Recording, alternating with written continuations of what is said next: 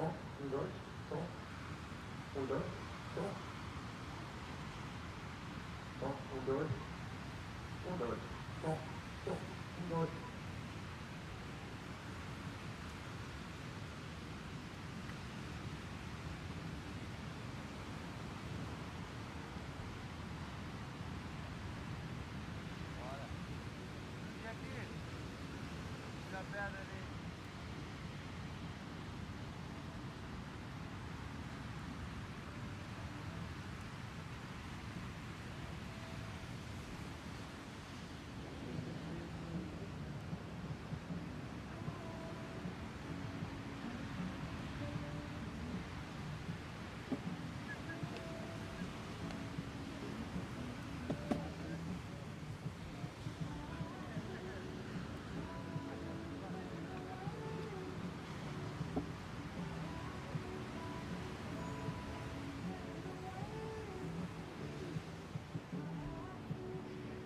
Um, dois, som, 1, 2, som.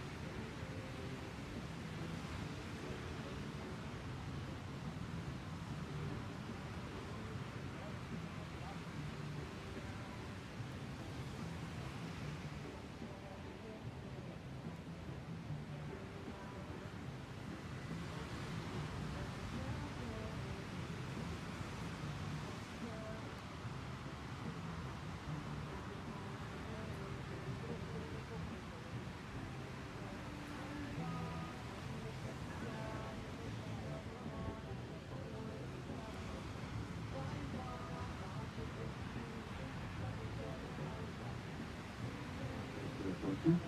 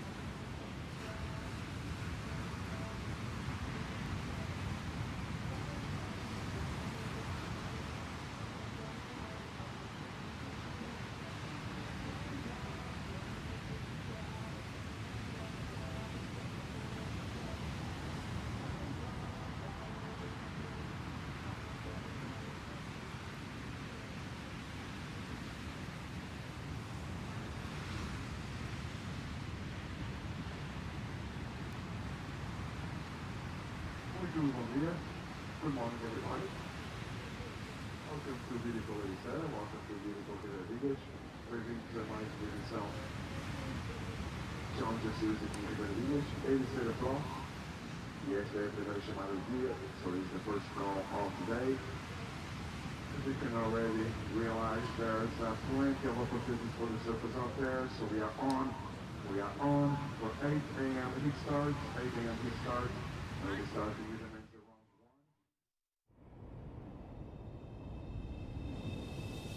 The World Surf League Challenger Series arrives in Europe. The Atlantic Ocean converges with rugged cliffs of Ericeira, Portugal, hosting an endless playground of year-round world-class waves. Here, surfing's next crop of superstars continue their pursuit of one common goal: a spot on the World Surf League Championship Tour. Now is the time to seize the opportunity with hopes of securing a spot on surfing's biggest stage. For some, the return to the CT will be familiar. For others, a dream coming to life. The quest for qualification continues at the EDP Ericeira Pro.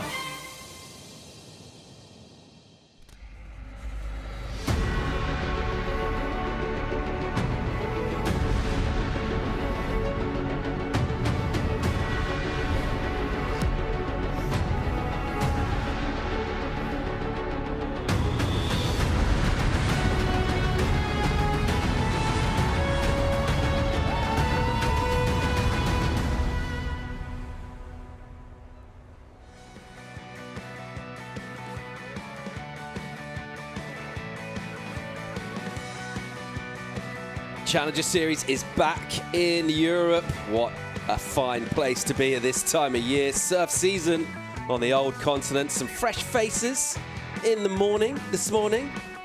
Sunrise inland reveals waves at Ribeira del has our venue for stop 4 on the Challenger Series in 2025.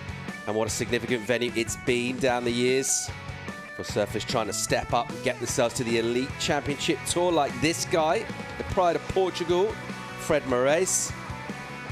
And we've had all sorts happening in terms of energy from the ocean over the last few days. Cowley Vast, he's ready to go here, the Olympic champ. Going right on the Changers.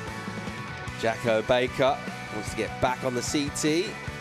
ripped out here last year. One of the surfers who you really feel his style matches this wave. Speaking of waves, there's a lot of them out there. There's quite a lot of surfers too. Pretty much got the whole tour out in the lineup. I got two of my favourite people in the whole universe in the studio with me, JJ Starling, Ben Mundy. How are you guys? Great this morning. I'm really stoked to be in Europe. First Europe comp. Waves look super fun. Everyone seems pretty antsy and excited for day one of competition, so it's good. Ben? This is my happy place, Paul. I got you. There's something different about you. You've got a glow of some kind. What, that's the have you done something different? No, just same skin routine, same. Okay. Well, you look great. Good vibes. Thanks. I feel great. Yeah, and great to be back in Portugal. There's waves. The best surfers are here. We've got a week of waves. So, yeah, I'm really, really happy, Paul. Thanks for asking. Yeah, you always get that sort of first day of school feel, don't you? The start of a comp this morning, and a few nerves and all that sort of thing. But I think everyone's really hoping to fire up and get underway here this morning. Yeah, and I think it's going to be a great week. We've had a lot of craziness, I'm going to say, over the last couple of days. It's nice that it's settled down for day one of competition, and we're getting deep into the Challenger Series, event schedule this year, so things are starting to heat up, scenarios are starting to play out, so it could all unfold at this event. A lot of great talking points to unfold and storylines throughout the week, but before we get into any of that, let's find out what's happening this morning. What are we doing? Are we on? Time to go down here from Trav Logie with Chico Alves. Yeah, good morning, boys. I have with me Travis. Travis, welcome back to Portugal. So what's the call for today? Yeah, thanks, Francisco. Easy call today. It's always good showing up on day one, and you've got some swell left over. So we're going to get going at 8 a.m. start with the men's round one, followed by women's round one, and then 4 heats of men's round two this afternoon. Should be waves all day. We'll see how we go, but it definitely looks like one of the better days in the window, so we're going to capitalize. How's the forecast looking for the rest of the window? Yeah, we have some like medium-sized to smaller days, but at a nice direction. So we'll have to pick the eyes out of it, and then on the weekend looks like some more swells. So it should be a good week. It's going to be a good week. Back to you, boys. It's on. Thanks, Chico. Love those words. Trav Logie looking quite elite there. He's got the black on black. Black Ops. Yeah. Looking really black ops, looking sharp. The cap a little bit jaunty, I would say. Just the angle. And about 40 degrees. a little bit smaller than normal, I would say, as well. I think he's gone down a size. The hat? No, just the hat. I think he's shrunk down just one hat size, and it looks good on him. I really It looks like it. really good. He's wearing it well. Speaking of size, what about wave size for the week? Very important. I wonder, but I need wonder no more, because Surfline's going to tell us exactly what's going to happen. We've had a hurricane. That was exciting, but that's all calming down now, Jess. Yeah, we had Hurricane Gabriel over the last couple of days, and it gave us some really crazy swell, lots of wind, lots of rain, but like you mentioned, it's calmed down now. We've got this really fun looking day of waves. You can see 8 to 10 foot faces, 6 to 8 in the afternoon, so it is a dying swell, but at least we have waves. We're not battling with these 1 to 2 foot conditions. Everyone is going to get a chance with a good sized face in front of them, and that is kind of the trend for the rest of the event too. We've got good looking waves, 4 to 5 foot faces that slowly taper down to 3 to 4, but as far as a week of waves looked, as a competitor you've got to be pretty happy with that. Yeah, and what Travis talked about, the direction of the swell is really important here. Any straighter west direction gets straight in and helps. So we might have a few little issues with the tides and some of those smaller days, but as Trav said, we'll be able to pick the eyes out of it, and we've got swell. So yeah, that's good news, Paul. Yeah, reasonably small tides at the moment relative for Europe as well. Let's see how we go throughout the week here, but very encouraged with the energy that we're already seeing this morning. Getting ready to kick things off here in Portugal on stop 4 of the Challenger Series, and being back in Europe is always nice, and it's great to see the Europeans going so well, particularly on the women's side, dominating the Challenger Series rankings. We're going to go to a quick break. When we come back, we'll be talking to the European women. We'll be right back.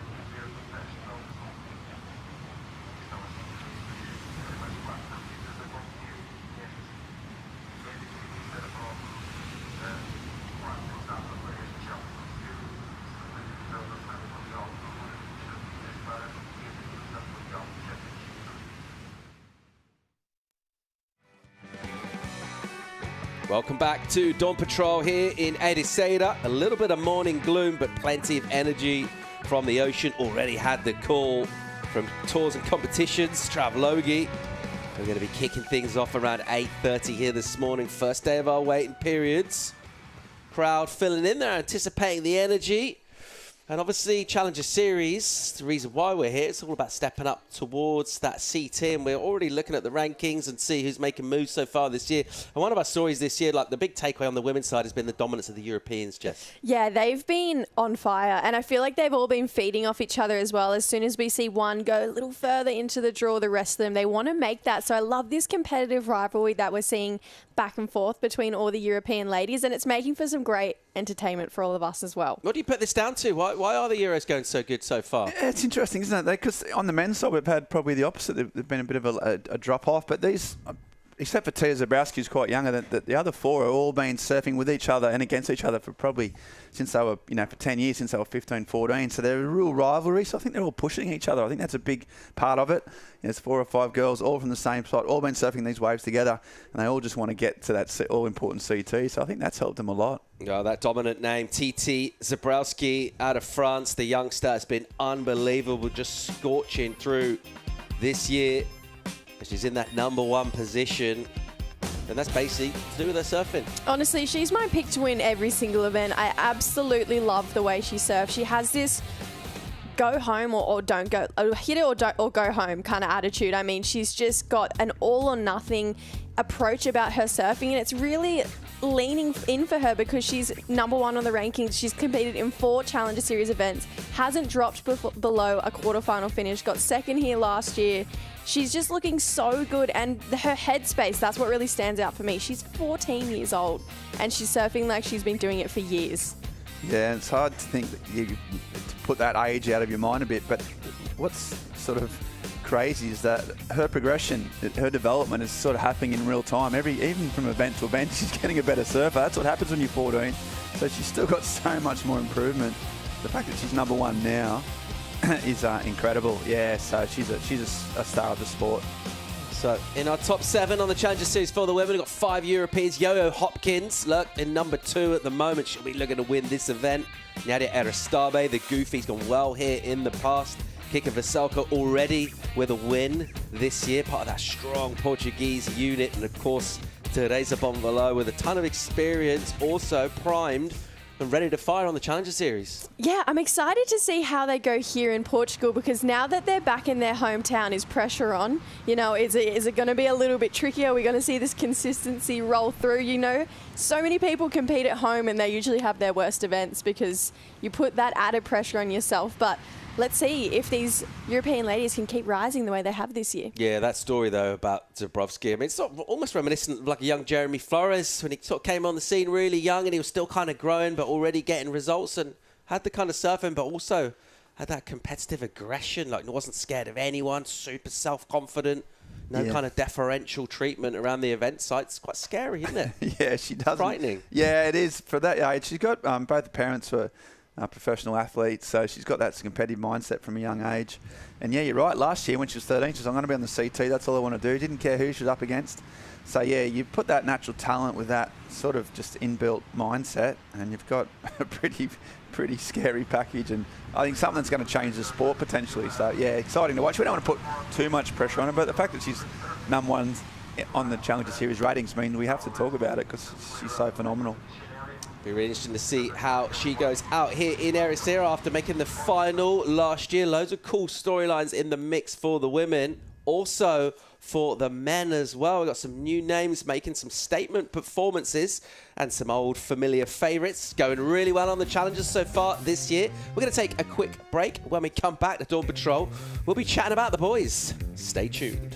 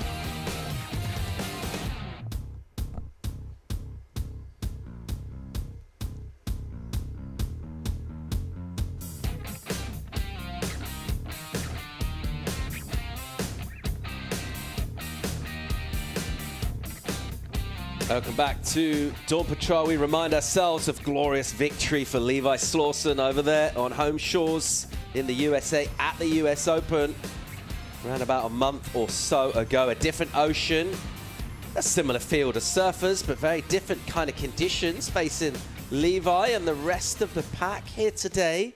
Back in Ericeira, we already know we're going to get going again today. And in terms of that men's rankings and some of the storylines, there's so much strength and depth there. We've got to try and squeeze all of that talent into just a few coveted qualifying places, Jessie. It's wild. It's one of those things where if anyone on the Challenger Series won an event, I wouldn't be surprised. It is so talent-packed, just between, you know, the wild cards that we get from every event to the qualifiers that we have from all the regions. The talent that we have on the men's side of the Challenger Series and the women's, but particularly the men's, it's out of this world, and I think all of them will be great additions to the tour. Ben, do you find yourself you associate more with some of the more established sort of older heads, or maybe some of that new, young, exciting, fresh blood on the Changers? You know, what camp are you in, mate? I've been in both camps in my time in my career, and I'm kind of leaning towards the old dogs, Paul. You know, I like a bit of experience. I like, you know, the stories, I like the comebacks. That classic storyline really plays out in our rankings on the Challenger Series for the men at the moment as we come into Ericeira. And the people's champion, Jacob Wilcox, Chippo, leading this one. Nicest guy in surfing. He's a candidate for it, isn't he? He's definitely a candidate for it. And he's just done his ankle, and we weren't sure if he was going to be back in time, but he is. And I love the fact that he's still leading the rankings. But I'm on the other team. I like the new dogs. I like the underdogs. And there's a couple underdog stories in this. Luke Thompson, Levi Slauson, Oscar Berry. They're names that we haven't seen in this top 10 before. So I feel like, yeah, we might get a new perspective into some new characters into surfing right now. Yeah, we've seen those new surfers coming through. You've probably seen Oscar Berry. He's probably one that stands out the most. You've surfed with him and seen his up close. What does he bring to the table? What's Berry got? He's just like a big teddy bear. He's just the sweetest guy. But his surfing is so polar opposite to it because it's so powerful. It's really lethal, and I feel like he kind of makes you go, oh, like he kind of goes more than what you're expecting for Oscar. And he's really worked on his headspace the last couple of years. That's always been what's let him down. So the fact that he's sitting in the top 10 right now shows that, you know, that hard work, it's paying off right now for him. Been one of the stories so far this year on tour, as has someone who really last few years, several years, every year is in the conversation for qualifying. He's come agonizingly close. There's always a lot of drama associated with his journey as well, and it's compelling viewing. Let's talk about Matthias Hurdy and some of the things he's been able to do previously, but mainly this year. Could this be his year, Ben Mundy? Yeah, I think it might be. I think he's come so close so many times. You see it, you know, in the aerial game right there. It's pretty apparent what's one of his biggest strengths. But he links his turns well. He's had CT experience. He's done some damage when he goes up against the top guys, and he's got this fire in his belly and this showmanship that I really enjoy.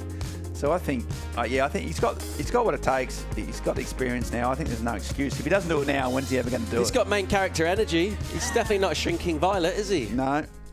It's not low on confidence. I remember I walk up at one first time we saw him here in Portugal, and he's up in the VIP area, just shirts off, just lazing on the couch, just holding court. Yeah, I love his style. I love his act. So I want him to do well. Just one of many compelling storylines in the men's rankings. Now, meanwhile, really sad news, tragic news out of Southwest France around about a week ago as we mourn the loss of Bernie Paige, WSL's Director of Global Safety and Security. And really sad time for all of his loved ones. Our condolences go out to them. Bernie was deeply loved by everyone who worked with him or just knew him. I had the pleasure of hanging with him a bit over the last 10 years. Really sad loss. We're going to watch a film of his paddle out that we had for him in Southwest France a few days ago.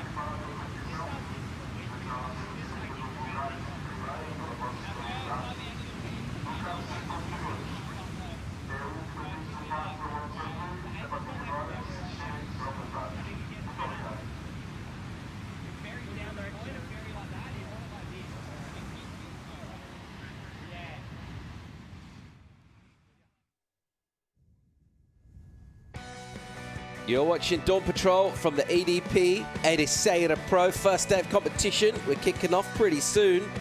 What else is happening as surf season well and truly hits Europe? 1st of November, our waiting period opens for the Ciudad Nazaré Big Wave Challenge.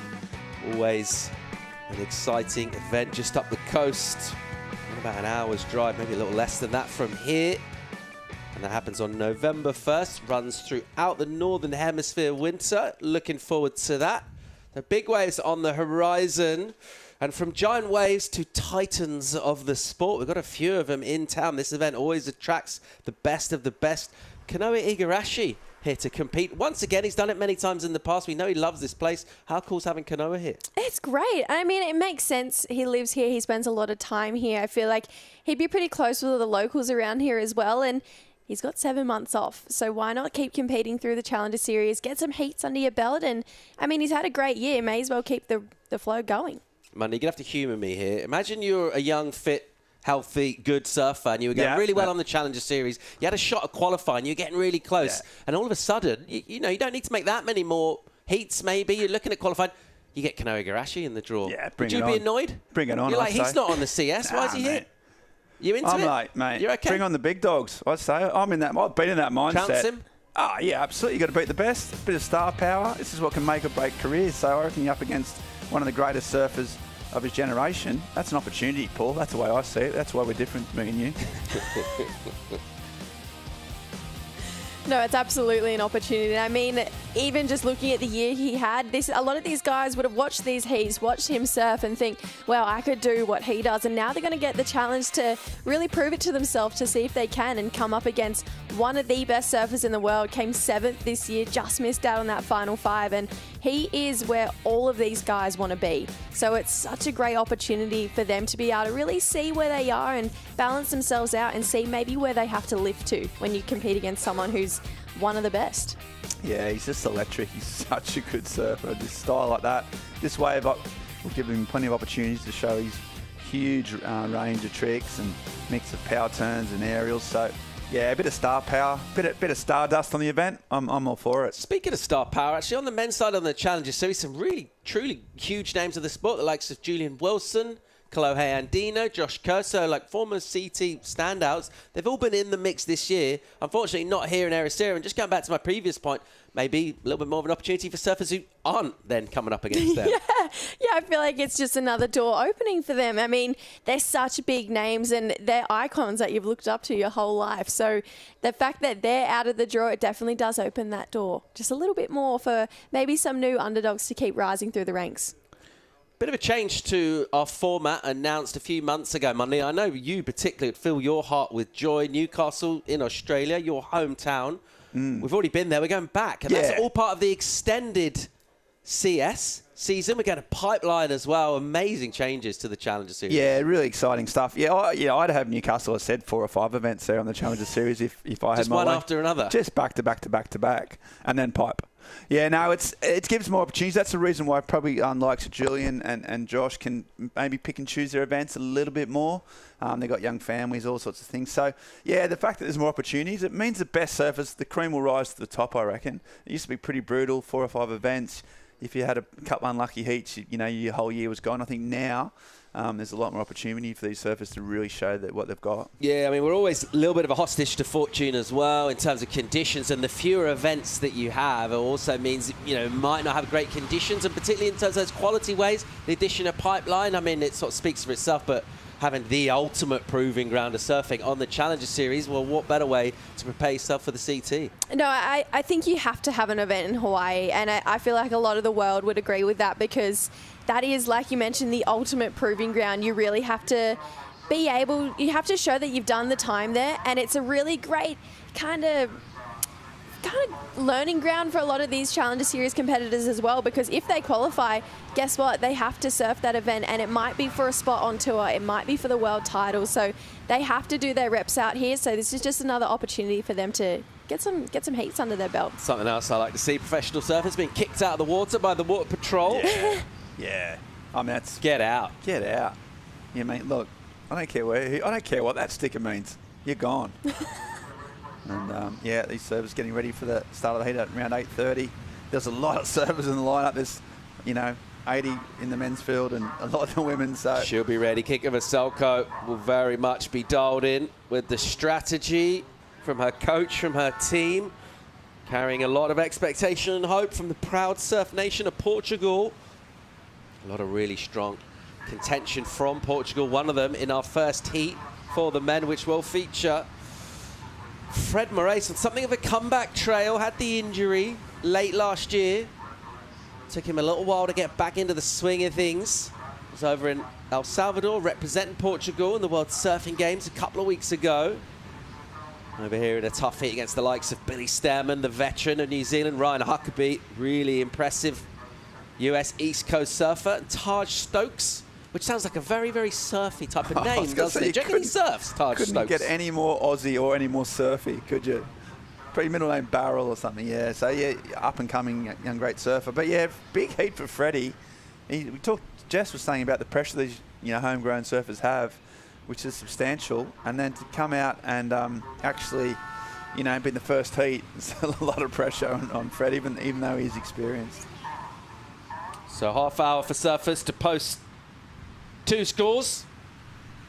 And surfers unable to do that. They're going home. Here goes Stearman.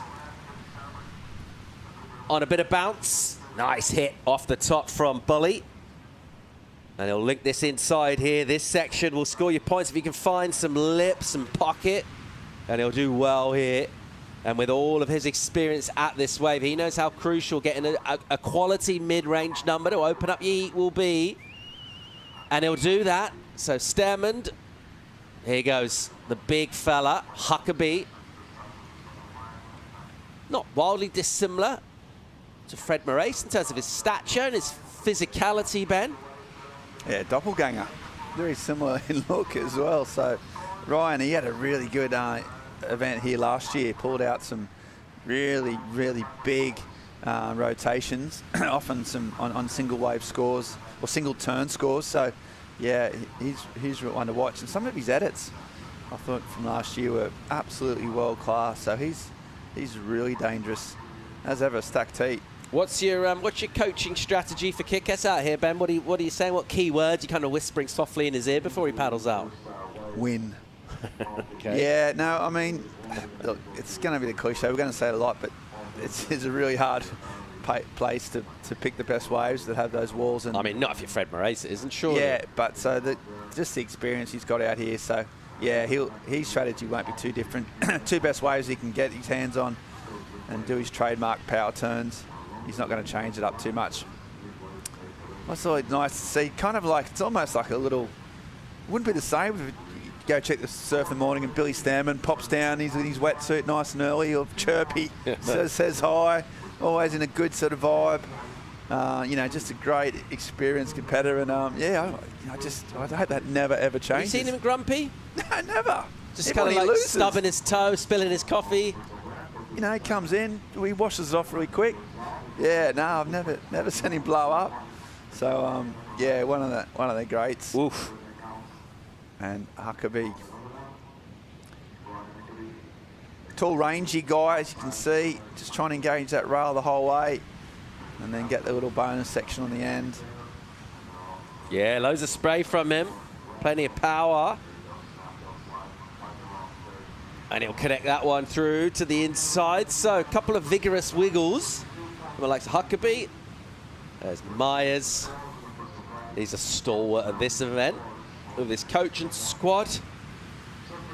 Always really good energy from that team. I think they stitched you up once, didn't they, when they looked at the other camera? Yeah, they got you pretty good. I've been seeing that on the WSL socials. Yeah, I enjoyed that. That was a classic. And yeah, the Myers clan, they just seem to foster really good sort of group ethic, all in it together, all supporting each other, which is important when you're on the road for 12 months of the year. So we'll see how they go. Huckabee just starting to chip away. Big forehand carves, one of his trademarks. And then he's got a big rotation game too, which will come into play at various stages, especially as this wind pops up in the afternoon.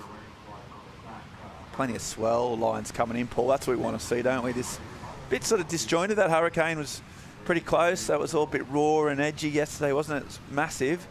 And it's just starting to sort of, I don't know, you can feel it just evening out a little bit. Yeah, really weather event. That never really happens. I mean, when the hurricanes go sort of extra tropical and track east, they usually go much further north. Very rare for them to come back kind of mid-Atlantic. That one, Gabrielle, went over the Azores and then came pretty much bang on Lisbon. Lost a little bit of its intensity. Definitely wasn't hurricane strength by the time it got here, but it was hell of a windy. Yeah. I mean, I imagine doing the setup here with all the tents and stuff was pretty lively. Well, we saw some of the footage from up Hossegor, which usually that same swell patterns will batter the coast, and you know, up there was sunny and clean and small. It was down here, it was wild windy. So yeah, a weird track. As Billy Stermund tried to make his own tracks here. Here goes Bully, chopping away. A little bit of a fat burger for him, won't let him through to the inside. He identifies that pretty quick. Judges will have their work cut out. The good news is we managed to erect their tower safely. They're all tucked away nicely in there with the best view in town of the lineup. They got some great snacks, some real premium kind of breakfast items, don't they, the judges? Yeah. Have you tried to get in there yet this morning, Ben? I know in the past you have fallen foul of some of the rules. To do with what snacks you're allowed to access around the site. The old saying, you follow the money. Well, I just follow the pastries. And you know, I know they get the A grade, the fresh stuff. Yeah. And I just think that, you know what, sharing's caring. And I like to go and have a chat to my judges' brethren, get the vibe, get their vibe. Yeah, they're an important part of the event. And then if I happen to sneak a little pastry in as part of my work research, then yeah, guilty, Paul. Yeah, guilty. you know you have the different wristband colours on the wall, and then some of them are crossed out. I think they might have a picture of your face, and it's just crossed out, just so security knows. Someone who gets access all areas to anywhere he wants to go in the surf world, and particularly in Portugal, is Federico Moraes. Here he goes. And he'll hit off the top with some flow and spark, little foam climb for Fred to finish. Identifying that wave, not going to connect all the way through. Here goes Taj Stokes. And he'll slide out the tail. Tricky wave at that part to do those kind of maneuvers. You'll see surfers with a lot of experience here, didn't quite sort of set up turns more on the face rather than necessarily attack the lip, but I like to see him take it a risk. Didn't come off that time. No, we start to see the little bit of flow that Fred has here in the middle of this wave. Once he got his feet, this sort of turn here, I thought, okay, here we go. Freddie's starting to find his little range, and then unfortunately that wave just died out. But that little sort of where he kicks the fins out the back is when he's doing that. When he does this turn, when that's on song, that's what really gets him some points. That's when you know Freddie's surfing well. That ankle, yeah, it was a really bad break, sort of probably just around Christmas time, I think. So he, in a good 3 or 4 months getting over that, maybe longer. So, yeah, just an interesting phase in his career, really, Fred. So dropped off the CT, had a really bad run on the Challenger Series last year. Didn't win a heat. I think last time, the first heat winner of his year was here. So he had a really bad run and then did the ankle. So it was one of those years you just have to really, forget. Then lost his major sponsor, the Billabong, that he'd been with for a long time. So it was got married. It was a big year for Freddie last year, wasn't it? Peaks and troughs. You're not saying that's one of the bad things. No, sorry. No. Okay. Broken ankle, marriage. I mean, but yeah. So just a real transformative kind of time of his life, but. He's battling away here, and he still wants to be part of that CT. That's still his big goal. He's still ripping. For sure. He still looks really good and really relaxed as well within himself. Just the way he's kind of carrying himself around and his energy. Been doing this for long enough by now, able to take it all in his long, loping stride. So that's what we're looking at in terms of the lineup. And it's not classic Ribeira Dilas, is it, at the moment? It's quite lumpy. I mean, maybe it is. It's quite lumpy. It's bang on. Yeah, it's it almost looks like a left there. Yeah, it's really straight, and as you said, the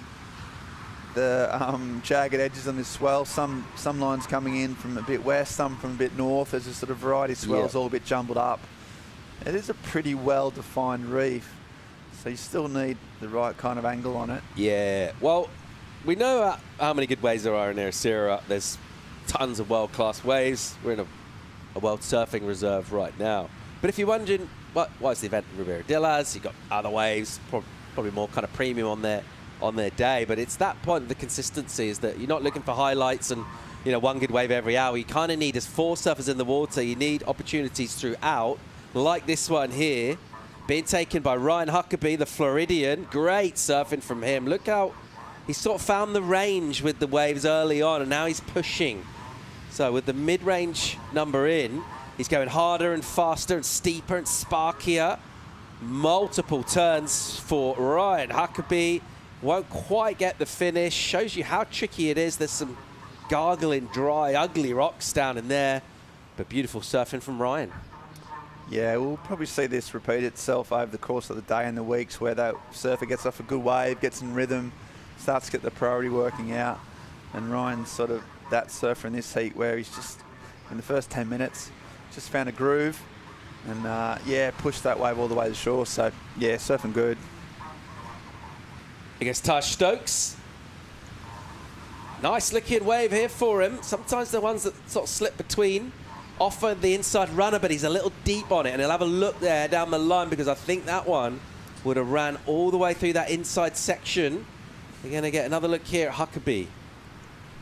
Yeah, that wave selection, you saw Stokes on that last one, and it's really hard for these young surfers to come up. They would have had a free surf out here, but there's 100 surfers in the water. You might get 1 or 2, 3 waves a session if you're lucky. So to come out and try and put it together all in a heat. Whereas Ryan surfed here last year, won 5 or 6 heats, knows the reef, knows the wave, and when he got the opportunity, he kind of just rinsed that. So yeah, really good surfing from Huckabee.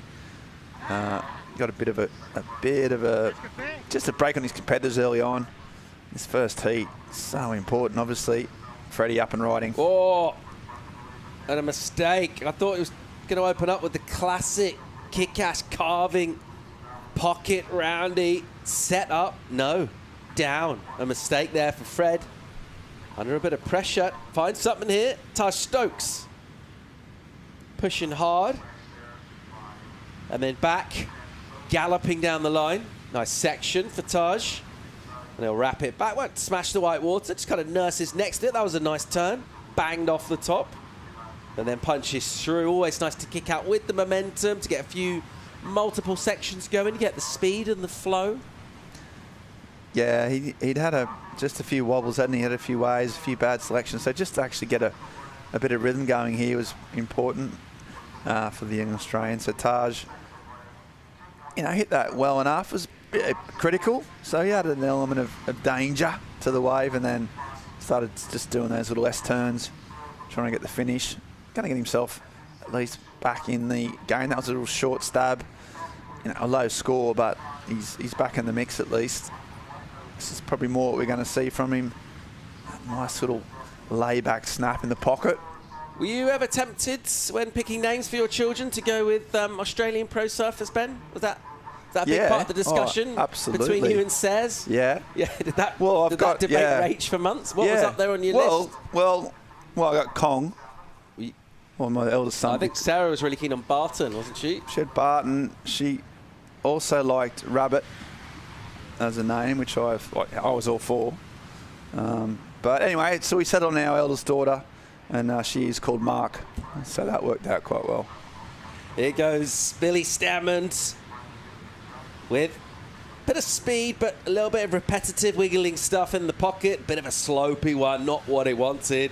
You see Stokes slip past with sort of almost a gleeful element to his paddling as he realises that won't add loads, and I'll get back out of the lineup for him, so that's cool. I've still got 16 minutes.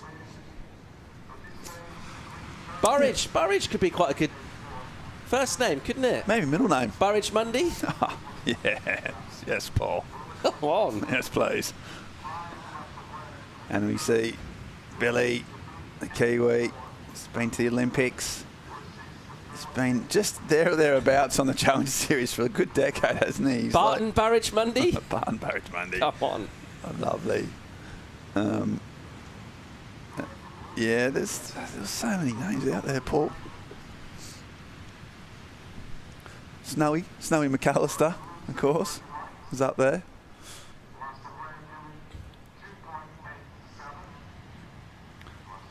Yeah, I didn't think Billy he's just been out this for so long. It's just, we just talked about his positive energy, but just, is it hard, Paul, to just keep maintaining this? You're in the top 100, but you sort of get near the CT, but not really within striking distance. It must be hard to keep your motivation up throughout all these events, all this time. Do you think? What, you mean to travel around the world to see the coolest places on the face of planet Earth with amazing ways, cool people, great food, thousands of adoring fans, and have your heats live commentated by us? That sounds all right.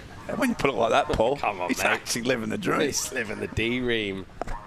All right, 14 and a half minutes on the clock here. It's the Floridian Huckabee with a couple of decent fives locked in. We're still waiting for Fred Moraes to fire up and make a move. Portugal was hoping he does exactly that. Time for a quick break here. More live action from day one at the Challenger Series in Ericeira right after this.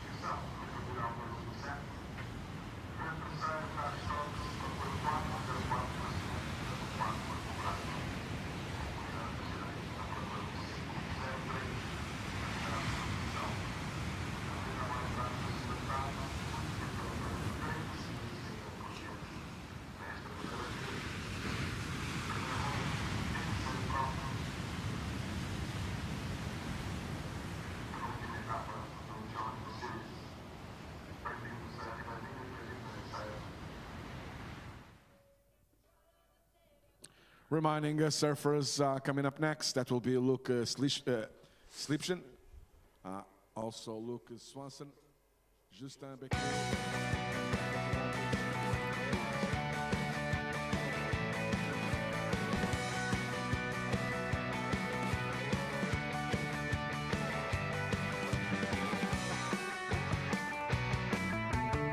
It's a happy Monday in Portugal. The World Surf League's Challenger Series back in town. It's the EDP Ericeira Pro 2025. Stop 4 on the Challenger Series this year.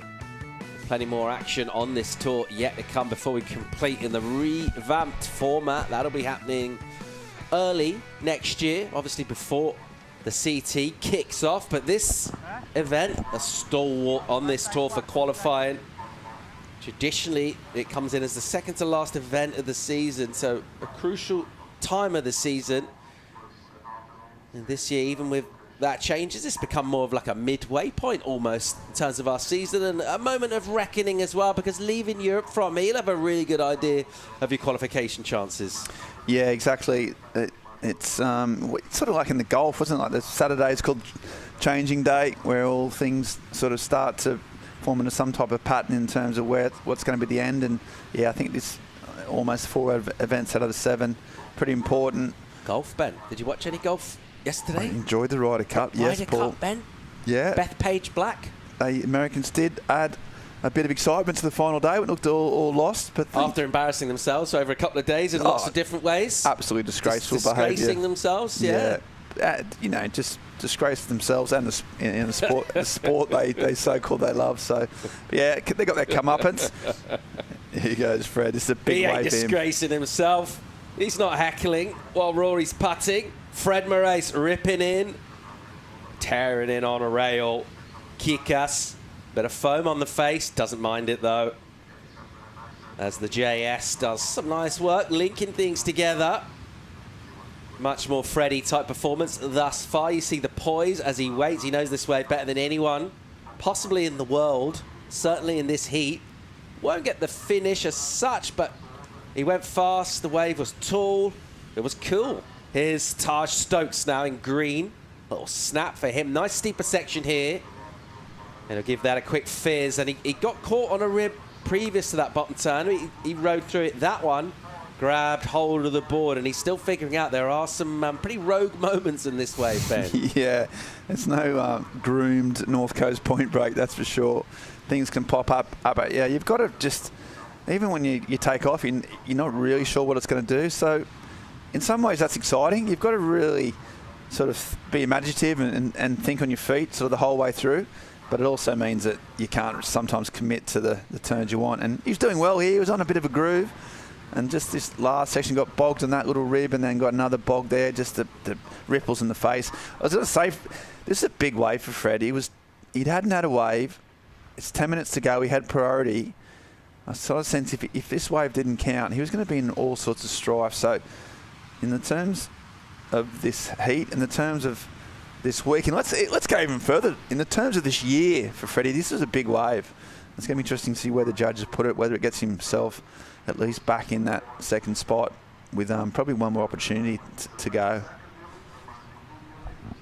Yeah, crucial wave for Fred. Gets the 5-5, and he'll jump up into second place with that number. And it is the high score of the heat so far, and that's much more like it from Kick-Ass. That's the sort of stuff we expect him to do really in his sleep. I mean, he's got loads more than that, but just looked a little out of sorts before that. Couldn't quite get speed going easily. You just saw the poise as he paddled in, the still head.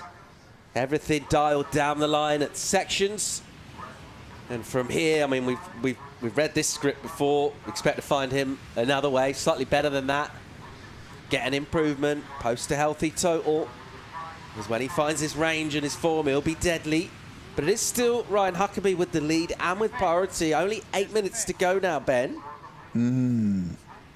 Yeah, it's interesting. And even you find with this wave, like even you do get you get sets come in, you get 4 or 5 waves in a set, but only 2 of them tend to run off the reef well. So you've got to predict what those 2 are, but it also means that, there's there's not always opportunity that you think with 7 minutes to go. Freddie now down the list in terms of priority. He might get one more crack, but it's so tight. Look at the scores there. Yeah. This is going to be a feature of today's surfing. Interesting with the priority today. A little bit broken up the swell. There will be opportunities like 2/3 of the way out the back. You got that kind of second takeoff section. Surfers like Fred who know this wave well might decide to kind of lurk around there. See if they can find something. Does look like that's where he is positioning himself at the moment without the priority. As we'll zoom in.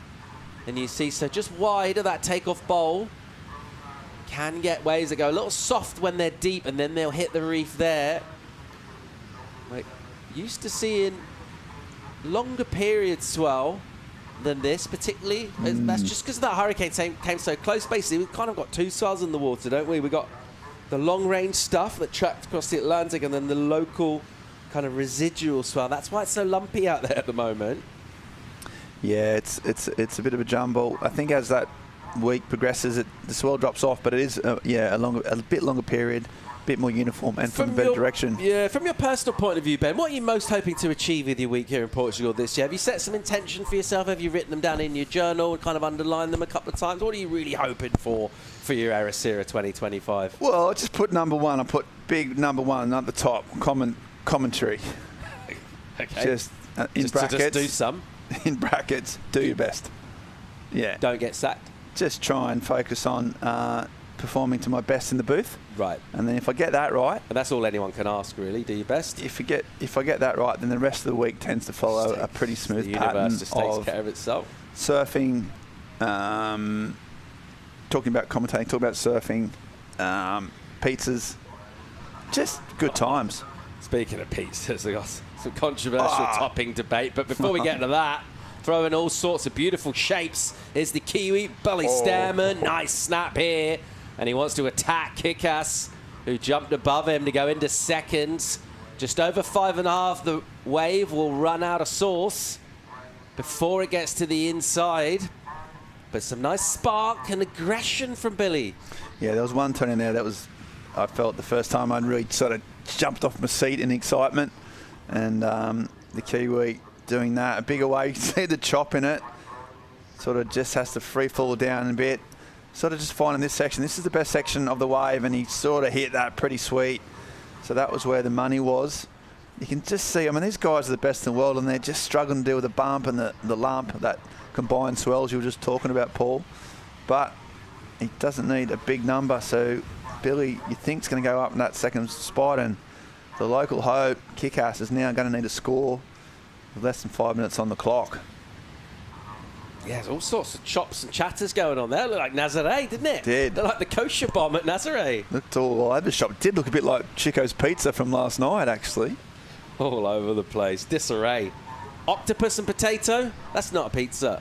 No. That's just a list of different foodstuffs. That's a cry for help. I told the man that it's not a good idea, and he just pushed on with it. And as I said, I try to help. Yeah.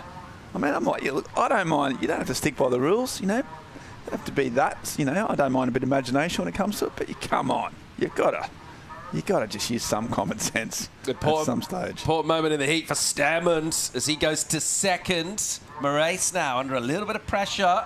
In third at the moment, heading out of competition unless he can get a 4.23 or better in the next 4 minutes. Ryan Huckabee with the lead, and Pryo positioned behind Fred. There he is.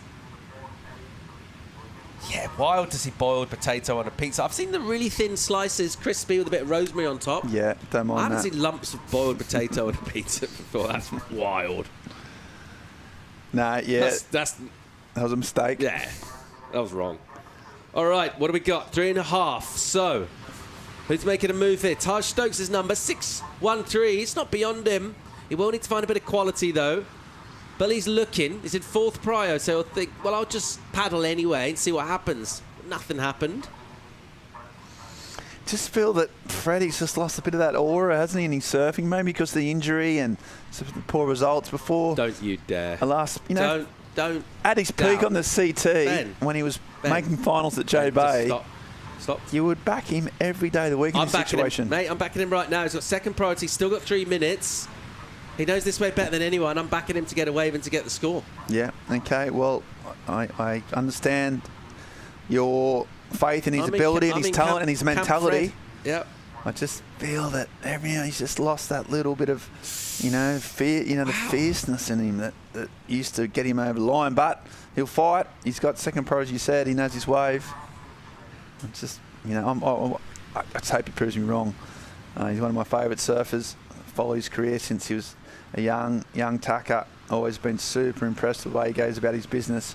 He's got 2 minutes to keep his week and CT dreams alive right now. I'm backing him, mate. I'm backing him. Don't doubt him. Let's see how he goes. He's still sitting on a 2 in his total.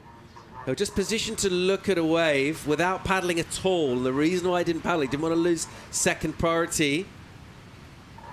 Though he just let the white water clip him a bit. But he'll identify here. Here goes Kikas. Looking for a 4-2-3. Weird wave, whereas it was steep and then went flat.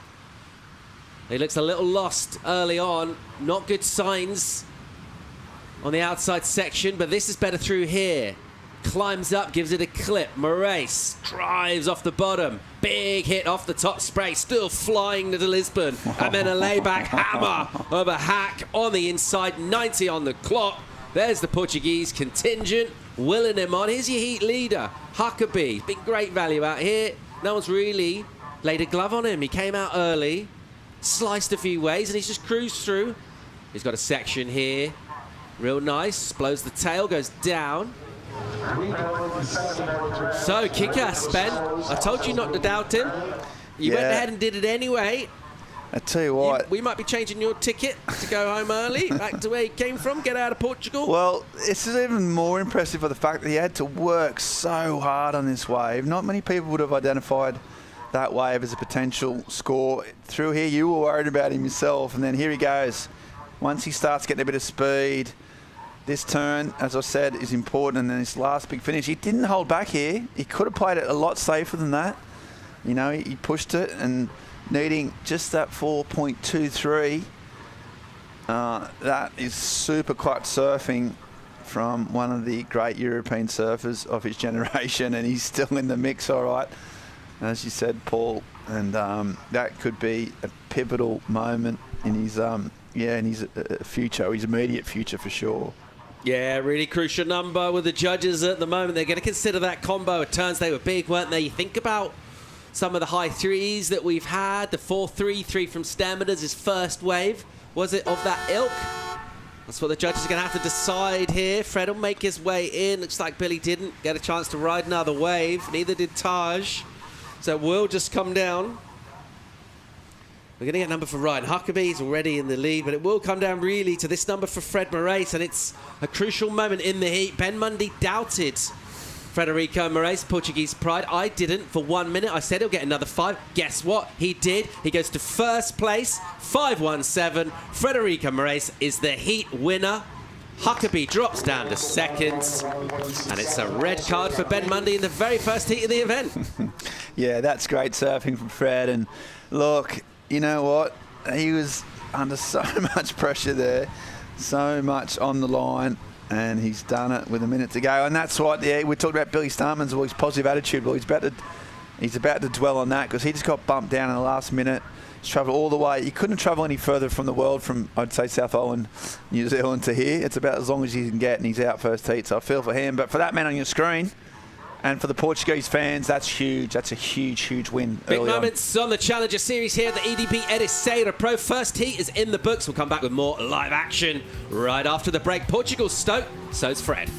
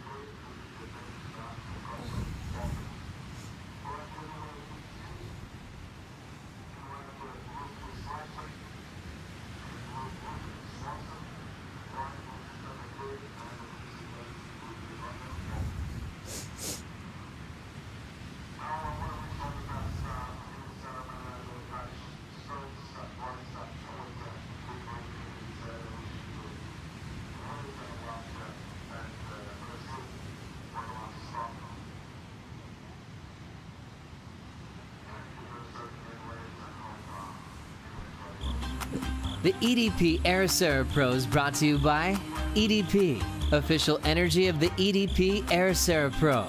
By Visit Portugal, Europe's best surf destination. By the Mafra City Council, Ericeira, a world surfing reserve. And by Millennium Bank, official bank of the WSL in Portugal.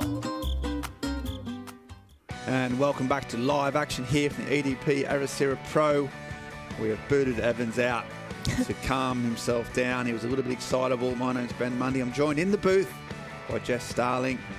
You're in Portugal. You've seen the first heat of the day. Give us your sort of vibes right now, Jess. How's your morning been? Talk me through it. My morning's been great. Absolutely no complaints from me so far. I feel like there's always that early morning angst on the first day of competition where everyone wants to get underway. They really want to make it through this round. There's a lot of points to be had in those deeper rounds, so they kind of want to get these ones out of the way. But yeah, it's been good vibes down on the beach, I'd say. Awesome. And the heats, we just saw local hope Frederick and Rose get through late, so that was exciting. We go straight on into the next heat, Dakota Walters, which I will pick your brains about young Dakota, one of Australia's up-and-coming surfers, Justin Becret. This is Becret, the Frenchman. What's he got here, Jess? He sort of warms up. Big, powerful surfer. Yeah, Justin has just been getting an absolute run of good waves back at home in France. So he's come here with, he's had a good couple reps under his belt, but he's got through to this inside section, absolutely tagged it. So big finner to finish that one off there for Justin. And he hasn't had the best year this year, unfortunately, for our French surfer. So this is going to be one of those heats where he's really going to want to make it through. And funnily, actually, we ran into Justin at the pool room a couple nights ago. Dakota was playing some pool and Justin saw us, came in. Dakota was like, don't talk to me. We're in the same heat, having a bit of pre-heat banter, those two, so it was good. Yeah, he's a good guy. And Justin spends a lot of time out in Australia. Does 3-4 months a year with Martin Dunn down in Port Macquarie. And yeah, so really well-rounded surfer and character. And up against, as you said, Dakota, who is such an electric surfer, isn't he? He's got an air game, he's got the power game, he's got that smooth sort of rail that grown up on the Angari points, now living up on the Gold Coast with his folks. But yeah, and a good kid, as you say. Well, you're a contemporary of his. But yeah, he's such a well-rounded guy, isn't he? Yeah, yeah. Codes is awesome. He's a character for sure. He'll have you laughing or shocked with some things that he loves to come out with. But no, Codes, he's got impeccable timing when he surfs as well. He's not the biggest build. He's actually a pretty small guy. I mean, he's been going to the gym a fair bit recently, so he started to put a little bit more muscle on. But the fact that he does such big turns and he's not the strongest guy in the field, I think it shows how well he knows the waves he surfs and exactly where to put his board in the right time. So, yeah, Codes is awesome, and I know he's really looking forward to surfing in this. He actually didn't qualify for the Challenger Series, so he got 23rd on the series last year and then didn't go back through the regional series. He was pretty tired after that. And so he's got into these last two events as a wild card. And he's just kind of been enjoying it, staying with Oscar Berry and Winter Vincent and Joel Vaughan down here supporting them as well. So there's a bit of a cool team going on there. Yeah, the good young Australians all joining together. And they've got their job ahead of them. Of course, Levi Swanson, who we saw won the event at the US Open in Huntington. So, talking about coming in hot and to these early rounds, and you're up against a former winner. So that's how hard it gets in even these early rounds. Yeah. That is actually Luke Slauson. So Levi Swanson, he's from Hawaii. He's got a crazy air game as well. Actually, he was in the Stab High earlier in the year over in Japan. He was in last year's one. Has a crazy backflip on him. He can really kind of unlock him, and I'd say his air game is probably his strength. He's still pretty young, 21 years old. Just trying to fill out still, I'd say, in his surfing and in himself. But he's looking a lot stronger this year than in some prior years that I've seen him. Yeah, well, thanks for picking me up on that. That's all right. That was. Hey, one team, one dream. I've got your back. Yeah, I'm going to need it. Let's see Maxime Husneau and Ryan Callanan, some of the experienced veterans. Max got his year on the CT last year. Obviously, Ryan Callanan has, just fell off last year and didn't make the cut for the first time in a while, but one of the great surfers over here travelling with his new young child and his partner Nina. So great to see Ryan. We don't want to see him on the Challenger Series. We actually want to see him on the CT because that's where his talent belongs. But it's an opportunity, and he's won here before. He's done well here before, so I can't wait to see Ryan on his back end at this wave. The amount of people that you see in this draw who have been on tour or have just fallen off, and you just scratch your head thinking how, you know, they're CT surfers, and even some people in the likes of Matthias Hurdy, Callie Vast, who haven't got there yet, but you watch their surf and you think they are CT surfers. It just shows that the Challenger Series is so hard, and it is so hard to get to that top level, and then once you do, it's even harder to stay there. I mean, Ryan Callanan, Jacko Baker, Morgan Siblick. Morgan was 5th in the world a couple of years ago, so it just shows how easy it is to be back here, but no complaints. I mean, we're in Portugal, you still get to travel and surf. You'll take it. Yeah, absolutely. He loves this part of the world, and coming over here, traveling with a new baby is you know, it's a new way of doing it, and it has its own challenges, but also it has its it's great rewards as well. The opportunity to travel with your family and enjoy this. See Federico Moraes chatting to the locals. Yeah, so look to see Ryan show what he can do out here. You know, in the close heats. Really good friends with Federico there. Been travelling buddies for a long time, so he's been stoked to see his mate progress through in that first round. And also Luke Slipskin here. So just a bit of a quiet start. Saw that one wave of Justin Becquerel come in at a 4.83, which is a pretty solid start given the conditions. So a nice build there.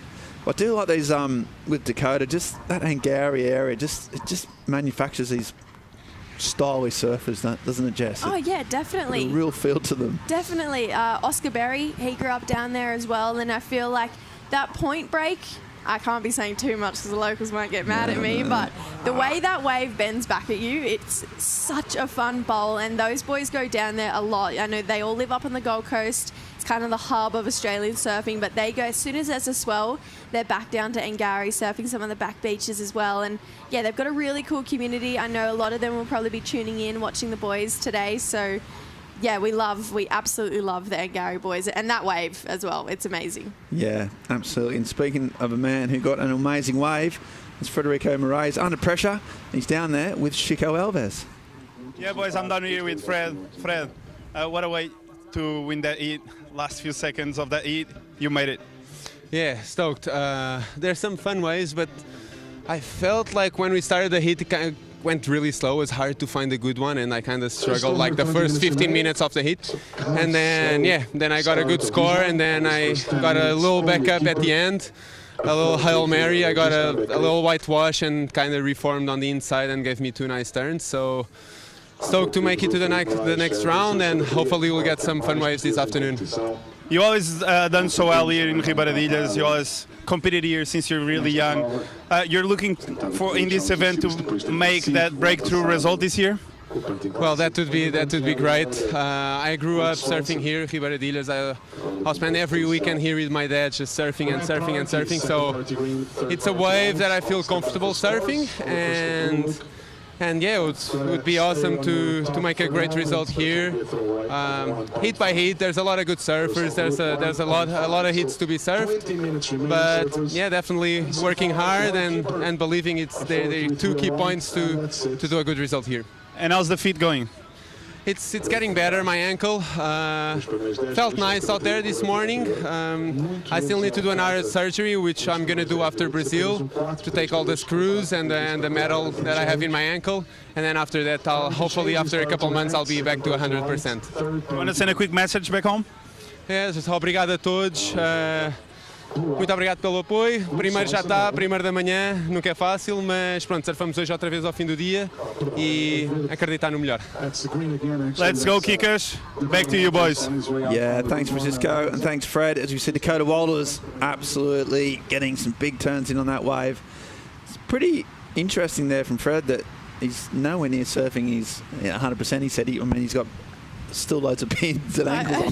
Look, don't get me wrong, I'm no surgeon. I don't know if I told you that, but I'm no surgeon. But yeah, getting loads of nails and bolts out of your ankle is quite a substantial operation. So the fact he's doing that and still surfing so well was pretty incredible. And Becret trying to back up his score, Jess. Yeah, he's trying to find himself another one here. So he's got that 4.33 and went for something pretty crazy at the end there, but just lost the tail of that one. Those fins really never re-engaged on the back of that turn. And Dakota lost priority before this, and I was like, oh no, that's a mistake, and then scratched onto this one. Got a really nice swooping carve to start this one off, and connected it back to the pocket and gave himself 2 sections down the line. So maybe that one a little bit down the line there, didn't really go up, but then made up for it on that second one. Went pretty vertical there. Oh, and everyone got a piece of the action too. Luke Slypin, our South African surfer, he looks like he got a couple finners in as well. A little foam on the face of this one. So you can see it's one of those second or third waves of the set, and took this one all the way through. A lot of speed through this inside. So Luke getting a piece of the action as well. Yeah, big flow of activity, that 4-wave set. All the surfers getting involved. It's a good point you made about Luke just then, just sort of powered through that flat section. You know, had that look that he had good board speed. Yeah. Look, just, you know, he wasn't getting points for those, but the fact that, you know, he was maintaining speed through that real difficult section is a good sign. Yeah, Luke, he has a really cool South African contingent around him. I mean, he stays with Luke Thompson, who we know won the Bolito Challenger Series. His brother, Connor Slypin, he usually travels with him as well, but Connor's actually just undergone hip surgery in the last week or two, I want to say. So he's had to pull out of this event and Brazil, but we're hoping a speedy recovery for Connor and to see him back at Pipe. You know, those boys spend a lot of time over in Hawaii. Luke Slypin used to ride for Volcom, and he spent a lot of time at the Volcom house doing the reps at Pipe. So I feel like that could be an event that we see Luke really go deep in the draw at. The best he's had so far, I believe, is a 9th here in Portugal, maybe a 17th, something around there. So yeah, Luke Slypin looking to get a couple more reps on the board. And I think when you have someone like Luke Thompson win an event and it really show to, you know, your friend group that, hey, this is possible, I get excited for that friend group to see, okay, what else is possible for everyone else to rise up to. Yeah, it's a real energy thing, isn't it, where you'll see, you know, you're surfing against each other. You're always monitoring each other's performance levels. Even when they go free surf, they're always looking at where you're at. And if you think you're there with your friends and then one of your friends just, you know, beats everyone, yeah, it drags the whole crew's sort of mentality and performance level up. So the South Africans sticking pretty tight together. Probably sharing, I think they share about 9 or 10 to a hire car, traditionally. Pack 18 to 19 into a single flat. So they're pretty tight. They're pretty close. But yeah, always super positive vibes around the event site, South Africans, and got that smooth style. Yeah. Talk about smooth style, smooth smiles. All relaxed down there for Kato in the next heat. Yeah, Shohei, one of the absolute standouts coming out of that Japanese region. He's got a really stacked heat. I mean, you can say it time and time again, the Challenger Series is hard. Every single heat is a stacked heat. And I think adding that 4-man perspective as well makes it even harder, because you're like, oh, okay, there's 4-man, it's only a 50% progression rate. If I get knocked, see in Brazil. You know, there's no second chances in this sport. So it is just all or nothing, really. What do you think about the booties? What's your thoughts on it? I'm not a booty surfer. Not a booty surfer? I can't do it. I look like I'm surfing with 2 left feet when I have booties on. Okay, here goes Swanson on his backhand. First goofy footer that we've seen this morning. Waiting for this section to build up. Here he goes, steeper section. And that's a nice sort of vertical hanger. Now he's hoping it might reform as he just bounces and looks for something to wind his way through. A few S-turns. So he's being patient. Nice little spray. A few little combos. So it's sort of walled up, and there's a 4th one. So had to work hard for it, but did get some points on the board after that initial stab out the back. Meanwhile, Walters, Codes is up. That's a nice first swoop. He's just like he's in good rhythm here, Dakota. He's winding back and forth. Point breaks are his thing, and he's got a nice, almost a wide stance, but he manages to make it look so smooth, which is sometimes unusual. And he's got speed here. Can he finish it off? And he does, with just a little bit of flair. So Dakota Walters, after getting a 5.83 for his first one, has backed up that score. So that's good competitive surfing, Jess. Yeah, definitely. And I feel like Codes really made something out of nothing on this one. Had a really nice first turn there. Got the fins out the back. But this is where we had this real downtime on this wave. We got some beautiful roundhouse cutbacks done, but I think you can tell at this point on the wave, Codes is probably thinking, okay, I've done a lot of cutbacks here. I really need to try and bring something through this inside section. And he did that, kicked the fins out again, almost lost it, re-engaged. I mean, he really stretched that one out from start to finish there. And then Luke, I really liked this wave, especially this next turn in particular. Really beautiful bottom turn, nice vertical in the pocket there for Luke Swanson. He's got such a classy approach to his surfing. It's really timeless and elegant in a way. When I watch Luke surfing, I feel like he's just always on point, cracked that pocket, and his timing was really impeccable through this inside section all the way through. So 2 really nice back-to-back waves there for Codes and Luke Swanson. And then Slipen just finished off as well. So, whoa, that's a bit more zap, a bit more pizzazz. And then goes for a bit of a risky manoeuvre and just comes unstuck. So the judges got a bit of work to do for once. While they're doing that, we're going to go a short commercial break and come back with more live action from the EDP Ericeira Pro right after this.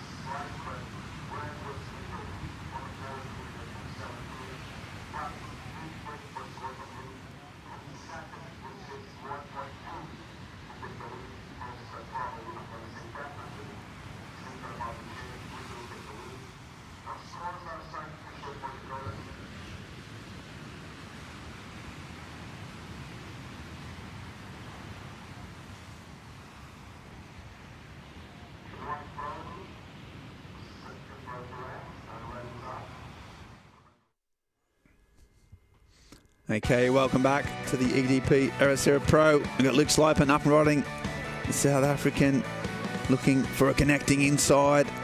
Bit more greener face, goes for the air, kicks the fins out, back foot comes off and he goes down. So a few mistakes. Meanwhile, the Hawaiian on his backside also can't get around that foam section. And some scores dropping here, Jess. So it's starting to form a bit of a pattern here. Those waves of Dakota, a 5.83 and a 4.27. And then a 4.3 and a 2.73. So it's still a couple to drop in, but Dakota just got a little bit of headway at the moment. Yeah, I feel like, you know, a 5.83, it's a mid-range score, but it's really edging him ahead on the rest of the pack. I really love what Luke Slipen's trying to bring in this one. He's going for it. He's trying to mix it up, and I think give the judges something else to look at. And I love the fact he's going for those big turns, but he maybe needs to get a couple more scores on the board and drop that 2.73 before he starts getting really crazy with it on those big sections. But if he can do that and make one of those, the score could go anywhere.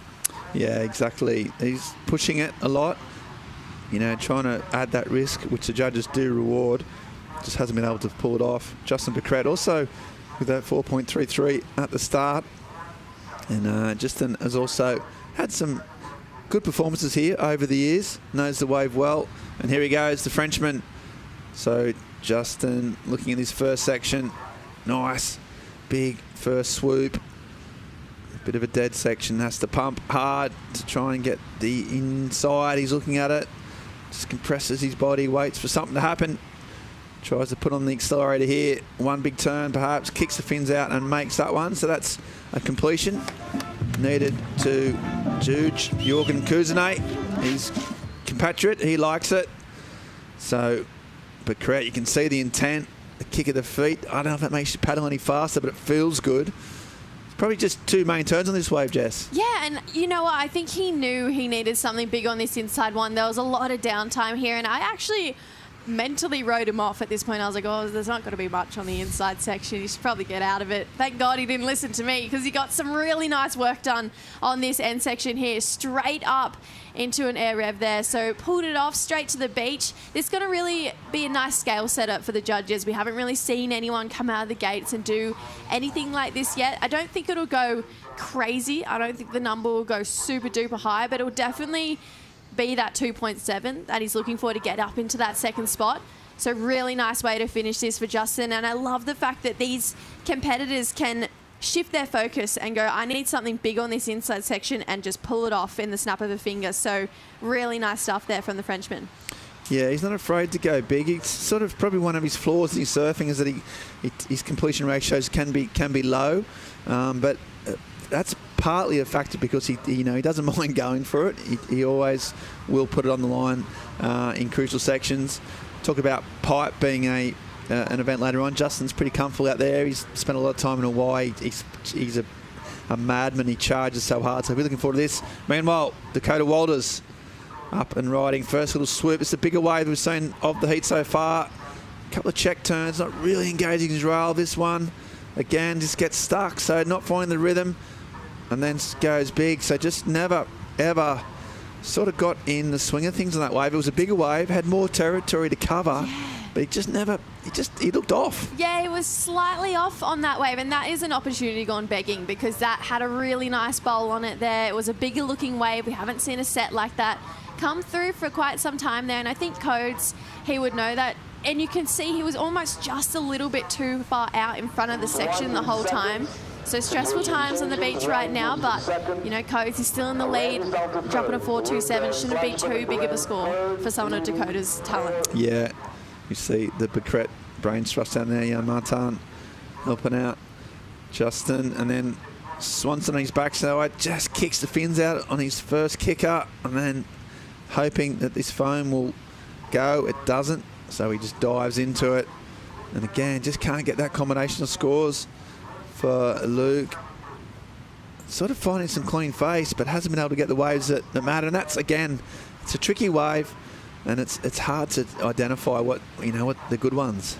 Yeah, his first time competing here as well, so he's trying to figure out this wave in a heat and what that looks like with 3 other people out. Those lineups, it might change when you don't have a million people in the water. So he's getting some really nice turns done. His surfing is absolutely beautiful, but unfortunately just not finding those ones that link all the way through at this point. Yeah, and those first 2 turns were really solid, and if he just had a clean face, he was on the way to a score. So that's in some ways frustrating. But he'll also take note that, he got some, he's feeling good, he's looking good, just needs some open face. So we see some sets starting to march in from the Atlantic Ocean. Swanson with priority, followed by Surfer in red. So those two will get the pick of this set.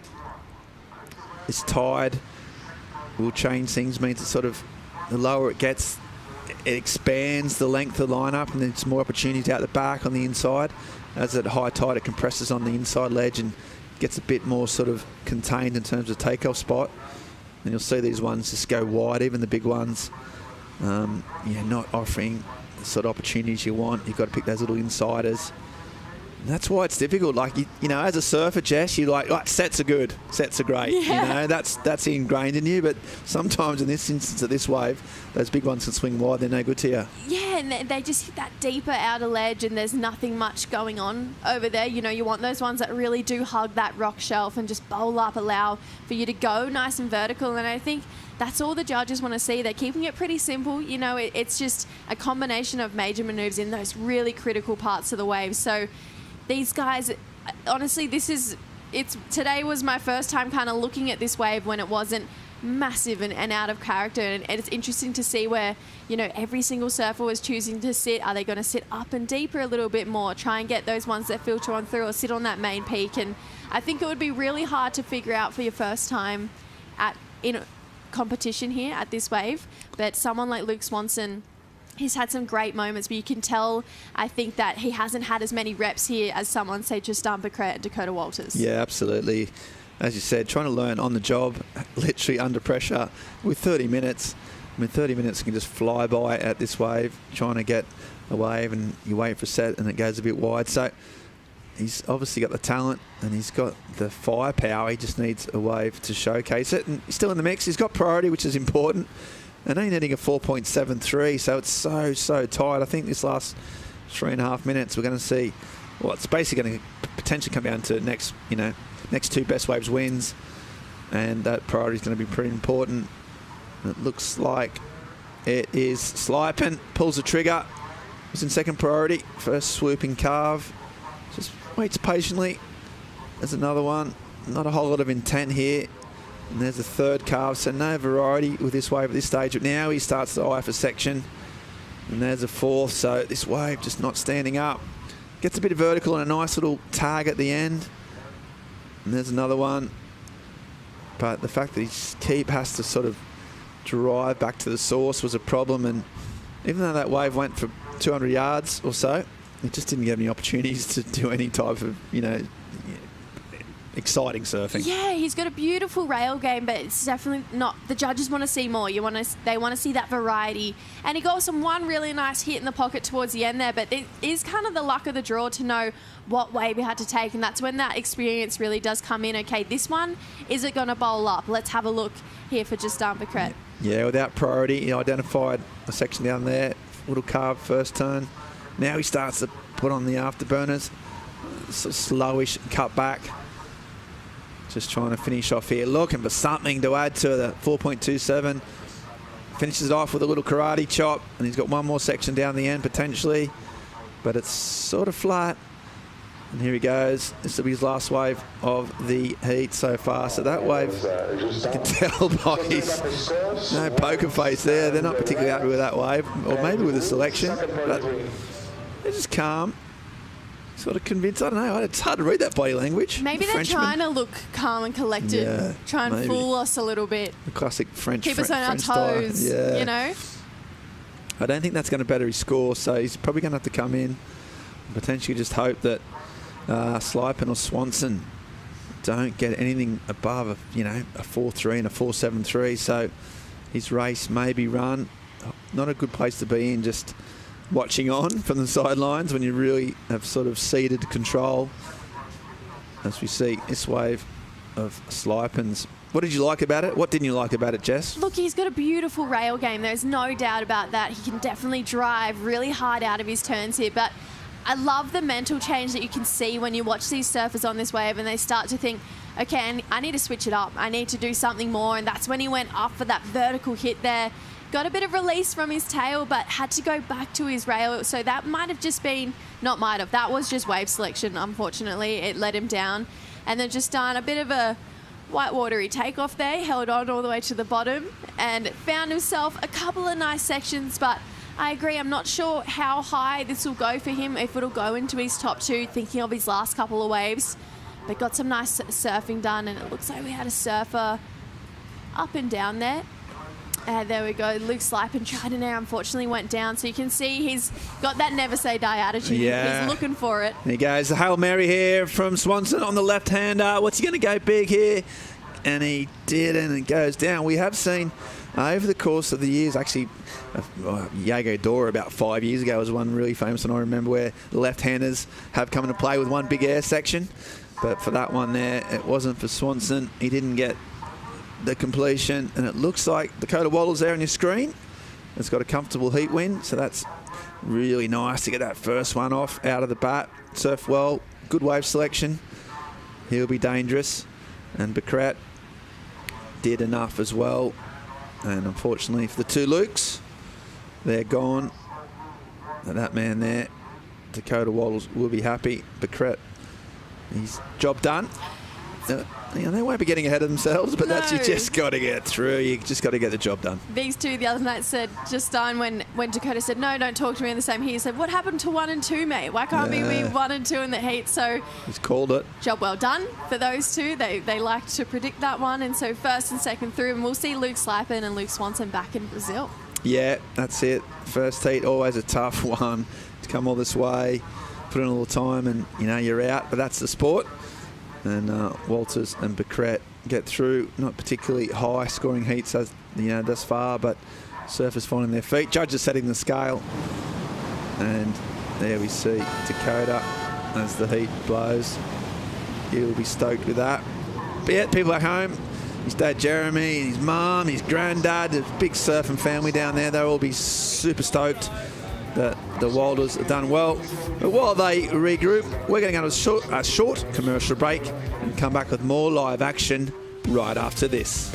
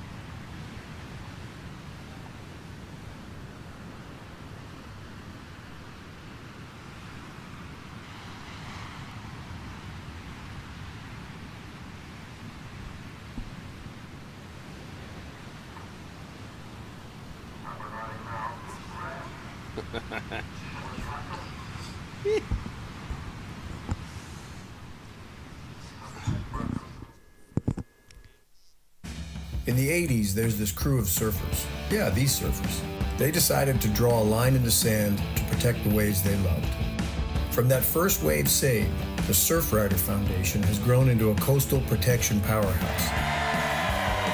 We take on the big guys, the major polluters, the powerful corporations. You name it, we've been there. Become a Surfrider member today because the ocean needs more friends. Welcome back to live action here from the drone shot as the Atlantic laps the sand of the beach here at Riba de Ilas. We're on a World Surfing Reserve. It's a protected spot that puts surfing in its very heart of the protection zone. And speaking of protected species, I've got Paul Evans here in the booth. Sort of been moonlighting, I see, in the ISC. Sort of hedging your bets there somewhat, Paul. But come here to Portugal. Mate, and when the people call, I answer, man. And this first call here, straight up and into it. And Lindquist, what do you like about this, Paul? First time we've seen it. Yeah. Goofies in Ribeira, always a challenge. It can go a couple of ways, can't it? I feel like just overall energy, squaring off, steeper wave. That's what you want as a goofy. You want the lip to hit. If you're trying to compete on the face with regular footers, it's not going to go well. So I like that. Contrast that with Kato and just cruising. See the smoothness? Nothing's rushed, but you can see how easy he gets speed, and part of that clinical Japanese school of basically perfect styles. The technique is just dreamy. I mean, this is the sort of stuff everyone wants to be able to do, to be able to flick down on a powerful section and just kind of grease down over white water. We talked about the bumps here. He smooths everything out, almost made it look too smooth. Very impressive from Kato. Yeah, one of the biggest closeout Rios we've seen of the morning so far. Had a bit of juice and he really went for it. That looked exciting, that slow-mo. Yeah, so Kato off to a very, very good start. I thought he did have the booties on there at one stage walking down, but he's taken them off. Maybe just using the booties just for warmth. Going to hold that thought because right now we've got the winner of that last heat, Dakota Wallace. He's down there with Claudia Pinto. That's right, we're here at the beach with the winner of the second round of the day. But how do you find your place out there? Yeah, I don't know, I feel like I get a bit lost out here. It's normally so crowded, so to like find your way around with no one out there, it's a bit hard, but I got two little runners. I don't know, I felt like it's such a hard wave, you don't really feel like you're doing a real turn at all, but you kind of are, I guess, and yeah, I don't know, stoked to get a few.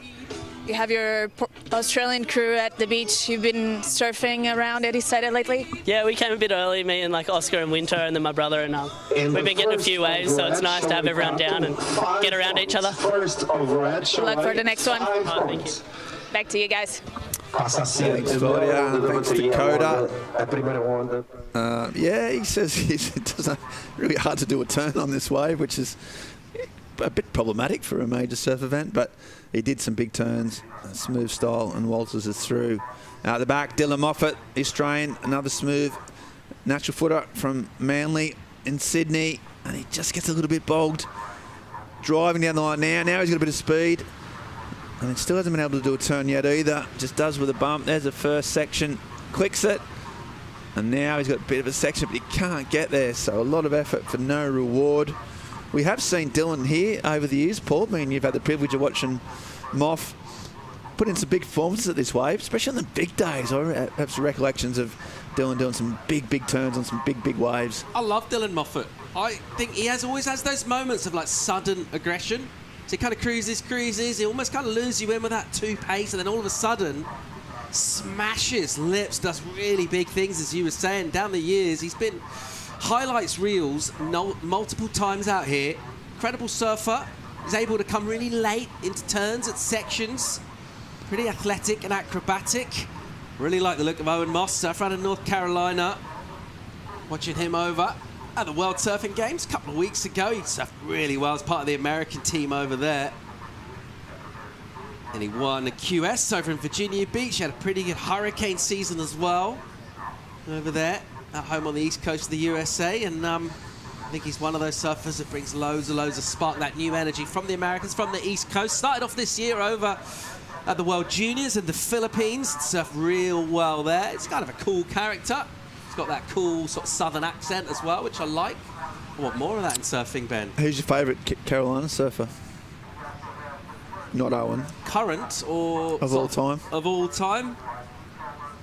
It's Ben Bourgeois from Carolina? I think he might be from Florida. Is it? I think he's from the Carolinas. One of them, anyway. Yeah, one of them. Benny Bourgeois. Yeah, it's a really hotbed of surfing. Those Outer Banks do get world class. That Cyclone Erin, absolutely. I worry in about August. the houses on stilts on those sand islands that they built there. I mean, the islands are sort of supposed to move, right? So they're moving. Yeah. Well, they are made of sand. And then sometimes the houses move as well, but unintentionally, because they kind of fall into the sea, which is a worry. Yeah, I would say there's slight concern with houses built on sand with rising sea levels, but good for the banks potentially. And there's been some incredible waves out there, especially those hurricane seasons. Moss getting amongst it, and also mixing that up with his competitive, all over the world really. As you said, that little travel itinerary, not too dissimilar to yours, to be honest, Paul. But he's he's been rolling pretty deep. Me and Mossy. yeah, gathering no moss, and he's looks exciting. That first wave was strong. Comes in just at a 3.37 and in the mix. It's interesting to see Moss in green in this, and just on the plant world, I think they're the Bryozoa, aren't they? The moss genus. They're one of the few plants that has seeds that are swimmers. So they literally have swimmers. That's why they need the moisture. Yeah. They get them in the shady places in the forest, on the north side of tree trunks, the northern hemisphere. Yeah. You can always pick all the south side and the southern hemisphere, obviously. A good way of knowing north and south if you're in the forest. Look at the moss. There we go. We see Kato, Japanese surfer, fanging down the line. Got a bit of foam to deal with, and just tries to deal with it by kicking the fins out and goes down. So that won't be a keeper. And a bit of a paddle battle out there. Challenger Series starting to heat up. Paul, I mean, it's a long old season now, extended season that goes all the way up until the last event back in Newcastle. I mean, the season's started to sort of reflect what happens at an event, because it's a long journey through, and particularly at the elite level now, we're used to shorter events, 3 days for a CT, particularly after the cut, and everything compressed with mainly 2 surfers in the water most of the time. Really different on the challenges, isn't it? In terms of entertainment and watchability of surfing, you get a lot more action for surfers in the water. Yeah. So for the spectator, obviously the fan's a big winner. In terms of competitors in the lineup, though, how many really good setways are you going to get in half an hour with 3 other people out there? You're lucky if you get 2, 3 maybe. So there is an element of luck involved as well. But we keep saying that year on year, and you look at the rankings at the end of the year, and it really is the best that rise to the top. So, I mean, that luck element, is it such a thing? Is it just down to the skill of your craft? The age-old question. How did you make it to the sort of mid-level of commentary? Was that luck or...? Just... right time, sort of right place. C-grade commentary. Yeah. No. How did you find yourself? No, well, I've done it despite having no interest or aptitude and enthusiasm for it. I'm that good at it. In spite of yourself. I can just sort of slip into it as a little part-time sort of frolic, really, like a little hobby, if nothing else. All right. Unlike you, Paul, I don't try and. You haven't dedicated your entire being in existence. No, I don't need. People can tell, I think, so I bet. I don't need the consent of my consent of my own voice ringing in my own ears constantly. But I'm stoked to be part of it on the front line and see it all, up close. You get to see the theatre of it. You get to see the narratives. You get to see the stories unfold. We're so different, but maybe that's why we work together. You know? Yeah. After all these years. We've still got that spark. Still got this spark. And Owen Moss is looking for some spark. Driving down the corner here. There's a little aggressive slash. Second turn is even nicer. Just a bit of flair, bit of composure as well. Still only young, but being solid here. It's important to show the judges that you're in control of your board, that you're in control of your emotions, that you're willing to put it all forward. He's got a good package, Paul. Yeah, he's a powerful surfer. He's got a lot of spark and creativity. He knows how to compete as well. Identify in a smaller way, but down the line, you can just see this little grower bubble, and he wants to have at it. So just giving a little extra with that flick off the top, and then good enough to really maximise. It was a pretty average wave. I mean, you're looking at this thing, you're thinking a 3, 5, a 4 or something, and he manages to surf that up. We'll see where the judges go with the number, but you can see maybe another point on top of that. I thought he really maximised there, and that is the name of the game. Yeah, exactly. You're talking about getting those opportunities just 2 or 3 times in a heat potentially. So it's all about making the most of whatever you got. And yeah, Moss has been doing that. As we see more lines approaching. Going to be running, as many heats as we can today. Trav Logie said this is one of the best day of the waiting periods in terms of size of swell. So going to make absolute hay. Just in terms of your Challenger Series season, Ben, you've been mostly in a spectator role up until today. What have been some of your highlights from the season so far? What have you really enjoyed, particularly standouts for you from Australia and then Belito, US Open before here? Yeah, I followed here. Just hold this thought as Dylan Moffat screaming down the line again, trying to get this open face, pumps. Nice little section there. Gets over. He can't find this embedded. Can he? There's one more turn. Finishes off strong. So you can see the whistles from the Australians. They liked it. The drone angle just tends to decrease the size of the wave a little bit. So from front on angle, we'll see that last turn probably was quite critical. Yeah, well, I liked Chipper Wilcox at Newcastle. Saw Newcastle come to light. We saw, Wilcox surf really well on his backhand. There was good waves at Merewether for that. It was absolutely pumping for that event, especially at the start. So good to see Chipper back in it after dropping off the CT. So enjoy that. And you know what? Luke Thompson and Belito, hometown hero, Paul. Not a dry eye in the house, mate. That's what you want to see. I was over there for that. Yeah. That was emotional. Yeah, we saw him on the beach. He was really emotional, wasn't he, after the win? Meant a lot to him until at home. Yeah. Oh, yeah. I wasn't. But, so that was, enjoyed that. It's good to see that, that local energy. It brings a lot to an event, doesn't it? You see it here in Portugal, and South Africans were into it. But you were there, Paul. Yeah, Belito. It was the waves weren't, it was a little bit dodgy in terms of the forecast. They got a bit unlucky, but didn't stop Thompson from actually going for it, and that's got him into the top 10. He jumped 40, 50 places, so that's what can happen here. Kind of one event win, and it changes, so fast. Who are you backing here, Paul? Over the event, I mean, who would you if you were to pick a winner this early on in the event, men's and women's? What are you thinking? Jorgen Cuisinet. Right. For the men, Yolanda Hopkins for the women. Okay.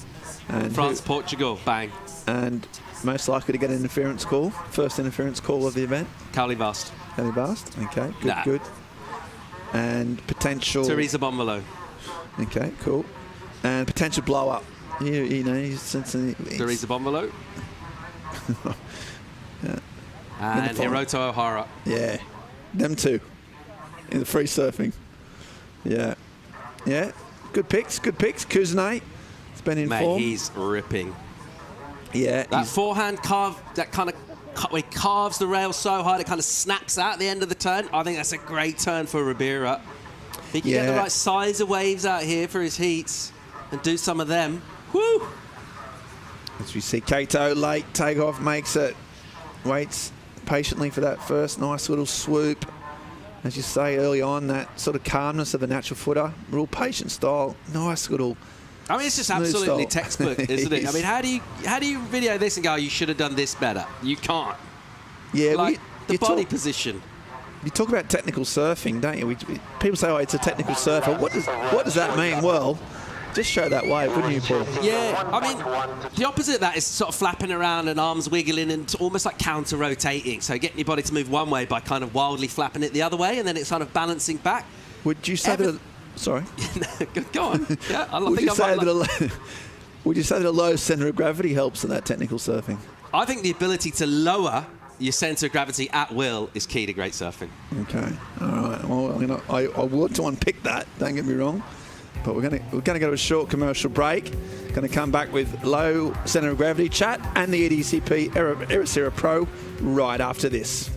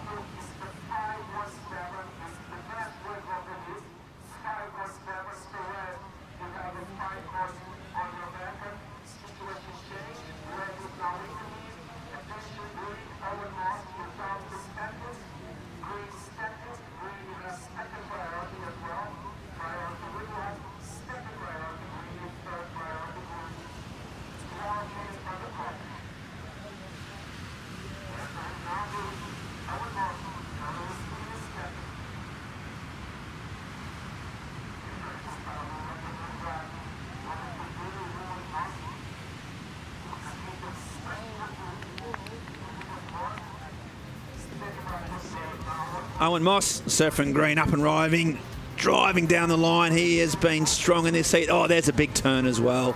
Waiting for the end section. Clicks it. Gets a little bit caught up, but still a good combination of turns. Talking about centre of gravity. So you were saying, Paul, that low centre of gravity, it's not so much whether you have it, it's your ability to go up or down with it. It's not a state of being. It's a journey. It's a gravity journey. Now, look at Owen Moss's technique. Think of a lion on the plains, on the savannah. That power, that flexible spine, and then the sudden aggression. Tearing the flesh with the talon, making the killer blow, the nape of the neck, slicing the jugular with the canine. Owen Moss. Yeah, he literally tore that wave apart. As we see out the back on his goofy footer, it's Lindhorst. Oh, and there's a nice. That was cool. And he just has, well, hard to see. Meanwhile, Japanese surfer Kato, nice little arms up swoop. Frothy wave. He's waiting for some clean face, and that's not going to do it. Bit forced there, Kato. We hadn't seen the waves from out the back there. There might have been a few more turns because the Japanese, not the most reliable of, in terms of being impartisan, but, they liked it. And we also saw that big backhand blast. Lindhurst, he almost held off, just had that nice little bit of stall and then went for it. We're not quite sure if it's going to be a make, whereas this is this frothy wave. Yeah, so this stage, you're thinking classic Kato. I mean, it's just technical smoothness. He almost wanted a bit too much on this finish here, and Ribeiro will do this to you. It'll tease you, it'll tempt you. See, right now he gets caught in two minds a little bit, and he actually arrives a little early for that section.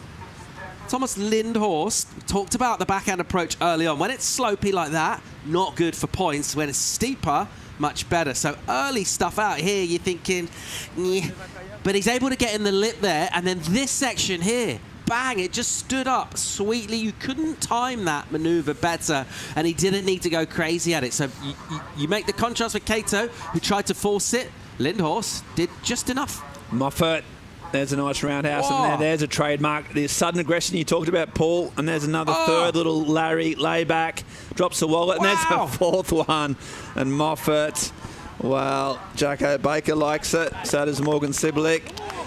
And they are pumped on that. Oscar Berry, chipper, The thing that Moffat will give you, he'll give you moments, Ben. He's going to give you those moments on the wave. He's going to tell a story with his serve. He's going to give you something to get excited about when he gets the wave. He's been waiting that wave a long time, and he's found it there. That's going to be a really, really good number. Yeah, this is a lot. This is the best wave we've seen this morning, I would say. Yeah. So trademark Moff. Look how much he's doing. He's already done the full roundhouse, and he's fully compressing and then opening up. And he's able to be really incisive with the board, into the lip, loads of spray, and there's no indecision on the end, or do I wait and pump and kind of reach at a section? Sweetly timed. I liked your Savannah analogy for the Moss. Yeah. What type of predator was Moffat on that wave? More like a raptor almost, picking off the juicy bits of that wave, would you say? Yeah, or maybe a lammergeier, which is a species of vulture which will drop the femur bones of carcasses of animals and shatter them on the rocks, and then it will suck the marrow out of the sort of splinters of femur on the Ethiopian highlands. So, that may be a lammergeier dropping bones. Yeah, I do. I see that, and I like it a lot. And Moffat is going to get some numbers here, you think? Waves improving. The judges might have some bone marrow treats as part of their breakfast snacks that we talked about. They're very well catered for. They get it flown in from the rare species of some bushmeat bone marrow. Black rhinoceros. they tend to get in the booth. The head judge has got it in his rider. Yeah, absolutely. That and they use some all blue M&Ms. They use ivory utensils.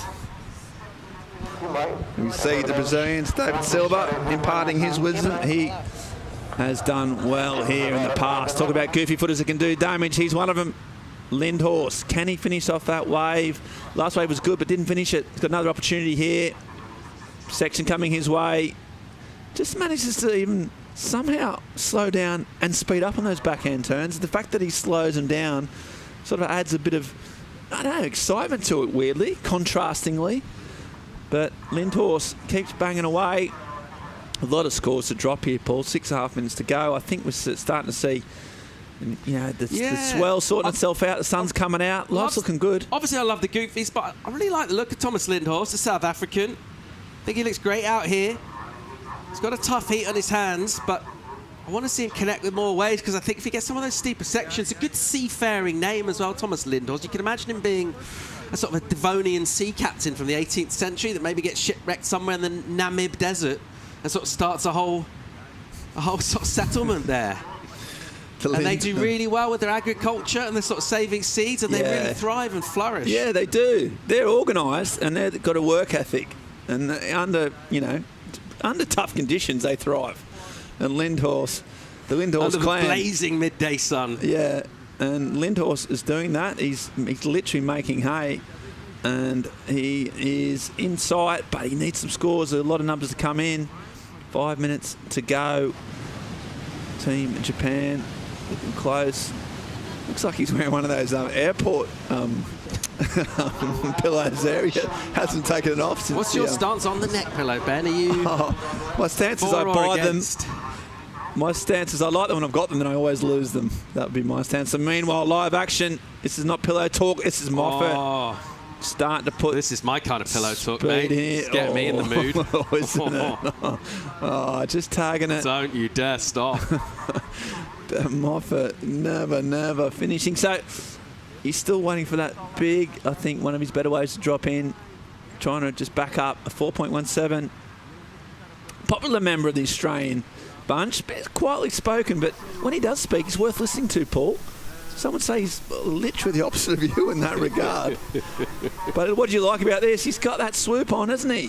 And when Moffat gets a swoop on, I know what you're going. Acceleration is the kind of word for me out of its turns here, because this wave, it can have a little bit of a sort of a trundly quality to it. So it can get a little bit, it's a long day watching it. It can get a little bit one pace, and I just think the acceleration and the drive that Dylan's getting makes it exciting and interesting. Just on the neck pillows, I'm sure they're practical. I'm sure they're. I've never tried one. I'm sure they work well. Never tried one? Never tried, but just Are you walking mad? Just walking through the airport with it dangling on your wretched backpack. I mean, who's ever worn that look well? Yeah, no. It's like, life's a bit too hard for me. I got a neck pillow. Yeah. I need extra help. Yeah, you got to put the toggle around the back. Gets yuck. caught on things. No. Yeah, as we see, okay, Moss again trying to back up a high 4. A little slide, so he's got that variety. You talked about that ability to change the pace of this wave or just add something different. And Moss just finishing off there. So trying his best. Those rocks do come into play. He needs a number. He needs to make a move. He's in the 4s. He needs to go better than that. Yeah, it's still numbers for Moff. So 6.33, I think, was that best wave that we liked of Dylan's. And he's got one more to come in, but it's got a pretty good lead at the moment. High 6, best wave of the day so far. We've got into heat number 3 so far. And Moss here, well, the line, he's trying to just chew this sort of Impala, but it didn't offer much. It almost ran away from him. Yeah, tried to identify the weak and the infirm from the flock, just separate them, run them down. When it gets to the end, it's a little bit perfunctory. Flock of Impalas. Is that what they're called? I think they are, Paul. As we see Moffat again on a nice wall, open up in front of him. There he goes, nice little turn. Good timing. 2 big turns, that's all you need out there when you're linking your turns so effectively. That's a big wave. Yeah, again, that angle just, it was like bells, wasn't it? You could see from that top bit, and he just held his gunpowder and then exploded at 2 crucial times. Didn't try and go for 3, Paul, didn't get greedy. Knows this wave, knows what the judges like, and this is what he did. Yeah. Nice little shimmy at the top of the wave. And then that rail gets off it and gets back up and cleans things. He's going to be in a really dominant position. When this number comes in, he's already in the lead. And we talk about energy from him and what he's doing on the wave itself, but just connecting with the energy of the lineup. He's had the best waves by far in this heat. He's showing his read is really, really good on this lineup. Ton of experience, actually, for Dylan out here. Could this be his year? I feel like he's shone early on. He's never had that finals day as yet, has he? Yeah, well, he has won a Challenger Series event, one in Manly started last year as a wild card. So, he knows how to win.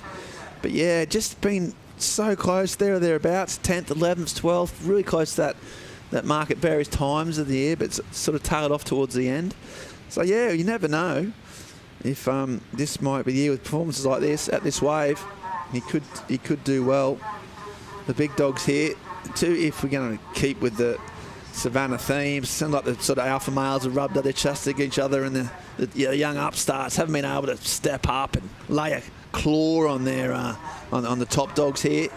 Just been put in their place. Upstarts is they're always going to be trying pushing for new territory, aren't they? They're always up in their grill. They'll be marking their scent on some of the peripheries of the territory. Sneak in and do a little snap. So you go. See what they can get away with. Yeah, well, it hasn't worked in this case. They're still fighting hard though, Moss. There, Lindhorst, all over him at the moment. No scores to come in. Lindhorst needing a 5.5, Moss needing a 5.44. Moss was second priority, so slightly better position, but his problem is the time. 30 seconds on the clock. Cato going seeing something you don't see that often. He really looked Owen Moss right in the whites of his eyes, didn't he? Really stared him down. You don't get a lot of that. Just gave him a look. Yeah. Just said, buddy, where are you in? Oh, that's right. Sorry, third, is it? Oh. And he's all over him. He knows he's Moss has got second prior, though. Has he got time? Lindhorst might go here. Okay, 1 second. Interesting if this counts. It's right there about seconds in it, or milliseconds almost. He's going to surf it as if he was up before the hooter. It's a smaller wave, and you can tell by his body language and his 360s that wave isn't going to offer enough. You'd think. Yeah, and unfortunately for Moss, who has surfed well, we liked his composure, we liked his power, but he hasn't been able to find those waves that give him any of the opportunities. And it looks like Moss is going to have to look to Brazil for his next heat, Paul. Yeah, this isn't the 5.44, which we don't suspect it will be. Sort of tells something of a story, really. Tells what happens at the Challenger Series. It is a bit of a meat grinder. He comes in here with loads of form. He's surfing great. He's had a really brilliant year competitively, and he surfed well out here, but what he hasn't had is just enough of those quality opportunities. They just haven't fallen to him in the 30 minutes, and that will happen in 4 surfer heats, and that's why it's brutal, but that's why it's compelling.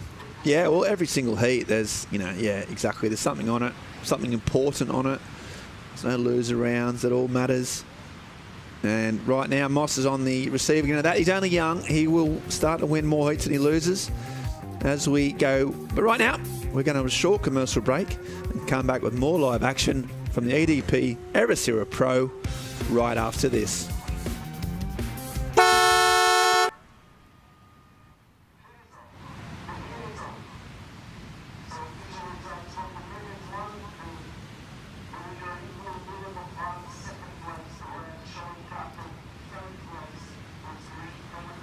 No.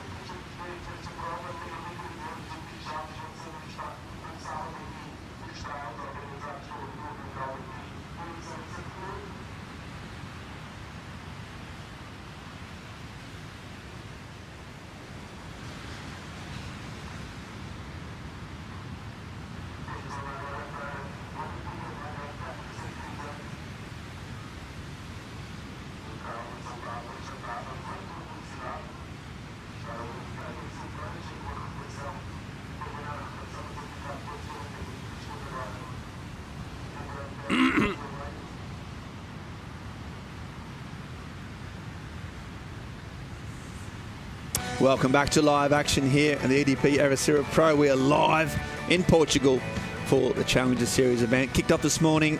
We're motoring on through to the round of, it's the round of 80, heat number 4. My name's Ben Mundy. I'm joined by Paul Evans. And Paul, look at that scene. Let's talk about the water temperature, Paul. What are you calling it here? And what type of wetsuit would you be wearing in this situation? Personally, yeah, trunking it, mate. You're in the trunks, yeah. Half-hour heat.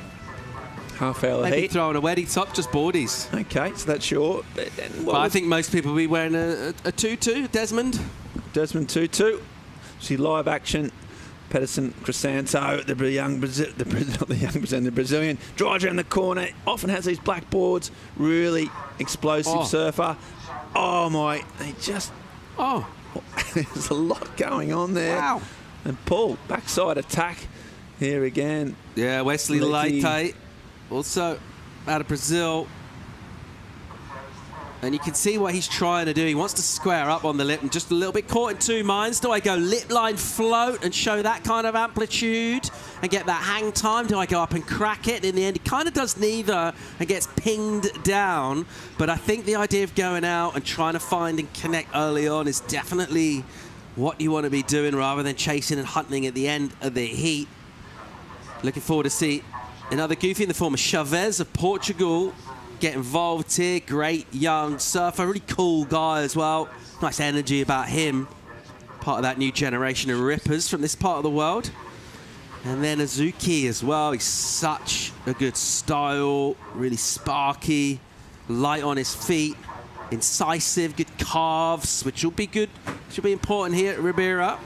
Interesting to think about Peyton Crisanto and his career, and it's been one of those real kind of stop, start, and then go again. Like he was great. He came out amazing in that Billabong team early on, and just brilliant young surfer doing big airs. He was quite a stocky guy. He was doing kind of like power airs as a youngster. Went away for a while, did other things, and then realised professional surfing is more fun than anything else in the world. So he's back. Amazing to see that he's still an incredible performer. Yeah. I mean, like, where would you think about the Brazilian name? How long do you get to his name before you list the best Brazilian surfers in the world? And you think, okay, well, there's a lot of good ones. He's down that list. But you see him surfing, you're like, he's right up there in terms of ability. Yeah. Well, just to get on the Challenger Series, you've got to get in the top 10 on the Brazilian rankings. So to be the top 10, you know, mate, in that, I mean, there is about hundreds and hundreds and hundreds of incredibly talented Brazilian surfers, all fighting back to the super hard. savannah analogy. You know, when they have the infrared at night, and all you can see is just like the eyeballs of hyenas. There's a pack of about 40 of them, kind of honing in on the carcass. That's a free surfer. One lioness trying to sort of defend it before she quickly realises, I'll probably just leg it. Give it legs. That's the QS in the South American region. Yeah, it is absolutely brutal. And yeah, Pedersen just keeps rising to the top, just keeps fighting off the challenges. And, you know, he had a tough upbringing. He was, surfing his way out. He lost his way a little bit, but he's fought back again. And, yeah, you just see with his surfing. He's got grit. He's got grit. He's got real talent, and he's in there. Speaking of guys with talent and grit, we've got Dylan Moffat on the beach of Claudio Pinto.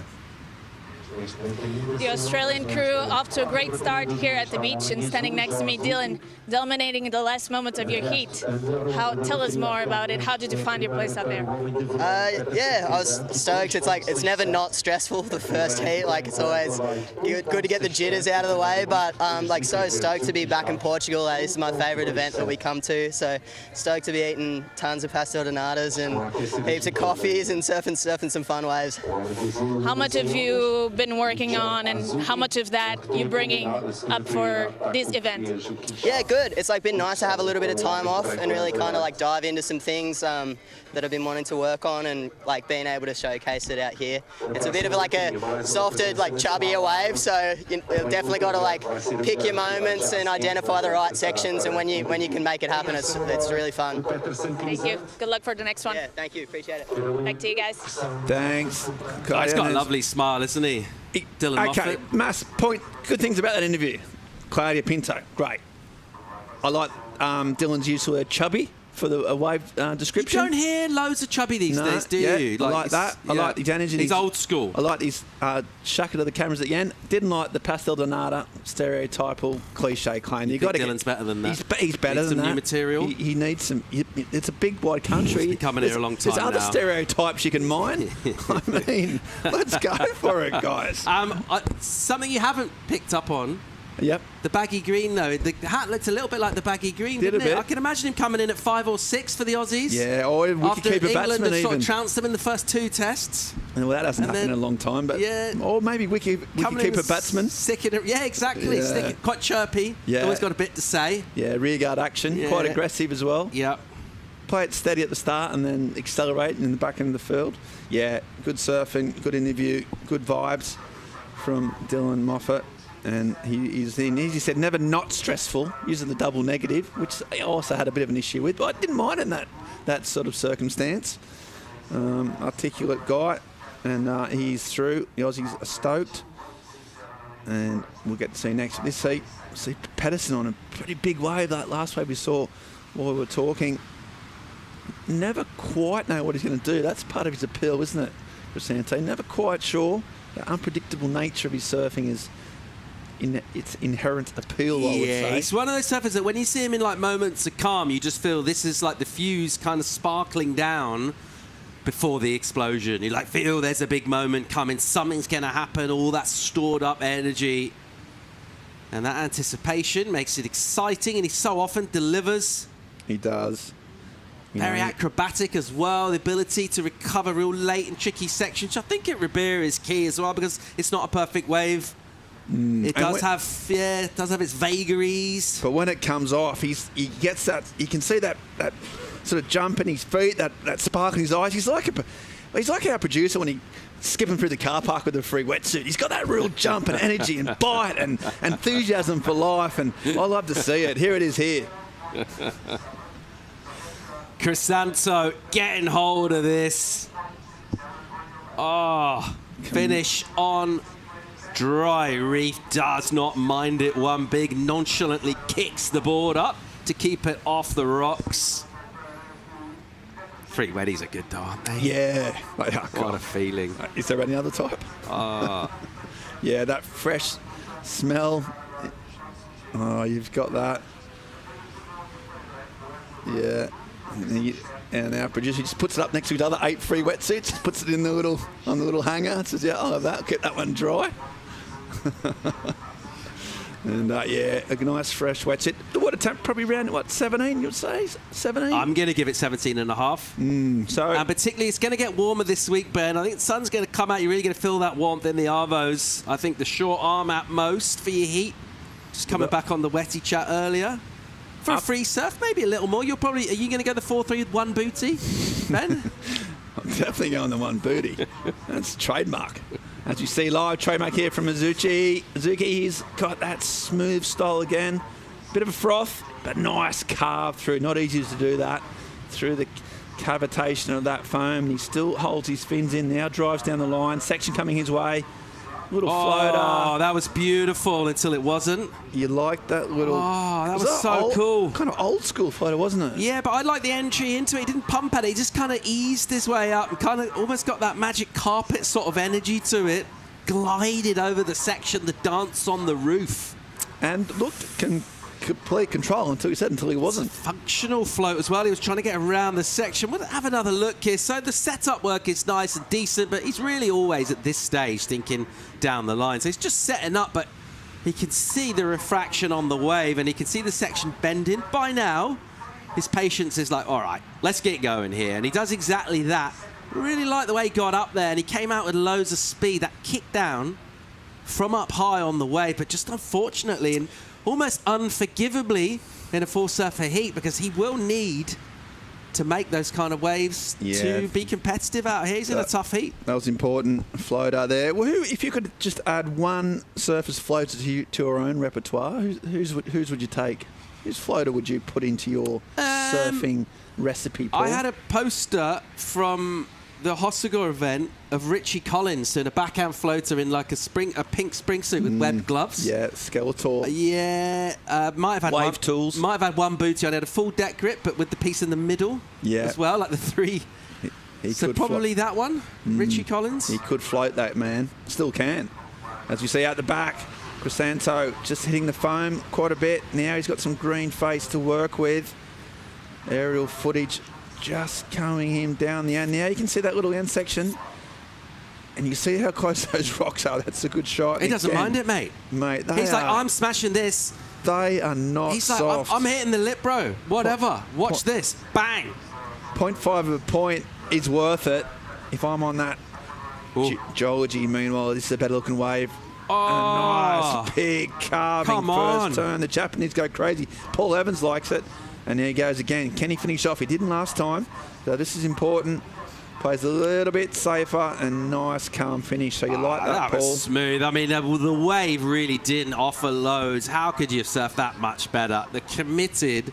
I mean, he buried that board down to the abyssal depths of the water column, didn't he? It was underwater and yet traveling through water at the same time. And then a little nonchalant flick off the white water at the end. The ball control's mad. Look at that. Super committed and then patient. It's just slopey stuff. So he does one setup, carve and snap, and then a little flick with cool drift. Don't need to do too much in there. We don't want this to fall off. Meanwhile, heat leader on the replay, showing his spark. So he can drive off a bouncy section and just hit whitewater vert. And then even his setup turns with all that power, the classic low centre of gravity, Ben, that I know you love. Also I love his lifelong career commitment to the short arm, long leg. He loves the short arm. I don't think I've ever seen him, never seen him not in a short arm. He did that trip to Iceland. He was just wearing a hood, boots, gloves, but a short arm. One booty. Loves the short. Hang on. Oh, that's rocks. Stevedy. Yeah. Former winner here, champion. So that board did look like it went into the rock, didn't it, at the end of that wave? It looked like it made contact. Funny when you do a closeout re-entry onto a dry bit of, is that basalt, I would say? I think it's some sandstone, Ben. And as we out the back, see shoves on his backhand, smooth Portuguese. Been slow in his seat, been very quiet now, starting to get a stand-up section.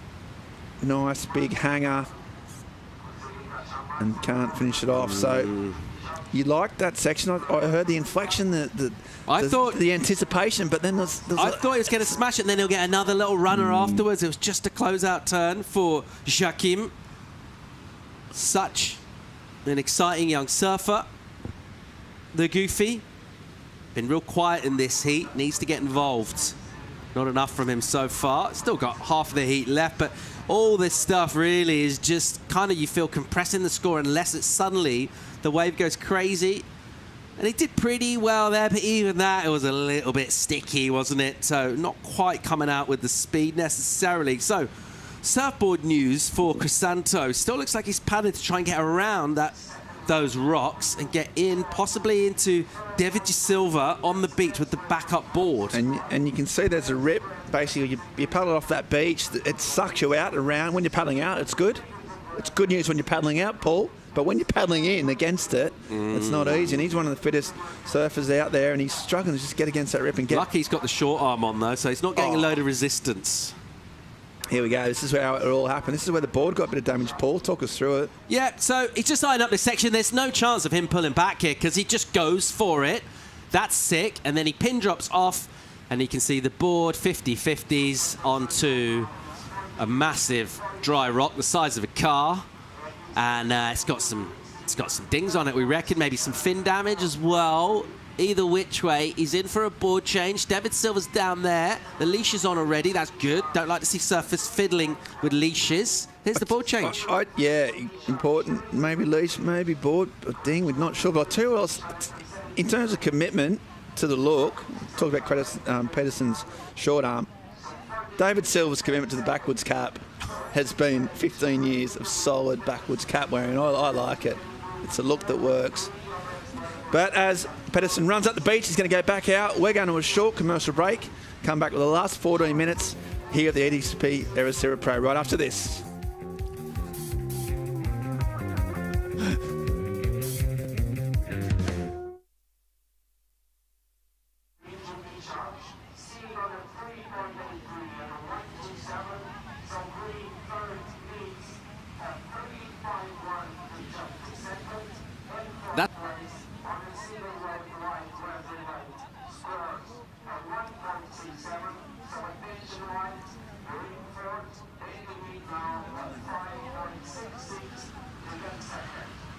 First day.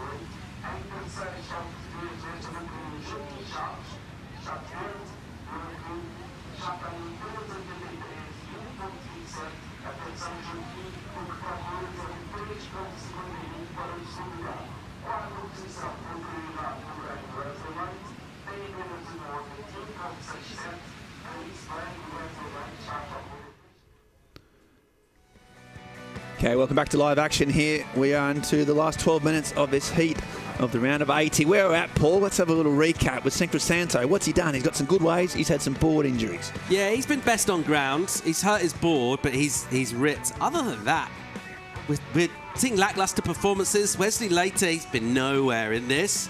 Really surprised Joachim Schaafs of Portugal not got hold of it at all, which really surprises me. I'd expected him to dial in early. He's not been able to do that, but he's got 11 minutes. Needs a couple of waves, really, to make sure if scores do get serious. But at the moment, the numbers are so modest, it's hard to really judge where anybody is because it's only really Peterson that's doing anything halfway decent. I mean, Azuki with the 4-3-T, it's reasonable, but even him, I'd expect a bit more from him at this stage. Yeah, it's been a bit of a damn squib. We had that one sort of down carve from Mizuki that we liked, and we had the fight up, but they made mistakes as well. The rocks at the end of this wave, they're a fixture of this event. I mean, they're always going to be in the conversation. What are some of the great moments for you? Which surfers' interactions with those rocks? Some of the highlights. Well, there's a famous example. We saw Teresa Bonvalo actually get hammered on that. No, I wouldn't like to see her get hurt, but she was in strife. We saw Miguel Forts, the contest director, run down Baywatch style, rip his shirt off, which I liked. Yeah. In his jeans. Buttons popping. Oh, man, it was in slow. I don't know why it was in slow-mo, or maybe that's just in my mind. Also, I still think about that every day. Also, I do remember some big aerials. What about Zeke Lau? Zeke Lau, mate. To win the event. Do an aerial on the rocks afterwards. Yeah, so that's exciting. They always come into play, especially when it gets big and the tides, and the surfers are so committed. Look, we don't like to see surfers get injured, but we do like to see a bit of drama. We like to see them get nearly injured. Almost the threat of injury, but they come out fine. Yeah, that jeopardy. Exactly. That danger element. Yeah, and that scoreboard. Tell you what, what's Wesley? He's not doing you know what? He's got priority. He's only had one wave, Paul. What's going through his mind right now? He's got a new wedding, but what he doesn't have is get himself a second score. He's got 2 Desmonds, but a lack of real progress in the heat, and he's just he looks pretty calm. Doesn't look too rattled. Yeah, you can tell like a number of different sort of narratives you can bolt on to when you look at the scoreboard, but the fact that you're seeing Azuki just with 2 waves, Chavez just with 2 waves, and even Crisanto has been by far and away the most industrious. He's only got 4, so it's just been one of those slower heats. Ben, you will get them throughout the day. What you would really worry is if you just had 1 wave and it was a 1 and your competitors are on wave 7, wave 8, etc. But it has been kind of slim pickings across the board.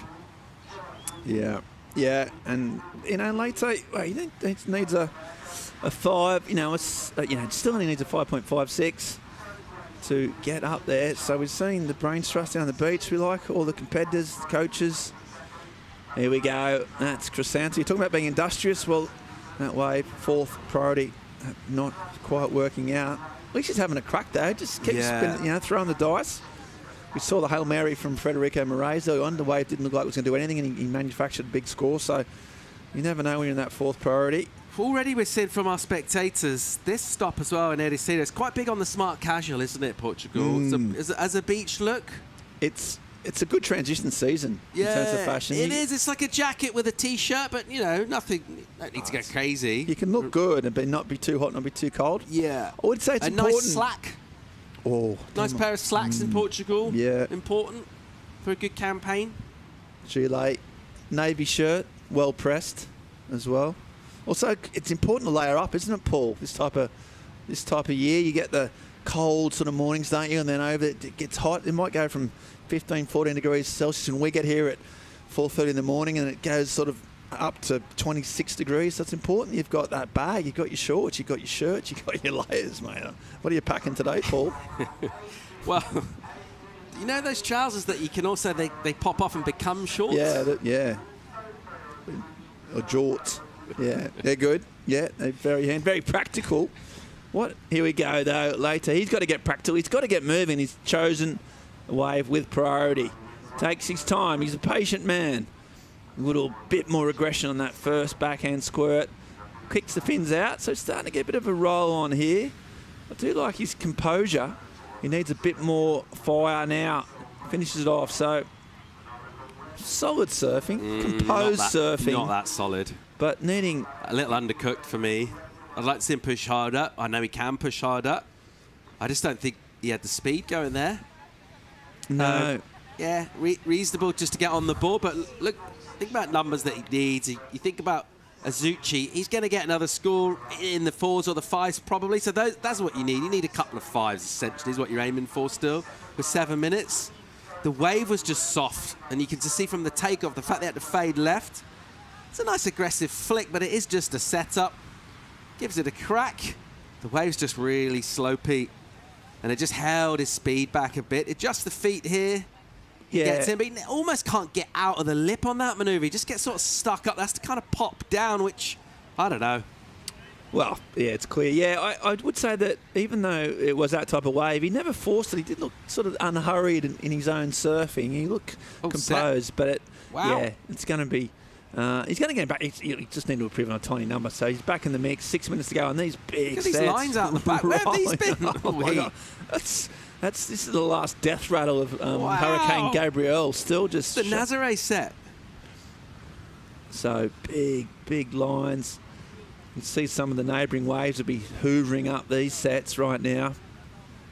Surfers up and down the coast enjoying all the different waves. You know, the myriad of breaks from fun learner beach breaks to some of the gnarliest slabs on the planet, all within this sort of 30k, 20k radius. So, but Paul, big set, big waves, no waves ridden. This is why this wave is sometimes tricky. Well, they've been lured inside by a lack of energy from the Atlantic, so they've come in and they're out of position, and then all of a sudden the bomb set, about 30 waves bombing out the back. Here's Chavez. Yeah, the local in position though. Nice first turn on a bigger wave. That's a little bit casual, and then just kicks out. He didn't have priority, so that was Azuchi using his priority, and that's not a bad call from Shavs. He's had enough of a mindset to pull out, and now we'll get back out there and probably will get priority. So terrible call from Azuchi. But did it stop him from getting a very good score though? As a blocking action, Paul, it was Chavez on the way to a big number. So in terms of a deep defense, I don't mind it. You know, look, we could go on and on about priority and the use of and how important it is. There was no more section, so the scoring was already done. It's easy with hindsight. The scoring was done. I think he could have got a third turn and then could have got a big number. So he potentially, even though his wave was a non-score, he might have lopped 3 points off his opponents. You got to weigh it up in a split second, Paul. That's priority decision under pressure. Part of the reason why we're so good together is we've been able to have our disagreements. You know, some of them, like sometimes we don't talk for a couple of weeks or months or years, and then we come back together. Yeah, true. And it's fine. Water under the bridge, Paul. Yeah. Stride in the... I've long said, you know, strong opinions lightly held. That's, I would say, it might be your epitaph, and I'm down with that. And I think, you know, we can have a strong discourse, and, you know, I think it was a good decision. I'm biased towards priority. I think anyone that uses it... Anyone that's, you know, uses that well under pressure, mixes things up, I've got a soft spot for it. I know you see differently. I mean, I've written a book about it, you know, so, yeah, I sometimes my judgment is clouded by that bias. But the score coming in, we'll see what Shav's only got a 2.83, so it's coming. Okay, Wesley. Ooh. Here he goes. Nice little swoop on his first turn, a smaller wave, but looks a little bit steeper.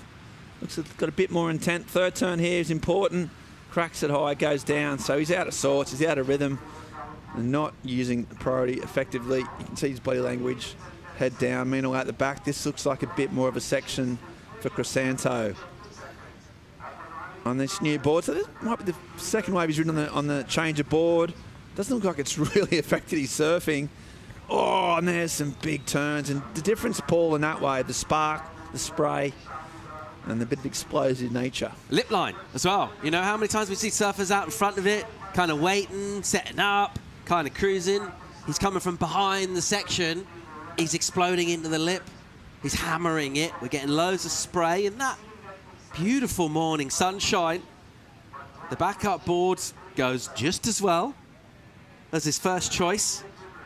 And the flow from him, that's that one turn there to finish things off. And that'll feel really good after being back on terra firma, not where you want to be in your heat. Look at the way this section sets up, and he's able to do loads. You can appreciate it from that angle. Just how tricky a wave this is to hit hard and to really commit, because if you commit to your bottom turn as you would a perfect kind of mechanical wave.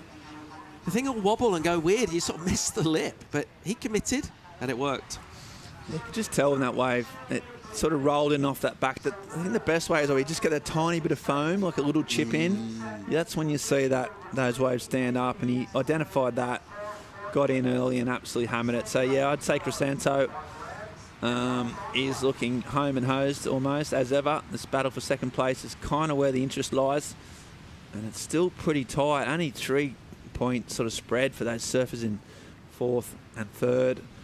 Chavez, the local hope. We've seen one local surfer come good under pressure. Can Chavez do it as well, Paul? He's got a bit of work to do. It's not a big number, is it, really? He's got second prior, but I'm concerned Wesley Leite. Just think about his last wave. He's looking for 3.07. He got a 2.73. For me, that wave had 3 points on it all day long. It was a smaller wave, but it looked nice. And he just got it wrong. It just didn't happen for him. He's just a little bit out of sorts. And we've seen him ripping in the past. And out here today, he's just struggled for speed, really. I don't think you need to overcomplicate it. It's just not gone fast enough. Okay, and then Azuchi is going to have his last go. So trying to protect his second spot. It's a small, fat, sort of chubby wave, as Moffat would call it. That's not a good decision. And it's just opened the door, albeit only for 38 seconds. Limited time window, but it's still just given a sneak of opportunity for Chavez. He's out there, he's paddling, he's seen something, 25 seconds on the clock, and he's in priority. And this is what Azuchi probably should have waited for, potentially. You can hear the Portuguese whistling, and he's going to have to go. He's got 18 seconds, and he's not going to be able to get it. So that is disappointing for him. Meanwhile, down the line on this probably same wave is Azuchi going again, sort of zigging and zagging. And he's just looking at the back, and it looks like that's going to be a bit of a down scoop. No, Chavez did get away. We didn't see the first one. So going left here, kicks out the fins behind. You can tell by his body language that didn't look all that interested. So it looks like Crisanto and Joe Azuchi, yeah, he hasn't got enough. He punches his board in frustration. Big heat for him at home. And he's absolutely filthy that he didn't perform to his best there. Paul didn't really have a good heat whatsoever. Uncharacteristically, I would say. Yeah, Ribera can be frustrating. It can shut you down. And he rallied, really. He did everything he could. He took this opportunity, tried to force something on a kind of left, on a right. And in the end, it was incomplete. And it kind of sums up the way things went for him out there. Just never quite got to grips with it. Unlike this guy, who just showed us once again why, despite setbacks, despite adversity of various forms, he's a survivor. Yeah, he's surviving. He's super dangerous. He wants it a lot. He's fighting for it, and he's got the talent to back it up. And even with a few wobbles and that, he's the only surfer to come in, change boards, lost some time, but still absolutely smashed it, and still getting quite a telling off, dressing down. Yeah, really. Getting the hairdryer treatment. Really animated debrief. Sir Alex. And he is, give it to him. Silver, it's a good cop, bad cop kind of situation here for the debrief. Silver's like, yeah, mate, you're cool. Yeah, he did well. Board looks good. The short arm's working, mate. Yeah. Don't change it. And Azuchi has also kind of got lucky there. He won't be able to surf like that and get through the next round, that's for sure. But yeah, I wonder what his heat debrief would be like. It's sort of hard to know. Some of them, you just best not to really think about it ever again. Just move on. What heat? Yeah, straight through. Just go the little Men in Black thing where you just kind of delete that. Yeah. And he's gone. But he got through. You just got to grind it out, as you say. That's what you got to do. And he's done it. So it looks like Brazil, Japan 1-2. We lose a local Portuguese surfer, which is a shame. He doesn't look particularly happy about his second place there either, does he really? He sort of knows he got away with one potentially. Still going through the debrief here. Imagine if he lost. So, yeah, really, you know, it takes a lot of feedback. These surfers rely on each other for input. So still one score to come in from Leite. So this is why we're waiting. Apologies. A wave was ridden, which could have an impact. Had to wait a while for it. Clicks off the back here. and a second. Oh! And he's got a third, so this inside Hello. delivered. And he likes wow. it. We couldn't see so far down the rocks, it was hard to see, but he doesn't need... Drama. He needs a 2.73. That's why Azuchi isn't so happy. Yeah, well, he needs a 3.07, Wesley Leite, and he hammered that backhand a couple of times. Much better from him. And he's been waiting for a wave that doesn't run out of energy. Oh. So we're just seeing... Numbers in. Numbers in, and looks like it's Japan have got it. And there's Pedersen giving his countrymen a bit of advice. He's been there that many times. You know, how to lose is just important, how to win, you do more of it. But the Japanese are smiling now. So plenty of motion, plenty of drama.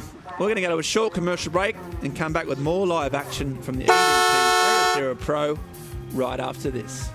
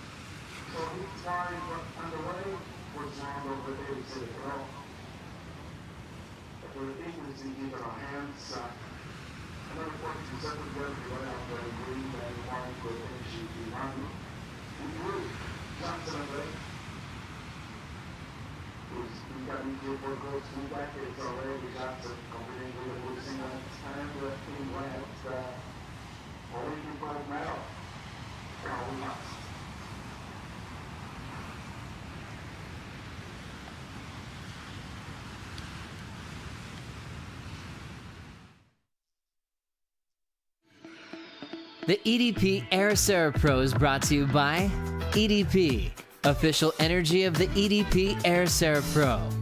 By Visit Portugal, Europe's best surf destination. By the Mafra City Council, Ericeira, a world surfing reserve. And by Mayo, official tech partner of the WSL in Portugal.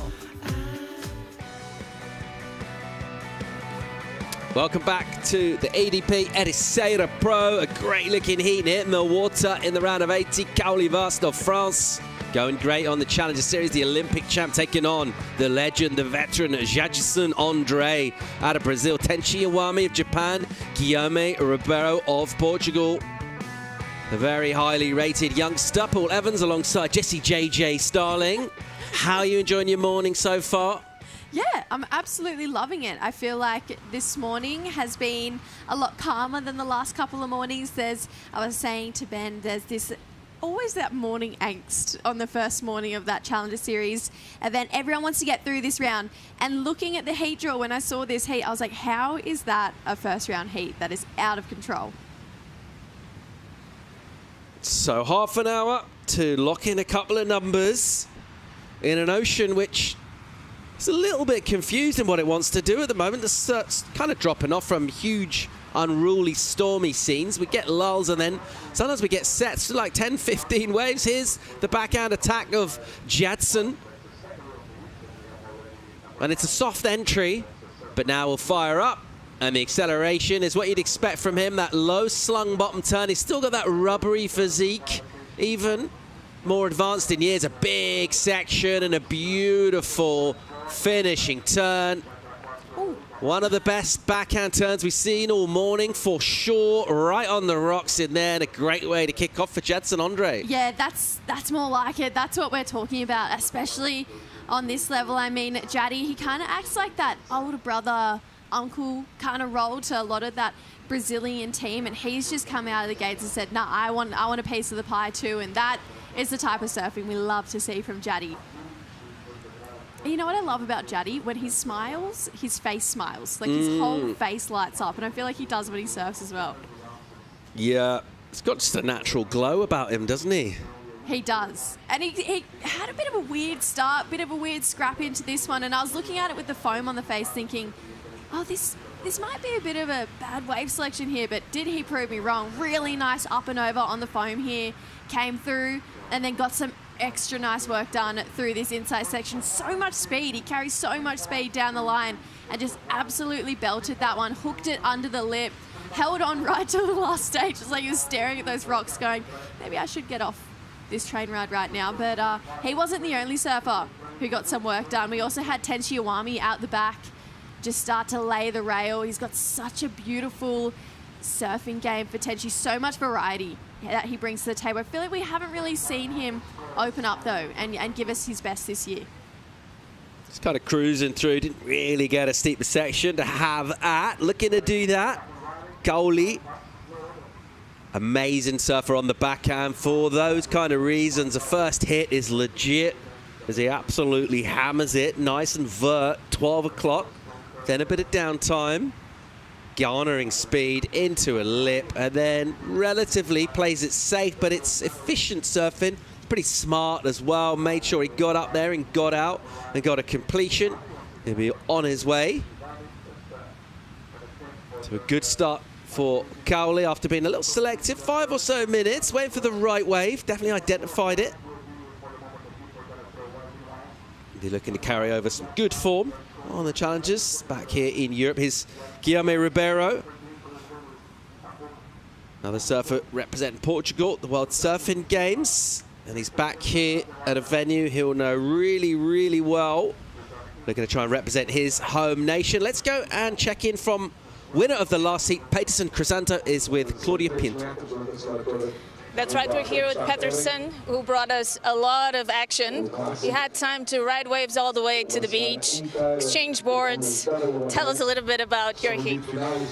Yeah, first of all, it's so hard. And yeah, I felt my first board was too small. And I tried to change in my first opportunity, but the current, I can't get out the current, so I had to go back to the outside and get another wave for changing my board. And yeah, I'm so happy that I made my first hit. It's really tough conditions. Ericeira for me, it's always a challenge to compete here. The waves, it's hard to understand how it's work and the position as well. So I'm so glad that I make my first hit. You're absolutely dominating the heat all the way to the end. What's been the training program lately for you to bring up this confidence? Yeah, I've been surfing a lot at home, and actually my home break, it's a point break from right, like similar like Ribeira de Ilhas. So I've been surfing a lot and doing some like functional training. And yeah, I'm ready. I'm happy to be back here. My last time was 2021. So yeah, I'm glad that I'm here again. And also I would like to say thank you for all my sponsors. My wife, my son Filippo, and everyone who's watching and supporting me. Thank you so much. Good luck for the next one. Thank you. Obrigado. Valeu. Valeu. Thanks, Claudia. Family first for Peterson. Another good performance from him. He's been a little while. Doesn't look like it. Just carrying on where he left off. Looking really good. Numbers in for Jadson and for Cowley. And it's the early running from them. Jess, you've had a couple of heats to vibe with the Aussie squad a little bit. How they feel? It's been a good morning so far for some of the Australians. They're going all right. Yeah, it's been a great morning. I mean, we saw Codes get through, Dylan got through as well. So yeah, it's been a nice cruisy morning for the Aussies so far. But yeah, I feel like it's this first round, it's always such high stakes. You know, you travel to the other side of the world pretty much to try and surf here in 4-man heats. They're no easy task. So these guys are giving absolutely everything in these opening round heats too. And something I find pretty interesting as well is every single country now really does travel as a unit. We saw those Japanese contingent on the beach supporting Joe Azuchi. I know they'll be down there doing the same thing for Tenchi. So not just the Aussies having a good day, every country's kind of getting around and supporting their countrymen. Yeah, and one of those recurring themes on the Challenger Series, the more experienced, more surfers that have been doing it a longer, they can offer insights as well to the youngsters. And on the flip side of that, the youngsters, they can bring that new energy that's key. Here's some good energy with power, with aggression, with a little bit of cruising, feeling out the way before a nice finish again. And in conditions that have been described as tricky, that's what you do. Kauli Vast showing really how to surf. You're not waiting for perfect sections. It's about being practical, being patient, but then when the opportunity does come, you take it. Yeah, he's really surfing a nice textbook heat here for Kauli. He's just making the most of, like you said, everything that's coming his way. We see a lot of people get caught up in the calves and, you know, just try and surf it all the way through to the inside. But he got up here so quick. Really nice hit in the pocket. A little bit under, but it had so much speed for that one there for Kauli. And he just bided his time. He didn't try and go to a couple of cutbacks. He waited for that section to steep up and just absolutely hammered it. He has so much power. He's had a really great year to start off, kicking off for the second place at Nui, and he's still looking like he's carrying that through here.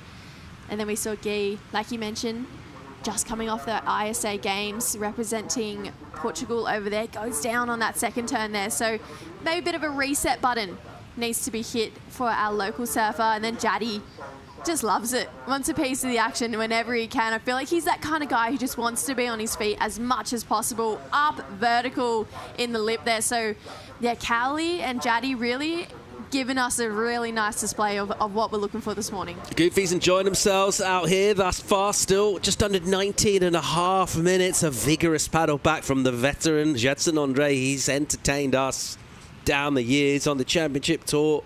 It's a big success here in Portugal as well. Remember one event down at Carcavelos, it was absolutely thumping tubes. Down there in Cascais in Lisbon, he was brilliant out there. Loves spending time in Portugal. It's been kind to him in terms of results. And if you're wondering, is it fun doing the Challenger Series? Well, the answer comes in the form of the continued participation of surfers like himself. Still here, still loving it. All right, here goes Guy Ribeiro. I want to get involved here. He's got to run a section, and he'll use the rail and just kind of mix things, deal with a couple of wobbles, and then not quite get there for the finish. So possibly just a little question mark on that wave. Not exactly a misfire, but just didn't quite get hold as he would have liked, and almost going into the Alibaba section, that little cove around the rocks. We'll see rides finishing there later today.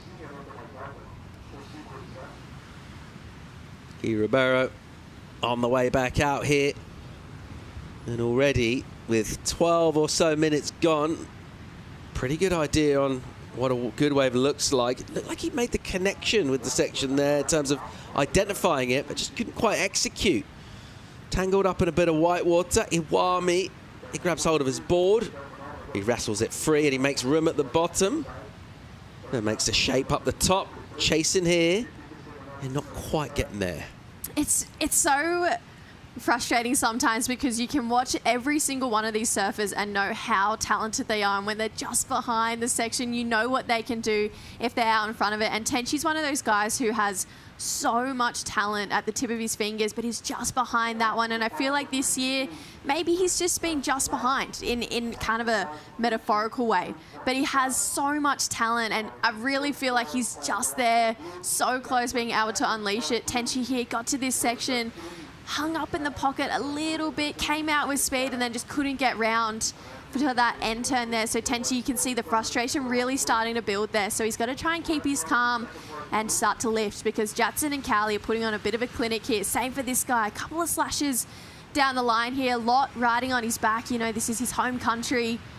But this wave, not a lot of power behind it. So got a last jam in the pocket, but I don't think it had that big X factor, you know, the judges are really looking for.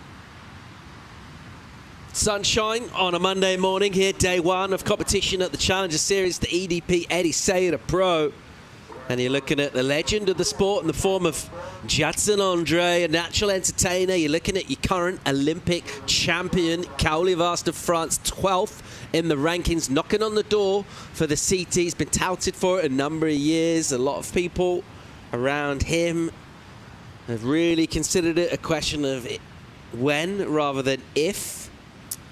I've always had Kauli on my list of people who have the talent to be on the tour but just haven't got there. I mean, his surfing is CT caliber. He's the Olympic gold medalist. I mean, that just goes to show how much talent he has. And I feel like Cowley this year, he's kicked it off in a different way. He's working with Joanne Daru as well as, like I mentioned earlier, got that second place over in Newcastle. Has been kind of consistent over the last two, but I feel like he's looking to solidify another big result here. And in the past, he's had a couple 25ths, but he's been knocked out by some guys who've already made it to that championship tour, Rio Wider, Cole Hauschman. So maybe this year's the year that he's going to have that door open up a little bit more so he can find himself on that top tier. Gonna have to do the hard yards here at Ribeira de las and surf a lot of heat and a lot of waves.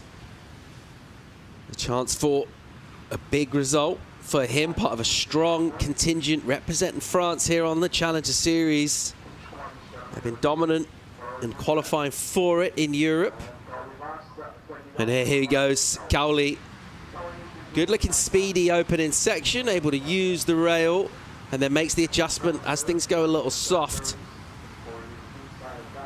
Bit of authority with a flick off the top from him, and then on the inside, up into the lip. Very well done indeed. Wow. Really, really nice. Also, a little extra point for being able to almost completely stop the board after he comes out of the whitewater in front of the rocks. However, then he's forced to bail it as he gets lit up. So 1 minute total mastery, and the very next, you're at the mercy of the whims of the ocean. Oh, the rocks just add that little bit of extra fire, that little bit of scare. You're kind of on the edge of your toes there. But this was a really nice wave here for Cowley. It's a bit of a slower start, but he made up for it through this end section. You can just see how strong he is. He has so much muscle on those legs, comes through this inside section, absolutely belts it, airdrops out of that turn. That end section when you have to deal with all the rocks coming back at you, but you know you need to get your board out in front of the foam. So he's doing well to try and navigate, okay, when's the time to really start to lean on that back foot and get away from these rocks here for Cowley. So, you know, Ericeira just throwing us a couple more curveballs with that inside section. Yeah, loving the Goofy's approach to that end section. Jadson with his first wave, that 6-5. And then Cowley a couple of times hammering the finish, making it look really dramatic. Here goes Jadson Andre. Slopey outside. And he'll just set things up through here. Quickly adjust the stance, and then he starts to get down to biz, putting a little bit more leg into it. And then the finish, in the end, he'll do well. Very similar place to where Cowley just was. Didn't quite crack the lip, but somehow rode out of that, found the speed on the way down. Carving. Rail surfing from Iwami. That's nice. Into the lip. Finding a section, the layback, very hard to do there. Pretty much on dry reef. But much better for him, connecting with energy, a long wave all the way down the point here. And did some good turns before the end section. Would have loved that finish, but even without it, the helpful number for Tenshi, surfer out of Chiba, Japan.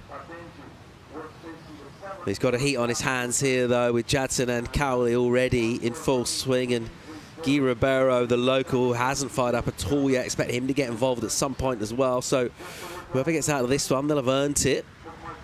And Tenshi as well, you know, he has a track record of doing well at point breaks. Back on the regional tour a couple years ago, we had an event over in India, actually the first WSL event we had over there. It was QS 6000, and he took the win at Mahabalipuram, which is a right-hand point break. So he's used to this. We know it plays to his strengths, and I feel like this wave, he really took his time a little bit more. He hit that reset button, and he just went into this end section wanting something big, but with that rocks and cliff in the back of your mind, I feel like you can't be fully committed on those kind of turns. You kind of just have to finish it, get that score. And then Jaddy, I felt like maybe got sold onto this one by Guy. I feel like this was a bit of a slopier wave. It hasn't been that real cupped out bowl we've been looking for until we got to this inside section and just drifted the fins over the coping there. and just tried to dodge those rocks, but they just keep coming straight back at you there. So, yeah, I feel like maybe, yeah, Guy just playing a little bit of tactics there. Wasn't the best wave selection there for Jaddy.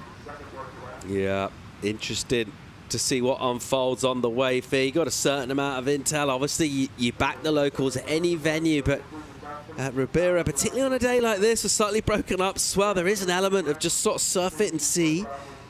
And sometimes that end section, it'll stand up, it'll be really whackable with a nice lip. Sometimes it'll fizzle away, and you kind of got to get there, really, just to be in contention. However, if you do that, you're committing so much of your time. It's such a long wave to get down there. If you don't get that finish, it's going to eat up all that time. By the time you paddle back, you're in fourth priority. So always in our surfers' minds exactly what waves are going to offer what for them. It's part of the puzzle here. It's something of an enigma, this wave, and it has been consistently throughout.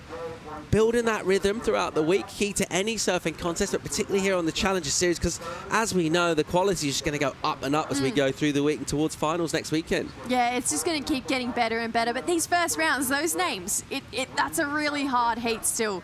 And I feel like, you know, we talk about this pressure of being the local surfer. Paul, I want to know, are you the type of person who would prefer to be at their backyard, or the type of person to be like, no, keep me away from my home. I don't want the pressure of it. I don't want my loved ones watching. What kind of person are you? Yeah, I think the away fixtures are cool.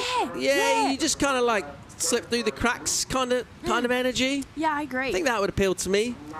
I always thought I was an at-home person. I always thought I'd love competing at home. Always did my worst when I was competing back at home. I was like, maybe it's not for me.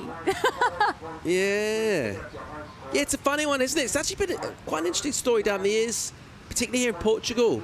Ever since the sort of CT first came up at Peniche, Super 2 boss, Thiago Perez, like one of the all-time legends, had some amazing years on tour, but never quite had that moment for a couple of years. Anyway, the first few years here at Portugal, and he was making finals elsewhere, surfing amazing around the world.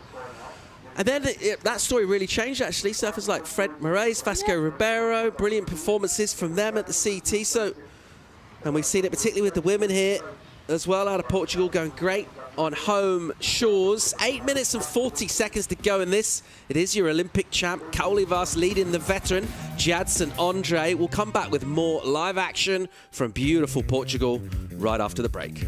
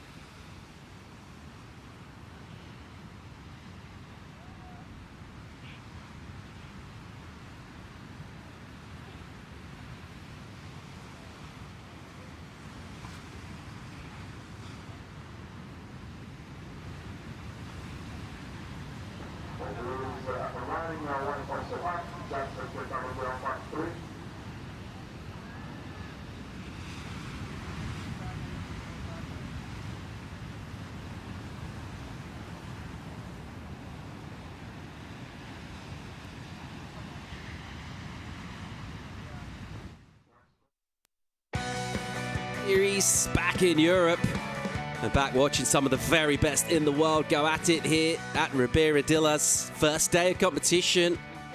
The men's round at 80 in the water. Heat 5 of that round sees a couple of very well-known established names like this guy. Jadson Andre's got the high score, 6.5 for him. And he looks so loose and sprightly and lithe, despite the number of years he's been on tour. Well, perhaps because of that. He really is the evergreen Jadson Andre, and at the moment looking to improve a backup number of 4.3. He'll be enjoying the challenge from the likes of Caulivas, who surf with power. He talks about that leg strength that he's got. Feel like this kind of wave, Jesse, bit rumbly, some deeper sections, power, leg strength. Key out here to doing well, particularly backside. Absolutely. I mean, I think it's key anywhere, to be honest. You have to be strong to be able to do those big turns, throw a lot of water, which is exactly what Cowley does. As well as this guy, Jaddy, he's a strong guy as well. Now, you know what I love? I love that the spark never died for a lot of these veterans who are coming back. Pedersen's one as well. This guy, though, trying to get himself to that tour. Guy Ribeiro, nice wave for him. Big section here, flings it up, does well. So, made the turn look big, good amplitude. See a disappointed Joachim Chavez there, lost out earlier, and you can still see how painful that is for our athletes. Nevertheless, back in the corner of his mate, supporting his Portuguese buddy, just from the other side of Lisbon down there in Costa de Caparica. Beautiful part of the coast. And he's on his way back out, and he's just getting involved in the heat really now with this, because small numbers prior to that for Guy, a 3 and a 1, not what you want. It's 5 on the clock. This will be his first legit number. Where do we see this going for him? It's not going to be huge, but something mid-rangey to give him a little bit of a platform. Yeah, I think it'll definitely help his cause and maybe bring down that 7.7. That's a big number. So he's just got to chip away at that, because we haven't really seen anyone go up into that 7s, 8s question this morning. So it's not going to be that to jump him up into that top 2. It's definitely going to give him, like you mentioned, a platform to really try and lift again. He's got the support on the beach. We know that. He's got the country behind him. He just went over and represented his country. So now they're returning the favor. And I feel like maybe, you know, he's feeling a little bit of pressure and might need to turn that pressure into a little bit of love. Yeah, I think this is going to really set him up for an important final 4 minutes by the time he gets back. So 4.97 is the number, really useful in that mid-range. Now looking for the 5.84 to attack Jadson. But interesting, the judges there. So what they're sort of saying, what they're showing us, you don't need to kind of do 7 set-up turns and kind of snip your way down the point. If you just find one big section, throw in one combo, even one turn, you can go up the scale. Well, thinking back to Sammy Pupo last year, some of his best waves were just single maneuvers. He went above the lip, was getting really nice scores. So the judges definitely keep it pretty simple for these guys to be able to get scores. I mean, it's just big turns in the biggest sections. We've seen so many people string together 7 or 8 calves all the way through. They're not really getting above a 2, 5, or a 3. So as soon as someone puts their lip up, their nose up above the lip, you can see that number already starts to lift. So the judges, they put all their cards on the table, and now it's just up to the competitors to be like, oh, all right, let's do it. Jadson on the glide, fades his entry into a small runner. 3 on the clock, not really what he was after in terms of improving the 4.3, because that's just that fly in the ointment from his point of view. He's got a 4 in his top 2, doesn't want that. Just trying to rid of that, won't do it there. I also don't think he'd settle for second. He doesn't seem like the kind of guy who would be all right with, yeah, I just scraped through that one. You know, Jaddy's, he's got that eternal flame for competitive surfing. I mean, he's got 10 years tour experience. He was seeing everyone else compete on the Challenger Series and thought, hey, might get myself back there, throw the jersey on again, try and get myself back to the CT. So he doesn't strike me as the type of competitor who'd be like, oh yeah, I'm all right with second. No, he wants to be on the glass telling us why he loves competitive surfing. Tenshi-san into it with a carve and snap. Nice section here for him. Throws up a shape. Not loads of spray, but good connection with the lip, and then a little runner in the sunshine. And it's set up so sweetly for him with a little crumbly lip just saying, do me. And he goes down, and that's sort of unforgivable, really, with 2 on the clock. He needs to get going here. Yeah, that was going to be something pretty special for Tenshi. He got some really nice work done out the back here. Really paced himself. You can see he's learning from his mistakes. Nice opening slash to start this one off. Comes through, steep section, straight up and into it for Tenshi. Beautiful bottom turn, not a hesitation there to get back up in the pocket. Came through this inside, and maybe there was head noise thinking, I've got to make this, and couldn't do it. You can see Manami there, Joe, Sarah, they feel it too. They said, no, you know, he's got to make those turns if he wants to be making it through this heat. And right now, he's chasing the highest wave score of this heat so far. 90 on the clock here. Cowley Vast leading this with nice symmetry to his scoreline. 5.87, a pair of them. For Safa out of Tahiti, representing France. And he has got loads more in the tank where this came from. And he won't mind just kind of cruising through the early rounds and looking to try and build and really come back and explode and perform for finals day. Already had that finals day experience earlier on in the season in Australia. And that's why he's setting him up in a decent position outside the bubble currently in 12th, as things are. Loads more surfing yet to come. And you think about places like Pipeline, a new addition on tour, which will suit surfers like Cowley. On the Challenger Series, a long way away from knowing about qualification, really. All you can do at this stage is go as far in the current event. Under 30 seconds. Priority is with our heat leader, Cowley Vast. Meanwhile, scrapping around, Jadson Andre seen something that's shown him interest. He still wants rid of the 4-3, and he wants to make sure. Good speed, good slice off the top from him. The technique is still razor sharp from Jadson, and he'll get a little bit wobbly for the finish, but the first turn just showed the spark from him, and you can see the intensity that he's competing with. Still, he's wearing it on his face. He loves being here. This is his life. It's been his career, and it's been a fantastic one. Honestly, this type of energy puts a smile on my face. That was such a beautiful turn. His technique, like you mentioned, Paul, it's just so crisp, and it's that type of surfing that's just so easy to watch. It's just gorgeous to the eyes. And I just love Jaddy. He just looks up and about like he's had 4 espressos before he's come to surf this heat, and he just wants the win so bad. So you can see Jaddy, he didn't want to get knocked out of that one. Unfortunately, he's not going to go up into that first place, but I'm stoked that we're going to see him in the next round because that energy is contagious. Cowley Vast, good value for the win there. Pretty much just smashed that heat. Didn't have to do loads, but looked very impressive indeed. Also great to see the vet, Jadson Andre, continue on the upward trajectory. We'll say bye to Tenchi and also to Guy Ribeiro. And that's the way things are going down this morning here. Opening day on the Challenger Series back in Europe at the EDP Ericeira Pro. We've got more live action. The waves will continue throughout the day. We'll be right back.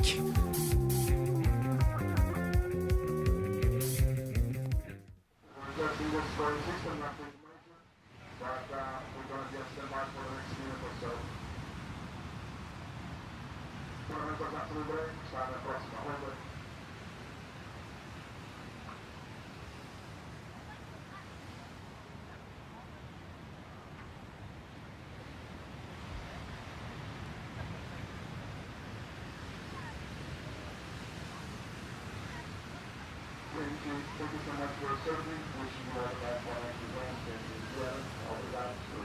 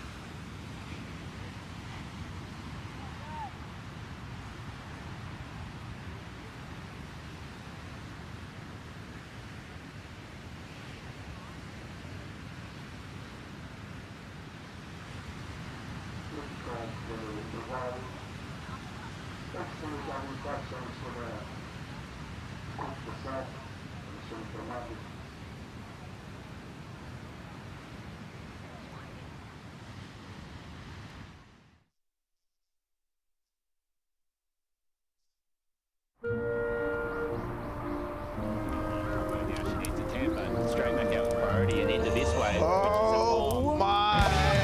Deep one for Western away, but she comes out. She comes out. She needs a 10.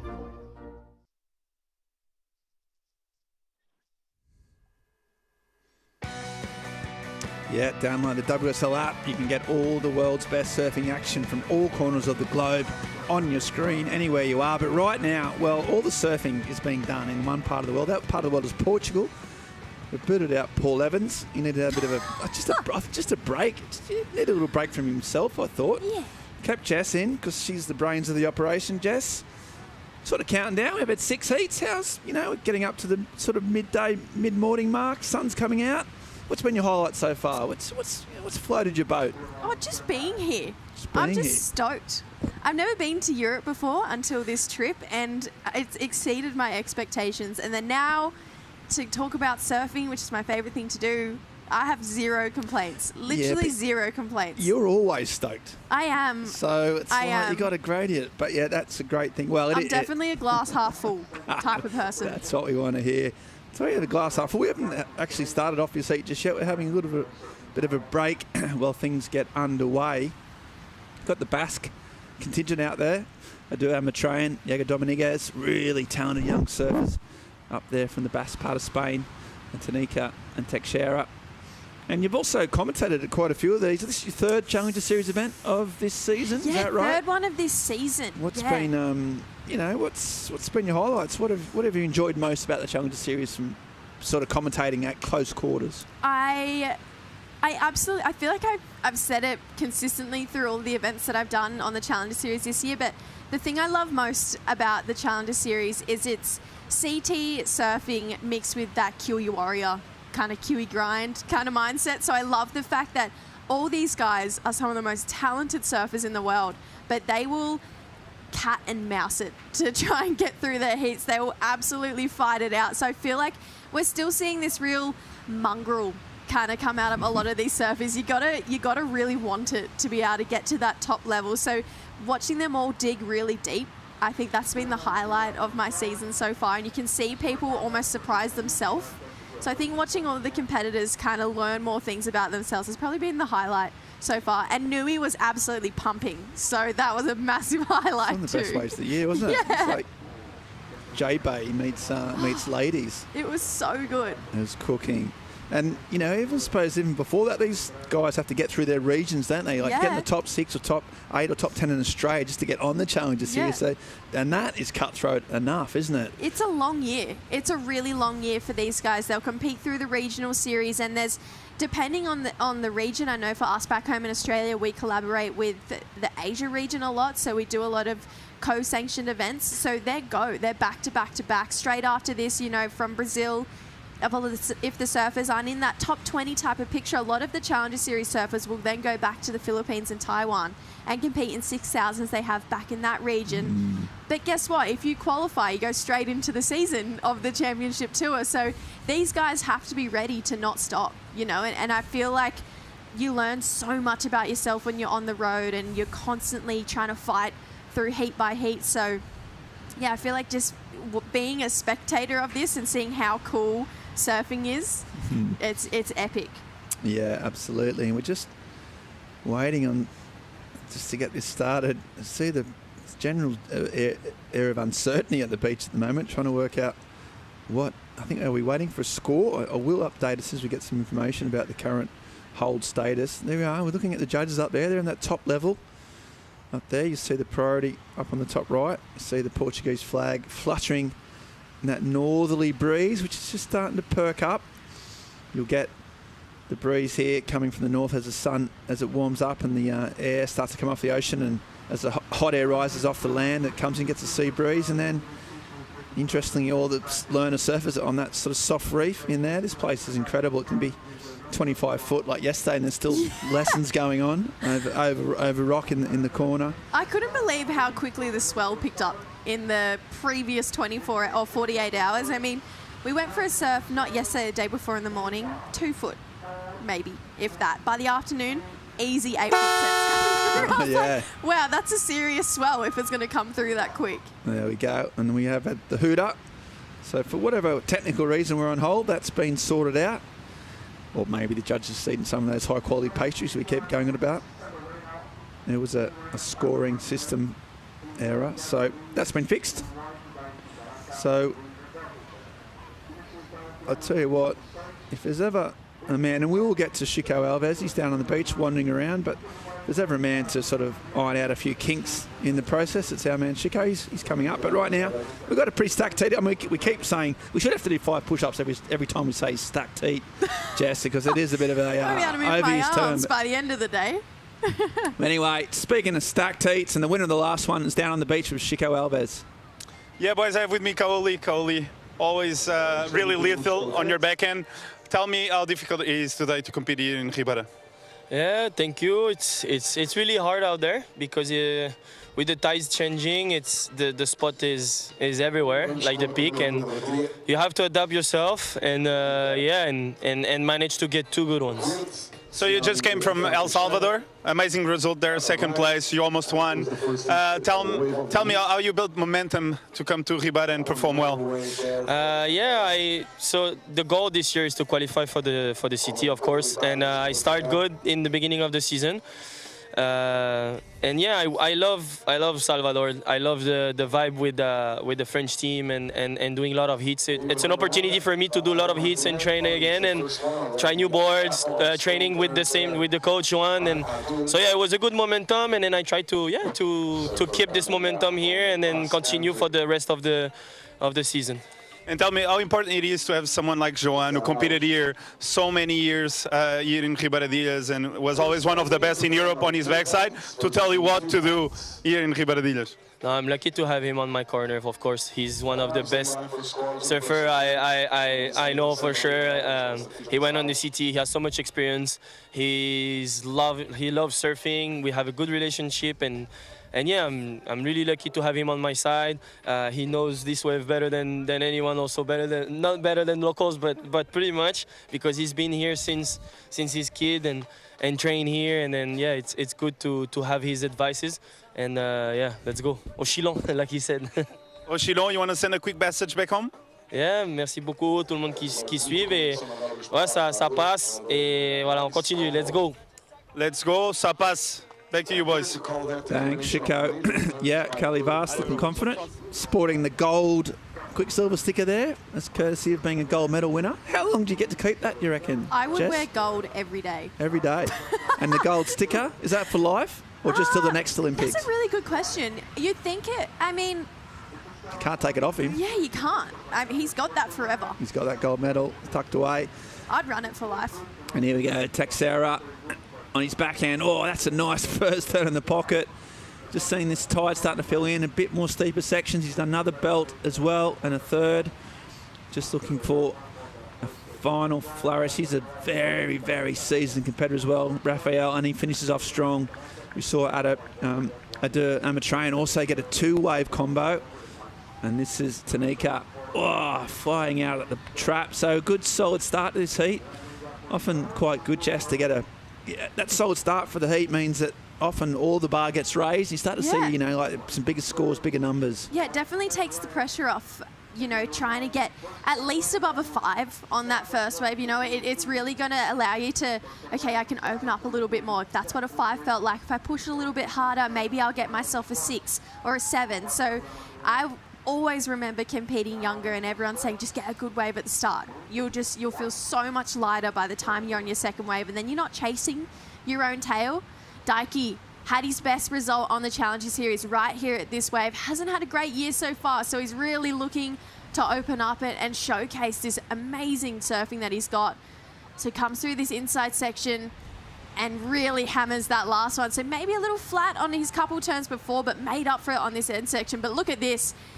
Really, really cool finner there. Fully released all the fins, re-engaged right at the bottom of the wave. Really technical turn here as well. Tail up above the lip, drifts it all the way around, and there's so much water coming back towards him. So he navigated that, got his fins in the water, and just rotated beautifully back to the beach. But this is the highest wave score, I'd say, of the day so far, 7.33. I think you're right. 7.33 for that 2-wave, 2-turn combo. And then he's backed it up with that turn you just described there, Jess. So, yeah, really, really strong start from the back surfer. Such a powerful surfer. And then we also saw Iago. Different approach from Iago. Yeah, this is his first heat ever out here. We haven't seen him compete at Ribera yet, so he's on his backhand. So I feel like when you're on your backhand, you really do have to get up vertical on these lips. You know, thinking back to Cowley, Judson Andre in that last heat, they really demonstrated what really nice technical backhand surfing looks like out here. This is more like it. Rafael straight up into that first pocket, carves back. You can see how strong he is. There's so much water coming off that back foot when he pushes really hard at the top of these waves. A little slopey through this inside section, but comes through and tags it for a finish. I always feel really on edge. I know I said it all through that last tip, coming in towards that, especially that one rock that sticks out. I'm like, oh no, please watch out on the it's rock. high anxiety, isn't it? It's always, and they're always going to push it. You never see anyone back away from that last turn. They're always going to risk it. But pretty interesting heat in the terms of the competitors in this heat right now. As far as experience goes, Rafael, Adair and Daiki have all had their best results on the Challenger Series here. So now they've all come up against each other in the first round. So when you come in with confidence, but you have two other competitors who have had great results here too, we are going to lose one or maybe two out of the draw. So I feel like trying to keep your level head, staying humble will be really important for those three surfers. And then Yago, like I mentioned, hasn't surfed here before, so could have this underdog kind of energy oozing out of him right now, knowing that he's never surfed here. But we saw with Luke Swanson earlier, you got to be light, you got to be lively and reactive so that you can really find your lineup, find how you're going to surf this wave and adapt in a heat too. Yeah, under real time, under real pressure, and Yago, he will do that. He reads the ocean well. Just coming through the European ranks, had a good European qualifying series. Just started to make his mark now, and a young, really interesting cat. Does a lot of different things. Quite well read and really sort of interested in the world. And he's out there now, but he's got one job, just to try and claw back a bit of a start. I do have a train though. Meanwhile, I mean, he's been coming down here since he was a Grom. Surfed all the juniors here. European Series 1 events here, and then he's been on the Challenger Series now for 3 or 4 years. So even though he's relatively young, he's got a lot of experience, and he's got a really good heat lead at the moment. He's going again, so showing his lineup knowledge. Puka's board looks fast, just kicks out on that one. Just a bit of a no harm, no foul kind of approach. Get himself in the lineup. I feel like he's got the right approach to these waves, so the fact that right at the start you can see you'll do a double pump and try and generate his speed straight away. And I think speed is key, especially for this wave. It makes your turns look that much more impactful. Daiki now though. Yeah, live action. So Daiki comes around the corner. Nice little fin hanger. Does that trademark arms out. Nice little swoop again. Just that lacking a little bit of his board speed. Bit different to a lot of his Japanese competitors. He's more of a power approach, sort of draws his lines out more, does he? We are used to, without sort of delving into how, you know, some countries surf and the stereotypes of it, but technically they tend to be quick and fast, a lot of the younger or, you know, good Japanese surfers. Tanaka's got a different approach to it. Yeah, he does. He's a real power surfer. He's an incredible barrel rider as well. He's got a really great navigation in the tube. And I just love the support crew, the Japanese support crew. You can see Amuro there, Minami, Joe, Sarah Wakita, and just flying that Japanese flag with so much pride. Yeah, and here goes Texera again. So Rafa up on his backhand, that little short, sharp pin. Throwing spray, which is a crucial difference. Nice little foam to get more speed. Sort of hanging his hand at the back there just to wait for that section. So again, near the rocks, it makes Jess anxious, and rightfully so, but he just surfing measured and calm and racking up points. And now we keep going, and so this is Yago, another goofy foot approach. Sort of different, bit more aggressive, bit more body movement, and that wave just not working out for the bass surfer either there. So he goes back out, restarts. Looks like Texera and Amatrain just starting to get in a bit of a groove with 10 minutes on the clock gone, Jess. It's so important just getting that priority roll. Sometimes it works, doesn't it? Yeah, I think that's key, just to not to sit and wait. I know we see a lot of people usually have that tactic when they go into the heat. I'm going to drop and wait for sets. But like we spoke about earlier in the day, some of those sets let you down. They have that really slopey wall. They don't stand up to the inside section. And honestly, that's not the wave you're looking for. You want something with at least 2 big moments. We saw a 7.33 from it. So Rafael staying busy and creating momentum for himself all the way through to this inside section, so you can see his confidence. It's really starting to build. He's going to find himself another score to try and back up this second place position here for Rafael. And I like his confidence and how he's building it throughout this heat. Yeah, you talk about those different approaches where you can drop anchor and wait for the sets. Or what about you, Jess? Are you a frother? Are you a constant paddler? Or are you a patient sort of wait for the big ones? Hold that thought as Tanaki's not waiting for no one. Big first turn. There's that rail game we were talking about. Swoops around. This wave is better, and that's a bit more aggressive. And that was no transitions between the turns as the judges like, and combos it off. So that's a good wave. More fluidity, a bit more rhythm, a lack of sort of in between turns, and finishes off strong. Yeah, I love how there wasn't a moment of hesitation in between his turns. He just really had really nice flow, so much connection between start to finish of that wave. Meanwhile, Amatreyan, first little swooping cut back. And there's another one engaging that rail, clean white board. And there's another bit of spray. He looks so fast and zappy. And he does that on all sorts of waves. And there's another turn. Go up on the bass point. So he rides some 15, 20 footers. And he still has that same style. He just puts it always in the lip, always in the power source. And he's just gone on a real roll, trying to improve on a 4.1. We'll see if he did that, but he's looking sparky, isn't he, Jess? Yeah, honestly, some of the best surfing I've seen from him this season. Yago, meanwhile, drives around the corner, looking for some open face. Section here, goes vertical, a little bit clunky. Didn't ride that out as clean as he would have liked, so not getting that big section. You could tell the intent. You could tell that he wanted to sort of force the issue a bit, but that wave, again, just not quite opening up for him. I feel like you learn so much your first year on the Challenger Series, and you can really almost fumble a little bit, make a couple of heats, learn what worked and learn what didn't. Adair, this is his second year, I believe, second or third year on the Challenger Series, and you can tell he looks a lot more well-rounded than what we saw of him when he first came to Portugal. So I feel like he's surfing with more speed. He understands the wave. He understands the lineup. Yago, with his first time here, no disrespect to his surfing, he's surfing beautiful, but I feel like you can tell he's inexperienced at this wave. Getting a really nice second turn in here, though, super vertical. Love how he stayed up the top of the lip a little bit longer and had that drama about it, but needs to find an open wall, just like this one for Daiki. Nice vertical turn up in the pocket. Not a moment of downtime in between any of these. He's just streaking through turn to turn. Loved that one. That one had a lot of spark, a lot of spice behind it. Came through this inside section, used that speed up and over. A lot of water out the back there, and you can tell Daiki liked it. There was good body energy about that one.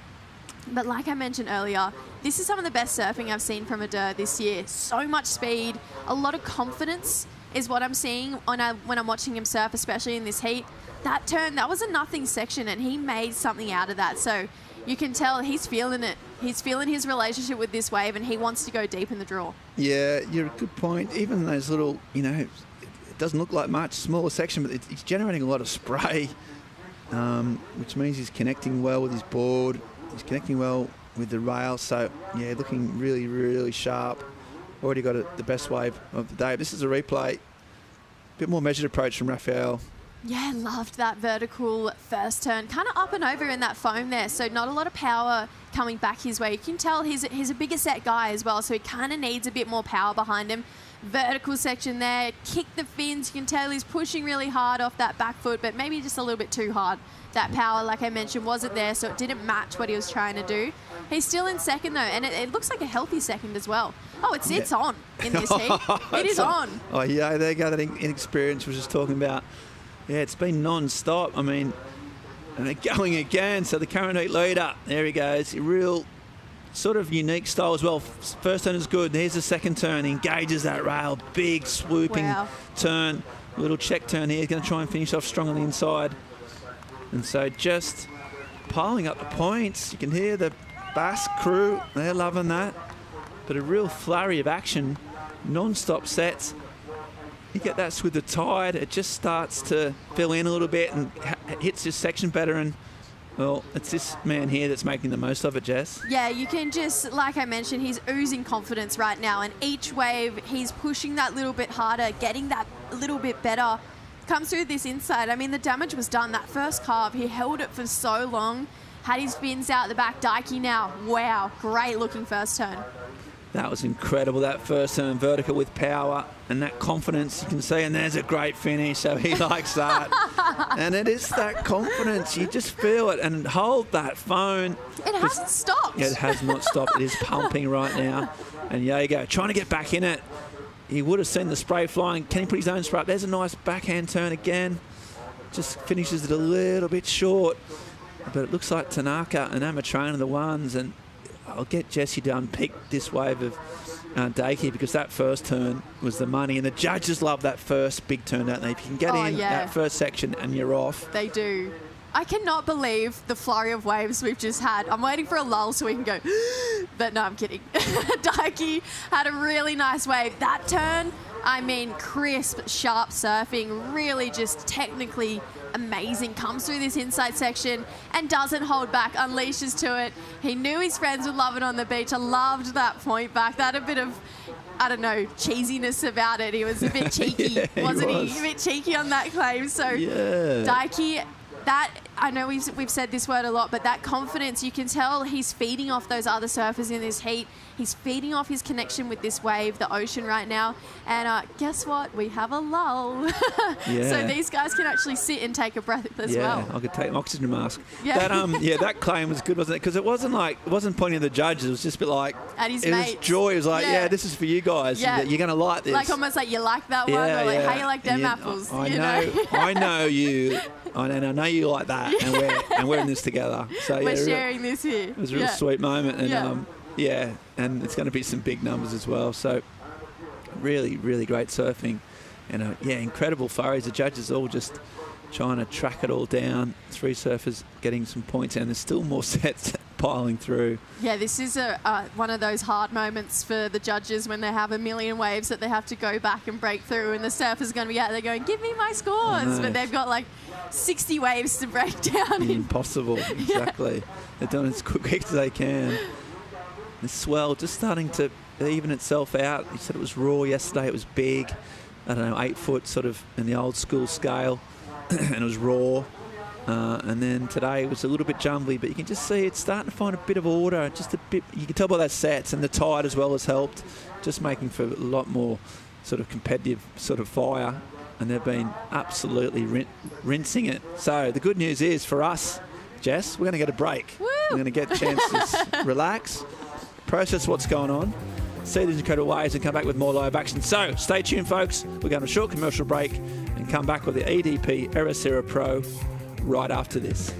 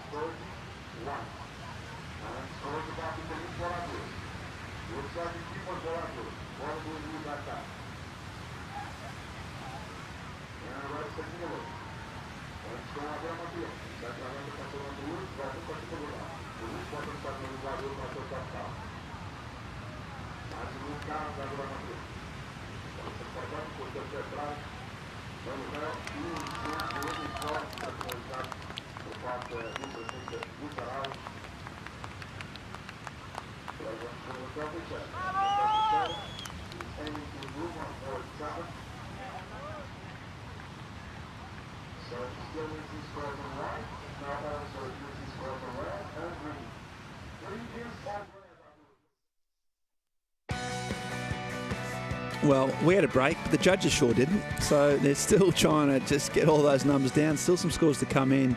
We think a big number for Tanaka, and Amatrain also got some numbers on the board. Teixeira also getting some scores. And meanwhile, look at those lines stacked to the horizon. You haven't spent a lot of time in the Atlantic, but I'll tell you what, the beauty of this place is especially from now till March, you just get these swells, long periods that just keep marching in all winter, and there's always energy. It's so rare that there's not something going on in this stretch of coast, and there's so much power. It's what sort of develops so many great surfers. And it looks like we've got some waves all day, Jess. I understand now why Aussies moved to Europe for these couple of months, because they're the bad couple of months at home.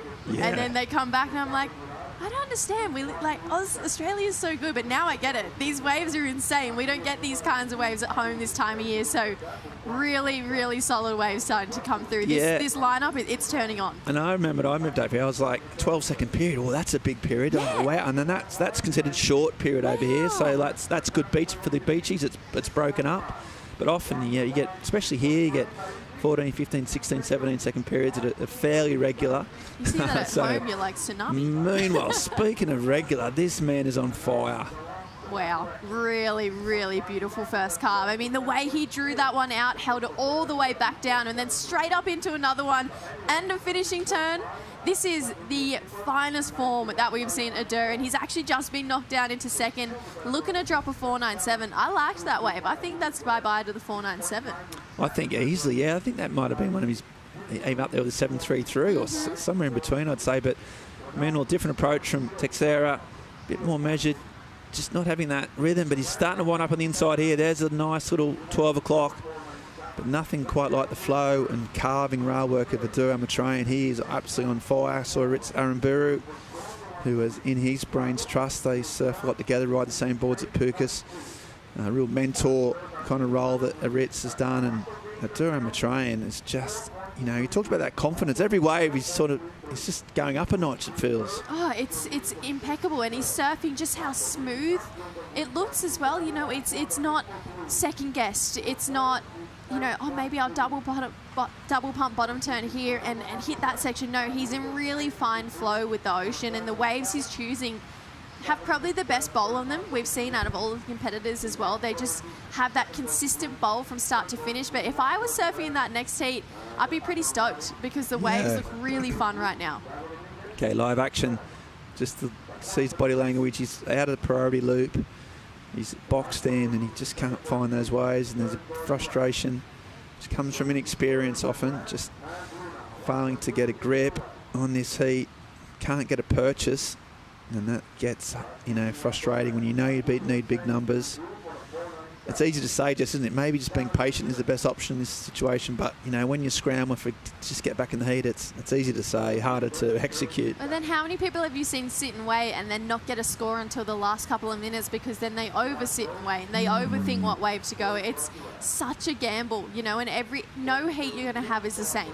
So I feel like Yago, the thing that I always heard up and about Australia growing up was, if you just stuck to your plan and you surfed your best and you still got beat, that's all right. At least you stuck to your plan. And I know it's a bit different on the Challenger Series because it's expensive to fly to the other side of the world, and you really, really, really want to make that tour and at least make it out of this first round. But there's something about experience on the Challenger Series. You always see people come back the second year round looking a lot cleaner, a lot sharper, and I feel like we might have a similar approach from Yago. Maybe when he comes back next year, has a little bit more time under his belt here in Portugal and at this wave, we might be looking at a very different competitor. Yeah, absolutely. It's all a learning curve, and he'll be filing this away. Meanwhile, those talk about surfers in the last heat. So, you were right, Jess, as ever. 5.67 for that last wave. So, nudged Adair even further into the lead with probably one of the better heat titles.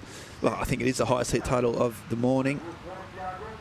And still trying to build on it. Meanwhile, we see that man, Teixeira, he's staying really, really busy. Medium-sized wave. 2 turns, just lacking that speed at the moment. Waits for it down the line. No real lip to hit. That's a bit more in the pocket, but it's still not opening up. He's surfing well. He's linking his turns. Just lack of speed and lack of sort of wave height potentially holding him back, do you think? I feel like maybe when I watch Rafael surf, he's a real power surfer, and he puts it up there with so much force and drive. And I feel like when the waves are powerful, they meet him where it's at. So maybe the wave not meeting him where it's at, so his turn's looking soft in a way. So just maybe lacking a little bit of drive through those turns. We watched Cowley and Jaddy. I felt like they were driving through their turns a little bit more. Not to compare them, but that's just what I saw as a goofy footer perspective. So Raphael maybe just needing to throw everything at it and just displace a little bit more water. It didn't seem like there was much water coming off his turns. Yeah, it's a good point. He just never really connected, and didn't have that rail work and that spray that Cowley just generates sort of naturally, and on the better waves. So he goes back out there. He's still, well, as it stands, he needs a 6.67. So that's a pretty big number in the context of this heat and of the day so far. So he's going to have to do something spectacular on a small wave, or just get the best wave so far. Meanwhile, Yago busying himself on the inside. Bit of open face, and again, just not getting the waves. Fourth priority means he's sort of getting the scraps. The scraps aren't working. He's battling away. He's not, in no way has he given up or thrown his toys out of the pram, but the wave's just not offering any opportunity. He's got great speed when he surfs as well. I feel like he's got the speed he needs to surf this wave. You can see Adair has so much speed, and he's just laying it on rail. But being a goofy footer in comparison to being a natural footer out here is, I feel like the natural footers can really lay into that carve a lot easier than the goofy footers do. I feel like they need to be vertical to have an impact on this right-hander, on this point break. So Yago, like we mentioned earlier, this is all learning. And who knows? He could come out with an 8.23 in the next 3 minutes, do a massive backside full row, and boom, we could just be eating our words. Yeah, he's going again. So here we go. So can he make you eat your words? There's two better turns. There's a nice bit of release, but he's not getting a second or a third section, taking off a bit further down the line. So again, he's throwing the dice, which is what you kind of have to do with 3 minutes on the clock and big scores required. But yeah, he needs a double six right now, and he's not getting him on those waves. Goes back out, still got a little bit of time. I'm a train, been super impressive. But 6.9 was that score. I haven't told the viewers for that Tanaka's wave. That wave we really enjoyed. So up into that near that 7-point range, really impressive. It's interesting. I reckon a lot of the rail surfers, they like the little sprays, don't they, with the rails covered in? Do you think more like if you're a power surfer, you tend to go to sprays that sort of show your rails off a bit more? You ever noticed that, Jess? Have I just made that up? No, you've just alerted me to it. I love a spray on a board. I think colour on board, it makes it really stand out. And I know this is crazy, but I think it makes it easier for the judges to watch with some bright colour on your board, because you're just watching where the board goes. So if that's me, if I was a judge, because I like bright colours. Okay. So that just might be a me thing. Well, there's the bright colour rails, and that's not going to alert the judges to much at all. That was priority. Meanwhile, the heat leader, so probably his last wave of a very impressive heat, carves through the foam, drives down the corner, another big section. Goes for it. Big layback hack, but they can afford to smile because they know how much he's out in front. Here goes Raphael. Meanwhile, this might be his last go. And there's a big section. And he comes out and he claims it. And again, Lucas Silveira, well, he likes it. Again, not the most impartial of observers, I would say, but needing a 6.67. So I'm going to get Jess Starling to actually unpack that for me. That's beyond my knowledge, but let's go through this. Is it near the number, Jess? My initial thoughts were no, but I didn't really get to watch it from start to finish, so didn't have that big opening moment, which is the first thing you see. Really nice second turn, carried that speed through, dramatic end turn. That's where the points are going to lie. He really went up and under that lip. There was a lot of water coming back at him, rocks to dodge. It was all happening, and his mates loved it. I'm not sure it's a 6.67. I don't think it's close to the 6.9 we saw of Daiki. But this turn here, I mean, if Adair hadn't made that, we're probably talking another big score. He's got a 7.6 and a 7.33 right now, demanding lead over the rest of the field. But as far as Raphael's go, I'm going to throw it out and say no. I don't think it's a 6.67. I just like Daiki's that little bit more. It had that really nice first and second turn. So I mean, he was fighting for it all the way to the end, but my thought is no. Okay, it's a no from Jess, but we'll see what the judges think. I tend to agree with her. Didn't have that sort of flair and that combination of turns. but he did go for it. And still waiting on those scores to come in. Teixeira will be on the beach with a nervous wait. Well, Tanaka even more nervous. He could be bumped out. That man's safe. Surfs really, really well. The best score of the day so far. 2 7s and a couple of backup scores that were pretty solid as well. I'd go out to say the best heat I've ever seen him surf. I feel like he really leveled up. I haven't seen him surf at that caliber this year on the Challenger Series, maybe even last year too. I just feel like he just looks so comfortable and confident in his own skin. So, yeah, props to Adair. That was really incredible heat, and I feel like he's been the standout for me so far this morning. Yeah, absolutely. And the numbers show that. But speaking of numbers, Rafael netting a 6.67. The judges taking their time with it, which means that, you know, it's in their brain. It's in their brain space. It's right, potentially near the mark. But both surfers waiting desperately for the number. It comes in, and it's a 7.07. So it is enough. So Teixeira, absolutely, and you can see what it means to him.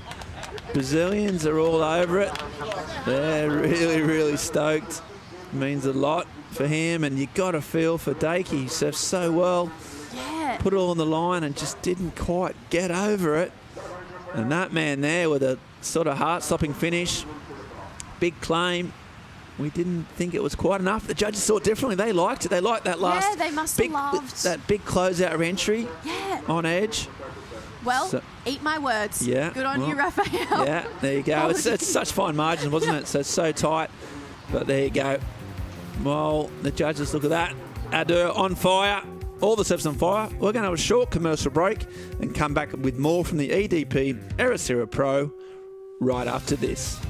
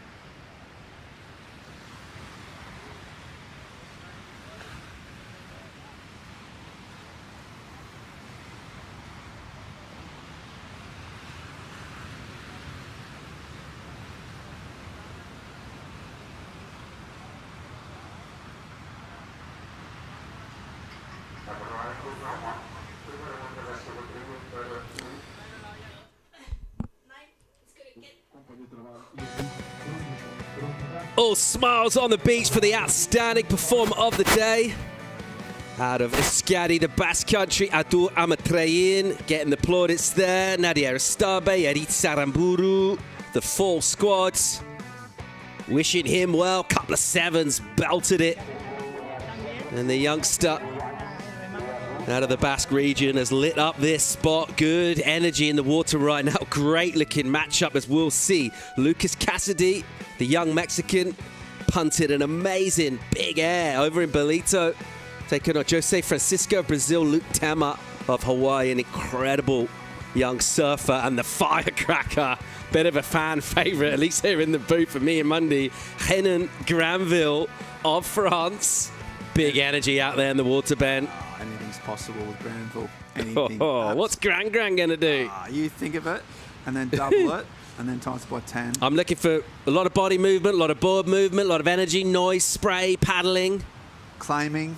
Big hair stuff. Flicking. Big stuff. Big turns. Big smiles. Well, big energy. I think we've already seen this morning. You've got to go at it here. It's not one to go out there and kind of feel it out and be timid and be kind of second guessing yourself. Just go out there and just tear into it. We saw Rafael Teixeira do that, and we saw the passion from him and from the crowd, because day one on the Challenger Series, you can't win today, but you can lose, and you've travelled across the world to come here, and your dream's there. It's waiting for you at the end of the season, the CT, but you got to make it through the rounds, you got to make it through the days. So this is just that first step on that long march, that long walk to freedom.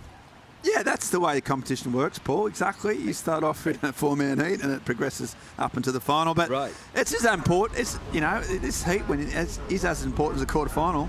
Absolutely, and it meant so much. You can see how much it meant to him. He went for it. He needed a number and he got it. Experience, but the passion hasn't dimmed. Mate, Haley Batista, Rafael Teixeira. They're two more passionate people in surfing at the moment. Ooze, it cut them, they bleed surfing.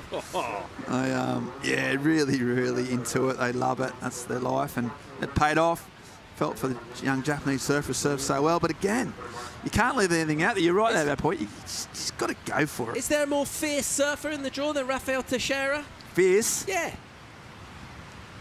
He's pretty fierce. He's pretty committed. He doesn't. He wears his heart in his sleeve.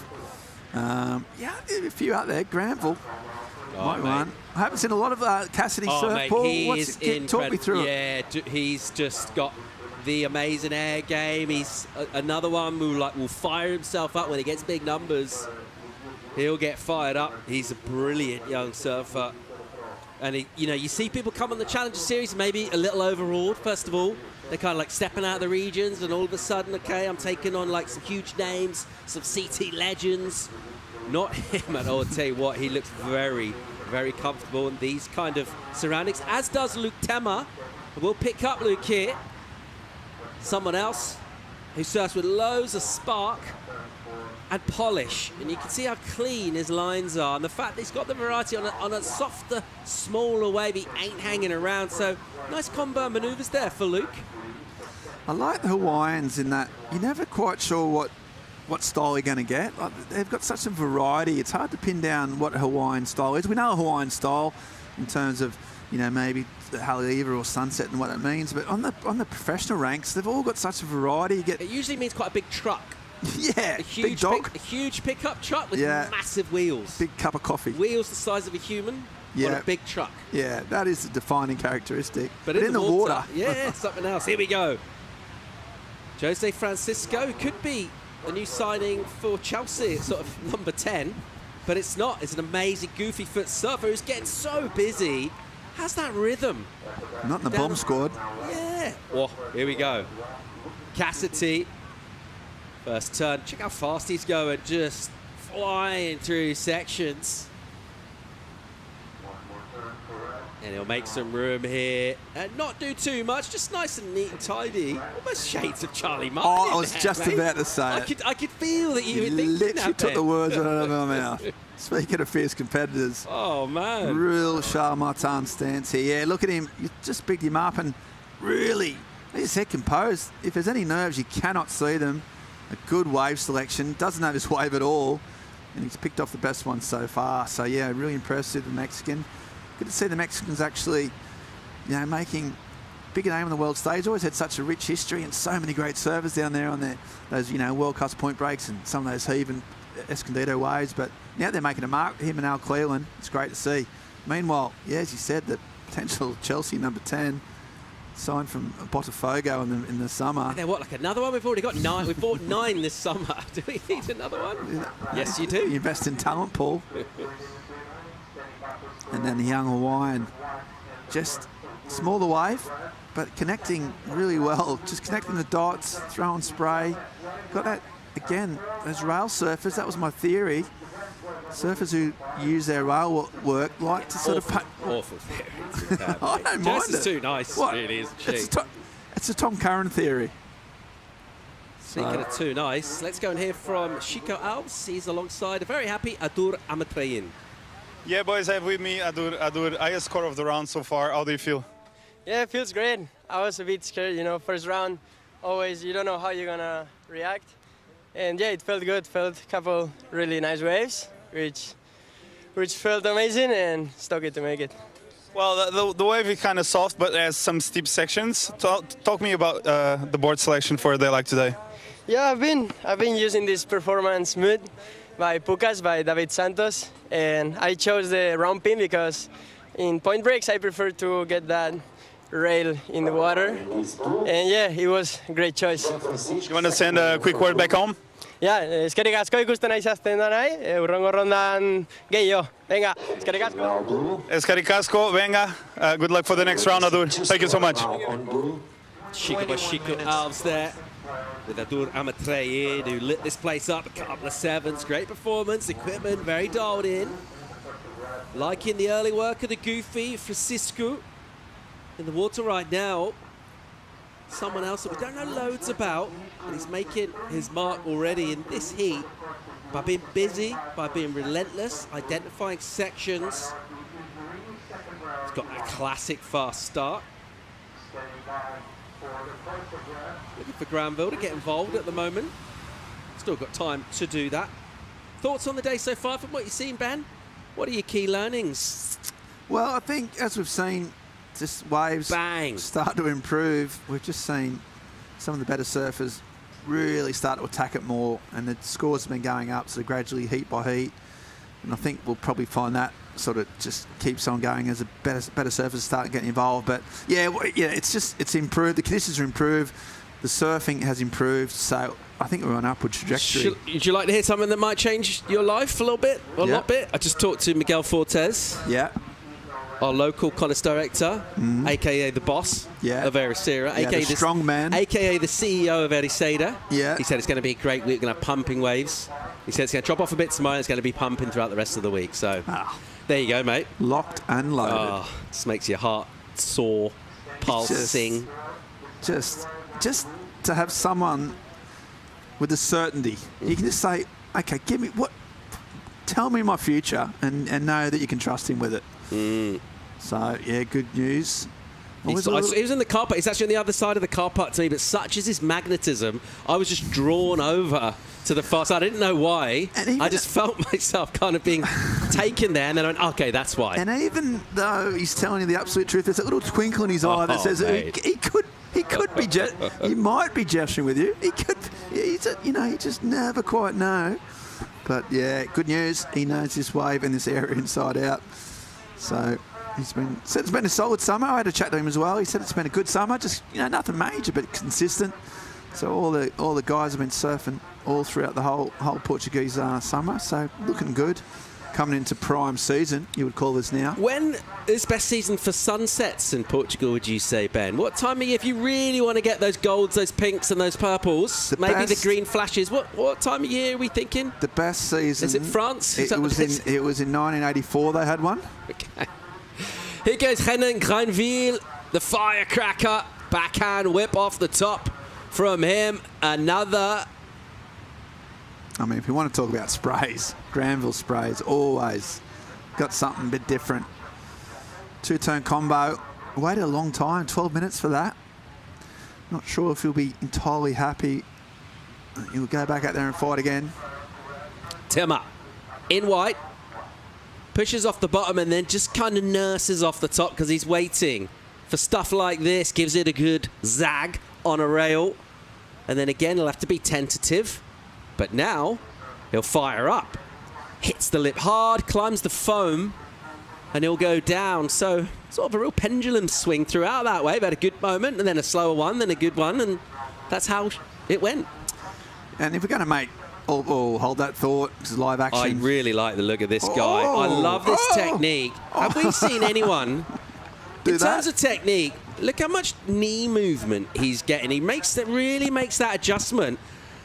And he's so strong, the way he goes to those backhand turns and hammers it. Hang on. Great wave here for Granville. There's a lot going on. A lot of movement. A lot of waves. A lot of action. A lot of excitement. Got a little bit of the Fergal Sharky about him in some ways, doesn't he? Granville. Yeah, he's got some Sharky. I also say if we're going to make lazy comparisons between surfers, I would say...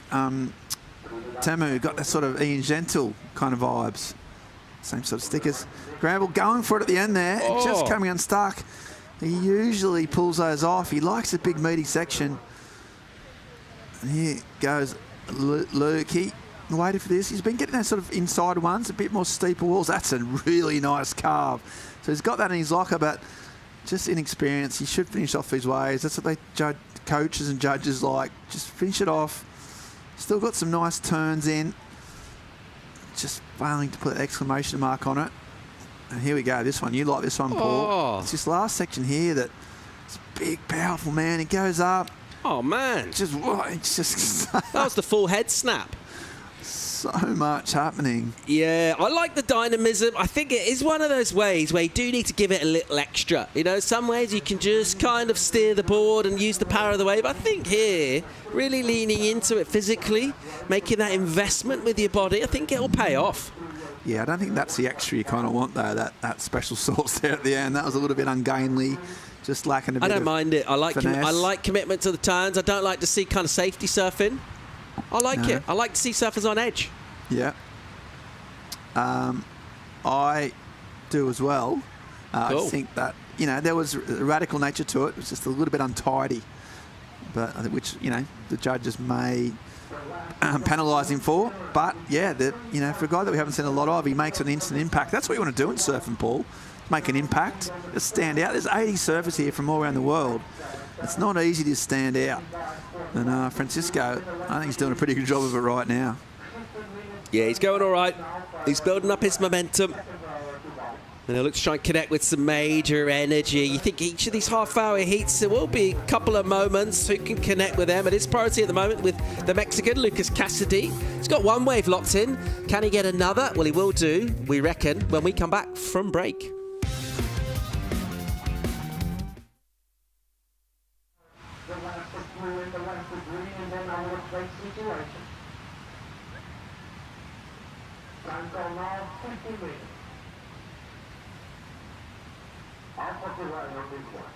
Exatamente igual. Western Blue, San Francisco, a 4.43. That's your best right. Blue, you have now a 4.33 on your backer. So at this stage, Blue eagerly sitting on a pair of fours, a 4.43 and a 4.33. Second place is White, Luke Temmer. White, you have a 4.67 on your best. And a 3.77 on your second best. That you can improve. White needs to reach a 4.07. 4.09 please. White second needs a 4.09. Third place with the priority is Red. On the single Red scores a 5.5. And the Western Green, the Green Blue, it's a 3.13. That's Green's best Red, but at this stage Green third. Chasing a 5.3 run to advance to second, and third place with a priority is Red, Lucas Cassidy. Red fourth needs a 2.94 to get second. 30 minutes, 30. Welcome back to the EDP Ericeira Pro. Bright sunshine here at Ribeira de Las. We're up to heat 7 of the round at 80, past the midway point in it. Info from the panel, they're favouring the Goofy out of Brazil, Jose Francisco at the moment. A couple of fours for him, a reasonable. The young Hawaiian, Luke Temmer, not a long way back, only needs a small number himself to threaten first, 4.09.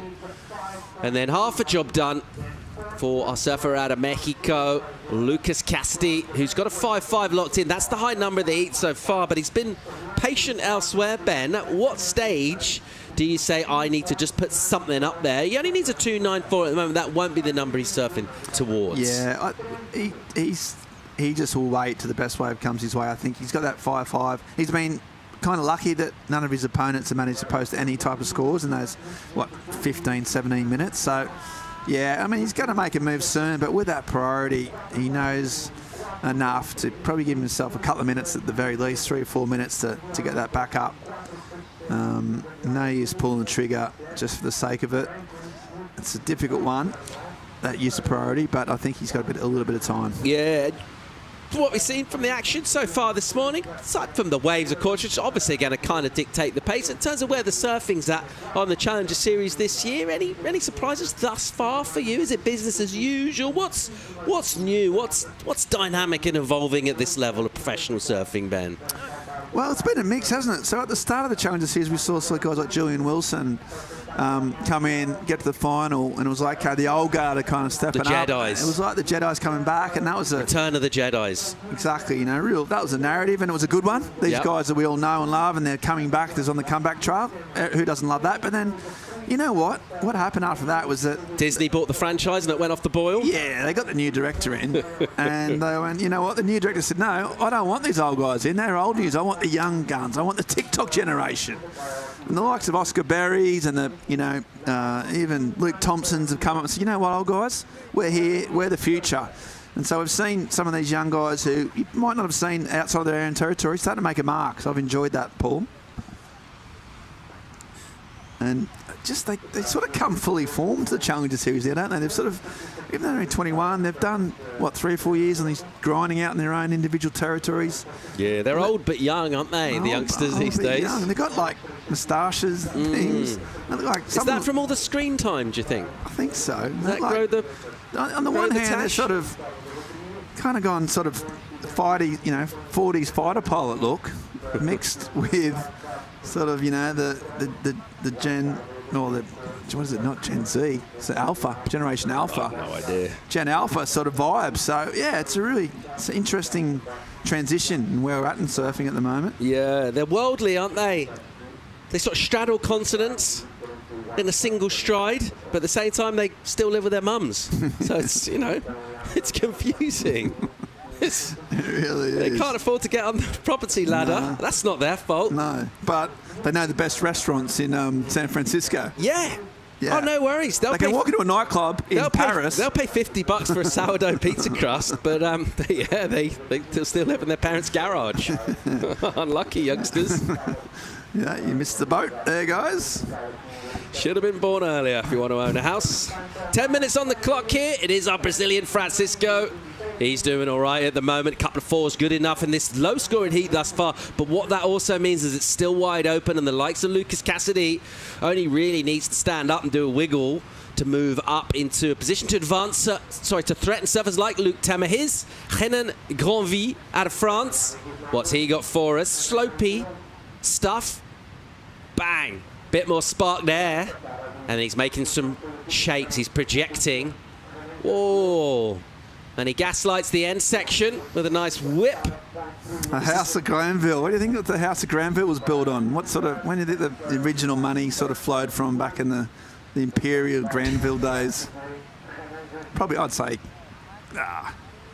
intellectual capital. Poetry. Song. Yeah, aristocrats. Raconteurism. I'll tell you what, he's starting to piece together a few lines here. Comes around the corner and there's a nice finish. I was waiting for a claim there. Uncharacteristically lack of showboating from Glanville, but he's just getting back in the heat with this. Needed a 5, 3-1 to get up into second. He doesn't get that. He's still going to be closer. So 8 minutes to go. I like the fact that he's just chipping away. That's got a bit of toe release. That was cool. Well surfed. Good combination. Good wave. Yeah. Just out of interest, Ben, what age were you when you flew the coop, and how was Viv Monday when you left? Did she take it well or really well? I mean, well, your bags. You came back from school one day and the bags were already packed. I've never seen. Mum, I'm only 12. Never seen her happier. I was like, "What's different?" And then she was smiling. I was like, "What's going on here? What's up?" No, I did university and stayed at home, so I would say I was late. Okay. Moved out when I was 21. Yeah. Onto Gary Blizzard's couch for 3 months. Blizzo. Yeah. And yeah, so I was like the thing I got out about the right time. Just mature enough to make my way in the world, but it was a good transition. I was given the life skills, I think, to go on and make a mark in this world. Making a mark. Wow. It's Francisco. My new favourite surfer, Jose Francisco. Bang! I love the way he gives it everything into those backhand hits. Just squares up to it. and just punches it in the face and catches it right on the jawbone there, which makes the head kind of fling back, makes a really satisfying kind of cracking sound. You almost hear it, yeah. Oh, he's hammering it. It's the vertical nature of the blows as well. They're just uppercuts through the lip. Bang! And you can see the spray, and then again, what's he got now? Just even that squirt's got vicious form to it. Ow. And then bang, head goes, arms goes, knees go, board goes. He's already in the lead. Oh. Just a point of difference, Paul. We're talking about trying to stand out in this world isn't easy, but he's doing it. Bang. Come on. Powerful, aggressive. I mean, let's not understate. Ribeira's quite a hard wave to really rip into. If you commit too much to your turns, you're going to get found out. We've seen a lot of people, elite surfers, do that. Francisco looks good. All right, here goes Granville, the Frenchman. Slopey stuff here. Will he get the double up? He'll try. He'll give it a wiggle, and he'll connect it onto an inside. He's been real busy. He's covered a lot of ground. He's rallied well. 4.9 previous to that. Reckon a healthy score is going to come in for our heat leader, though. Let's have another look at Renan. Yeah, this wave looked all right at the start, and then just here you see it flatten out, and then as you identified, Paul, you saw that double up. He was, oh, this could be a runner. And even when he made it, just, yeah, it just didn't double up effectively, so that was a problem. And 6 minutes to go, so to go back out there. We've got some scores to come in. He got a 4.9 for that last wave when he needed a 5, so still in third. Still right in the hunt. Francisco coming up, but we talked about Cassidy in waiting now, Paul. Well, he did get a wave, but I tell you what, he needs to back up that 5.5, and this is where the inexperience might start to count. And you talked about how he's pretty nervous, but I'll tell you what, it'll be testing. He's a cool customer, mate. I'm backing him. He's asking for a situation there from our beach announcers. He's got over 5 minutes. He only needs a really small number at the moment. And the way this heat's gone down, we've seen a lot of similar sort of stuff in the 4s and the 3s, and people have rolled the dice and continually come up relatively short. So I don't think he'll be phased at the moment. But what he will need to do, obviously, is get a wave that's better than a 3. But I don't think he's surfing to that yet. 5 minutes. I think he's still looking 5, 6s, decent numbers. As that 5 minute warning. Now, what changes in your mind? We've identified 5 minutes in surfing as a moment. 5 on the clock, maybe a couple of sets maximum in those 5 minutes. So it's going to distill down to this. It's exciting, Ben. It is, yeah. They're all very closely grouped together, these surfers, and that makes it exciting. Just a 5, a 3 and a 2 needed. So, yeah, it's super tight. There's been plenty of opportunities, so the sets have been piling through. There's 4 servers in the water. Every wave almost gets ridden, so you're right, it's crunch time. Well, I think the key point for him, he just took off on that wave, he got a small throwaway for it, so he went to 4th priority, and then since then, he's kind of gone through the rotation again. He's back in seconds with Luke Temmer, though. Surfer in second with an opportunity to get an improvement. Luke started pretty well in this heat. He's also gone kind of quiet, so be interesting to see how he gets involved in this with 4 on the clock. You're watching heat 7 of the round at 80 at the EDP Ericeira Pro. This is the early work of Luke Temmer. So far, so good at this stage for Luke. Sorry, I was watching Temmer just go absolutely crazy there. Good. So, what was your question, Paul? I'm doing it. Yeah. So, I said Temmer getting those smaller inside ones. Meanwhile, Francisco has just been going absolutely on a new level of vertical aggression. He's wobbly, but he hangs on. He does a little claim. So he's been really, really aggressive, and this is his best wave so far. This is the 5.33. Really, really smooth surfing in between, and then he's really sudden, as you said, sort of punches to the lip and rides out. That's got himself a first place, but it's still tight. I like a really upright surfer between the turns. I think that looks cool. Yeah, he maintains his upper body, doesn't he? Sort of doesn't nice straight back. Doesn't drop the lower centre of gravity. Really good posture. Taught well, and here he goes again. Ooh, strong legs. Even his setups, they're brutal. As he just tears chunks of Atlantic seawater. And love the way he just once again. I mean, he is just hammering this thing on the backhand. And a little emphatic flick. All right, important wave here for Tema. First turn's got some sting to it. It's a little slopey through here, though. Ooh, what's he got for a finish? Onto the inside, real nice. He'll give that the tag. He's very close to the rocks there. And you can see him just trying to stop himself. He was trying to stop the world. I want to get off because he was heading in towards the boulders. He's in there. Good, he's in the rocks. So he's been sticking to these mid-ranges. Kind of nice, you know, great way to surf in terms of a bit of steep face, and that's his trademark swoop. Connecting well. It's just the size of the wave has just held him back in terms of scores, and that's, again, in that range where he's been scoring in between 4.6 and 3.7. So more of the same. Might put a little bit more scoreboard pressure on Cassidy. How worried are we for Luke Cassidy at the moment, Ben? 90 seconds odd on the clock. Ooh, here he'll go. Left. Interesting. Bang. Couple of quick turns. Oh. What's going on? Yeah, well, that's a little bit of inexperience. Look, he needs a 2.94 so he can kind of understand why he went that way. But, you know, I think that was a mistake. Granville into a lip with a little slide and some flicky stuff and nothing overly convincing. Getting down towards a minute 10 on the clock here. Numbers for everybody to lock in. So, judges, there's about 30 of them here at the event and they've got their work cut out at the moment. Nimble fingers on the keyboards. Yeah, going left, it's got that air of desperation. It's a bit like happens on the dance floor around 10:30 at night. It's just, it's forcing things, and you know, he done 2 turns, but I'd almost think he would have been better waiting and hoping a right comes through. He does 2 turns here. It's not a big number, but that second turn was pretty short. Didn't have any amplitude. So he's have a swing. Maybe he thought I didn't have enough time. I think that may have been a bit of a mistake. He's waited. He had 3 waves the whole 30 minutes.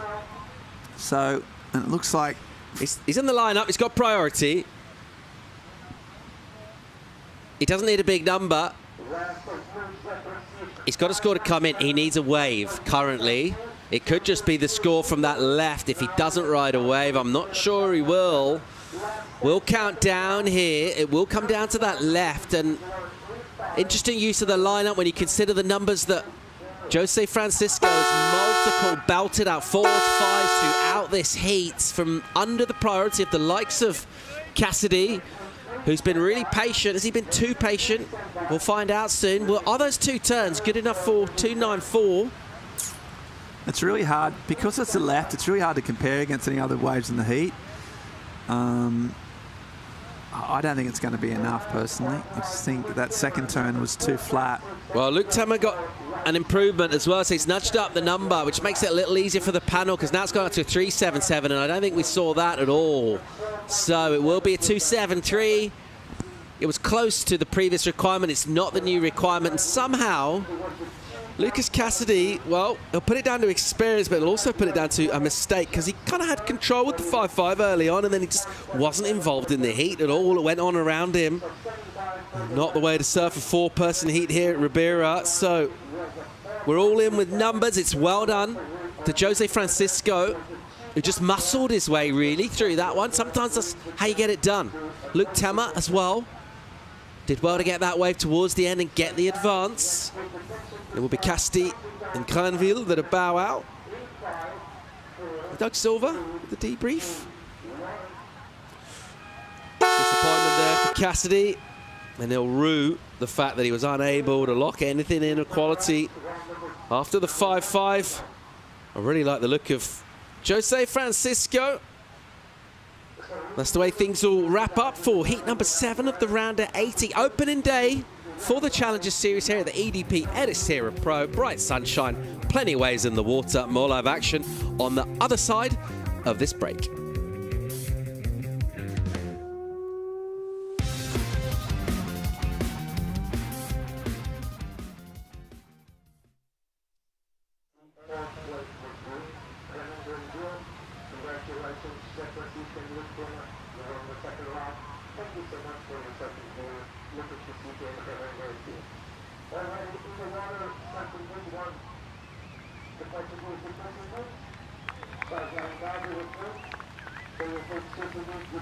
The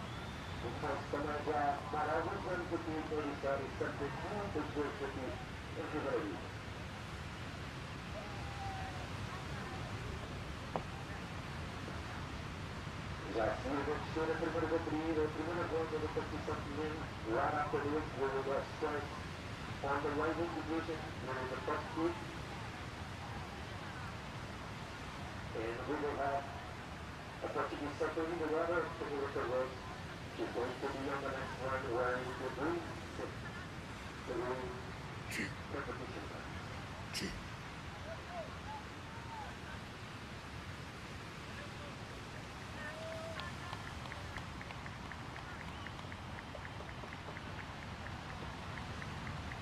With my blue, got it right.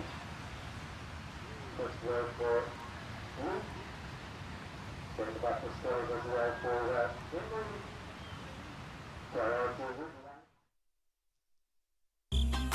The EDP Ericeira Pro is brought to you by EDP, official energy of the EDP Ericeira Pro. By Visit Portugal, Europe's best surf destination. By the Mafra City Council, Ericeira, a world surfing reserve. And by Millennium Bank, official bank of the WSL in Portugal. Welcome back to Ericeira as we'll check out a brand new heat here in the water out of Portugal. And going well, Afonso Antunes, Igor Moraes of Brazil, Tully Wiley, the Australian, Josh Burke from Barbados. I'm Paul Evans, joined now by Chico Alves. How's your morning so far? You having fun? Yeah, having fun. That's the main thing, mate. Keep it positive. Having fun. Everyone is enjoying their time. The sun is out, which is great. It doesn't feel like work to you, does it? Yeah. Just watching surfing? Yeah, It doesn't look like work either, mate, to be fair. I like it. You're just having fun. Especially when you see others competing, which is great. Yeah. You see the excitement and a bit of nerves around. How's Antunes going this year? He's in good form, no? This is his first wave. Yeah, let's see what he did. He surfed really well in Ribeira. Really nice tight jam to start and a massive layback jam there. Let's see if he made it. Yes, he did. This is going to be a massive score. That last turn was huge. And this was Josh Buck on his first attempt as well. Whoa. And a massive layback as well. So similar waves here. I thought the first turn of Afonso maybe a bit bigger. And this is Igor. Igor is such a powerful surfer from Brazil. Nice. Yeah. Backside turn Ribeira there. on the backhand. What are some of the challenges, mate? What's hard about it? What's good about it? I think on your backside, when you find the one that allows you to connect like two good bottom turns in a row and hit the lip, you can go higher in terms of scores. But if you need to like work your way into sections a lot, I think frontsiders get the nod there because they have the cutbacks and kind of like they do those like mid snaps in the middle of the wave that they don't look like a downtime. As on your backside, that downtime sometimes can look a bit hard to navigate.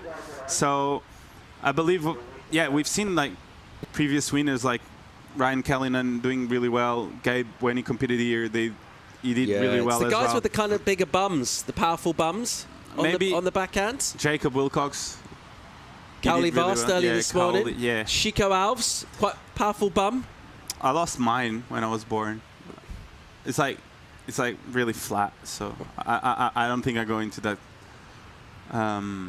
rankings. Okay. But yeah, I know what you're saying as we see Afonso live. Yeah, nice style here from Antunes. Good wave. Wow. Great lip line hit from him. Again, really nice spark to the surfing.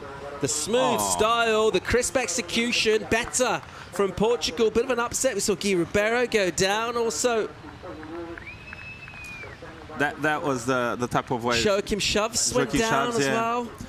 They both had a shocker, and they are actually really consistent when they compete here on the nationals, which is quite weird. They always find the good ones, but you never know in Ribeira. But Afonso, I tell you what, he's in rhythm. Afonso surfs really, really well here in Ribeira. He connects the dots really well. He always catches the ones that have a lot of steepness. looks like a different day if you see his wave. It was so good. And yeah, he's having a bit of a trouble to get like a breakthrough result this year, but he's looking good on this one. As we see the replay of Tuli Wiley. Nice two-turn combo on his backhand. He's a big dude, so throwing buckets of water. As we see the replay of Afonso, I love the eye-line speed snap.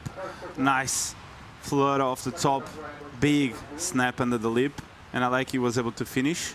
So three-turn combo there, looking good. I love the claim, the energy, and you can see he's feeling it to surf in front of his own crowd, which is always something positive for some surfers. But we've seen over time that surfers sometimes don't love to compete in front of their own crowds because they get a bit too anxious. It depends on the personality, but I think Afonso is one of those surfers that feeds off that energy. And yeah, he surfs a lot in Ribeiradilha, so I think he's looking good on this one, Paul. Big McDonald's fan as well, isn't he? Yeah. Loves the Maccas. I saw the interview. Yeah. I loved the questions. But yeah, he loves Mac. Sort of a rearguard action against all the healthy eating that's going on. Just into the Maccas. Why not? Whatever works. I think the good part about it is that he's being honest, and I think Afonso is always so honest about what he does. So he doesn't pretend anything. I like that about him. 22 minutes and 20 seconds on the clock. Let's go down and hear from the winner of the last heat. A powerful, goofy foot. Jose Francisco is with Claudia Pinto. Here at the beach with the winner of the last heat, Jose, showing us an amazing performance from the beginning to the end of the heat, securing even more with that 5-point ride. What was going through your mind out there? I'm very, very happy. This is my first heat win, and I'm so stoked. And just enjoy the moment. This is my dream. And I'm relaxed, and I'm very happy to make my first hit good, and I got good waves, and I'm relaxed. Let's go. Quer mandar uma mensagem para casa? Sim, estou muito feliz de avançar a primeira bateria no Challenge. Todo mundo sabe que é muito difícil, né? Então esse é meu primeiro ano e aos poucos eu vou me acostumando. E é isso. Amarradão, focar nas próximas que é só o começo. Good luck for the next one. Back to you guys. Yeah, love it. Thanks, Claudia.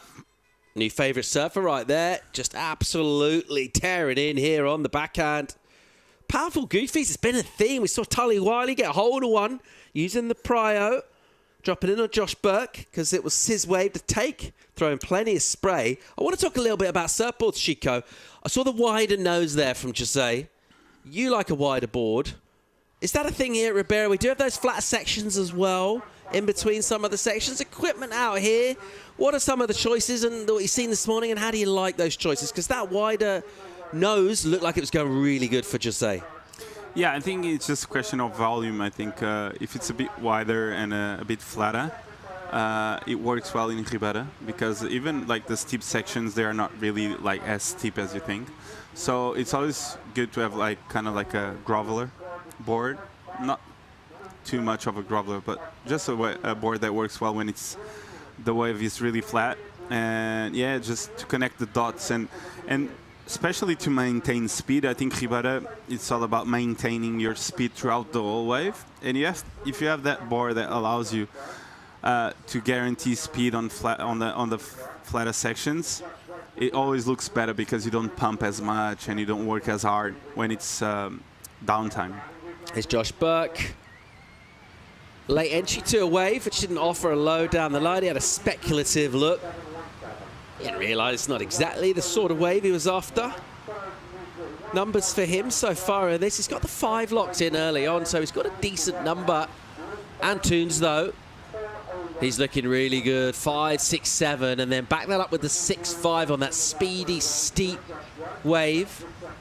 Multiple assaults on the lip line for the surfer based out of Caparica. Your part of the world, down on the other side of Lisbon there. Yeah, Guy Ribeiro as well. He started off there. He surfed there a lot. Guy, Afonso, Joaquim Chaves as well. He used to surf there a lot when he was younger. But yeah, Caparica is beautiful to give those first few steps on your career. A lot of beach break waves, lefts and rights. Really easy to progress your surfing because you basically can surf all year there. What's the best town in Portugal for waves? Around this area, I think. September, October. What's the best town? Oh, sorry. It depends on what you like, but mainly Ericeira for sure. Ericeira for sure, mate. Yeah. It's got to be, isn't it? Yeah, I think so. Got the World Surfing Reserve. I think Ericeira and Algarve. Algarve, it's insane as well. Like, we've got plenty of waves there, and it's a bit warmer, which is great in the winter. If you go there, it's a bit more warm, like probably more 2-3 degrees every day. A lot sunnier. But yeah, Ericeira is tempted the to mecca. get one of those big vans with a chimney in it and one of those dogs and just go down to the Algarve and spend a couple of years? Yeah. Do some juggling. I know. Just like carve a skateboard in the car park in bare feet with a little bracelet around the ankle. I think we spoke about this previously. One dreadlock. Yeah. I can't see that happening not now. Probably in the near future, like maybe some years. of those Thailand kind of full moon trousers, those really baggy ones. Like a saxophone as well. Ever been tempted to do that, mate? I know where you're going, yeah, but probably in a few years I'm going to be there. Right. I haven't found it yet. Okay. But yeah. You're based up in the north of the country. Tell us about that. So the north is a beautiful part of Portugal. And as we see live action now. Yeah, it goes Morais. Another powerful goofy. There's loads of them. Staunch, stocky lad with some power, some spray. He's got the knee brace on, but he seems fine. And that was a good hit on the end, nice and vert. Igor is from Marzias. He lives close by Gabriel Medina's house. They're close friends. He surfs really, really good. I was actually speaking with the Brazilian crew, and a few years back I had the chance to do QS in Marzias, and I was on round 90, like was the round previous of the round, and he shows up and he was on my heat, and I just asked, hey, what do you think? How's my heat? Is it hard? And they were like, no, you're fine. Just stay focused on you. And first wave he got a 10. He does this huge air, and I was like, wow, this guy rips, and he's really good. You still won the heat though, yeah? Nah. Okay. Here goes Afonso Antunes. Nice little drift. Cool style from him. Won't be a score that will go into his top two because he's already got really good numbers locked in. The 5.67, the 6.5. Here goes Josh Burke. He's been an absolute standout on the Challenger Series down the years. Who has been the standout this morning so far? I think Adur. Adur was surfing really, really well. Highest score of the round so far. Yeah, I mean, it's almost a case of like maybe not standing out too much on the first day. I think Cowley Vast, his performance, his numbers, he got just a couple of high fives, but without doing much, without really getting out of first gear, just tore into it here. I thought he was really impressive. He looks dangerous. As we see Josh there, having a bit of trouble to find a good one. And this was Afonso out the back. Nice flick of the tail there on that first turn.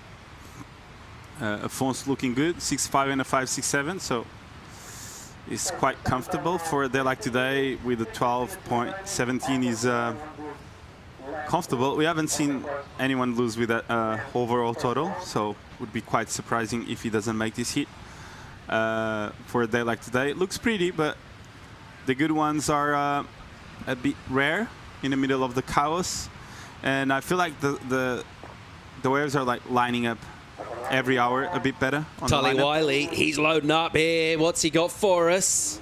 Nice lip line projection, float down to a section with a bit of zip. The whip off the top in the pocket. Still going, that was nice, good finish. As he goes vert on the last turn. Great combination. His second wave, he'll go up to an advancing position for sure. Is picking up vision of Antunes after a ride as well. 14 on the clock. I don't know what happened, but it was a bit upset maybe we can rewatch what happened. But what a great wave there by, as you see him standing up on the wave, and then, yep, can't make it. But I don't think Blue interfered a lot. But as we see the replay of Thule, nice float there. I like the connection, as you said, nice gouging carve, keeping the speed. Another one, and the last turn was a bit more vertical, so this was the money turn there near the rocks, as expected. But nice surfing there by him. I think he's going to be his best number so far. He's sitting on a 4.77, so this is going to help his cause for sure. He will jump into second for now. And Afonso still waiting to see if they drop kind of an interference on Blue. I don't think so. What do you think? I know that Afonso wants one. He was asking for one, wasn't he? That's part of the game. Meanwhile, stick with live action here. Josh Burke, nice carves, power, aggression, variety as he goes into the lip. And that's just one he's been waiting for a while. He got that 5 early on. He just hasn't had a chance to really settle since then. He's been hunting a backup. He's got that backup now. Bit of quality there from Josh. Yeah, nice combo there. 3-turn combo. I feel like every time he surfs here, he always finds like these runners, smaller ones, but with a lot of potential. Nice carve there. Bit of a snap, but I like the last turn, as you said, pushing a bit more the tail out and look good.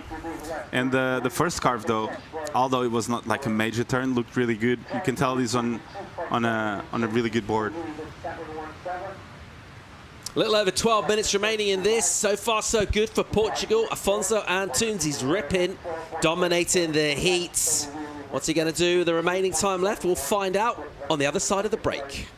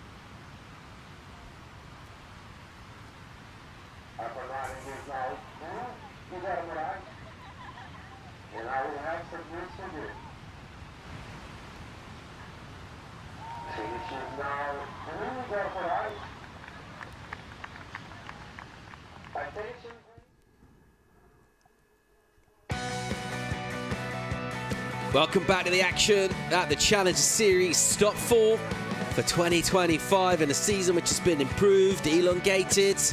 We've had some significant changes, but one thing that's remained has been this stop here in Europe, EDP Ericeira in prime season. End of September, start of October. Great time to be in Europe. A great time to be a surfer like Igor Moraes, the Goofy, connecting with a powerful wall, Chico. Beautiful turn there, really steep section for Igor. Let's see how he finished. Bang! Make it. Wow. Beautiful surfing there by Igor. The crew is happy. And a well-deserved wave. I think that first and last turn, they were massive. So I think this is probably going to be the best number of the heat so far, I think. It was like the two biggest sections we saw. Great on the to same see wave, yeah. some of that steepness as well. We've had quite a lot of sluggish, kind of slopey stuff this morning. That one had a bit of meat on it. And he hammered his turns. Here goes Tully Wiley, the Aussie, off the bottom. The Victorian. And stretching out across the section as he'll hammer it himself. So some good power from the Goofies. Out in the water right now from Jan Juxo down there in the Bells region. The comparisons have been made with this wave and Bells. They'll be very familiar with putting a weddy on and surfing a right-hand reef point. He's going all right so far. He needs a number, though. 5.41, that requirement. Here's Josh Burke from Barbados. Quick in and out for Josh. Portugal still in the lead in this one with Antunes. Yeah, but as expected, I think we're going to see the best score of the heat by Igor coming out soon. Boom, big turn there by the big man, the Aussie. Nice turn there.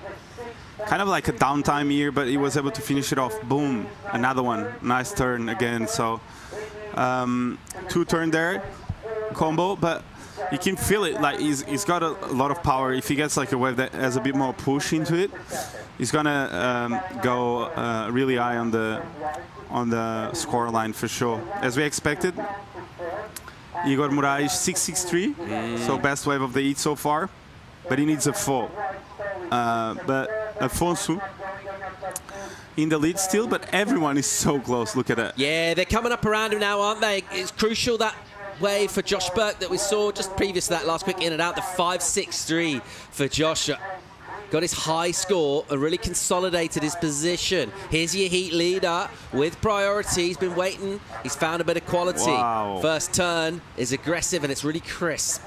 And then there's some flowy stuff through a softer mid part, but you see, investing some energy to do this. Nice. And that quick flick that he's got is a real weapon on this wave, because the sections, they pop up, but not for very long. And he's good enough to go up there, nice and vert and steep. And he's got a bit of fire in his belly, Chico. Yeah, he's got it. I think he's good. He's psyched up. Afonso has been working really hard. Improved a lot over the last 2 years.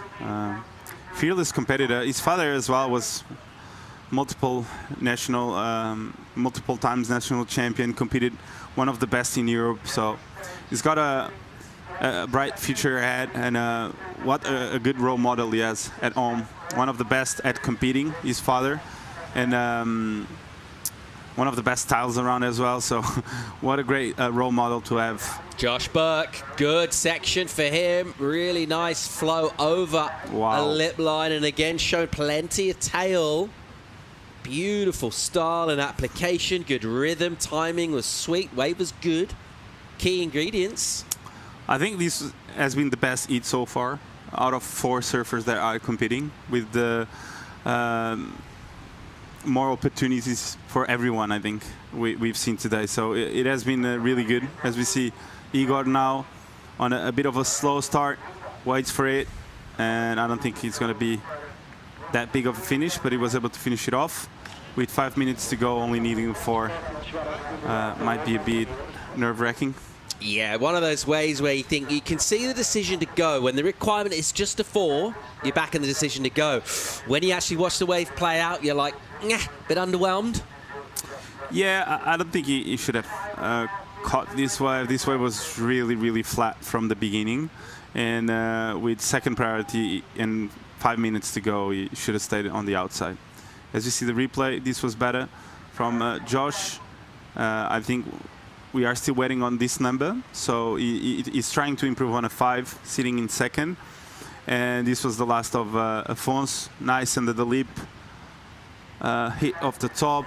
Beautiful cutty, maintaining the speed, just waiting for the wave to build up. And a solid finish. I liked it. This last turn was great. But if we compare it to his first wave, with that big layback he had at the end, I enjoyed it more. But let's wait for the judge's decision on this one. He's fired up though, but I think it's going to be under, as I expected. 5.4, the last of Afonso. So not improving. He's just trying to eat the numbers, but that first layback he got on that 5, 6, 7 was major. Was a really big turn. So yeah, it's one score to drop in. Could be significant. It's Josh Burke. Can he get an improvement? 2-turn combo. Think about the 5 of his back up. Judges are having to think. That could make life more difficult for Tully and for Igor right now. I think he will improve. That wave was a bit bigger than his 5, and the connection between the maneuvers was great. So, yeah, I think he will improve for sure on that 5. So, as you said, like the requirement for Igor and Tully are going to be a bit higher. That's for sure. Time will tick down. Priority is with Tully Wiley. That number at the moment, 5.41. It's going to go up soon because that number will come in. It's decent. It's an improvement on the high score for Josh Burke. In second still, but with a 6.23 right now. So puts a point or so on the requirement for Igor Moraes, who has the high score of 6.63 in this heat, but his backup's hurting him right now. He's still on a 3.77, and he needs to get going. He's got 4th priority. That's the bad news. Tully Wiley's got 1st prio. That's the good news for him, but he does need a healthy number. He's going to have to really pick something quality. 6.63, the requirement for Tully. He's got just under 3 minutes, so I think hopefully a significant set for him, but he's going to have to try and pick his wave. Now tell us, Chico, what exactly is he looking for in terms of a high 6 out here in these current conditions? What sort of wave does he want? Does he want a lot of wall? He needs like a bigger wave to come in and to be a bit fatter, and then he wants to get that second double up that always comes afterwards. Midsection. Yeah, like the one that gets a bit like white water on the face at the start and then builds up at the end. But he needs a set for that. If he wants to try to do that 6.63, he really needs a set right now compared to the other waves that we've seen on that scale. So yeah, I think looks really slow right now out the back. We can see some lines coming, but it's not like a proper set. But with 1 minute 50 seconds, anything can happen, and let's see if they can catch one more. But looking really hard, especially for Igor. Igor sitting on the 4th priority, and he's got like 3 surfers around him that need to surf before him. So making the decision to go on this one, no. Yeah, he just needs to sit and wait to see if some left waves go into him. Ooh, tense moments right now. 90 seconds remaining in our last heat of this round, 80 for the men. At the moment, chasing Wiley of Australia, Moraes of Brazil. They've got a bit of work to do. The improvement from Josh Burke was crucial. Here goes Tully Wiley, used priority. He's got speed and drive. Wow. Great. Dynamic, acrobatic in terms of what the board's able to do over a section and then back up. Nimble on his feet for a big guy. Polite kind of golf clapping type stuff from the Aussies. Here's your heat leader, Portugal and Toons. Really nice rhythm and timing. Yeah, he's got the timing is great. I really enjoyed this last one. I don't know again if it will improve, but beautiful surfing there. I think that was the end of his wave, so let's see if we can see the start. But Tully Wiley, I tell you what, that second turn was massive. He needs a 6.63. He's nimble, isn't he, for a big unit? Yeah, comparing to Igor's wave, he needs basically the same. So we need to compare both of them. Oh, wow. I think Igor's one was a bit better, a bit more open facing. He had to work hard. Judges will deliberate here. It's 2 numbers, but only one of them really significant in terms of the outcome of who's advancing, because Antunes is already leading the heat prior to that wave. You can see the disappointment. Igor Moraes is annoyed because he's got a big number of a 6.63, but his backup wasn't good enough, and he hasn't ridden another wave. So it will just come down to Tully Wiley. Can he jump from 4th and threaten Josh Burke? That's Josh making his way in. This is Tully. He doesn't know yet. The judges are still deliberating. 6.63 is what he needs. Let's get another look at this wave. Did you see a high 6 up towards the 7 here, Chico Alves? That turn alone was massive, and this turn again was beautiful, but I don't think it's enough. I don't know. I think I don't know. Ooh, numbers are coming in. I tell you what, one this judge. is so dynamic. Score comes in. Tally Wiley goes from 4th to 1st place. 7 points for the Victorian. And he loves it. Look how much it means. There's the passion. This is the Challenger Series. This is the path to the dream of CT qualification. It starts right here for Tally Wiley. He won't mind doing the rock dance because he has gone from the chopping block to getting all the way up. It will actually be a second for him. We'll get the number in for Antunes, who'll go back to 1st with a 5.8. But the crucial, significant part of that story is the top 2 spots. And the Portuguese will be delighted on the performance of Afonso Antunes, who advances with 1st place position. We're going to recap this heat, closing out the round at 84. The men are dominant. Antunes, from the beginning, really never looked like second-guessing himself. He looks confident, Chico. Yeah, he kept improving and giving it all every section. And I think this was the best heat of the year for Afonso in the Challengers. So until now, beautiful surfing. And I'll tell you what, behind the pack here a bit, doing this big turn and the finishing, judges loved it. And he had a 7, so really close to that 663 he was needing, but he made it. So clutch performance there by Tally Wiley. And this was the last one of Afonso, the 5.8, jumped back into the lead again and was able to secure that 1st position. So massive hit though, lovely performance by everyone on this one, and what a clutch performance for Tally Wiley. I was second guessing a lot, but judges love that big turn.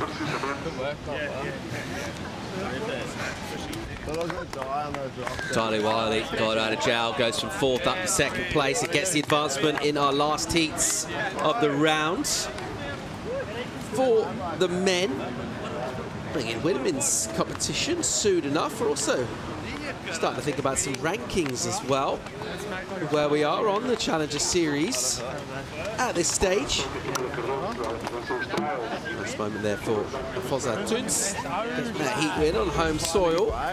So this is where we're at right now, Chico. A top 10, we saw this morning, and we got that blend of some of the newer energy with some of the more experienced heads. Beautiful ranking. Funny fact, there's a goofy in the lead. The rest is all regular footers, which is impressive.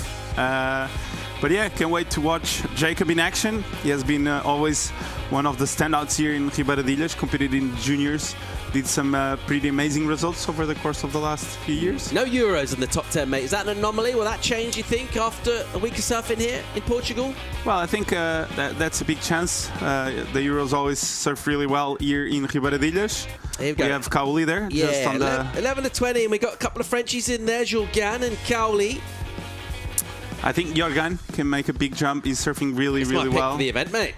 I called it this morning on Monday. Yeah, Jorgan, I think he's going to do really well. I saw him surfing in El Sal as well. He was ripping, and he surfs really well in Ribeira. So I think he can do really well. Samuel Poop can be a big standout here as well. He won previously here as well. So yeah, the field is stacked. Like the rankings are. Every name you see there has won an event already, so it's impressive. We're wrapped up for our round of 80 for the men here with a quick look at the rankings as well. Be updating that throughout the week here. Right now, it's time to bring in the women. Our number 1 surfer as well, hitting the water, Tia Zabrowski. More live action from Ericeira right after this.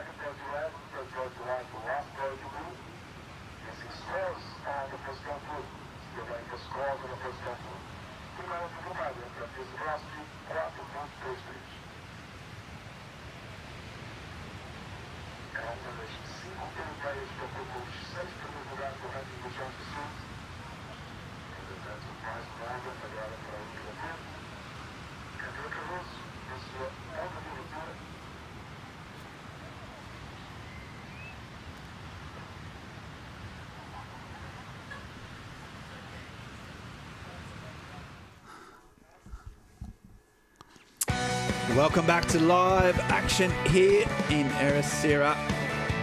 My name is Ben Mundy, but more importantly, we've got an interview down on the beach, the winner of the last heat with Claudio Pinto.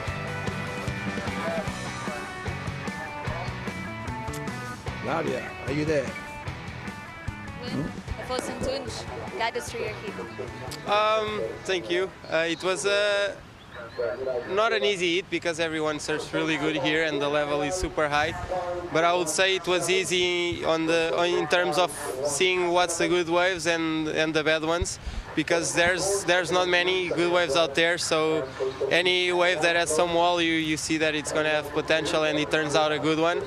And I was lucky. I was in rhythm with them, and I was lucky to put 2 good scores on the beginning of the heat. So yeah, it worked on my advantage. Competing at home works out differently from some athletes to others. How's it for you?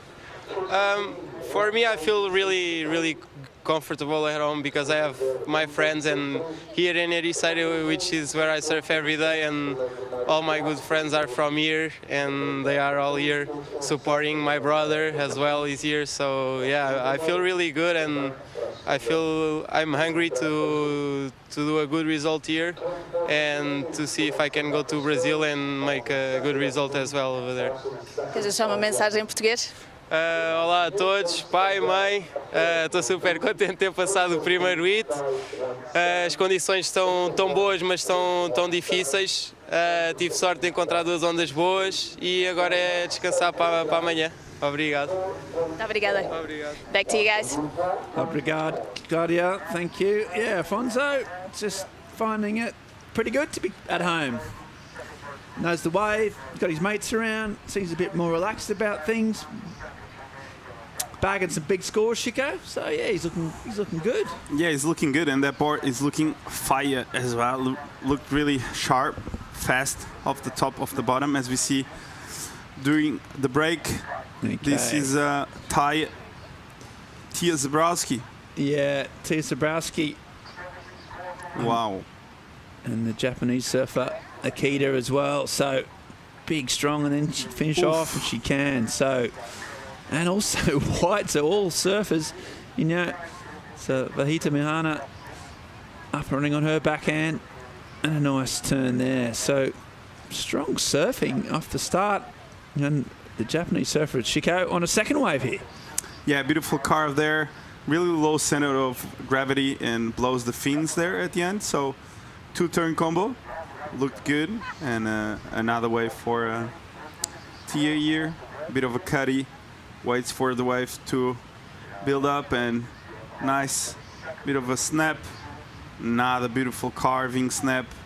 And a good finish. And a bit of an awkward fall. Hopefully she didn't broke her fins there, because the board kind of like turned around, as we see a bit of a bog in the rail there for the Japanese surfer in blue.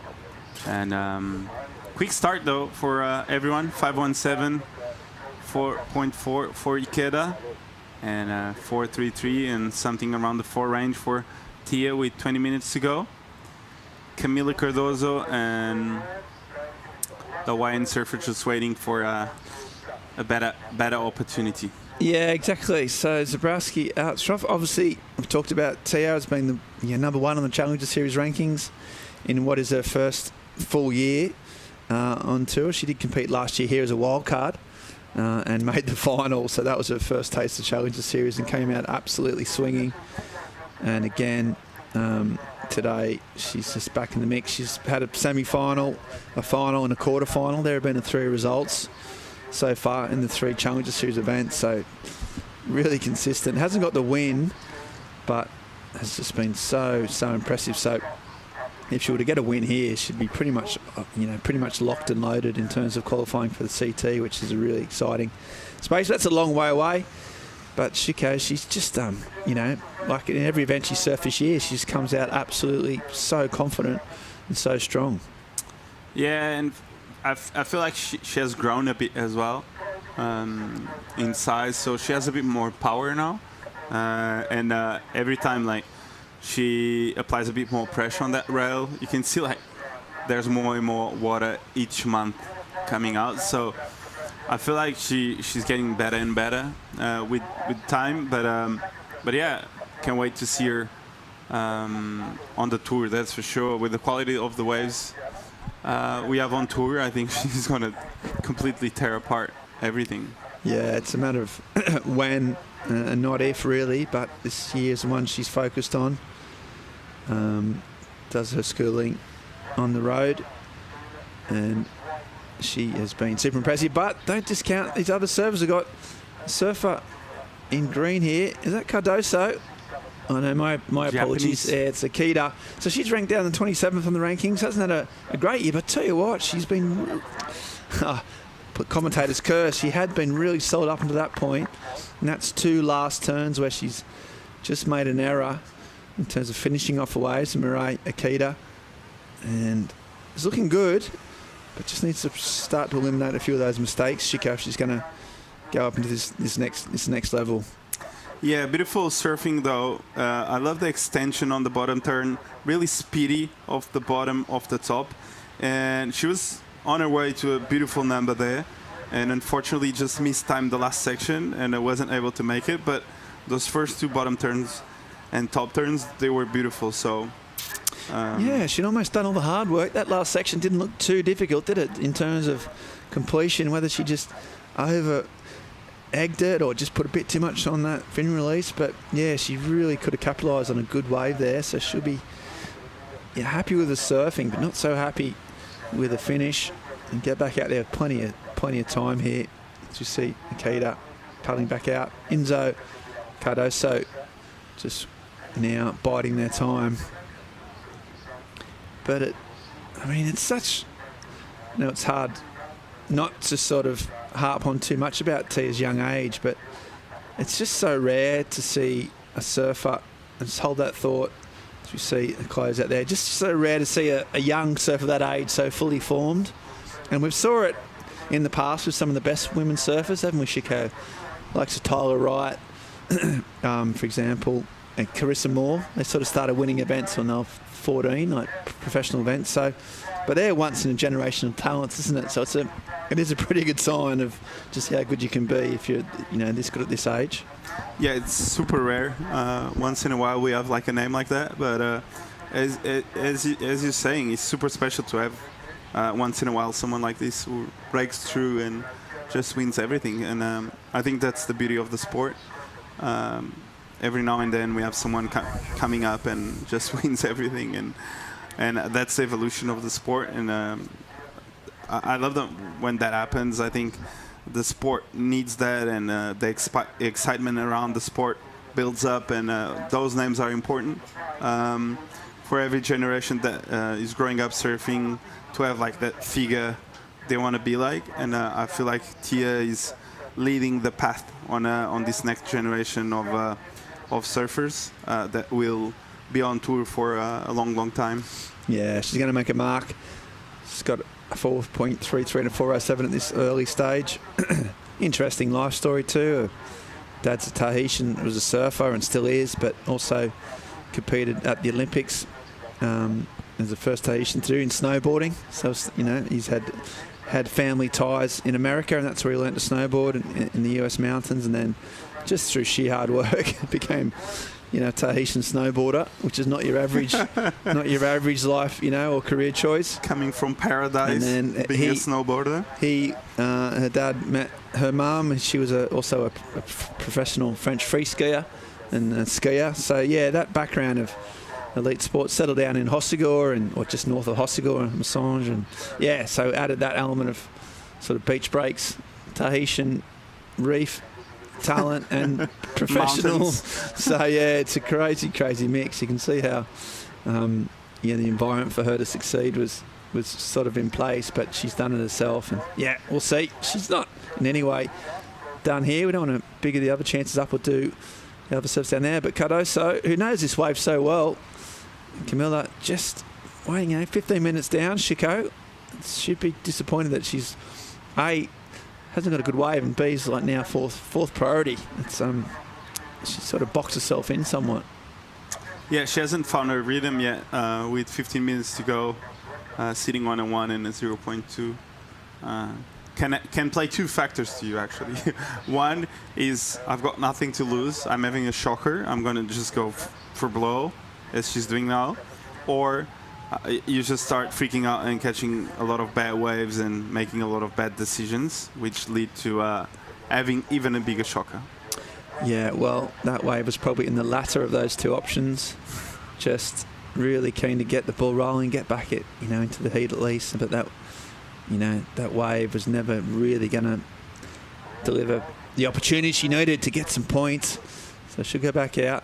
I mean, she was in fourth priority. She hasn't lost anything in terms of her lineup, but it takes time, takes energy.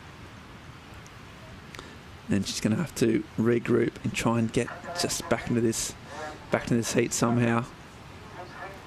Ikeda in the lead though, with that 5-2-3, the last one, and she had the fall at the end, so yeah, we could expect like we could expect like something in the 6-7 range, but yeah, she's still in the lead though. So beautiful lead there by the Japanese surfer. Yeah, surfed really well, just didn't finish off, but still got a current heat lead. So we're going to go to a short commercial break while I've got a bit of a lull. I'm going to come back with more live action from the EDP Ericeira Pro right after this short commercial break. Don't go anywhere, folks. More surfing after this.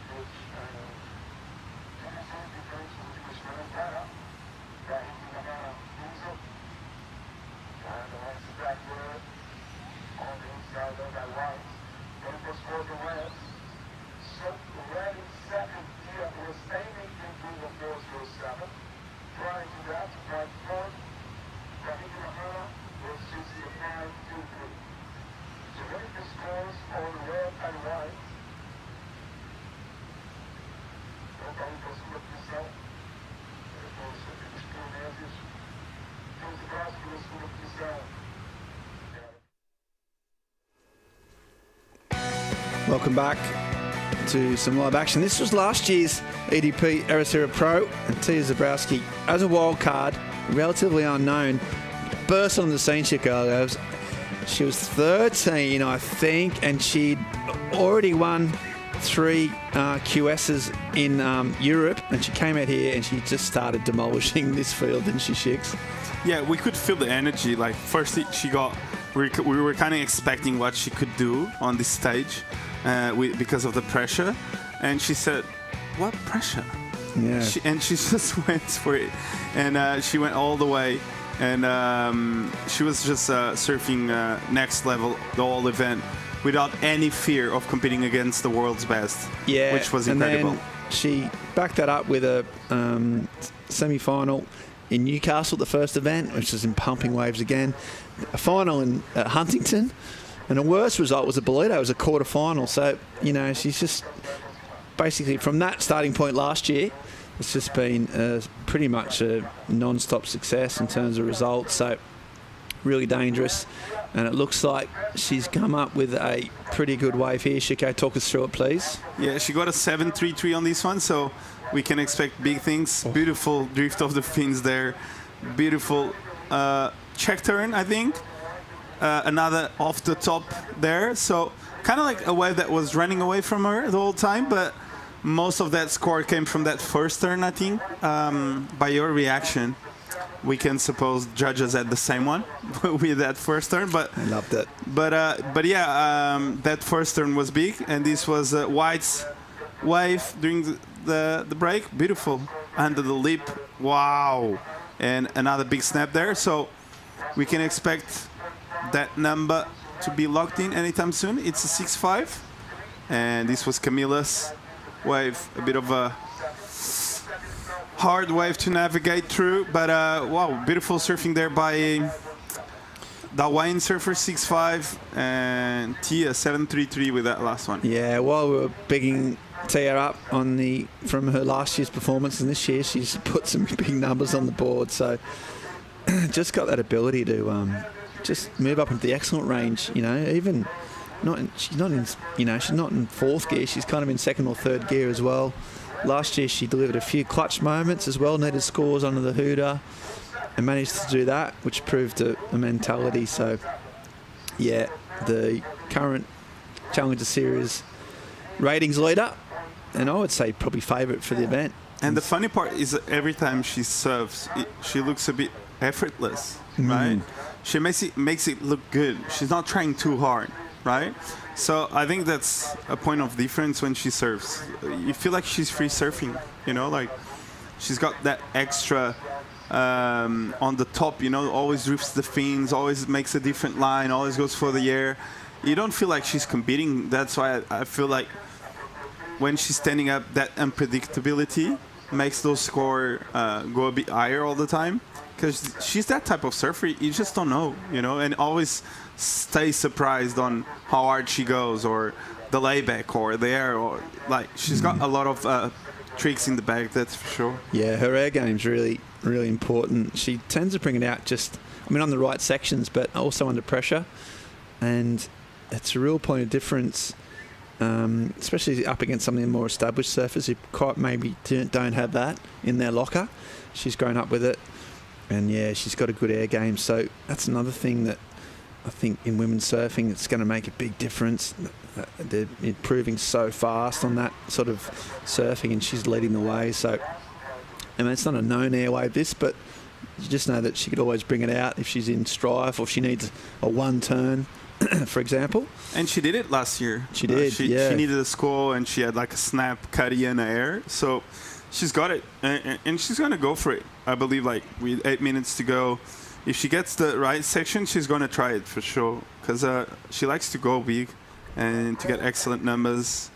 And this is next heat. Lima getting ready for a heat. Bit of last minute advice. Extabari is a champion. Yeah, fresh off a big win, Nira. So. No, sorry, this is Annette. It's Annette. they look so. They do. They look so similar. Sorry, Annette Extabari. They surf really similar. They too. rip. They both. They both rip as well. So it's really hard. One is goofy, one is regular. So. You see out the back, current heat leader and Challenger Series rating leader Zabrowski. First turn is strong, second turn is as good. She can feeling it. Just got a little bit hung up, but she still managed to finish it. Not done yet, says Zabrowski. Looking dangerous. Only slight wobble on that third turn, but the first two are strong. Here goes Cardos. And that's in though. Waiting for this second section on a backhand. Oh, that's a nice bit of spray on the backhand re-entry. Wow. And then a finish. And beautiful that surfing. Angle is always a little bit deceptive in terms of how big the wave was and how steep the wave was. So I think that's going to be a good wave. Currently setting in second, needing just 3.9. Shiko, you liked it, I think. Yeah, it was beautiful. Under the lip snap, waits for it. I love the style as well. Just gets really low off the bottom. Beautiful hand snap there. We saw from another angle, and from the other angle actually looked a bit better than on this one, but nice surfing though. Yeah, nice in this snap. instance, the drone angle actually made it look a bit more steep. Yeah. But so this is Tia finding a feet through the lip. That's kind of one of her trademarks, isn't it? She just drives up through the lip, doesn't afraid to hit it and drives out with speed. So, yeah, trying to improve on a 4.33 and further improve a score. So we'll just wait for that wave of Lahina Mahona. She might get, she needs a 3.90. So there's 3 backhand turns. You think she might get that, leaving us with a pretty close battle with 5 minutes on the clock. Cardoso hasn't been able to get in this at all. She's really struggled to find the wave she needs. And yeah, Zabrowski leading this European charge, which is what we're seeing. Shiko's clogging up the top ratings, all the Europeans, and Zabrowski leading the way. Yeah, she's leading the way, and we can understand why, that's for sure. And another interesting thing is to have 3 Portuguese right now. Yeah, amazing. Which would be really an amazing mark on history, on Portuguese surfing history, that's for sure, as we see live action now. Yeah, Enzo just in and out. We never had one Portuguese female surfer qualifying. Yeah. We had by one spot Teresa. Yeah. She did a couple as a replacement, but yeah, actually qualifying for like a full season, we didn't add one in the history of Portuguese surfing. So having 3 of them right now on this stage of the calendar, it's actually pretty amazing. Competing at home, next going to Brazil. I think it's such a clutch moment for the 3 of them, and would be like such a mark in the history of surfing, where in the same year you have like 3 Portuguese qualifying for the first time ever for the city. Yeah, you'd imagine it'd be incredible. They're all there at the moment. Long way to go, but yeah, long way. But Francisco and Teresa, you know, so experienced. You know, they've been there so close. Tia Zabrowski's almost not a lock, but she looks really, really good. So the French is leading the way, but yeah, the Portuguese surfer's doing so well. Yolanda is looking really good as well, really solid already with 17,000. Yeah, you just worry, well, you don't worry, just hopefully they deal with the pressure of being at home, because it's so important. As we see, Akita up and riding on a forehand. First turn is in the lip. Nice smooth style. Lovely. Good connection, and then a third, and then she's trying to finish off. It's where she's gone wrong in the last 3 waves. This time she learns from mistakes, adjusts accordingly, and finishes off. So she was currently in 3rd spot for that wave, netting a 5.61. She's trying to leave that mistake that she made and left some points on the board before, so hopefully she will manage to get, well, she needs a 5.61. Shiko, just a heat recap. What have you liked? What have you disliked? Yeah, we all love the 733 of Tia Zabrowski. Beautiful big snap there, and she was able to finish it off. Beautiful surfing by Tia. It's always a pleasure to have Tia surfing here in Rivera. This was Ikeda. Beautiful surfing here. This was the wave we saw previously where she had the fall at the end. So this was going to be a big number for her, and really important because she's sitting in 3rd now. And this was the backup. High five for Tia. Effortless. Just surfing, just cruising, maintaining speed, enjoying to hit the lip as hard as she can. And it's a pleasure and really easy to watch on the eye, actually. Yeah, really, really strong. Sort of, even though that 733 maybe had a bit of element, a bit repetitive nature, but the fact that the turns are so good and linked together so well, yeah, you just got to reward it with some big numbers. So right now, Akita still waiting on her score, needs a 5.61 for that 3-turn combo on the last one. Cardoso also with a score. 90 seconds on the clock. Zabrowski has this down pretty easily. The first heat of the women's for the whole event, around a 48. So immediately she's up in the 24, and here goes Cardoso's wave. Can she get back in the heat, Shiko? Yeah, I think right now with 1 minute to go, it's really hard. She needs a big number, and this wave was just really hard in terms of potential. But Camila surfs so well on her backside, and unfortunately she had a bit of a shocker this heat. But I've seen her do some big turns here in Ribara, and hopefully she'll be back next year for some backside attack. But yeah, I don't think she will be able to come back on this one. And Ikeda moved into second with that last one. Yeah, she needed I think it was around a 5.6. She got a 5.63. So, yeah, she has snuck into that all-important second place. Now, Enzo is in second. No, in third, needs a 4.36. Time is against her, 18 seconds on the clock. She's in second in priority.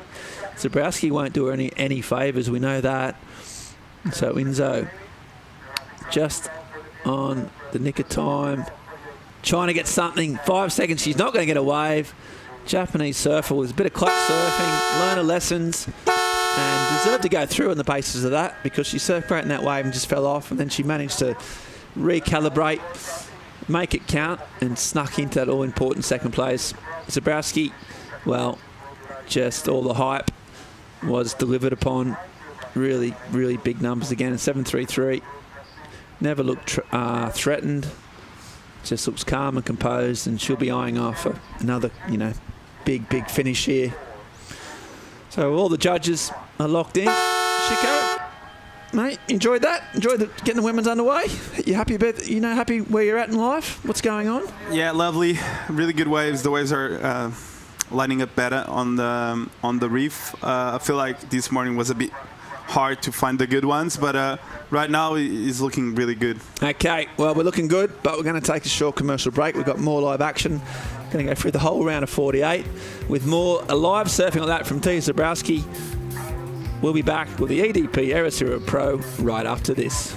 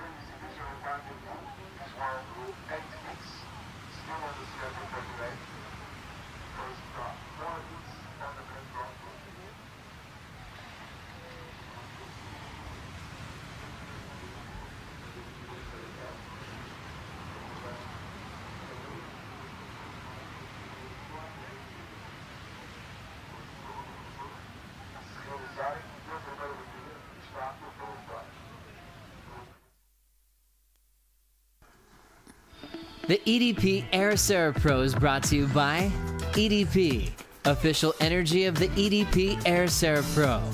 By Visit Portugal, Europe's best surf destination. By the Mafra City Council, Ericeira, a world surfing reserve.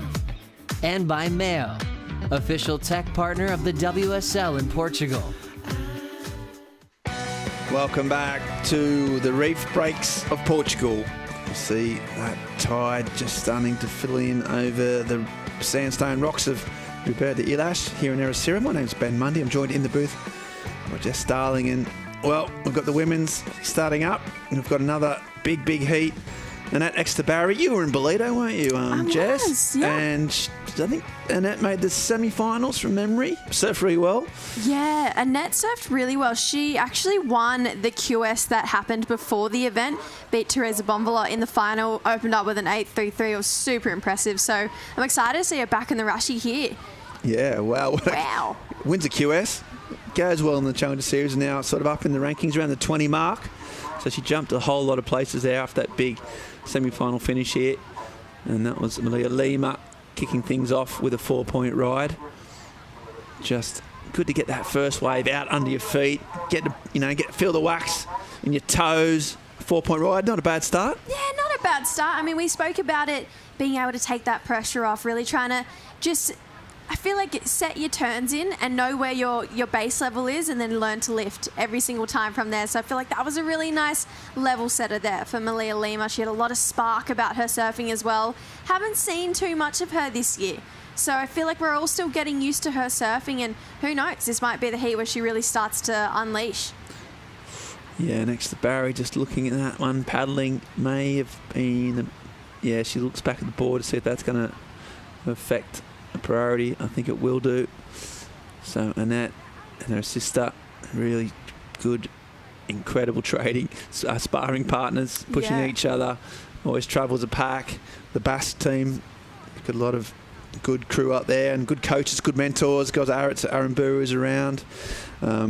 Ribbon Vittoria is another one that's helped out. So, yeah, real hotbed of talent in that little Spanish Bass region. They just keep pumping out great surfers. Yeah, and I can really resonate with the Echevarri sisters. I mean, I actually don't think I could have done competing without my sister. It's one thing to have, like, your mates there and you're hanging out with them. It's another thing to have a sibling, let alone a sister there who's going through that exact same experience. I know Annette, she's the younger sister as well, so having someone to look up to who's done it before, maybe has more reps under their belt, it makes a massive difference. And, you know, she's got a great role model in Yanire who just took out the ISAs. So, yeah, those two sisters, very impressive. And, yeah, look forward to seeing how the rest of their year goes. Yeah, and up and riding. There goes Annette on that first wave. First turn is strong. Looking for a section down the line.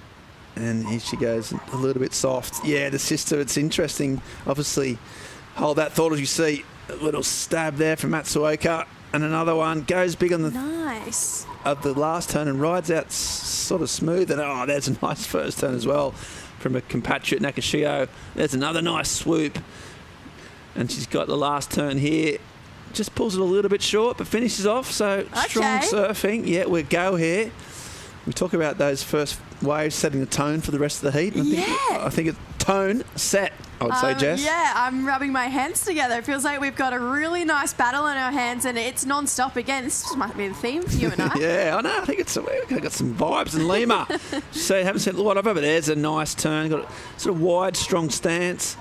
Just tags it to finish off. Playing it pretty safe and finishing off, which is not a bad strategy, especially near those rocks.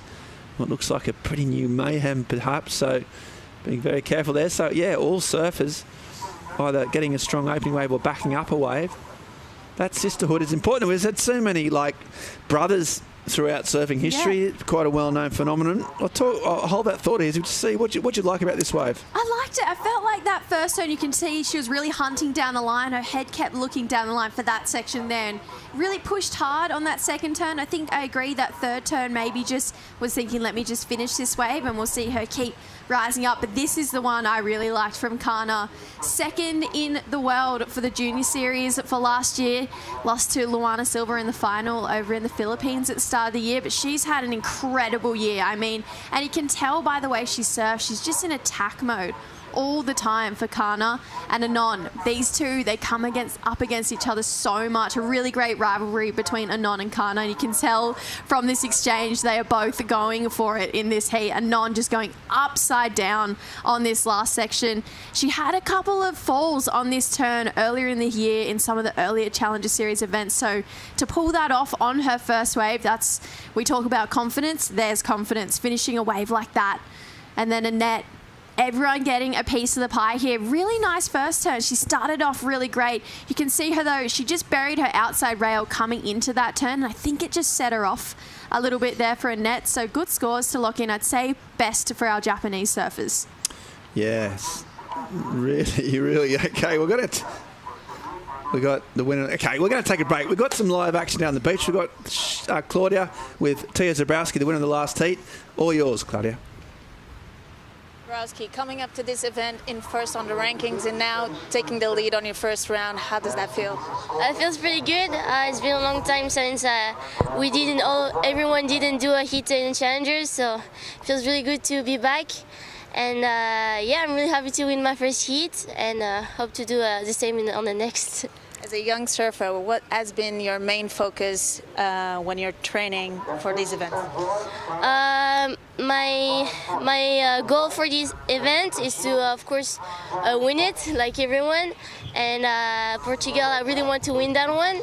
And of course, I can qualify on that one too on the tour, so that's my goal too. Tu peux parler en français si tu veux. Coucou tout le monde,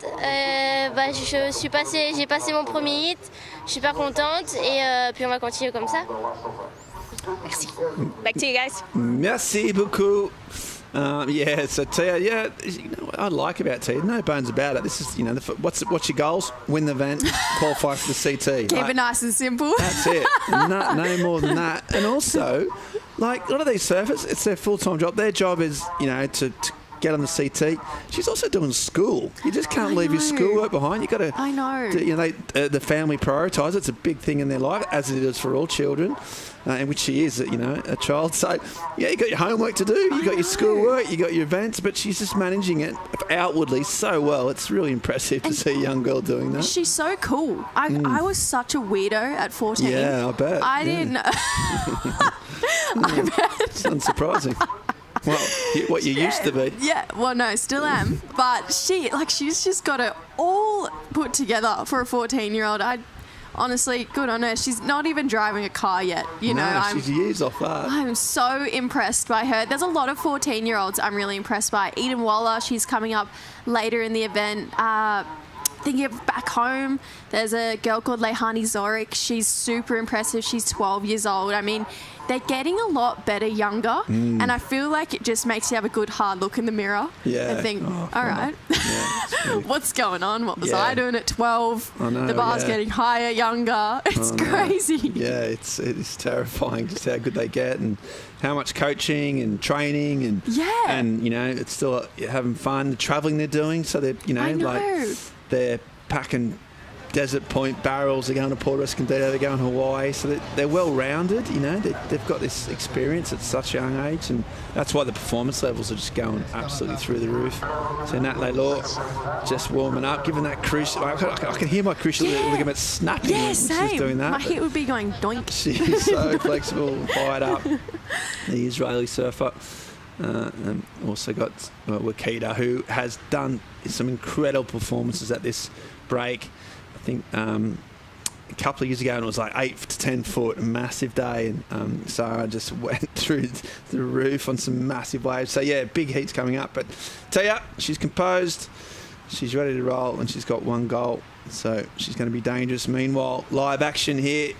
You see, that's Kana there as well. You talked about her attacking style, straight up into it. Second turn is a little bit more flat. Waits for a big finish, and there you go. That attack mode you talked about may have just been a bit of undoing, but the section was there to hit. Yeah, I mean, she had great wave selection. Came to that section almost a bit late and a bit under, and you can tell her board wasn't projecting out over that lip, so kind of just buried her right in those rocks there, but she's going for it. I mean, and it's what you got to do. We spoke about it when the men were surfing. They keep it pretty simple. You hit that lip, you're going to get scores, and we saw that go down even with that first exchange with Anon and Kana getting those two best waves. But yeah, she's just looking really crisp, as clean as she has been looking all year. Really nice bottom turn as well. You can see that fin completely out of the water as she bottom turns in, but gets to it a little bit late. That board not projecting out far enough, so she kind of went down on that last section. Her nose just clipped in. There was no saving that one, unfortunately. So Kana, she's back to the drawing board, but she's got a 5. Yeah, she's got a 5 on the board, and that's why that hadn't really got many points out the back, so she had to go for it. Just as you said, just a tiny bit late. It's only milliseconds, isn't it? But it just meant she got out. But more sets approaching. Matsuoka on this one on the backhand, so delays the bottom end turn up into it. Bit of a down carve, sort of missed the section a little bit, and then another little flat roundhouse. Third section is a bit quicker. Now she's got some speed. Can she finish it off? And she does. So kind of like a gathered speed over the course of that wave. And this is a finishing section for Max de Barry, and she finished off as well. Interesting to see what she did out the back. spent so much time competing down here on the European junior circuit there, and there's another big finish. These end sections are getting absolutely dealt with. Bang, bang, bang, bang, bang.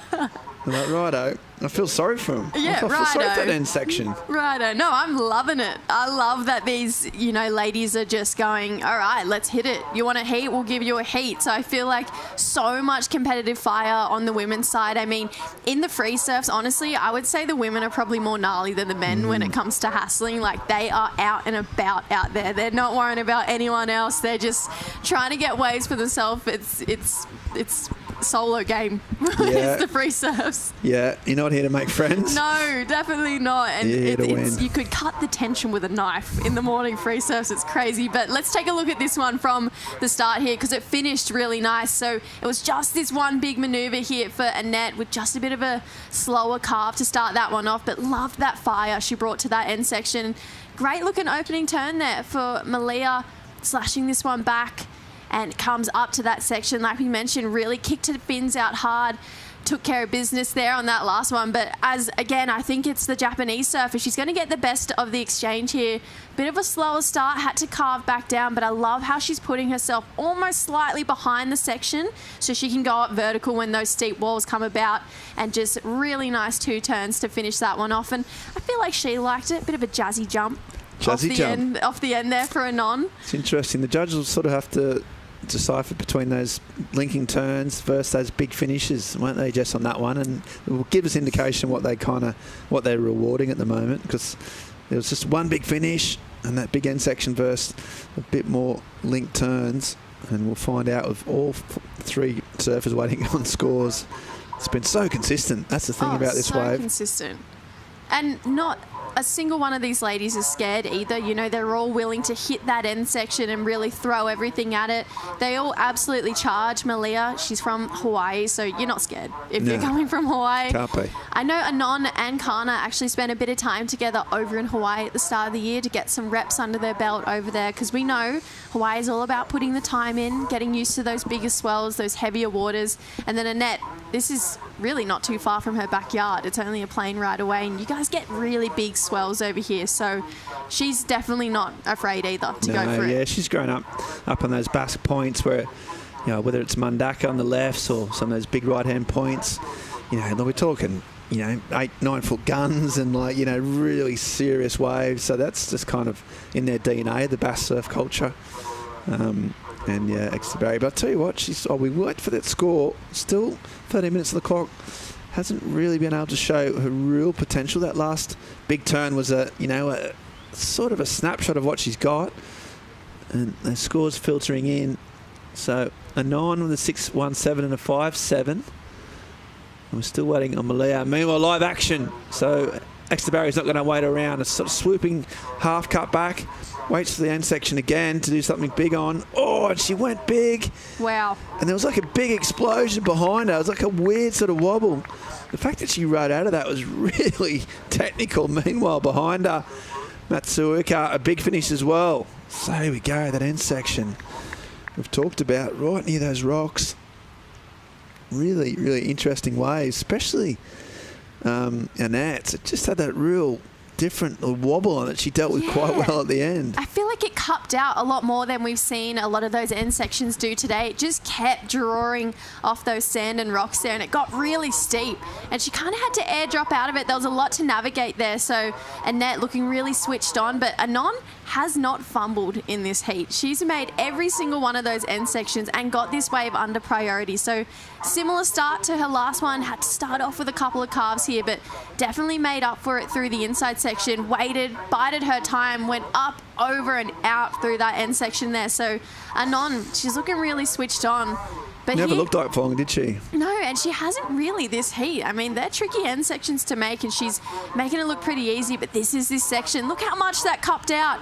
Got up the top, drifted over the coping, hung up there for a little bit just for fun, and then airdropped out there for Annette. So that was probably the biggest turn we've seen of the heat. It was really nice surfing there for Annette. As you said, there's that cup, that element where it got steep and it got thick, and they had that little sort of a little back sort of splash behind it would add a sort of bit of fireworks to it. So again, judges, we're about to find out in terms of that last end section what it's worth. as a wave to the wave as a whole. And Annette's going to be, well, she's the one that they need to work on in terms of that last end section. So we've got a few scores to come in. Letting it start to get ready for a short commercial break. We've got some of the 4 best surfers in the water. We've got waves, we've got sun, and we've got more live action from the EDP Ericeira Pro right after this commercial break.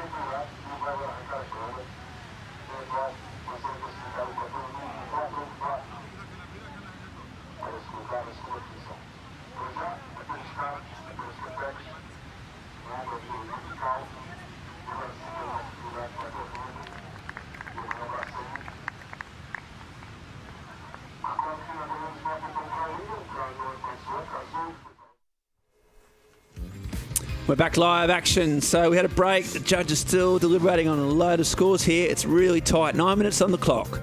Some incredible surfing going down. Some big end sections getting belted.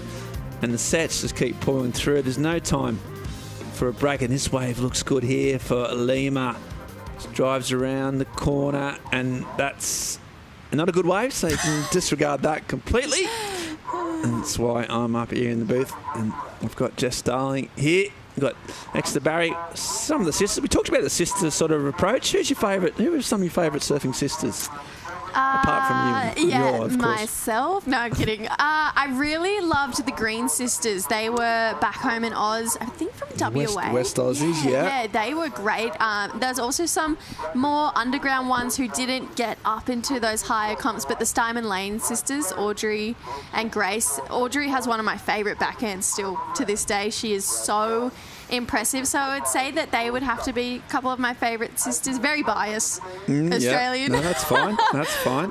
But the Gonzalez Echebarri, they've just seemed to kind of taken, the bull by the horns and just absolutely dominated as far as the sister duo has gone. And someone we'll see coming up, Willow Hardy, her little sister Olive, she's starting to break through as well. So another Aussie just to make me look even more biased. Yeah, no, that's fine. That's good. Good team. And here we go, the replay here from Kana, again in attack mode.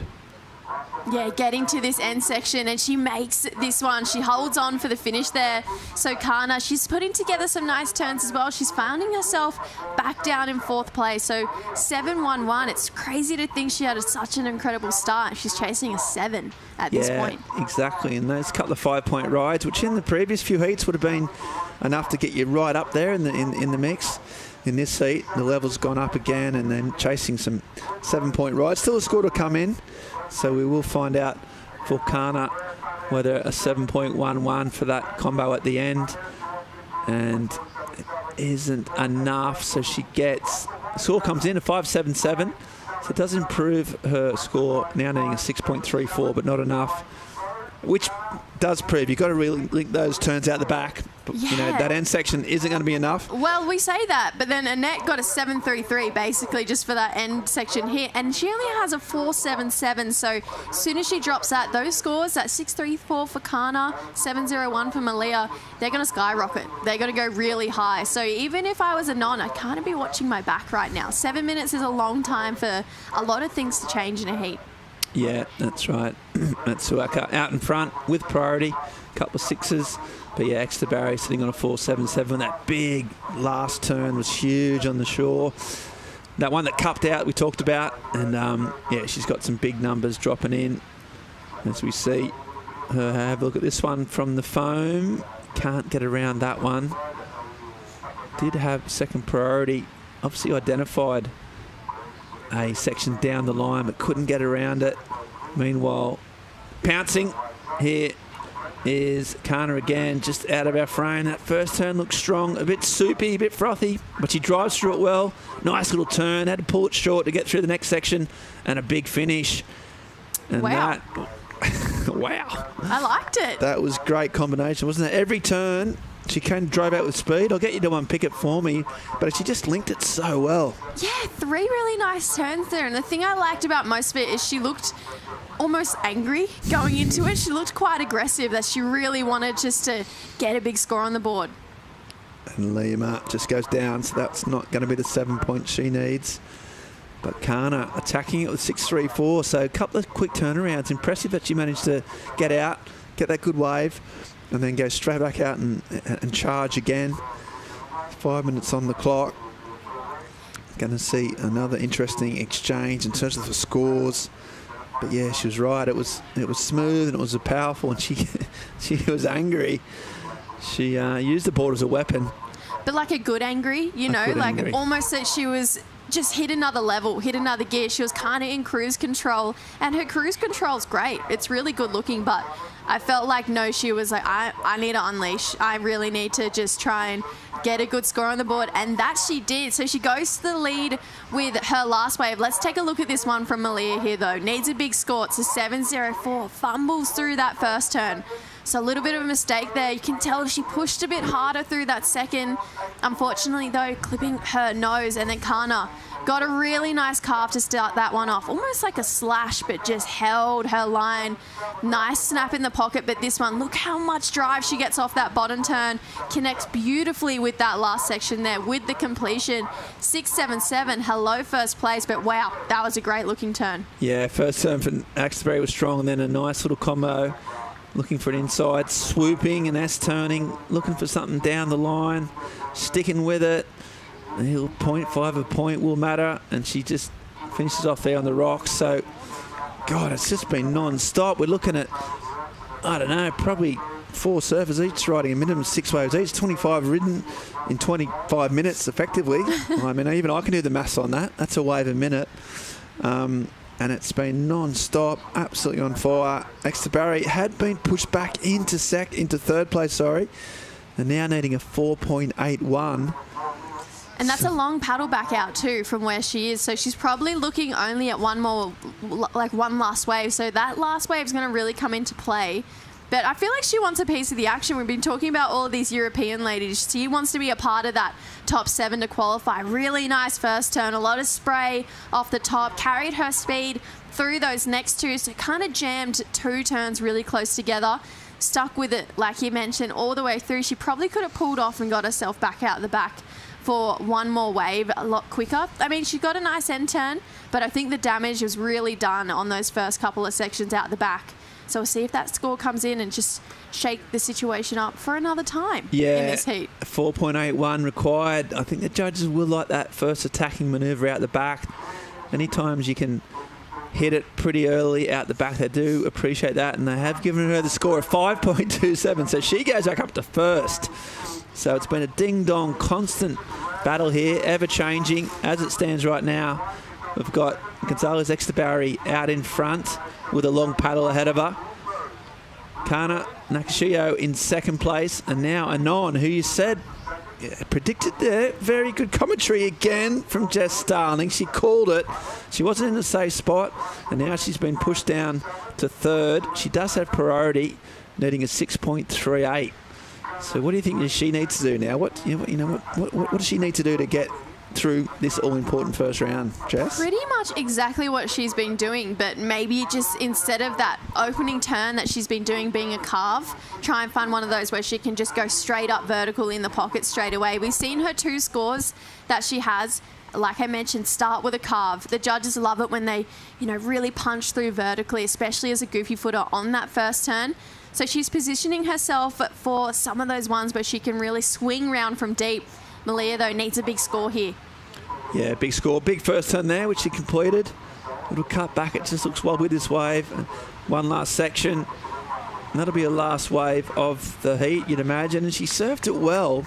Problem was the high number she needs. Meanwhile, Nakashio, she finishes off and hangs on. So that'll be potentially her last wave.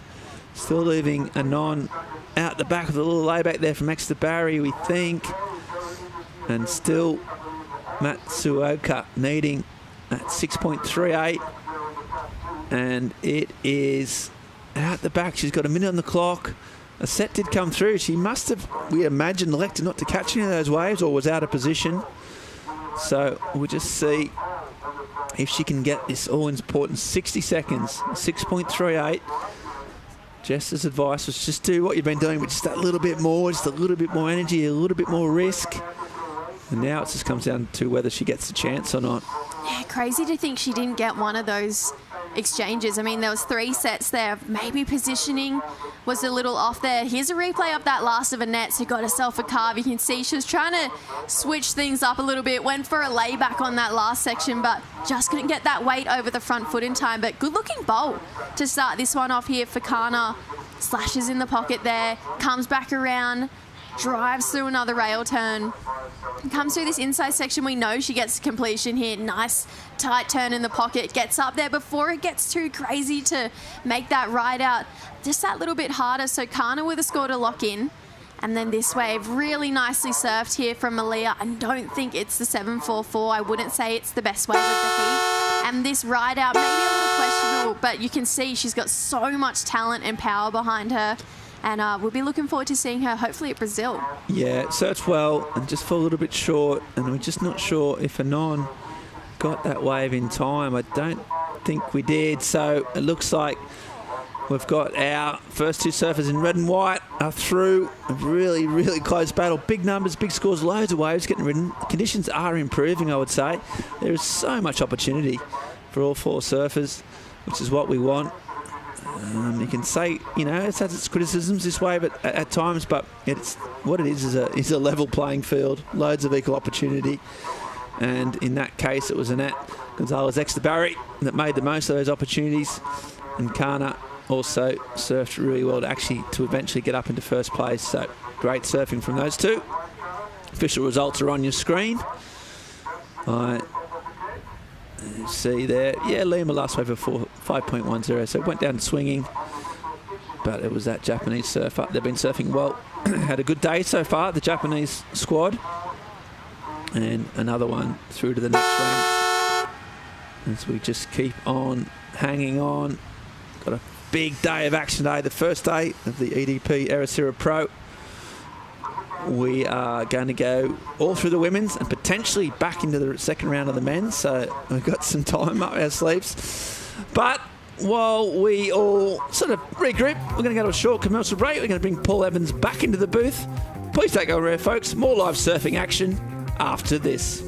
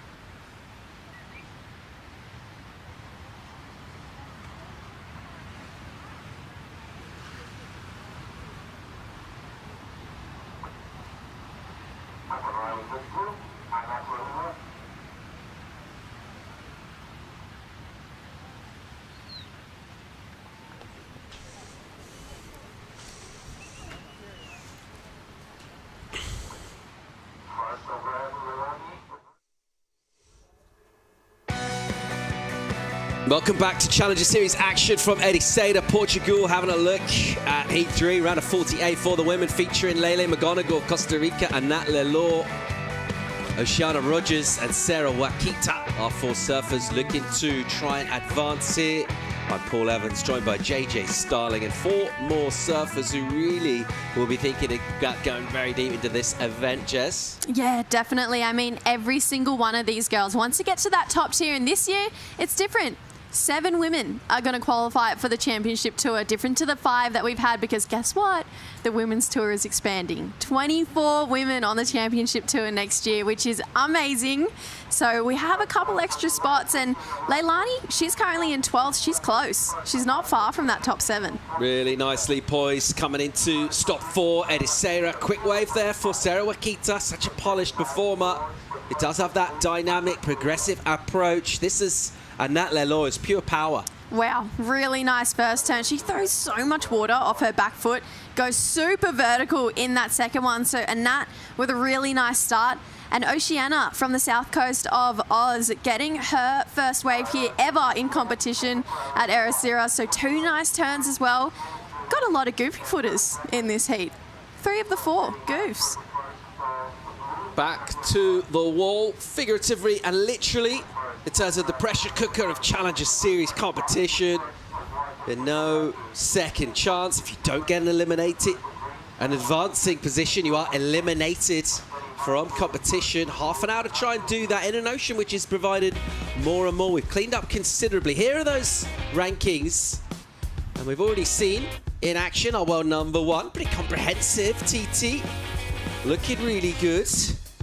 And you can see that cut off at 7th there. So a little more, but still, in terms of the amount of quality that's on this tour, there's not a lot of places up for grabs. There is not a lot of places. And I mean, even that next 7 below that, or next 10, to be honest, below are so talented. Sophie McCulloch, she qualified, then injured herself, so hasn't really had her first proper year on tour. I'd love to see her get into that top 7 just because of her standards. Alyssa Spencer, Amuro, they both have had, you know, CT experience. Getting them there would be absolutely incredible. So even if that was the qualifying tour, you wouldn't be surprised because they're all so extremely talented. So I know we're looking at that top 7 thinking, wow, you know, that they look great, but I tell you what, it could easily change in the next 4 events. There's still 4, including this one, there's still 4 events. Yeah, it's all to play for, is there? Some names there you can really see doing well.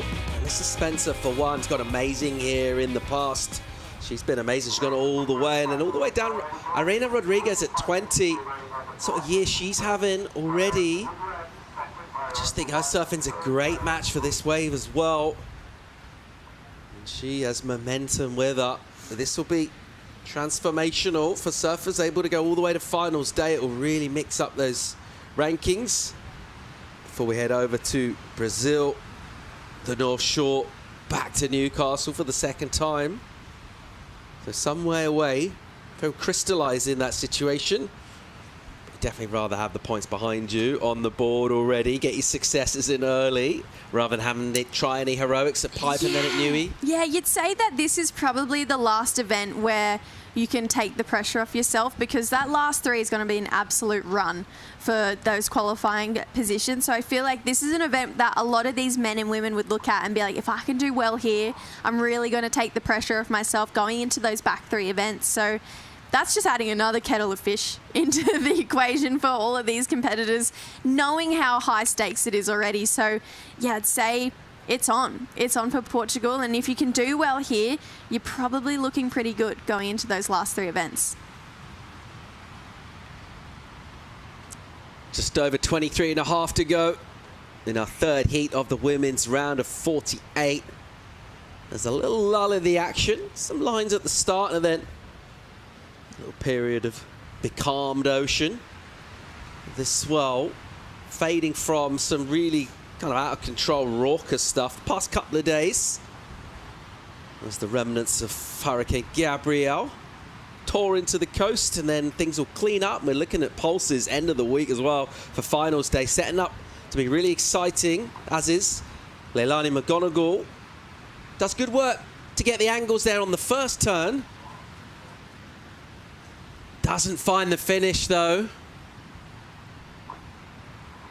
Yeah, Lele from Pavones, Costa Rica. Spent a lot of time with her growing up. Actually, she spent a lot of time in Narrabeen, and she kind of became like another older sister to myself and my older sister, True. And she actually has all of her best mates from home, from Pavones, over here cheering her on the beach. So she's got all of her Latina friends supporting her, and I feel like when you have that kind of hometown crowd, you know, right there, they're just on the shore, they're so close to her right now, it's going to help you feel that love and support a little bit more. So you can see a little bit of frustration not getting round after that first turn there for Leilani, but she's had a great year so far, had a great start at Newcastle, and she's sitting really close, so this feels like it could be a good year for Leilani. One of the goofy foots out there looking to try and light this one up on the backhand. Try and tee off on the steeper sections, avoid the slopier stuff, connects sections together with the speed and the flow.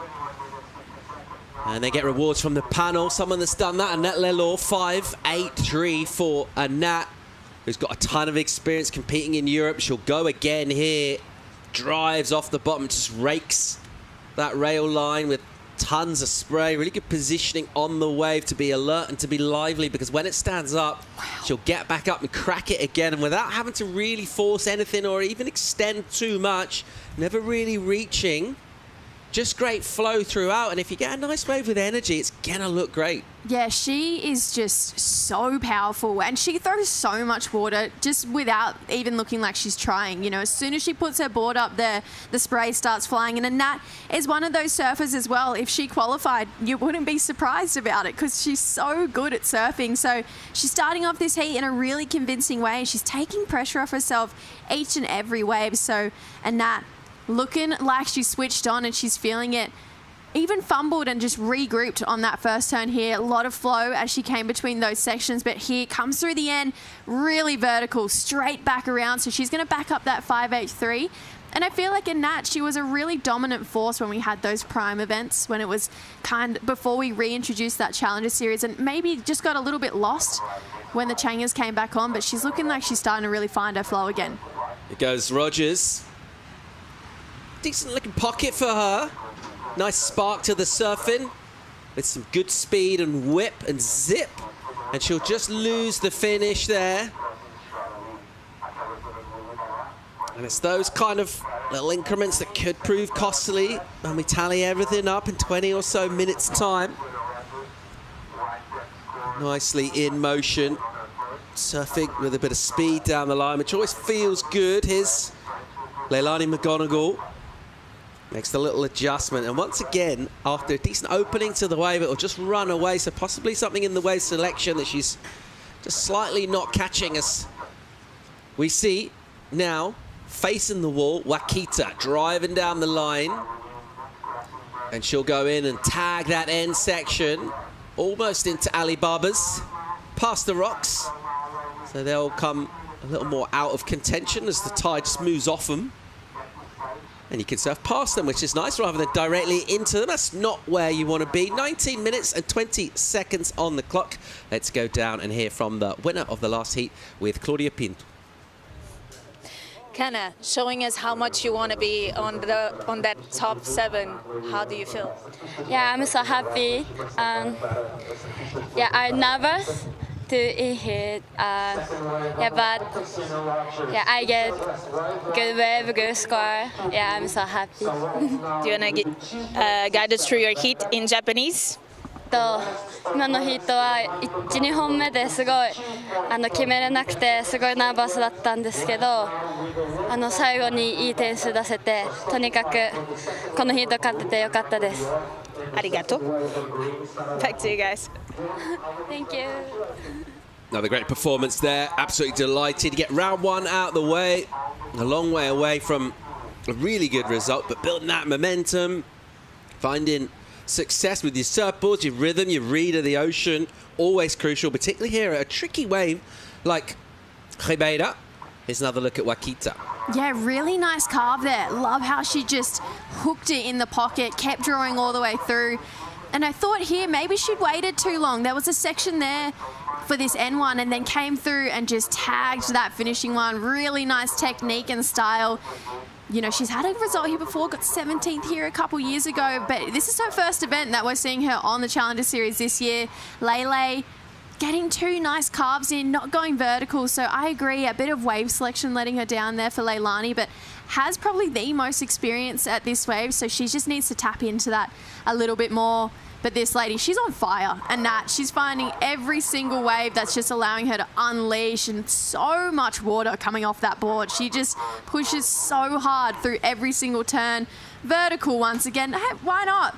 Just drift the fins around a little bit for a finish. Well, it's all good. Love Whatever. that extended carve from her. I mean, we like the hits on the lip. They're the most impressive ones. But just to have the ability not to rush, just to be so much self-belief in where you are on the wave, to kind of force that rail line, make it look really cool, powerful, surfing with authority, good value for the lead. But just with the one wave locked in, and we've seen that get weird already this morning. So she'll look to try and lock in something significant for a backup. Here goes on the inside, steep section, McGonigal.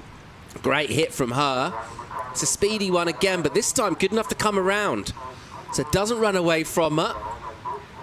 And linking things up with some whippy stuff on the backhand. Little adjustment from the feet. It is slopey through here, but she's milking this much better from Lele. Yeah, definitely. That first turn was really nice. I feel like Julian, who she's working with, her coach on the beach, would have loved this first turn. Really nice turn in the pocket, throwing heaps of water out the back.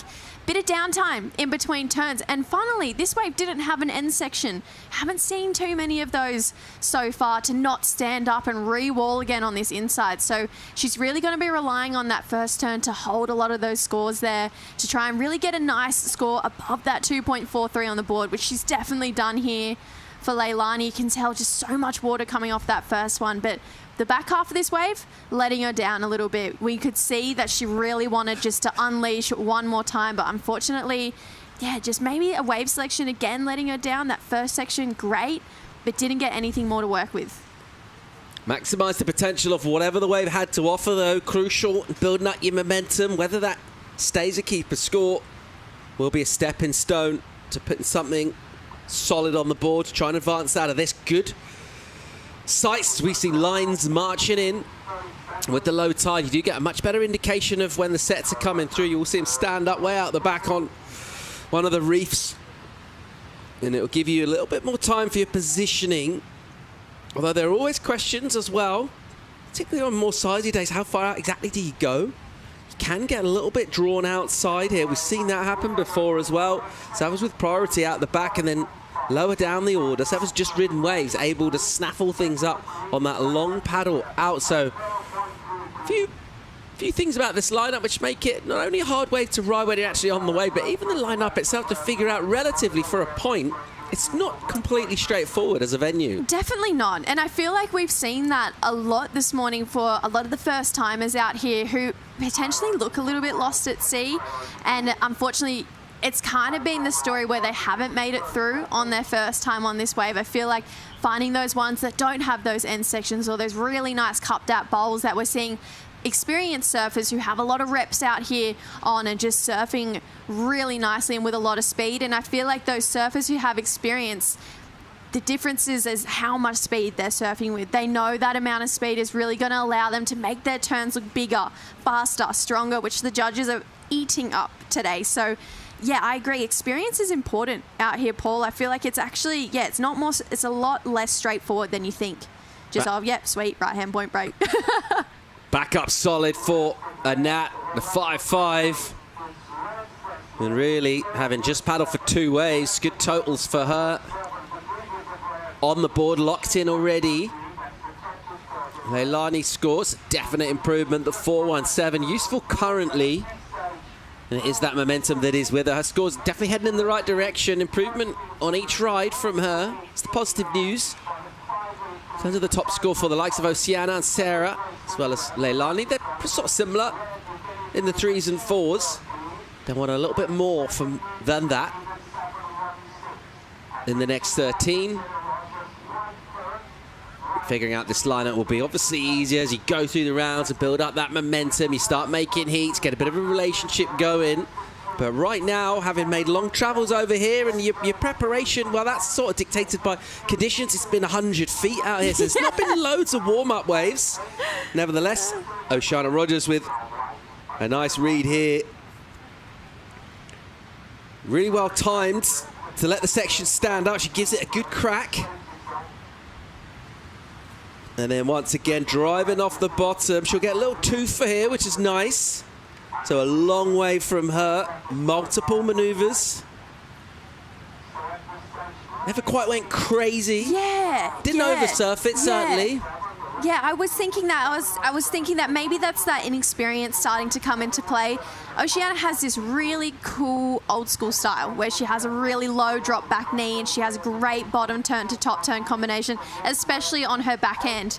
And I feel like she never really went vertical. A lot of her turns were down the line on that last one, right up until that last turn. So maybe wave selection, it's coming into play definitely there for Oceana. Quick in and out there for a Nat, but a Nat's wave shorter and sharper, getting really vertical, where here Oceana started with a slash, had to put her hand on the front of the board, keep the momentum going forward, but never really found this cupped out wall. She was just out of it the whole time, where you can see experienced goofy footers almost sit just behind the pocket so they can go super vertical, which she got on that end turn there. I feel like I've watched Oceana surf for so long, so maybe I'm extra critical of her, but I feel like that wasn't the Oceana I know. She can really go vertical. She's got an incredible backhand. So hopefully she can find that rhythm, find that sit behind the bowl a little bit more and get nice and vertical in that pocket. Just finding her range out here at Ribeira Dilas on the Challenger Series. Women's round of 48 in the water. We've run already men's round of 80. And right now looking at Nat Lelor, dominant 7-1-7, previous to last from her. She streaks ahead right now, running away with this. Here's Leilani McGonigal. Applies herself. That was nice, really crisp. Some downtime, and then a recovery to an inside.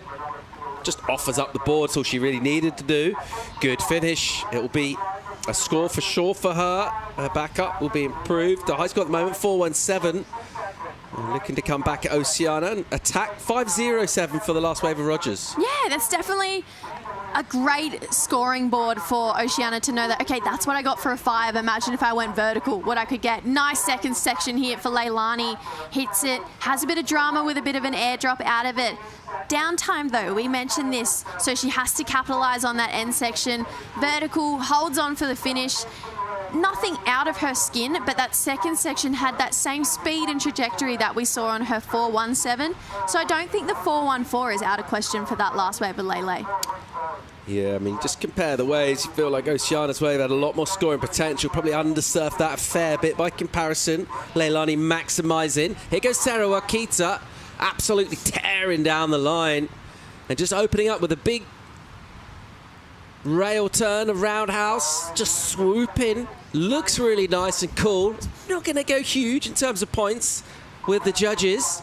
So she had a lot of speed, but unable to do loads with it. Yeah, I agree. I feel like maybe overthinking it a little bit. She came to this really nice bowl, kind of cut her turn short in that top third of the wave, which slightly put her off and too far out for that section there. So she was going to get out of there, just think, you know what?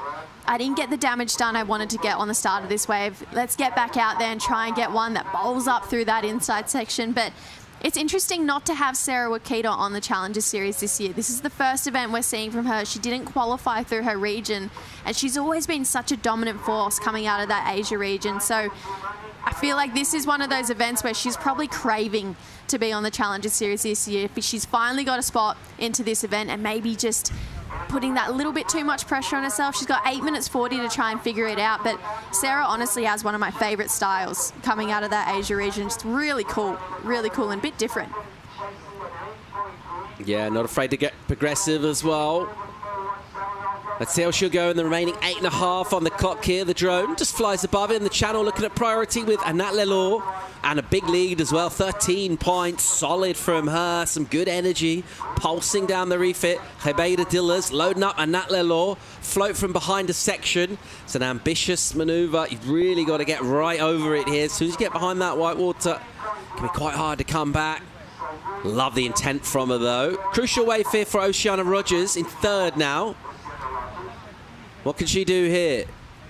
It's a steeper wave. A bit of foam on the face. That was nice. That's better. Gave that a much better crack, and a finish is really dynamic. Just, can she hang on? Not quite, Jess. Oh, I feel like that second last turn, I was like, that's the Oceana that I know and love and that I've seen before. Just cracked that section in a really stylish way. I love her style. So got into this one a little bit late. Had a bit of a slopier start. So she had to pace herself, bide her time through this inside section. You can see getting a little bit more aggressive, wanting to get one of these big turns in, has a bowl to work with, cracks it. That is the type of surfing we know and love from Oceana. Floats that end section, couldn't hold on. Guess what? Needs a 3.8. That's not a massive score, but Lele, massive first turn here. She's got another bowl to work with, vertical again. This is more like it from the Costa Rican. Strikes through a third turn, all the way back through. She's got an inside section to work with and finishes that wave. Wow, great surfing there for Leilani McGonigal. Oh, and Sarah, she gets a piece of the pie too. So this was just a really nice set to come through for all four of these women. Comes through, sticks to her rail game here again. So not finding that cupped out wall that we saw of Leilani's, and she's going to kick back out one more time. But Lele, that was a really well surfed wave from start to finish. Yeah, she absolutely got hold of that. So much spray, and that's the kind of connection with the ocean. We've sort of been waiting for her. She's kind of been heading there, building up momentum, kind of going through the gears. She's in full stride right now. It's going to be a big number for her. Already with a solid score of the 717. Great first turn from Lalore. Love the way she times that one. Doesn't rush it up or down. Just really nice. Lets that turn breathe. Connecting work onto it inside. And that's crisp. And she didn't have loads of room to swing there. She did really well. Just to kind of pull that down. She is absolutely on fire here. Surfing really, really well with full confidence. How knifey was that end section? She just went up and down so quickly there. And I like that first turn a lot too, Paul. I feel like she's just surfing with so much power and aggression, capitalizing on every opportunity. This is a replay of the last of Oceana. So this one came through at a 4.63. Loved this turn here in particular. Oh, actually, this might be... No, here we go. Love this turn here. Just really flary in the pocket. That's what got her onto the Challenger Series, that type of surfing. A lot of water coming back down towards her. Came so close to holding on there for Oceana. It's got her into second, but we have a score to drop for Leilani McGonigal. Flary first turn there for Sarah. This wave starting to bowl up through the inside. This is what she's been waiting for, and cracks that end section. So tags it really nicely. She needs a 5.37 at this point, but I just see Leilani's wave scoring pretty well. So I see that 5.37 being a lot higher of a number to chase by the time we lock in this last wave score for Leilani. But we definitely have a back and forth battle in this heat. I'm loving it. Yeah, that one set we just had a couple of minutes ago really just lit this beach up. So much energy pulsing through, and performances to match as well. I feel like everyone's just kind of really waiting to find a bit of quality, and when they got it, they didn't need asking twice. Significant number going to come in for Leilani. Going to be a healthy one. She hammered those sections. Really impressive. Judges will deliberate exactly where that goes. Maybe making comparisons to the work done on the backhand by Anat Lalore. Notably the 717 as the high point of this heat thus far. And with 4 on the clock, when this situation, well, when the scores come through, it'll sort of crystallise into where we're at. We reckon it will be Steve Brewer requirements for surface chasing. Leilani McGonigal, she's definitely going to get the number she needs. It's just by how much, and then where that puts us for the end of the heat. But really encouraging to see these waves still pulsing through. Yes, scores starting to filter in. It's definitely going to be that number for Lele, and it's going to be a good confidence boost as well. I feel like this is going to be one of those moments where she goes, all right, That's a big score. Let's do it again. There it is. It's a 6.77, so straight back to second. So it's been a really great back and forth battle between Leilani and Oceana. Oceana getting a taste of a 5.07, knows what she has to do. She needs to push harder. She needs a 6.41, nowhere near out of the question for her. Or Sarah Wakita with a 7.14. So 3 minutes is a long time for things to change, Paul. And I wouldn't be surprised if we had a couple more flips in the lineup in the last 3 minutes. Bring it on. Love it. When the ocean starts to pulse in, requirements are on the board for surfers, quality surfers. Momentum is with Leilani McGonigal. She's in second place right now. And driving again here. Steep inside, a big turn. Times that sweetly. Absolutely clobbers it for a finish. Important wave again for Rogers. Nice and crisp out the back. What's this wave going to do on the inside for her?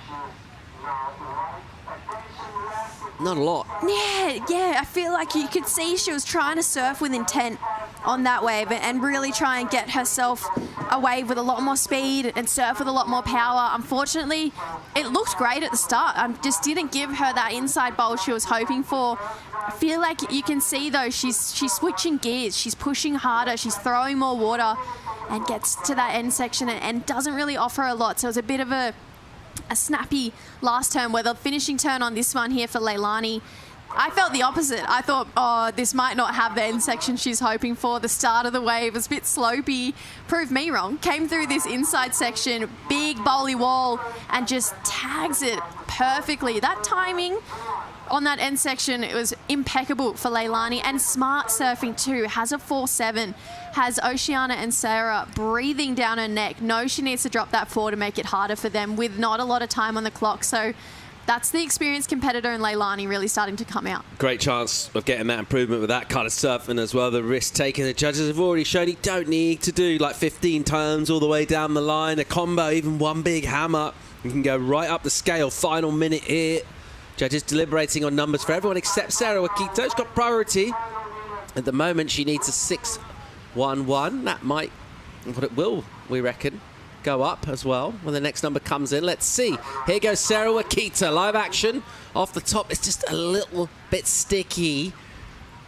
And you can just see from her body language, disengaging in terms of that section.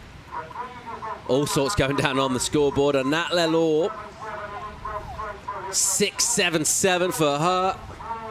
That was the wave of the big first turn. And then connected through to the inside. Huge numbers for Nat. 13.94. Really impressive. She's looked great. And now we're due numbers for Leilani still for that one huge end turn. And Oceana, who's actually had the opportunities out here as the Aussie. Not sure she's necessarily taken them. We'll find out when numbers come through. We're out of time here. This will be just a wave in for Nat Lelor. It's been great value out there. And that's a bit of a clinic. How to surf this wave as a goofy. You can wait for the lips to hit and go super vertical. But if you're only getting your points doing that, well, you're at the whims of the ocean, really. She showed us how to do really nice carving turns in the pocket and kind of build up scores on the face, which is not easy to do here, backhand. Yeah, her calves had just as much impact as her big Rios as well. She had so much speed and power through those, and the amount of water she can displace. It's honestly some of the best in the women's side of the draw. She is so strong. We've got another score to lock in for Lele. It needs to be a 7.18 to go to first, but I agree. I just think it was a clinic that Nat Lelor put on, and looks like scores starting to filter on through there. Yeah, it's a good number for Leilani, 6.63.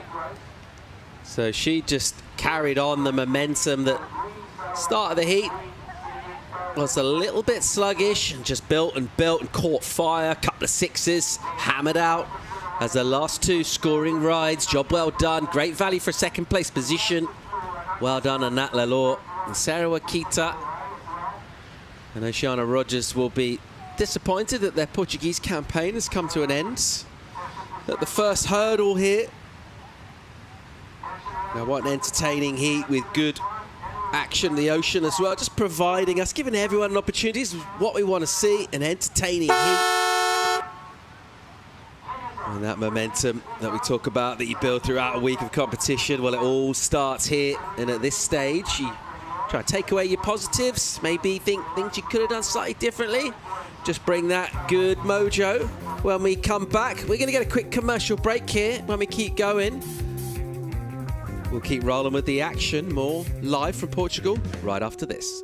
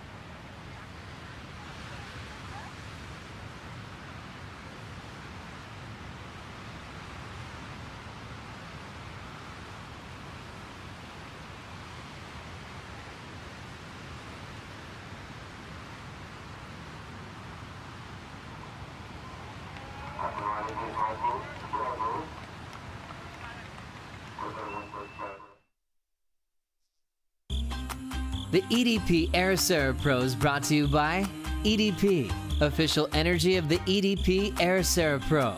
By Visit Portugal, Europe's best surf destination. By the Mafra City Council, Ericeira, a world surfing reserve. And by Millennium Bank, official bank of the WSL in Portugal.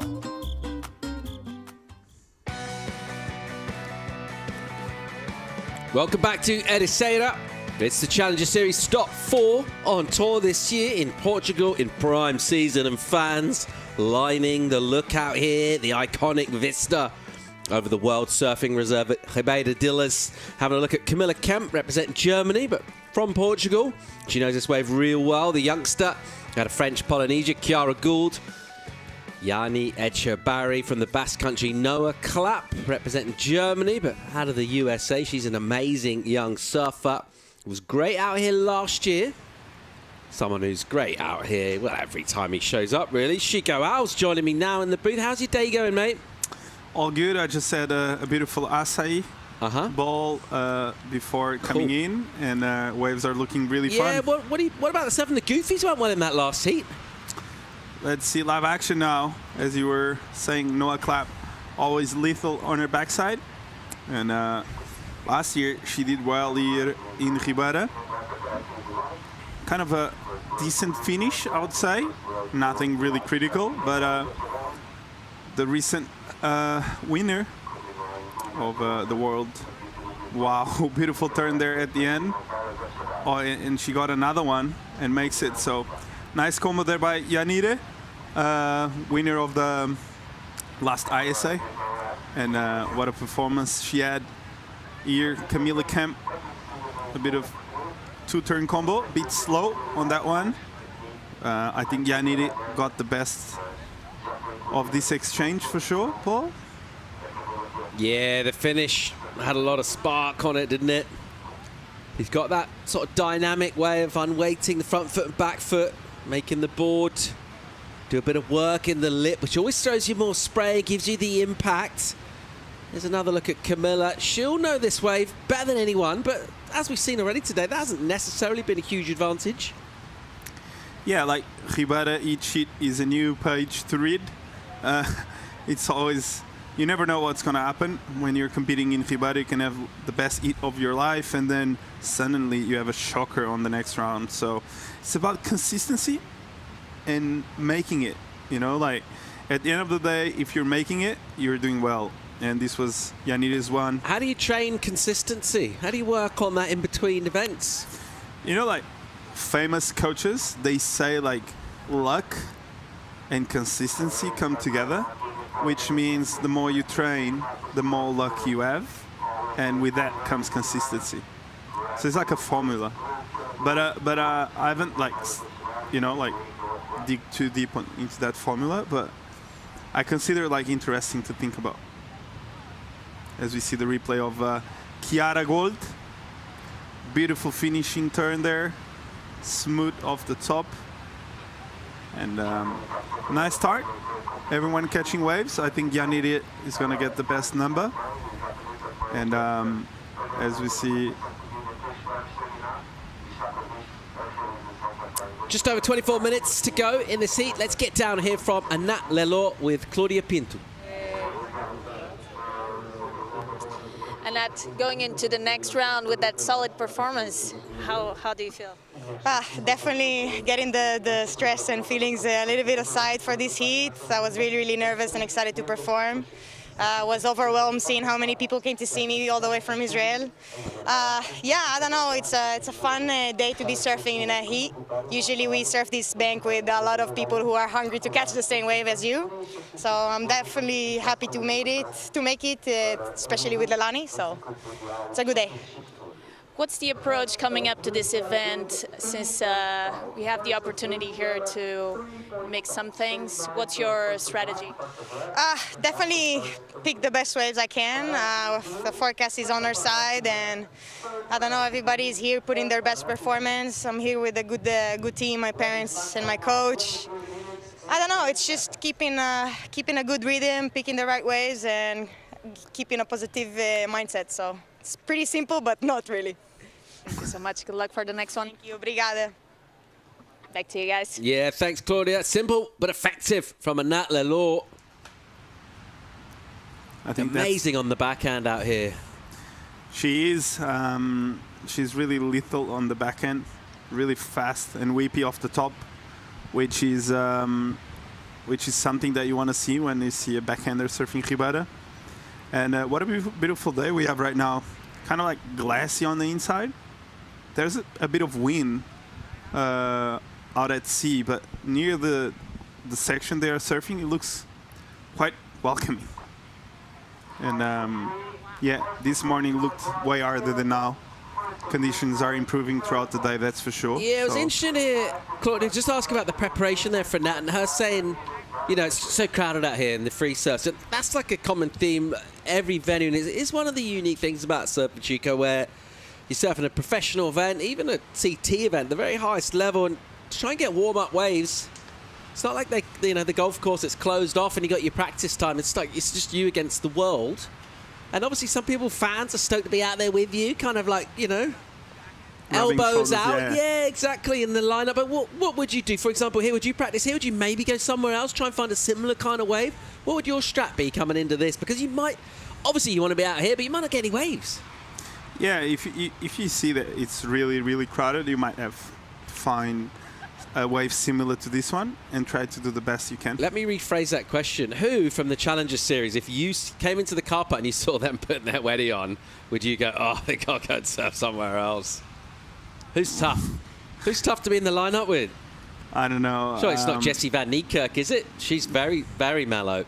I've surfed with her, and she's super cool in the lineup. Yeah, nice she's chatty, super mellow. Amazing surfer as well. I don't know. I think everyone is really friendly. Who's in the a water. nightmare? No, I think everyone is really polite. No one's a nightmare on the Challenger Series. I never had the chance to surf with them as much as I would like, but I think Mateus Hurdy, you reckon he's easy to free surf with? Do you reckon he has a low wave count? He's actually. So I had a free surf yesterday. I had last year. Yeah, it was actually easy. All right. I don't know. Like I think overall, when you surf with a lot of good surfers, you tend to have more fun because although they catch a lot of waves, when it's like your turn, there's not anyone in the way in a certain way. Yeah. And you kind of like can surf. I don't know. I feel like there's two different crowds. Like if you get a crowd of like people that are learning how to surf, it's really hard to manage as well.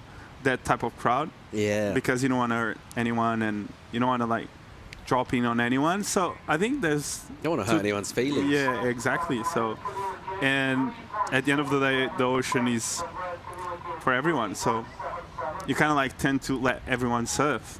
That's the whole point of being in the water, actually. So yeah, I know what you mean. We should like just have a day before the comp where they do like the prep day and everyone can surf for a full day. Live action, here goes Camilla Kemp Oh. connecting with the section. What do you think about Camilla Kemp in terms of how her year has been going? Maybe the last couple of seasons for her. Obviously got a huge opportunity to compete in the Olympic Games last year. Yeah, she did went to the Olympics. Really huge considering the Germany surf scene. They improved a lot of good surfers coming from that area. Not a while ago, we saw Dylan as well in El Salvador doing really well. They have such a professional and tight pack and team that works really well on technique and physique. And I think Germany in the next few years are going to develop some really, really good surfers. We can see the same happening with countries like Italy. That's really interesting. That's what we want to see. We want to see surfers from everywhere around the world on the World Tour. Yeah. And there's a grommet from Italy called Rocco. I saw him last week up. Do you know him? Yeah, I know him. Mate. Is he 11? 12? Yeah, he's like He's 12. ripping. Nuts. Yeah, he's Italian. Yeah, Jesus, which works with the Italian team, he showed me last year. I said, wow, you guys have a lot of Italians coming up. And he's like, you haven't seen anything. You want to see this thing? And I'm like, okay, sure. He showed me his profile on Instagram, and I was like shocked how good he was, getting barreled at pipe like with solid like size. And I think he went to Indonesia as well, and he's gonna be good. I think at the end of the day, we see often younger and younger surfers being at a level that we thought it was not possible to be at, right? So every year that passes by with the evolution of the sport and the tools they have to improve, we're going to see like kids like with 11, 12 doing backflips as we see already. So it's impressive. Yeah. What were you doing with 12? Not getting barrels at backdoor, that's for sure. Like playing with burr I was blades? mainly going pipe when I was 12 rather than backdoor. Just go forehand. yeah, forehand. Yeah, it's like not till I was 13.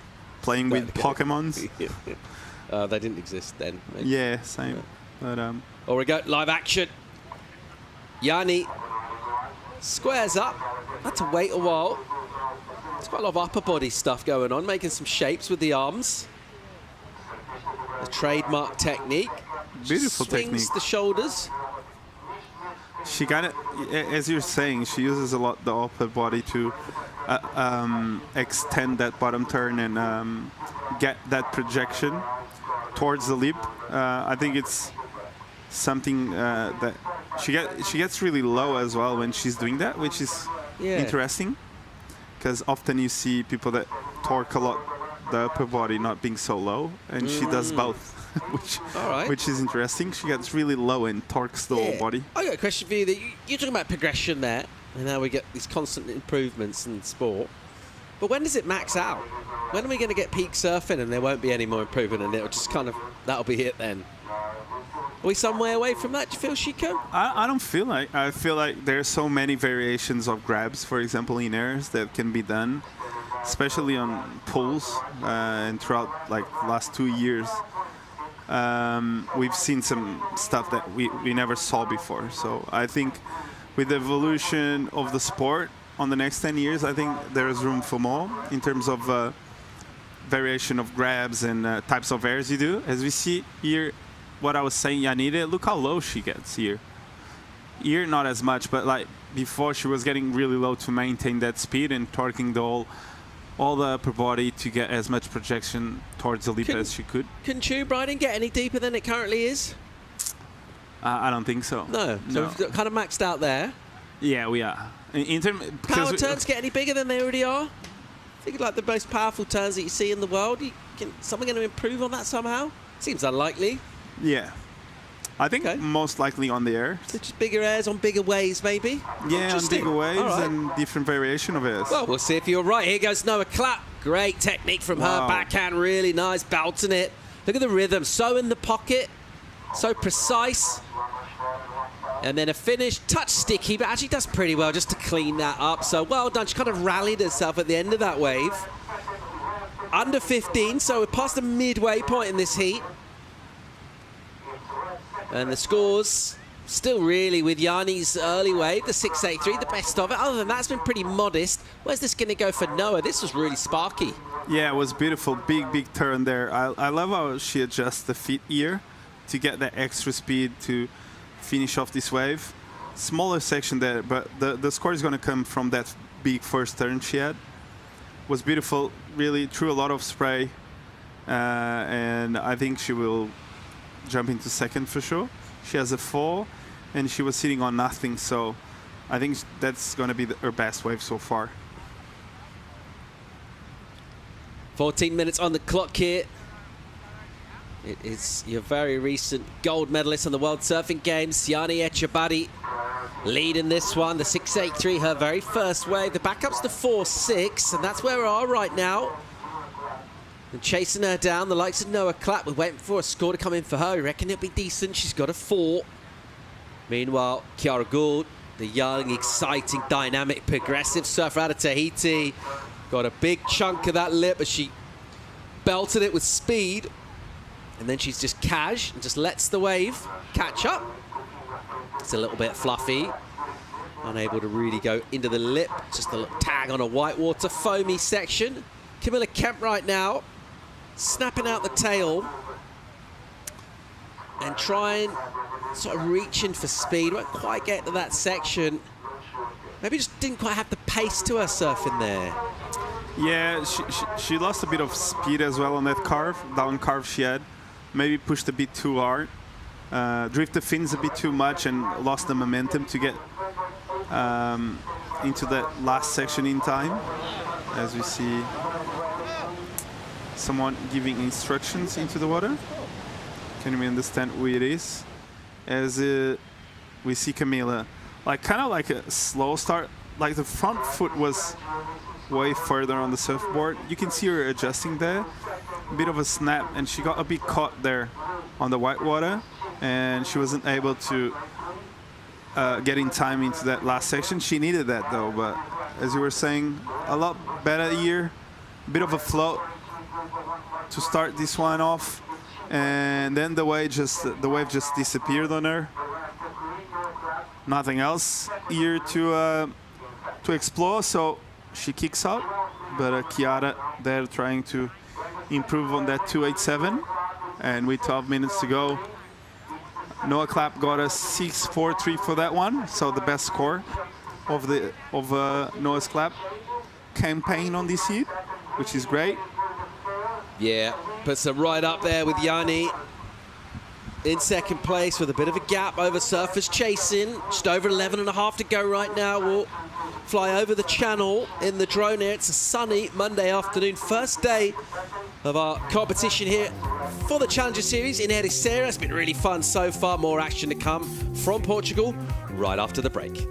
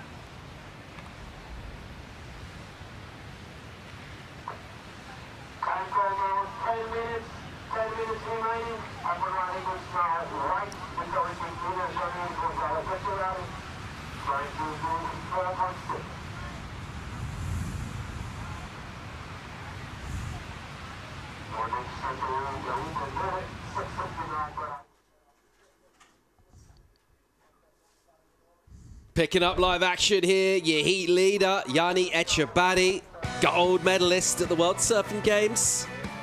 And back at Ribeira Diras and ripping into a meaty right-hand wall. Doing well. Speed and flow. Look at this section. Up for a bang to finish, and she'll ride out of that. So, getting back involved after a relative period of quiet from Echebari. 6.83, the high number from her to kick off this heat, and now she'll threaten the 4.6, which is a backup, and she'll want rid of that. Does she improve the 4.6s, Chico? Yeah, for sure. That first turn was really big. I like the extended carve here as well. A bit late into the last maneuver, but the first one was the money turn, and judges love when you start like strong out the back. And I think, yeah, she will improve for sure. I don't think she will. I don't know if she will improve actually on her 6.83 though, but yeah, let's see what judges have to say about that. As we saw Noah Clapp riding one until the end there near the rocks, so she'll probably got a really good one as well. Yeah, committed to the long ride in there. One of the breakthrough outstanding performance from last year's event here. This is the work she just got done, currently in second place. Wow. Massive turn to start this one off. Another snap. Winds up again. Looks like a big turn coming. Bang! Oh, I think this is going to be the best score of the day so far. Great thing on the about women's that side. drone shot there from above is that it's sort of two stages to that last turn. She kind of hit the lip, but then she hit the whitewater as well. So it was just super dynamic, got that kind of extra bit of spray. Looking for Chiara Gould to fire up here. She's such an outstanding performance. She's not had the waves. She's had closeouts and just kind of soft runners. Let's try and get her to connect with something. She's such a good, entertaining and progressive, explosive surfer. But she has been just watching a couple of goofies hammer sections all around her. This will be a really good number for Noah Clapp. I'm calling it. I think it's going to be the best number in the women's field today. That was next level. That first turn was insane, and the finishing was the speed really as well big. between the turns, which just always, you know, just tells you a really good story. What do you do with that speed? She did loads with it. Just hammering the lip. Beautiful surfing. It looks like she's surfing on an epoxy. Looks really weepy off the top. We might have to ask her on the interview, but what a good surf there by Noah Clapp. I want to see that again. That surfing was 717. Not the highest, but excellent number. Chico, And, when you're happy, I'm happy, mate. You know? Right, that's half the battle here, really, isn't it? As long as you're all feeling okay, I think we're all doing okay. So that's cool. I was so happy about that wave. I'm glad you liked it. I loved it, yeah. 6 minutes on the clock. Noah Clapp in the lead. I don't want this one to end. This has been so entertaining. The goofies. It is good. Dominant, but I reckon Chiara Gould's still going to have something to say here. Let's see if we can get a quality bit of wave through to her and also to Camilla Kemp. See what they can do with it on the forehand. Yanni improved, 5.6. So needing a 6.78 now to the lead. She can do that with that backside. Attack and a bit of behind the 8 ball now. Chiara and Camilla. They haven't really found themselves out there. And with 5 minutes to go, it's not quite a number you would like to be needing in Ribeira. 8.93. You've been kind enough and generous enough to share some of your tactical insights with us. If you're Chiara Gould right now, you need basically a 9. What are you trying to do here? What does a 9 look like right now, Chico? Well, I think first off, you need to have like 2 big turns out the back. Bang, bang. Like 2 major. Big carve, huge layback. That's a 9 outside in Ribeira.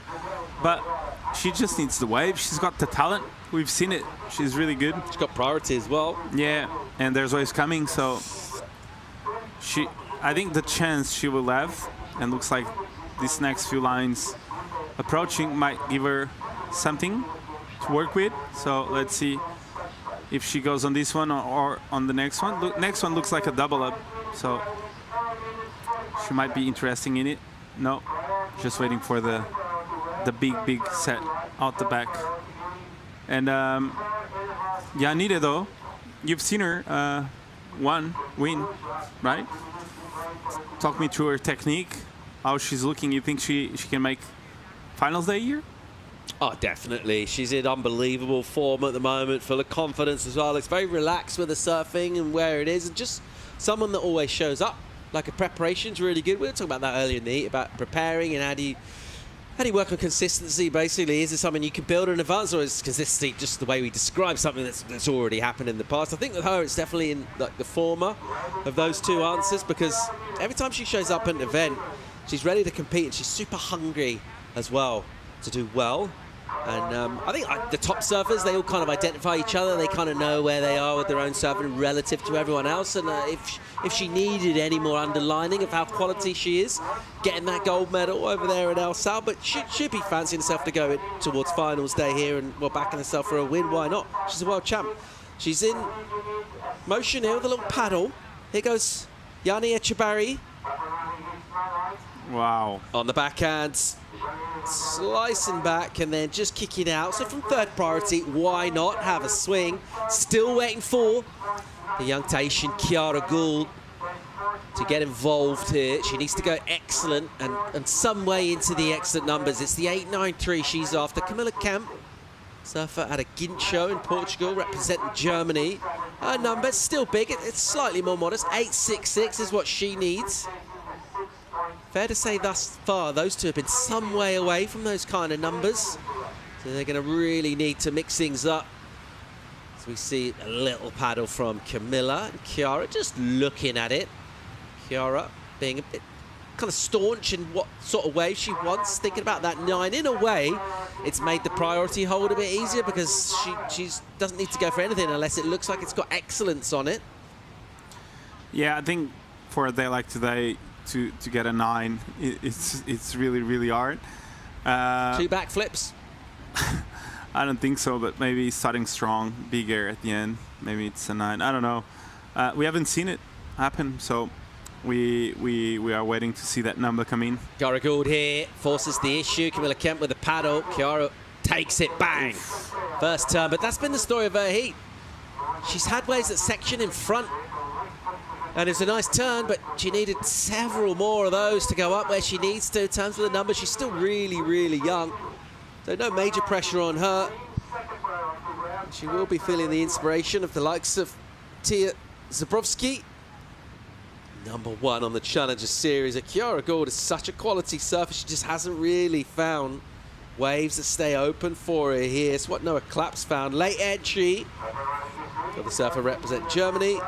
And that will just shut down the initial section. She's pretty cash. She'll just wait there, and then she'll go, hang on. Am I going to get a little double up runner through the mid part? She'll get a section, does loads. Won't get a completion from above again. You saw how much the board's doing there. Some surfers just kind of put the board up, nurse it a bit. She gave it the full whip. I love that. Yeah, it was really close to the rocks, though. She had to bail to not break her board. But yeah, just casually going around this section. She knew she's in the lead, and she's fine with it. Beautiful kind of like snap. I love the bottom turn. She waits, gets the speed up, boom, drifts the fins, big turn. But I think she saw the rock so close, she had to bail. That's why she kind of jumped. And this is Kiara attempt on getting that 9. Surely not getting that number, but bright future at.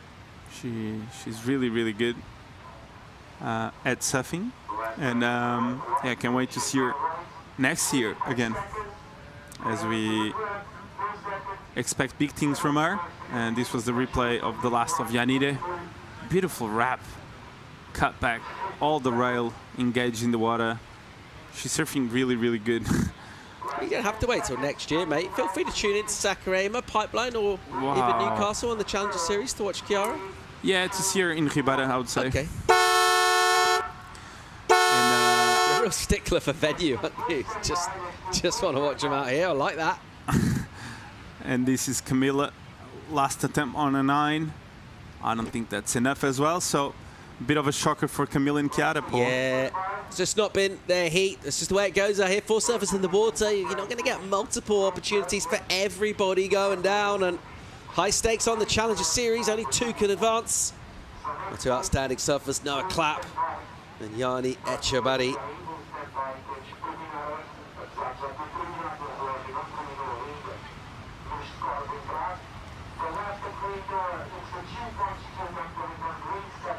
Not enough. She got a 2, and Camilla is going to be out as well. So, as we see the lifeguard there, I don't know what happened. It's a lifeguard, right? I don't know what happened there, but okay, just helping to climb the rocks by holding the board. I thought maybe those rocks got a name, Chico. What do we call those? The technical name? I don't know. Bombelo's boulders? I don't know. Fort's Castle. I like that. He's the king of those rocks. They are afraid of him, actually. But yeah, Noah Clapp, what a performance. First, Yanire in second. Great performance by those 2 goofy footers. We can expect big things from them this event, that's for sure. Well, the fun won't stop here. We've been really entertained by big performance once again from Noah Clapp. We'll keep rolling with the action here. When we come back from break, Ben Mundy is going to come into the studio for the call, but don't let that put you off. We'll be right back.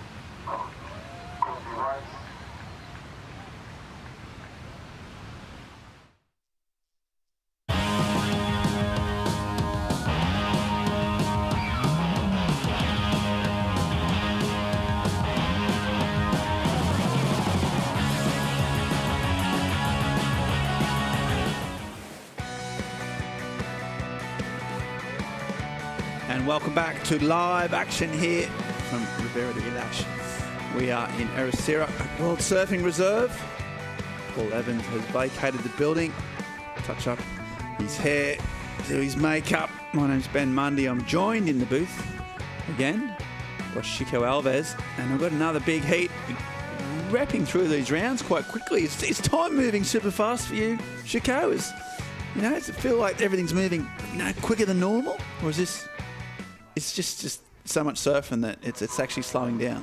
What do you think? I think the waves are that good, and that's why the day just passes by quick, as we see during the break. Beautiful carving gouge there, throwing buckets of water, beautiful snap, and bang! Oh, sorry, the commentator curse.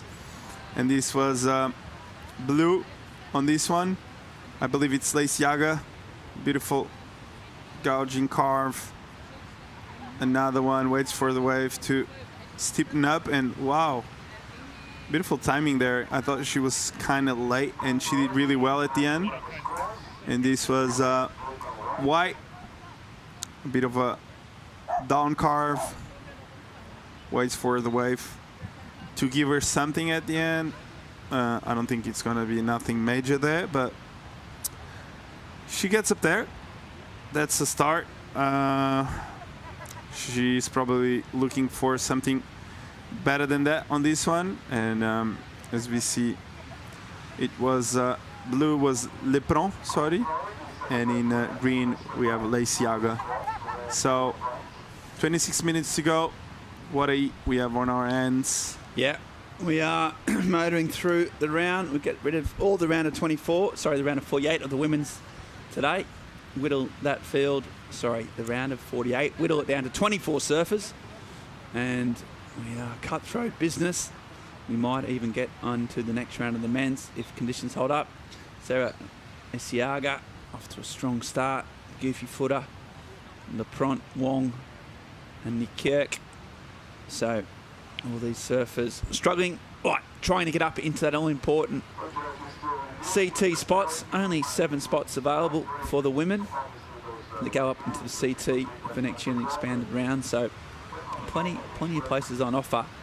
This Tide Louise Lepront from Scottsburg down in South Africa. That's up on just below Durban on the sort of southern, well, it's called the Secret Coast on south of Durban there. Amazing part of the world. Incredible waves at Scottsboro.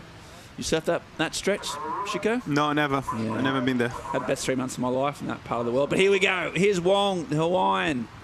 Right in the pocket. That's a nice searing top turn and a finish. Oh, and just burst the fins out. Does it with style. So that was really, really, really impressive surfing from the Hawaiian. In the pocket with power, a bit of variety, a bit of spice. And yeah, it looks amazing. Talk us through it, Shix. Yeah, the first carve was beautiful, really tight. Gets really close to the pocket, beautiful snap. And I love the drift of the fins here as well. So a lot of variation on this wave, which is really good. And yeah, I think that's going to be a good number for sure. Beautiful wave there. Yeah, amazing waves. Wong. Talk about beautiful waves. Well, Noah Clapp, she rode some absolute beauties, and she's down on the beach for the post-heat interview. That's right. I have the winner of the last heat here with me, Noah. Guide us through your heat. Yeah, I mean, the waves are firing today. I was super happy the girls are on as well. And I kind of just went into it like there's a lot of waves, so just choose wisely and try not to lose priority or do anything like that, and just surf and just have fun. Last year, only the winner of this event, Sally Fitzgibbons, stopped you from getting a better result. What's the approach this year? Same thing. I'm just going into this contest open-minded, not expecting anything. Just heat by heat, and if it goes great, then I'm happy. But if not, I mean, then it's probably something I did wrong. So, yeah.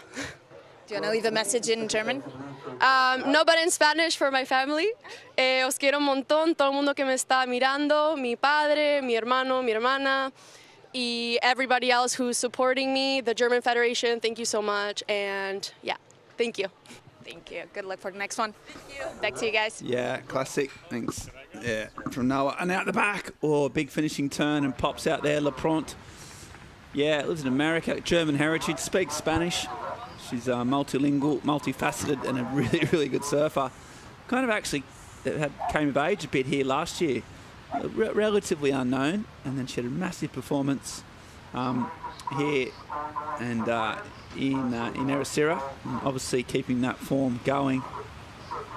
Some numbers dropping in for Yu Wong, a 5.67 and a 5. What did you like about this, Chico, and what didn't you like? Give me some highlights and lowlights. Bit of a cool start there, just waiting for the wave to build up.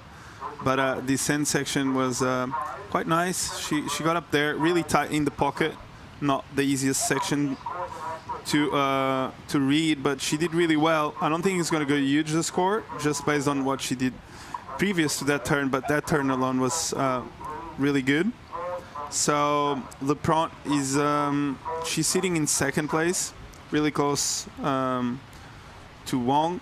they're both in the lead, and yet to kind of like at the rhythm on this one is Nekuk and Lesiaga. So Yeah. let's see what they can do. They're sitting on first and second priority with 21 minutes to go, so we can expect them standing up anytime soon. But Lesiaga, I tell you what, I've seen her surf, and she surfs really well on her backside. And she's got a little backhand snap, so I think she can go high in terms of the numbers she can post. As we see, Yeah, she really has got that vicious backhand style. She's done well here in the past in the European circuit. Probably Wong would be the favourite. She's ranked around the 20s on the Challenger Series. Had a couple of solid starts to the season in Newcastle, and then the next event in the US Open, a couple of round of 16s. Just hasn't been able to get up to that next kind of level where you start to get some serious points and chew up some real estate on the rankings. But she's really sort of really respected surfer. Really had a lot of hype as a youngster, native Hawaiian speaker as well. Really interesting family life, and really is proud of her Hawaiian heritage and educating people on it. But it's all about her surfing, and a couple of 5-point rides, set up a pretty strong start. And now she can build on that, get it through the tide here. Chico, do we know what's going on tidal-wise? What's optimum, would you say, tide-wise for this break with this type of swell? Mid-tide? Mid going high? Yeah. Those 2 hours and a half of mid going high, I think are the best ones. Is like, because the swell is like decreasing, but with the tide, there's a bit more push on the waves that we still have, and then with that mid tide coming in, there's always like the good ones. So yeah, I think that's the good. Well, it's pretty much bang on high tide at the moment, so that's good news. So the fact that sometimes when the swell decreases, that high tide can cause a few issues here, but it's enough swell and enough energy that it's handling. And so the next 3 hours, still sort of going up to optimum sort of tide, really. So we've got a good afternoon ahead of us in terms of picking out the good tides, and there's still swell. It's dropped off a little bit, but not by much. There hasn't been a noticeable decline in energy. Still plenty of sets, still plenty coming through. So in surfing, Nekuk, she needs something here, can't get that. Surfers paddling for it, just can't quite get their head around that one. Of course, the swell tomorrow drops down a little bit, Surfline told us, but still a good direction as it gets a bit more west, the swell, and also really light winds offshore in the morning, and then sort of slight northerlies later on. Meanwhile, live action to Kirk. Gets caught up in the pocket and goes down, so that's not the type of way she wants to get back into this heat. Just getting caught up behind, less experienced than her opponents, and that's starting to show a little bit. Just looks a little bit rattled. Got to try and regain her composure and get back involved. The two surfers, Lepront and Wong, out with a sizable lead, but she can still claw this back with 18 minutes left to go on the clock. Yeah, what about swell direction? What are you thinking here? More west, the better? That's the theory, isn't it? Yeah, the theory says that, which allows like the end section to get a bit more steepness at the end. And yeah, we've seen over the last few years that direction of swell, it's the best for Ribeira. Tends out to give a bit more I tell you what, opportunities. The surf finally got the forecast. Hold that thought as Lesiaga on a backhand. Wow. Sprays her opponent, which is always a nice feeling. Comes around, another swooping turn and standing up this wave. You can see the sun shining on the face. There's a nice third turn. And there's a fourth, and she's not done yet. Going down to the inside and cracks off a finish right in front of the rocks. But that was really, really good surfing from Sarah. And you can hear the whistles of improvement. Of encouragement. And Lesiaga, really, really solid surfing on a backhand. Yeah, that swell we've got all week. It just straightens up, but this westerly direction, if it comes through, can provide waves like this, Chico. Yeah, a lot more steepness. You can see like her speed was matching the steepness of the wave the whole time. Every time she was coming out of the bottom, off the top, the leap was there for her to hit. And I think with that direction of swell, we have that happening a lot, which allows surfers to like rely more on off the bottom, off the top surfing instead of like searching for that section all the time and going through flat sections.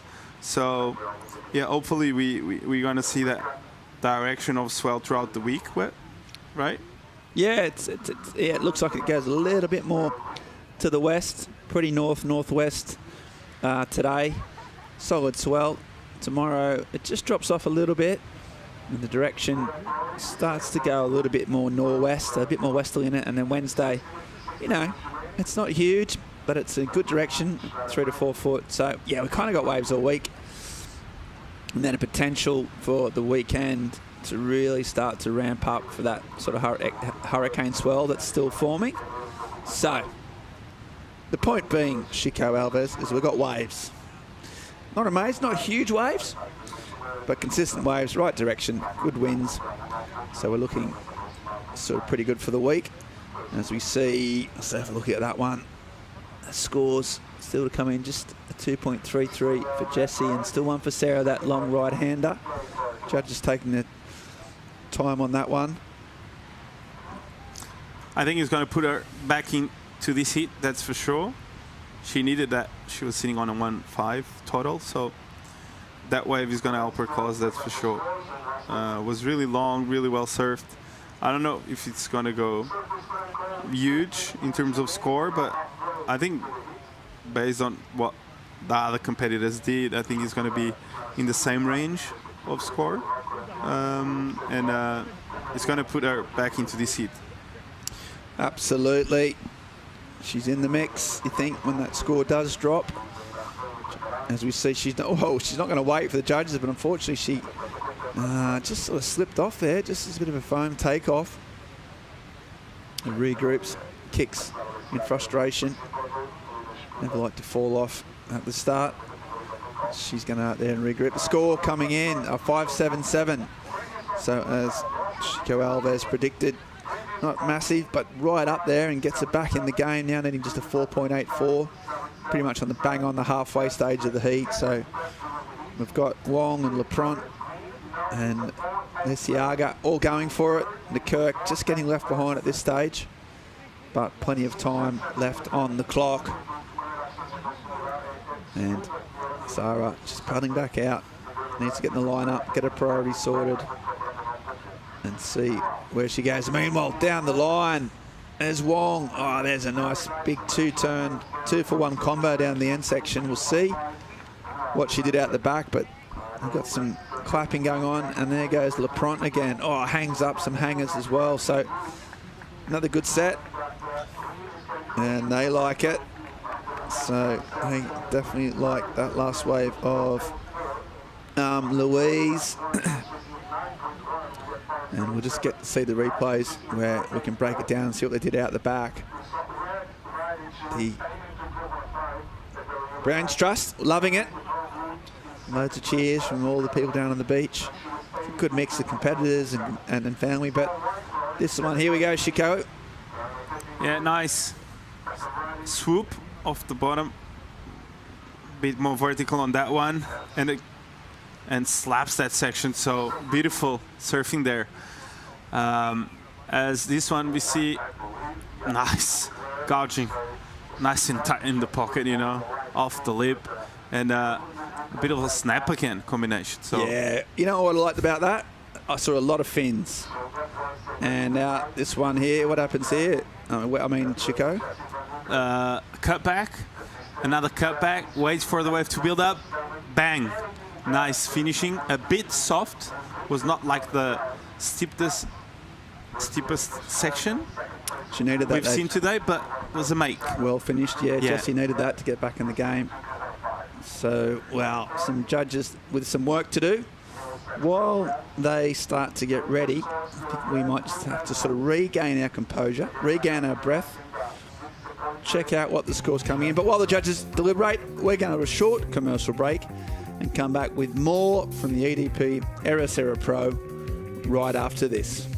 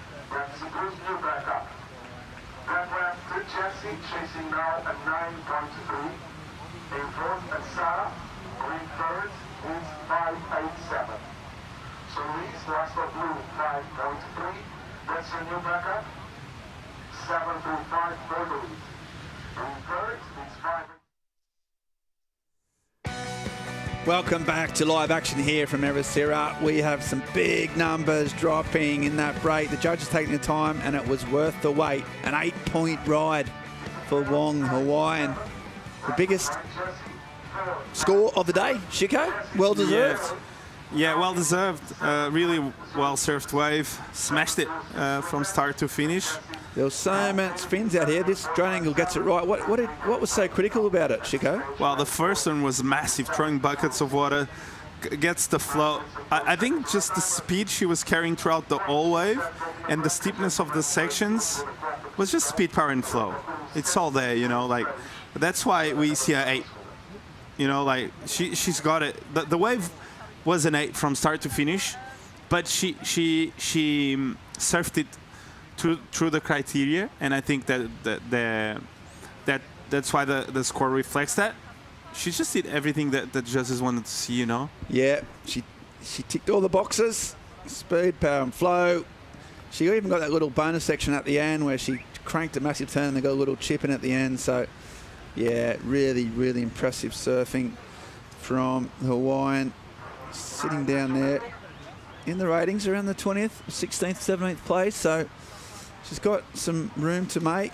Early days, of course, but no better way to get the confidence up than getting one of the highest individual wave totals of the day. So she's got a pretty strong lock on this heat. Now we're looking at the battle between LaPront and Lesiaga. So Louise and Sarah surfer in green with priority, needing a 5.87. So not huge numbers, but she's got 8 minutes and she's got priority. Yeah, she's gonna be right in the mix. She's fought her way back in, hasn't she, Shiko? What has she got to do now? How many waves is she gonna get? 1 wave, 2 waves? All right. Okay. What? Okay. To hold that thought, because we've got some sort of Claudia Pinto. She's out and about. She's finding stuff. What's going on down there, Claudia? What's happening? I mean, it's the perfect day to come here to the beach and not only watch great surfing, but our sponsors have some stands where you can try and get some gifts to take back home, like the example of You and the Sea, which is a great hotel here in Ericeira. If you stand up long enough on that surfboard, you get the chance of trying the hotel. We can get away with accommodation and dinner for two at Changa, among other prizes. But I mean, I've heard someone got a pretty solid result here. I don't know if you guys can, but you can always try. Claudia, excuse me, Claudia, where is the footage of this this performance? I mean, this performance happened, early morning. I was the first one. Right. Okay, so Claudia I think Pinto to beat. Okay, I got it. It's the one that arrives first. Yeah. I tell you Anyway, what. Well back to done. you guys. Awesome. Thanks. So, yeah, I have been watching people fall off that, and I thought what was going on. So that is exciting. So you get some accommodation. I'll tell you what I do. As you see a big finish there from the Kirk getting back in the business.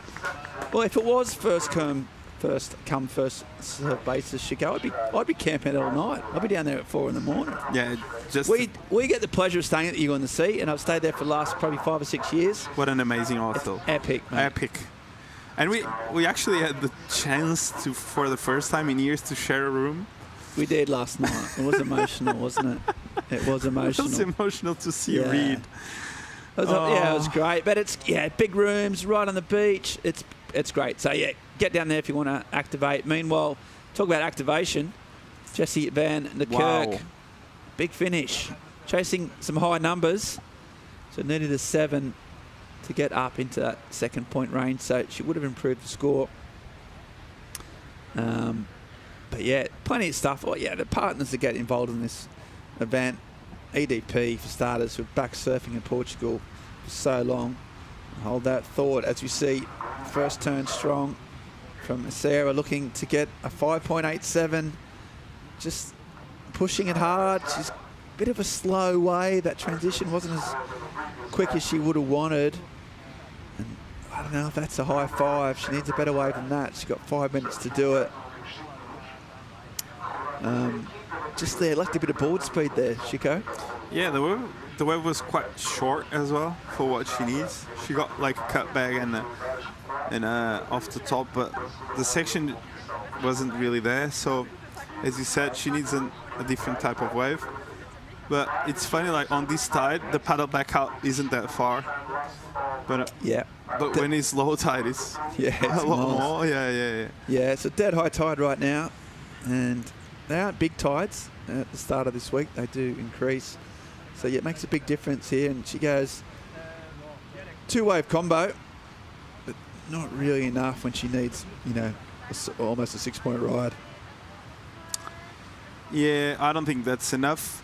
But she's got the talent, that's for sure. If she gets let's be honest, if she gets like a proper wave with opportunity for 3 turns, she can get it. Absolutely, she can. But she's running out of time. Time is precious commodity at this stage. 4 minutes on their Apple Watches. They'll be looking at their Apple Watches. It's counting down. Burns a hole in your wrist when you come in 3rd or 4th. Goes slow when you're out in front. We're going to see the recap here, Chico. Well, it's all about Iwi Wong. She's the one that's really set a stall out with some incredible surfing. But it was a strong start from Louise Lapront. Yeah, Louise Lapront got this beautiful wave to start off this one. Beautiful gouging snap. Just she started off strong. This turn was big. It was a set wave, and she started off strong. But as you said, it was all about Wong. Wong surfing really tight in the pocket, throwing buckets of water as well, and not making many mistakes. And yeah, that's why she got some big numbers on this one. And this was the 8-point ride she got. Beautiful first turn, was massive, throwing the fins out, a lot of water to the sky, gets the flow, and then the combination of the snap with the finish. So just the timing and ticking all those boxes that judges love. And got an 8, highest single wave. Yeah, best on the wave of the day. field. Yeah, absolutely. Oh, and who's in the booth? Ben Mundy. Yep. Just got lucky. It's just a perfect match. Just got lucky. And it's great surfing. From the get-go, that first wave I thought was so well ridden as well, and throwed some spice. So she came out of the traps with confidence, and they're having a bit of a scrap there over the priority. So Lesiaga, she had a good priority there. I think she may have lost it in that exchange. Really crucial with 2 minutes on the clock. Just re-establishing themselves. Looks like the heat winner out in front. And then Newkirk's got second. So you see these little insider runners. It's going to be next wave wins. And here it goes. Surfer Van de Kirk. So first turn's crucial. It's a nice little swoop back in the corner. There's another one. So that's a nice 2-turn combo. Finished off again. So solid surfing. The Brains Trust like it. She's been struggling to get into that 5-point range. Now needs a 6.73. Did she do better than that? Chico, was that enough? Was that more in the ballpark what she needed? Let's see. First carve was nice. Gets up there again. Snap. And I think the finish was the biggest turn. Yeah, beautiful finish there. So 3-turn combo. Let's see what judges think about this one. But yeah, I think it was her best wave for sure. But I don't know if it's going to be enough for a 7-point ride. My guess is no. But it's going to be your best, that's for sure. Okay, last throw out the dice here. So the current heat leader, Wong, pulls the trigger. Wow. She looks so much sharper. Bottom end turns so crisp. How stylish that cutback was. So that one, probably not going to add to a total, but she's done enough in this heat to be pretty safe. With 50 seconds on the clock. And this is her last throw of the dice for Sarah. And gets 3 or 4 turns in and kicks out. Didn't seem to be a whole lot of cheers from the beach, which is always a pretty good gauge of whether that was going to be a game changer or not. She's paddling back out, but I think she knows in her heart of hearts that with 30 seconds on the clock, she's almost finished. We see Louise Lapront, who was in second place prior to that wave, just trying to shut it out now. This will be her last wave. And this heat's very, very flat, nothing doing. Wow. Nothing doing until a huge backhand re-entry to finish it off. A real burst of acceleration through that last turn as well. Beautiful surfing there. I think she probably has definitely shut the door. All 4 surfers now getting scores to come in. So we won't know officially, but I think that Louise has probably done more than enough. Really, really statement performance from Wong as well. Other girls fought hard, just not quite enough there to get through. So yeah, this last turn, Chico, was what a way to finish. Yeah, as you were saying, the wave was so slow we couldn't expect what was coming, but then she got this like double up section at the end, and she extended the turn and she just ripped the fins as well. So big turn there at the end, and 587 for Jessie, her best number, but not quite enough for the 7-point ride she was needing. And yeah, great eat. Yeah, good surfing. Asiago kept fighting all the way. Don't think that score is going to be enough. It's not. So yeah, Wong and Lapront will go through to the round of 24. So job done. Important to get through that first round. You breathe easier. Just relax a bit more into it. Yeah, and really, really exciting surfing from the Hawaiian. She's dangerous. The smiling assassin, but she's dangerous. No one will underestimate her. And Wong paddling back out, or just trying to get a safe passage back to harbour. Get away from those rocks. So that was an 8-point ride. Incredible surfing, and there's more to come. Don't go anywhere, focus. We're going to a short commercial break and come back with more live action from the EDP Ericeira Pro right after this.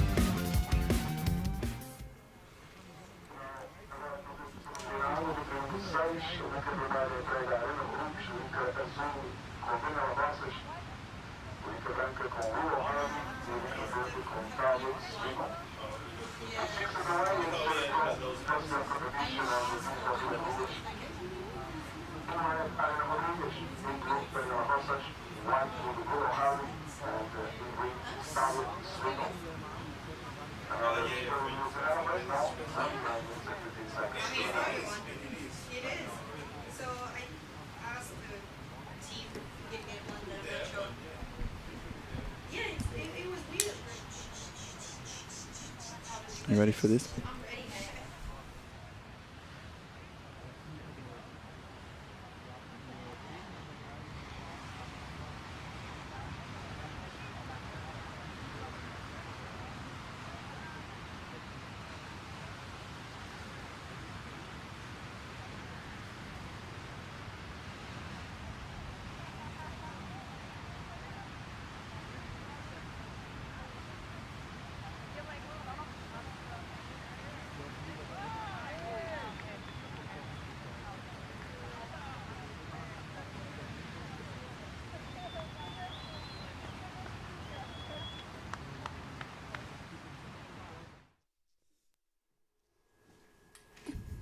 Welcome back to live action of the beautiful drone shot of the cliffs of Ericeira. This is a World Surfing Reserve for a reason. There's probably 10 world-class reef breaks just in this short little space. And one of the most notable and best competitive zones here is at Ribeira de Ilhas, right at the heart of it. My name's Ben Mundy. I'm joined in the World Surfing Reserve booth by Jessie, the Starlight Express Starling. And we've got a quick quiz for you, Jess. Are you ready? Are you ready? Okay, give us your favourite wave today so far. I'm a train 7 point, the first 7. Okay, gotcha. Hold that thought as we see straight up and into it. Swindle looking smooth and then calm and composed, big rangy, long, engaging the rail, looking for a section down the end. Comes down and hits it if she can. Oh, and a nice little layback snap. So good surfing there from Talia to get off the bat. Okay, your favourite wave. And here goes another one. Let's talk us through this for me, Jess. Yeah, Arena, what a year she's had, and she's kicking off her campaign here with 2 really big hits. Looking very stylish here from Arena. Gets the finish there too, so really nice starts for both of those ladies. I feel like I'm on Millionaire Hot Seat. Yeah, okay, quick. So you've got your favourite wave. That was Adu. What about biggest upset so far? Any upsets you think? Any surprises that surprised you? Honestly, no. No. Yeah, You're being honest there. No. Yeah. The heavy hitters have come through, haven't they? Yeah, really? I really feel like the experience has played today. Okay, favourite person at the beach so far? Tony Berry. Tony Berry. Oscar Berry's dad. He's just TB. epic. I love TB. Okay, good. And finally, let's have a think about it. What about your favourite women's performer? Who's been the standout for you so far that you've seen in your heats? And Nat Law has been incredible. She's been definitely my favourite to watch, just looking so strong. And a really good friend with this lady too, actually, Daniela. Okay, Daniel Rosas kicks it off there. So you won. You got 5 points out of 5 there. You won the quiz. $1 million. You get $1 million courtesy of the Portuguese government. So well done. And we'll send my invoice later. Do you want the cheque or bank transfer or cash? Well, cash is king. Okay, cash is king. It shouldn't be too hard to work out. As we see some $1 million performance out there right now. Yeah, that just said Daniel Rosas, who also did really well last year. I think actually 2 years ago made the final. So she's really improved the surfing since then. A lot more experience. As we see this wave, nice drawn-out turns. It sort of connected well, didn't she, Jess? Yeah, she really did. I feel like Daniela, she's such an explosive surfer, and she is just picking up right where she left off, just laying down turns from start to finish, and found one of these waves that had multiple sections for her to just tag with speed and a bit of intent and grunt behind it. So we've got some great first waves, and we spoke about it earlier. That kind of surfing and that kind of opening exchange, it takes the pressure off yourself to only lift on your next wave. And just the only one left standing right now is Willow Hardy, young surfer from Western Australia. You've probably seen her grow up. Jess, she's a real special talent, isn't she, this young girl? Yeah, she is. She got a start in the CT over at Margs this year as well. Had probably the gnarliest wipeout of the event, but she was absolutely going for it. She absolutely charges, and I'm stoked to see she's back from injury as well. Yeah, she had a lot of time off. She's really done so well in recovery, so here she goes, coming back from injury and just trying to get a little bit of through this foam. It's a bit of a dud wave, but she's battling hard. Of course, the Hardy family from Western Australia, you're one of the most famous surfing sort of clans from that part of the world. Just so many charges. All the relatives of Brett and Jean, bodyboarders, and just incredible family of absolute rippers. So yeah, good pedigree, but it's Rodriguez up on this one as well. Oh, wow. Just extended out of that with real venom. Didn't see it coming, to be honest, and still managed to get down the line to finish it off, hopefully, and she does. So good surfing. So Rodriguez and Rosa, similar styles in some respect. Oh, and there's another big hit. Can she hang on? And that was Daniela, so she did hang on. So good surfing from these surfers straight off the bat. It's just the theme when we're together. We're getting consistent great waves back to back, and I feel like... Well, we can't take all the credit. Well, we could, but we won't. No, I'm kidding. But I feel like these ladies, I love this this level of competition is where that saying that I've said those last few events really comes into play. We're getting that QS scrap, you know, those paddle battles, those 4-man heats where you have to fight for your spot, but with really high quality surfing. I mean, this second turn here from Arena, this was magic. This was a really big money turn. Like you mentioned, held it longer, extended her back foot out over that lip, big finner, had that momentum that made you feel something. You know, that turn was like, oh, wow. All right, there's a bit of aggression in that. Yeah, it was a jolt, wasn't it? Yeah, Daniela did the same thing here. Both of her waves have just been really spicy. I mean, stomped on the tail to load up for that end section there with the ride out and a bit of a fist pump. She likes it, you know, just a cool, classy fist pump. And Willow not getting the best of the exchange out of everyone, but this is her first heat ever out here. And we've seen that sometimes, you know, wave selection is the issue for people who haven't surfed this wave before. So Willow will be looking to right her wrongs pretty quickly and think, okay, I'm going to need a better wave than that. Yeah, absolutely. Yeah, it's just a bit of a slow start, but there's her competitors coming out of the blocks firing. And also got Talia Swindle has had a good year as well. She's sort of just hovering that 12th, 13th on the rating. So in terms of the rating, she's the highest, I think, at the moment. So had a good quarterfinal performance, I think, at the US Open. So also dangerous. So everyone pushing each other. And yeah, Willow just getting, probably not the exchange, but here she goes again. I see my eyesight is failing now. This is paddling. Can she get into it? So this is Rose's, that's Swindle. That's the girl I was talking about, in 12th, 13th on the rankings. Just taking her time, really composed. Nice little check turn. Has to be a bit more aggressive on the last one perhaps, and just can't hang on. Just lacked a bit of aggression on that wave, I thought. Yeah, a little bit out of time potentially as well. She's got a great Hail Mary, a really great end turn. Just bang on her, to be honest. So Talia, she'll be getting back out there, trying to reset. Like you mentioned, she's up there in that 11 mark, 12, 13. It's changing all the time with different seeds making this round. But Talia, she spent a lot of time actually hanging around the CT through the Aussie legs. So she flew over and supported Bella Kenworthy through those last 3 events at Bells, Burleigh and Margs. And I feel like she got a real taste for what that CT life is like and how badly she wants to get there. And then Bella actually returned the favour, hung around in Australia for the Newcastle Challenger Series, supported her through that. They make a really cool team, those two, and I love how they can push each other and bounce off each other. So Talia, she's in 11 right now, so she's knocking on the door of that top 7. Yeah, it doesn't take much, a couple of heats even, to get right up there. The great rock and roll Swindle, is that the nickname they call her? The rock and roll Swindle? You know that? No. Okay. No, I'll have to. You have to educate me. You have to ask your dad. Okay. Yeah, it's Dad, a famous. what is the? It's a movie about the Sex Pistols. Oh, okay, cool. Yeah, so probably.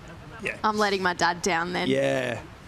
yeah. Anyway, we can talk about that later. But right now, speaking of good performances, no Swindles here. Claudia Pinto's down on the beach with the winner of the last heat.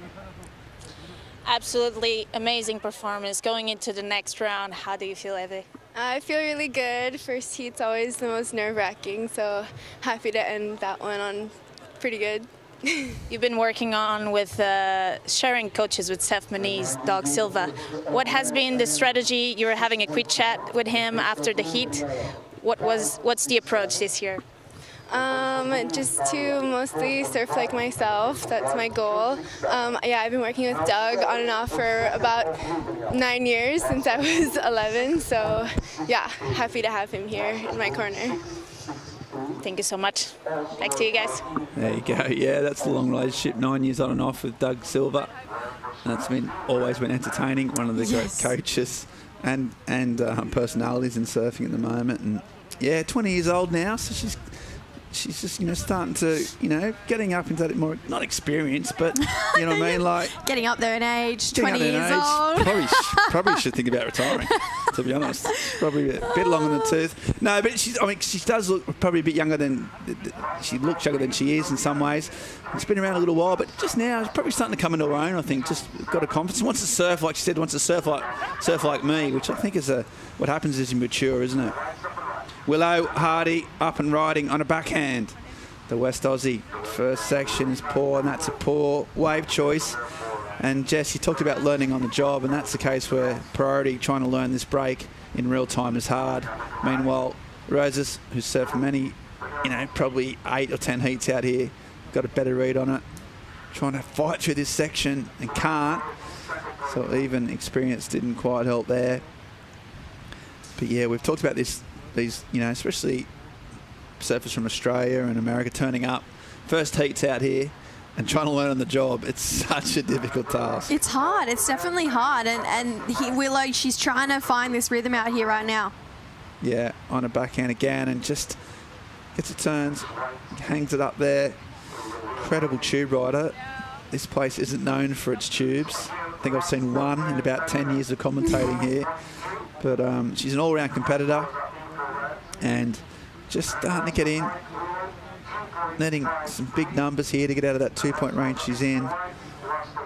And sort of her age group, that next young crop of young Australians, there's so much talent there, isn't there, Jess? Like Willow's, that 16 perhaps, I think. No, Willow's around that 18, 19 mark. Okay, gotcha. Yeah, so she's had an incredible year on the regional series, did really well in some of those bigger swell events we had over in Indonesia, Krui, Nias, did pretty well over in the Philippines at Siargao at the end of last year as well. So she's been super consistent for Willow. Her dad is always in her corner, and we spoke about him earlier, one of the nicest guys going around. Also, one of the most intelligent guys when it comes to ocean knowledge. He has such a depth of and wealth of knowledge when it comes to that, and it's hard to learn and hard to figure out, and he's really into learning the bathymetry of all the different places that Willow competes at. And he was probably the first guy who really broke it down for me as well while we were over in Indonesia. And I guess when you're from WA, you've got to be pretty good with that sort of stuff. Yeah, you do. I actually saw him with a scuba tank out mapping the seafloor before the heat this morning. I thought that is commitment. That is a committed dad right there. Yeah, no, he's on all over it, isn't he? And yeah, he's always such a great server too, just the knowledge, the way to read the ocean. She has inherited that. And yeah, the West Aussies have that. They just spend so much time in challenging ocean conditions. It's raw, isn't it? It changes quickly. You've got to adapt. And right now, well, she's going to have to adapt pretty quickly. She's found herself in a bit of a hole. So Rose's 2 overs, 6.63 and a 5.67. And Rodriguez out there with an 6.5 and a 4.2. So they've just got a bit of a gap. It's just established a bit of breathing room, those first two. Swindle now just trying to need a 6.21. Willow, as we talk, needing sort of high 8s. Here goes Rodriguez, an insider. And just nice little cut back and another swooping turn, hoping it stands up on the inside. Now she puts on the accelerator. It's a soft little section. Still manages to tag it really well with style. Just didn't have a big section, didn't have a lot of push behind it, but she tagged it well. Out the back. Swindle. So Talia tries to fight back. Just sticks with the foam and just got a little bit caught on that one.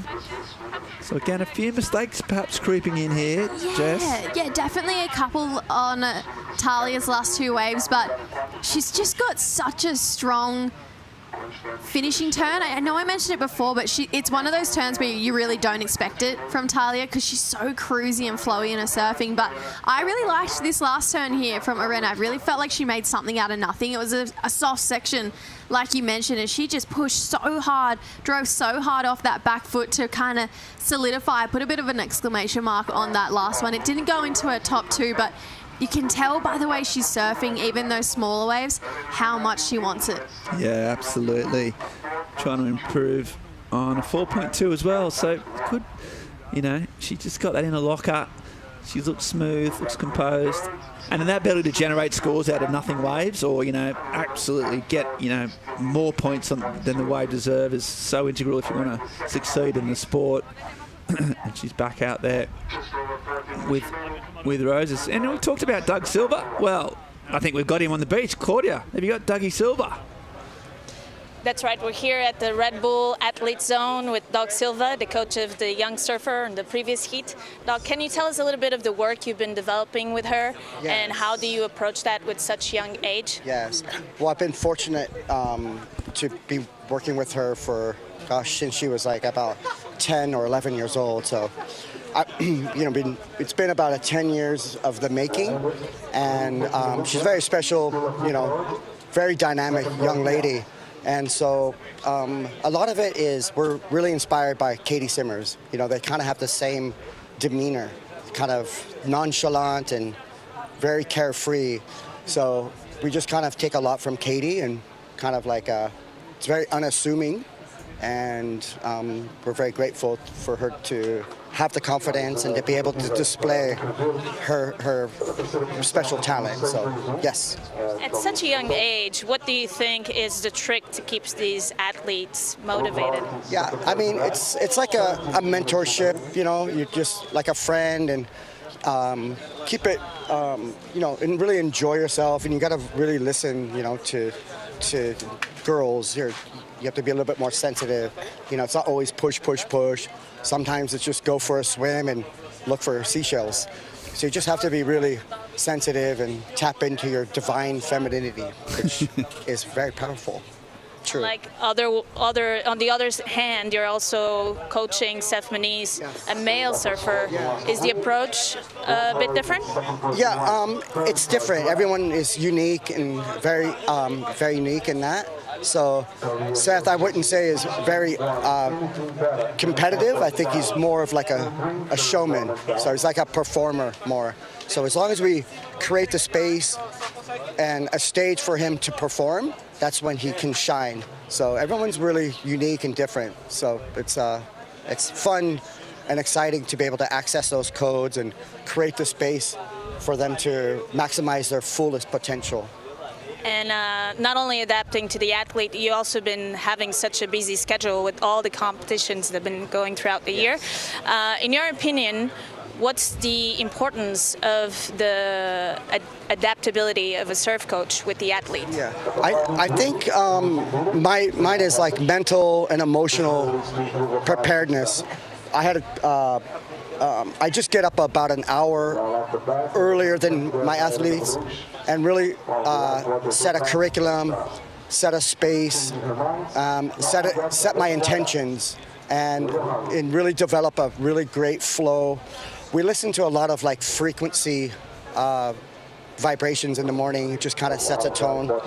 So just these regiments, and for me to organize my thoughts and not be in a rush. So this helps me be sustainable and strong. It's like that mental health is very important. So yes, a good glass of wine helps too, but yeah, okay. Sometimes. And we absolutely can see those results. Thank you so much, Doug. Really grateful for your time, and see you soon. Thank you. Back to you guys. Thanks, Doug. Wow, that was awesome. Lot to unpick. He's really cool there. It's good to get that insight, and I mean, I've been trying to tap into my divine femininity for a while, and good on you. It's really important. But I think, to be honest, I think the crux of it, I suppose, is as we just hold this thought, there's been a lot of waves ridden while Doug was getting deep, and this is Swindle. We talk about that big finish she's got. Jess was mentioning it, and she did one the last wave, and here she goes. Here's the finish there. Goes for it. But I suppose it's just the ability. Everyone's so different, as he said, and trying to tap into what works for one surf doesn't work for another, isn't it? And you can't have a one-size-fits-all approach, and I think that's the key to it, isn't it? Like, how do you unlock this potential? Yeah, definitely, and I love how he taps into it in a bit more of a spiritual ways, and it might not work for everyone, but it works for him and his athletes. So I feel like, I love how vulnerable Doug was during that interview, and this one, Talia, just not getting the completion there on that finishing turn. She got a great finner on the wave before. I think it was a bit of a question mark of whether she got the ride out or not. But Willow, this is better for her. Finally got some open face with a bit of a bigger wall. Couldn't quite get that end section snap though, but that's a step in the right direction from her last couple of waves. So in wave selection, tick. This lady, though, looking to build on her lead. She's surfing with so much speed. Just down the line, just attack all the way through from start to finish. And she's feeling herself. She's feeling really good and really confident in her own skin, in her surfing, and maybe a bit of a back and forth rivalry right now between Daniela and Arena, both from Peru. Both want to come out as the number one Peru lady on top. So We'll see. We'll see how these guys go. How many heats have these two had in over the time, trying to get one ahead of each other, and at the moment got a pretty good lock on it. You know, as you said, it's interesting to see the improvement in Danielle, because I don't always get the chance to see them in every event, every year. This event's quite a good marker where, okay, where's she at from last year? And just over every year, the last 2 years, the improvement's been quite dramatic. So that she's still improving, still getting better and getting more experience is, it's really great to see these sort of leaps happening in real time. And Danielle out in front with a 12.3. Oh, Doug talking about the frequency vibrations. I'm actually really into that. I listen to frequencies as well. Well, I heard some. I wake up with Paul Evans this morning and there was some frequency vibrations there, I tell you. He is a frequency in himself. That didn't calm me down at all, I tell you. But right now, as we so much action popping up, we're going to go to a short commercial break. Come back with more cool vibrations right after this at the EDP Ericeira Pro.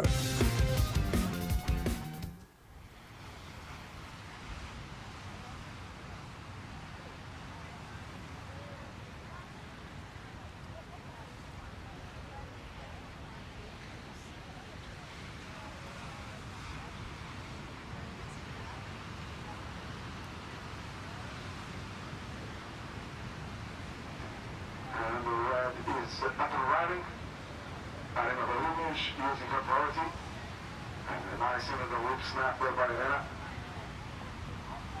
Nice carve as well, and now with a nice finish. Is she? Yes, she is a nice finish. There's a nice combo there by Elena Rodriguez. So she was aiming to improve on 4.2. I'm gonna say, I'm sure she will improve, but that's a very good chance. Elena is about to improve on that 4.2. I don't want to go over the judges, but still, kind of not need to be a rocket scientist to realize that was good surfing by Elena. Nice under the lip snap, beautiful carve, strong finish as well. Now I'm going back to start the back to the first place of the heat. 6 minutes and 20 seconds remaining. Well, I'm going to leave it, obviously, on the hands of the 5 wise men. Right priority, second priority blue, third priority blue, waiting for scores, last and right.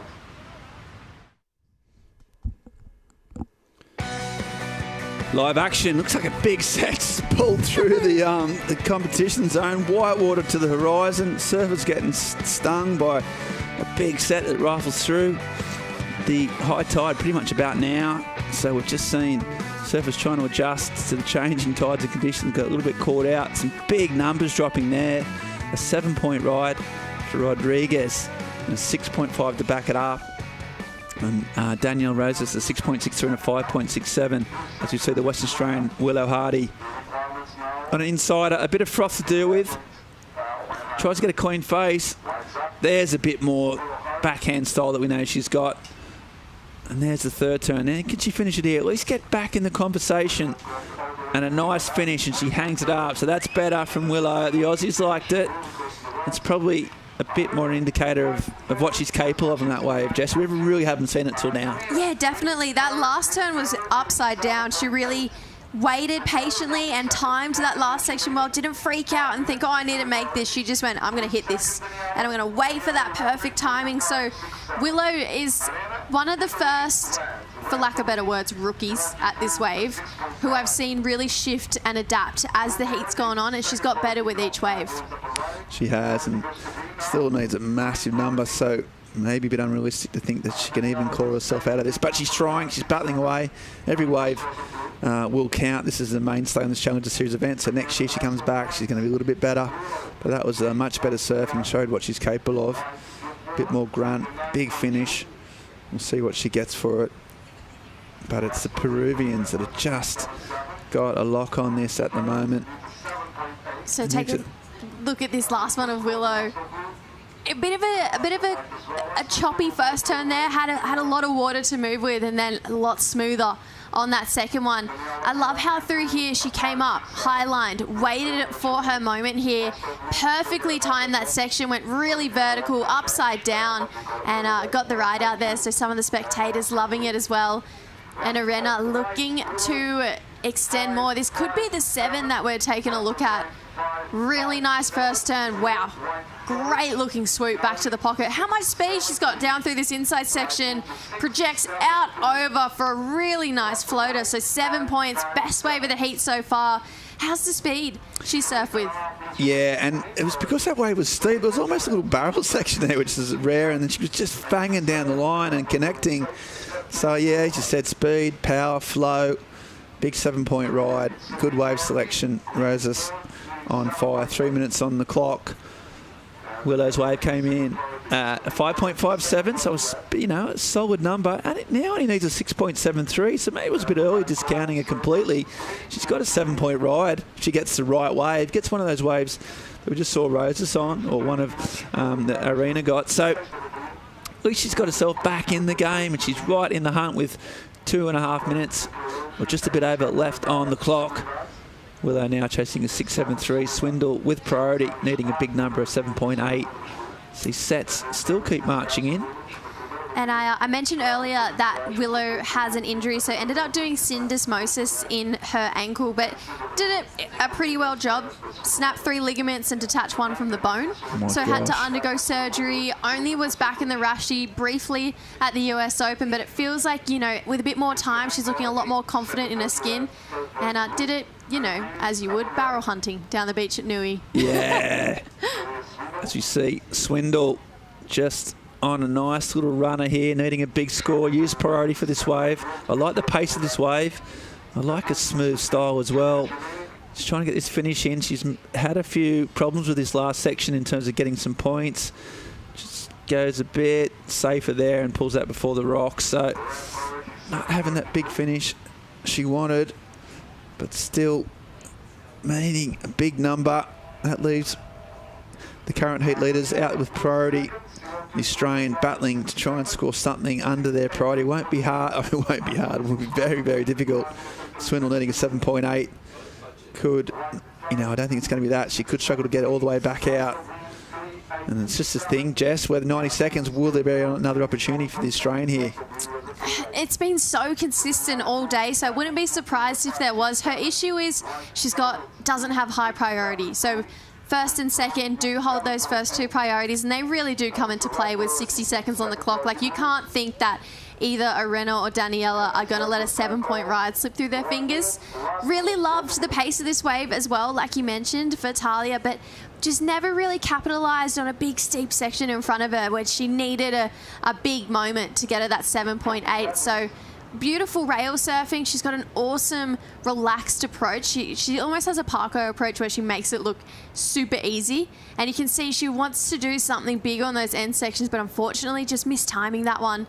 So we will see her back in Brazil, which I feel like that wave will probably suit her surfing really well. But on the inside, hold the phone. Yeah, Hardy, last chance, needing a 6.73. First turn's got a bit of venom in it. It's a bit of backwash she has to deal with. Second turn is also through the foam and doesn't got that end section. He's going to do it. I tell you what, she went out swinging.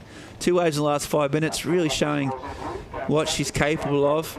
I think that's requirement's going to probably get her in the end. But, you know, I think she can be proud of her performance in terms of turning up, as you said, a rookie, and never giving in.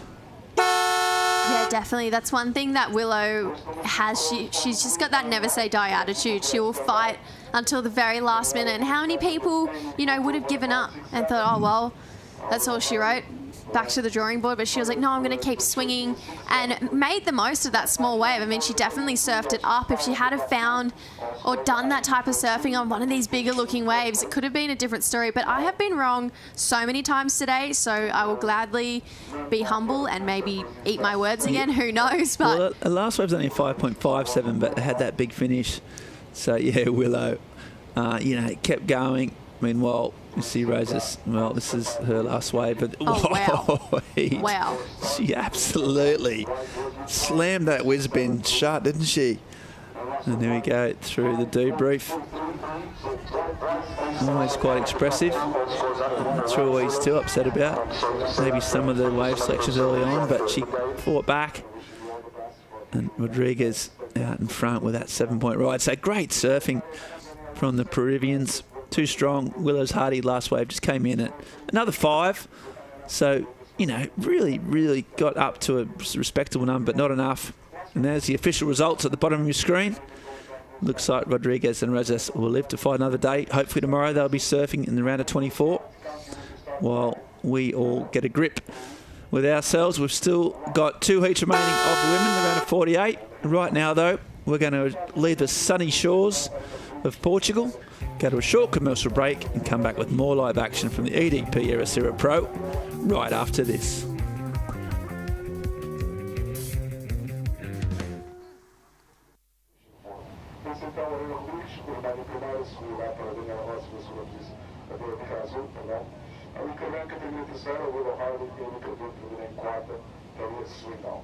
Já teve início a 7ª bateria, que não tem bateria da ronda.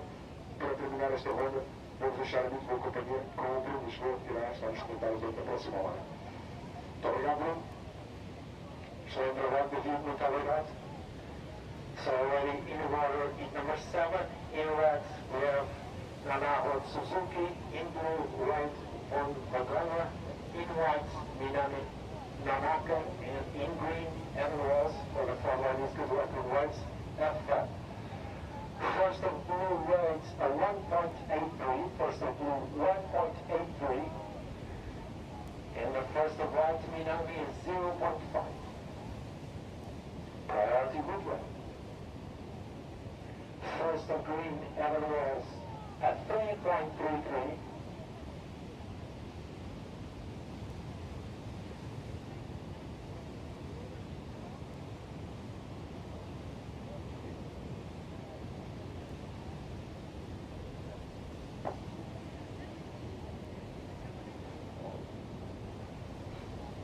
First of Nanaho Suzuki is 0.37.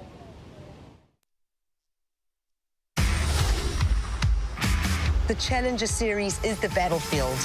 Pray for me. Surfing brings me to all these places and connects us all.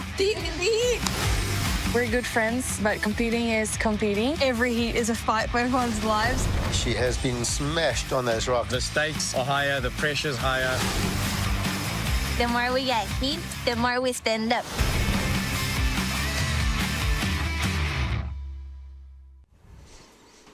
Welcome back to the action here. The Portuguese flag flapping in the breeze, blowing offshore down the valley, meeting a little bit of a sea breeze, ruffling the lip lines a bit. All sorts of sections out there to hit. Having a look at a great looking matchup.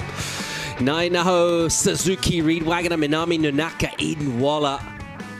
So 2 surfers out of Japan, 2 out of the USA, and all sorts of surfing tastes out here. Joining myself, Paul Evans, JJ Starling, having a look at this, and you've commentated a lot of heats with the region out of Asia and the Japanese surf. You know a lot about them. The strength and depth in them has been something that we've seen continually over the last few years, and it feels like they got a really high kind of basement in their level. They're all ultra competitive, any kind of conditions, as is Reed van Wagner. Big ride from her right there. But Nanaho Suzuki, let's see how she gets to grips with this, along with Nonaka, and they will not want to hang around too long. Try and post some numbers on there. There are good sections to hit, Jessie. Yeah, definitely. I mean, like Reed here got one really nice big belt on that section, but Minami and Nanaho are both extremely talented surfers. The Japanese women's division is out of control with talent. It is so good, just like the juniors coming out of America, whether it's Eden Waller or Reed. The level is so high. So Minami, is actually her 5th season on the Challenger Series. She's had a 9th here in the past, which has been her best result so far on the Challenger Series in the 5 years. Japan's best over here as well. Yeah.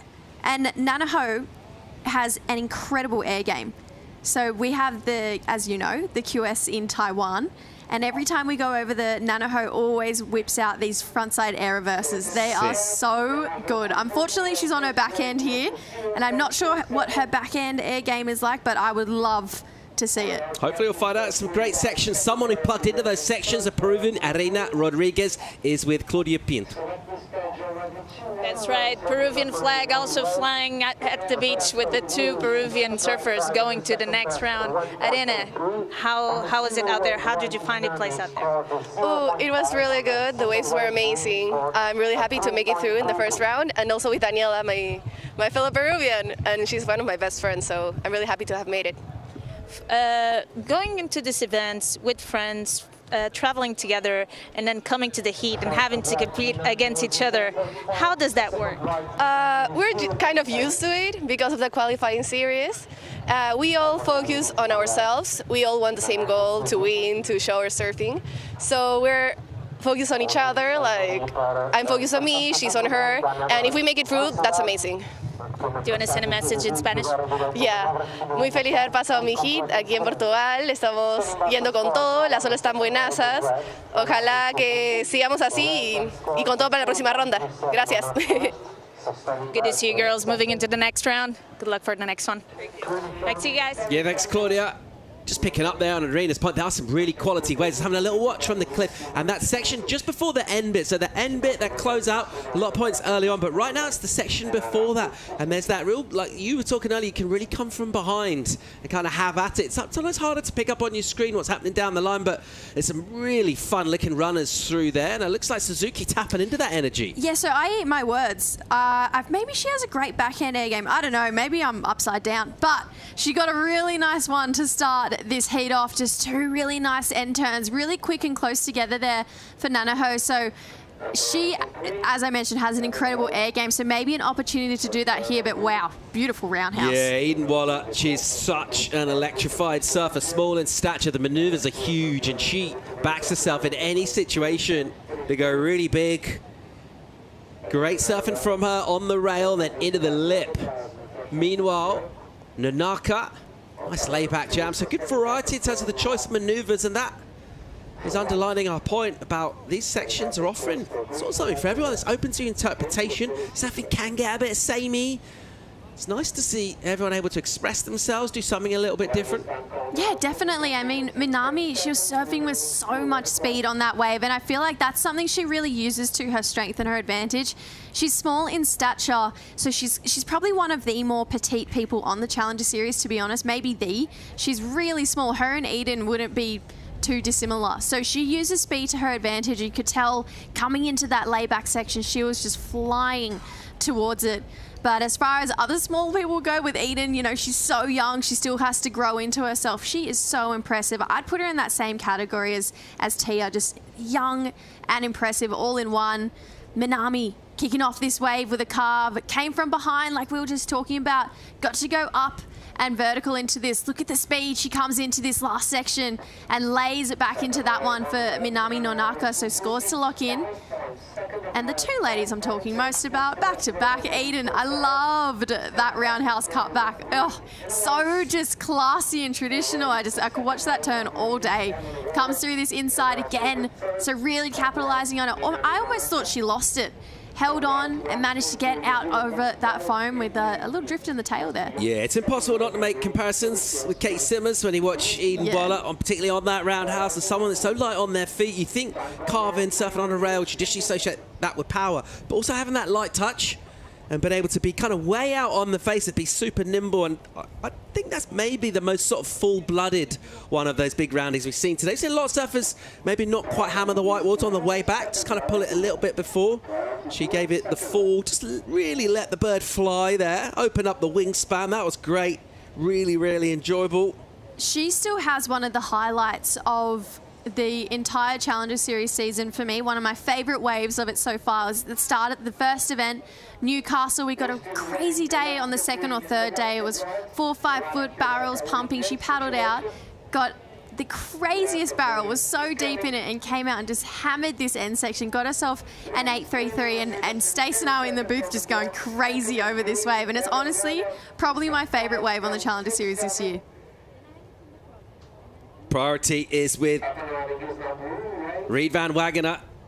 Now, was it a good use of prio? Out the back, inconclusive, a little bit meh, a little bit soft. What's this section going to offer? Sticky. A finish will be crucial here to try and turn this into something good. Not really what we saw there. Bit of a road to nowhere. That one didn't really take her anywhere other than very close to the rocks. So, should probably improve, but that's only because the numbers are so low at the moment, but not exactly the wave she was hoping for. No, definitely not. And it's this theme that we keep talking about in all of the heats, both on the men and the women's side. Experience really does come into play here. We've seen those ladies and men who have had multiple reps out here know the wave selection. They just pick those ones that bowl back to them so much better, where this one kind of hit this deeper water, wider bank, and it never had a moment to bend back at it. So it left Reed really fighting, trying to force a score on this wave here. Got a nice finishing turn there, but you can tell that even she was frustrated, maybe a bit tired for how hard she worked for that score, and it wasn't a big score either. It was a 3-2-3, so hopefully, lesson learnt, gets herself on a nice bowly one and just starts to unleash that lethal backhand we know she has. Yeah, she's got plenty of time to get back out there and just fire up a bit, but she's going to have to do that to sort of stay in touch, because you'd expect improvements from the likes of Suzuki and Walla with first and second prio. Still plenty of points out there on these waves. See that midsection, particularly at the moment, that's been identified. You can see from that shot, Surface decided not to go all the way out the back. It's kind of a strange part where it stands up, kind of caps over, doubles up a bit, goes soft before then running. You can get caught a bit far out there. Positioning looked good to really try and juice the point scored section. 19 on the clock, the 5.67 for Walla, the best of it so far. Suzuki's got a 5 of her own. She's got priority. She'll look to try and identify and go at this. But a really, really interesting heat, this one. And let's see, in this classic clash between the USA and Japan, will come out on top here. We just saw the two Peruvians, not necessarily teaming up together, but certainly using some of that energy, that cohesive spirit that they've got as a squad. We've got Soligere coming up later in the round as well, another amazing surfer out of that region. Got some lines coming through as well. So far, so good for our opening day competition here, JJ. Oh, great first day. I mean, we've got swell. The wind really hasn't been too much of a factor. It hasn't gone crazy on us, so I feel like for the opening round of both the men and the women, we've actually pretty much lucked out. It's looked really fun all day, nice over that high tide as well. So yeah, these girls are lapping it up right now. There goes Nanaho, really clean technique. She's pushing loads of water, the rails look sharp, and she's cutting the water really nicely. Good speed onto it inside, a really dynamic turn. Board got away from her. I wonder how much of that she was trying to release and how much was unintentional. And you could see she's a little bit annoyed that she didn't get the finish there. She was on her way to a good number. It will count for her. Will go in her top 2 for sure. That could have been something quite special. Oh, definitely. I got excited when I saw that tail go above the lip there for Nanaho. So unfortunately, not pulling that one off. It's not a turn that is out of character for her to make. She's definitely got that in her repertoire. So we'll see if she can regroup. She's got herself a 5 and a 4 though, and that's not a uncharacteristic score we've seen for people to even make heats with.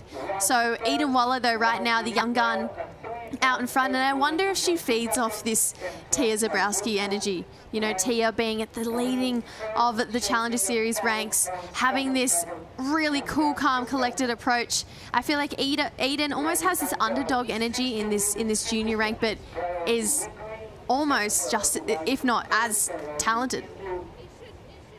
This replay though, Nanaho, let's have a look at this end section turn. It got us all excited, hoping she can do it again. Comes back to this power source. Bit of a smaller wave on the inside. Generates speed here. Goes up and over, kicks the tail. That back foot completely disconnects with the board though, so couldn't bring it back underneath her to ride that one out. But get funky with it. Give it. I love the variety that all these ladies are bringing, and just kind of keeping us on our toes here, Paul. Just making us not really sure what we're going to expect. Yeah, lots going on that inside section. You got the rocks coming at you. You got the crowd noise as well starting to factor in, and the choice to go big is always exciting and dynamic. We're enjoying the show here. Little look, a sniff at away for Reed Van Wagener. Decides not to go. Hang on, Walla showing some interest here. No, she's not. So the paddle, but not really a paddle for the wave, a positional paddle, and then no attempt really to catch the wave, and that's why she'll hang on to priority. And she'll try and find something around about 5 or a 6 at least, offering something of a mid-range number before she uses that priority. Surfers underneath, but they might try and speculate something. Haven't seen loads of people get huge numbers on sort of in-between waves today. That's tended to be the more quality ones, but let's see how we go. That's not necessarily always the case here. Always a few surprises. Sometimes something wide or slip by. A little end section, a real bonus to finish. And that priority trap can come into play, and you can sit out there for a while and just wait for something that never really quite comes. We've seen a lot of heats being won under priority today. There is no doubt about that. So sometimes that sit and wait tactic has just not played, especially at a wave like this where I feel like you're not really sure what each wave is going to do on that inside section. You kind of have to roll the dice and gamble it a little bit to figure it out, and that's where the experience comes into play. I know I keep talking about it, but you've seen those ladies kind of pick the eyes out of it and know what waves hit that inside section. And a lot of these younger competitors who've never competed here before maybe be left without an inside section to hit. So Eden, I wonder how careful or cautious she's going to be with taking off in this next wave. We know she loves to charge and loves a big wave, but Ben Mondi said it earlier, sometimes those bigger ones hit that wider bank and that deeper water, and they kind of leave you wanting more. Do we believe him though? Do we trust Ben? Well, I only met him yesterday. Yeah, so. Yeah, word of caution there. Still early in the week, isn't it? We're still figuring out the dynamic. No, I love Ben. He's awesome. I like him He's a an lot. Aussie. He's from Nui. I trust Novocastrians. It used to be. He left. He did leave. Yeah. That's a good point. Yeah, that's how much he loves it there. All right, waves out the back, just kind of washing through here, really. Time will tick off the clock. Waller holding our position with the paddle, not really necessarily get outside, just to avoid being washed in. A bit of a sweep will come through. And she'll just try and kind of stay where she was, doing that pretty well. Now maybe looking at spinning and going. Had the priority for a while, decides this is the time to use it. Eden Waller, young American, drops in and goes for a walk out on the face, on the rail. Touch sticky now. The little bowl in front, decent section. Waller tags it really hard, and she'll ride out. And she found the opportunity at the end of that wave. Waited a while for it. 3-3-3 was the backup score that she was trying to replace. To be honest, waiting that long, you'd probably hope something a little bit better, but actually she did the best with kind of what the wave had in reality. Yeah, I thought that maybe she would have found those. I thought that maybe she'd taken one of those wider ones that was going to leave her wanting more, but got a great looking end section. I mean, there was a lot of wall, a lot of steepness, and capitalized on it as well. She's well past the rocks too. Long paddle back out right now for Eden, so she's going to be hoping that it's over that 3-3-3. Low tide here. Ribeira-Dillas reveals the reef and just really opens up the playing field. This is the work she got done as we fly from above and have a look from behind, a slightly different angle. Yeah, such a great rail game for how young she is. I mean, she's just so clean and crisp on those rails. Comes through here. That's a big turn. A big airdrop out of it as well for Eden. She holds on for the finish. So I'm thinking that 3-3-3 is probably out the window. I saw shades of Molly as she came up to that end section and tried to kick the fins out the back there as well. So drawing inspiration from the world champ. Just under 12 minutes on the clock here. The young American Eden Waller with the lead. She'll extend that when her last score comes through. There's Team Peru, Saligere. We'll see her right after the break.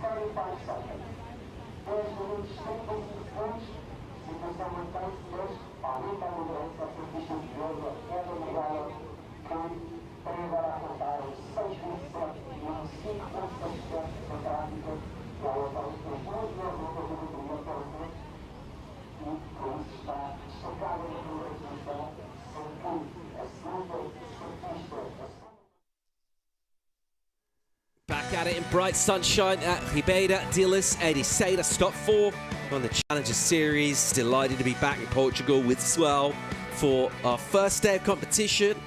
Fired up, round about 8 this morning, ran a round of the men. Women's round of 48 right now. And we've had pulses throughout the day. Haven't really had those off heats particularly, Jess. It's been providing a lot for us on our surface particularly. Yeah, definitely. It's been a very entertaining day. I've been very pleased and impressed this morning and throughout the day with not just the surfing, the waves, the energy down the beach. You know, we mentioned at the start of the day, this is an event that it's really starting to build. That pressure's starting to get higher. We're creeping towards the finish line. We're at stop number 4 of 7. And this is a moment where people can start to make a big result here, start to look like qualification. So it's all really starting to pile up and build, but I feel like everyone's handling it really well. We've seen a lot of ups and downs. Honestly, I don't think we've seen too many upsets today. I think we've seen, you know, those veterans, those experienced surfers really start to make these heats and show their skill set today and bring on the rest of day 1 and day 2 and 3 and 4 and 5 and all of them. Real equality in terms of opportunity at the moment. A nice even scorecard. It's 12 waves ridden, 3 apiece across the board. The crucial numbers there are the top scores, and it's Eden Waller, the young American in the green, paddling back, who got the 6.27 as we went to break. Hammered the inside section, technical turn on a section that really converges a lot of energy. It's really hard to go up and take risks and be explosive. That's exactly what she did.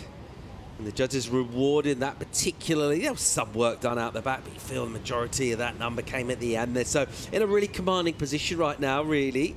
Second priorities with her compatriot, Reed Van Wagener, who's stuck in the 3s and 2s. She's way off the pace at the moment. 8 minutes, so that's okay. Time for 2 waves. She's going to need a couple of 5s, or better at least. Does expect the likes of Nanaka and Suzuki to also improve. Priority is with Nanaka, and she's got half a job done. She's got that 5.17. Still stuck on the 0.8 though, and at some point, yeah, you get 8 minutes. Okay, that ticks down 7.6, and you think, this is getting a little weird. I still have that 0.8. Yeah, no, it's definitely getting to that point where Minami's probably thinking, okay, why do I still have this 0.8? Let's get it out of here. Let's get myself a 3.83 and move up into second. So, yeah, definitely where that head noise starts to come into play, just that little bit more stress starts to rise. But these guys practice for this. They do their, not just their strength training, their surf training. I'm sure they all have mental coaches as well. Reed, if I was Reed, you know, you're probably thinking reset right now, 7 minutes, 2 waves, and just capitalize on those 2 waves. She's super young still, 15 years old. Had a great start to the year, 9th place at the World Juniors. That was the first I'd really come across her, and I was really impressed with how strong her backhand is. And it also an incredible longboarder. Dabbles in both. Is that this year? Wow, it feels like a long time ago. Yeah, that was this year. Over in La Union in Philippines. Start of the year. Yikes. Oh, bit of a mistake there for Reed. Unfortunately, looked at that one. That's going to be second priority gone there for Reed Van Wagener. So, yeah, she's going to need to regroup pretty quick. Oh, does exactly thus. Bang. Just push in, maybe a little too hard, maybe just a touch late. All right, Nanaka. 0.8's gone. What she got on the inside here? Good liquid wave. Nice turn. Just shapes it, frames it with the body. And then again, so the combo on the inside. Very well done. Oof, board super close to the rocks in there. She'll get out of there, hopefully, all in good time. But a really nice rhythm, pace, and a good read on that end section. Yeah, definitely. This is what I was talking about earlier. Her timing is impeccable, and just how much speed she can generate of such a little person. She's super thin, you know, she's not built very strong, and she's just got the biggest smile, but she just unleashes. She almost flips a switch when she's in a heat, and she's just so competitive and just wants to win. She's addicted to competing, and I love to see it. Really nice carve to start this one off, but it's these two turns here. These are the money turns. Great looking snap in the pocket. Had a bit of hang time up there as well. A lot of water. Tricky end section to navigate that one there, and she got the ride out right down near the rocks like we mentioned. So, yeah, Minami, that's definitely goodbye to the 0.8 and probably hello to second place. Maybe even first. Yeah, she's going to be in a really good position here and a great time, really. In terms of you think of momentum within a heat as well, you got half an hour and, you know, you can get scores early. Things can kind of maybe ebb away. You get half the job done. Really important to move that scoreboard along and do it significantly at this stage. By the time the number comes through, it's only going to be 4 minutes left. If you're a surfer right down the priority order, you're maybe not going to have that many opportunities to do something about it. So a crucial stage of the heat to get her second score. She has waited an awful long time to try and do that. 4.5 now. Crisp lines marching in. That's what we like to see. What's our panel going to make of it?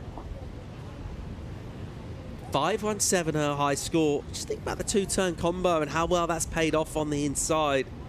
It's a great way to get numbers here at Ribeira.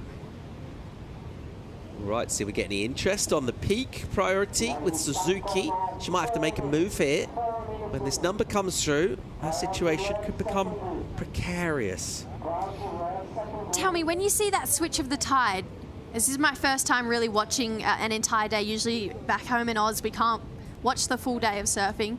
On a certain tide, do you get to a point where a heat maybe sits a little bit too far out and they miss these double ups running through the inside? Yeah, particularly when it's bigger. Like, well, I mean, I think we might see that towards the end of the week as well. Around about this kind of size, it's kind of even paced throughout. You know, maybe don't get that change, but you'll see it if it gets like pretty solid.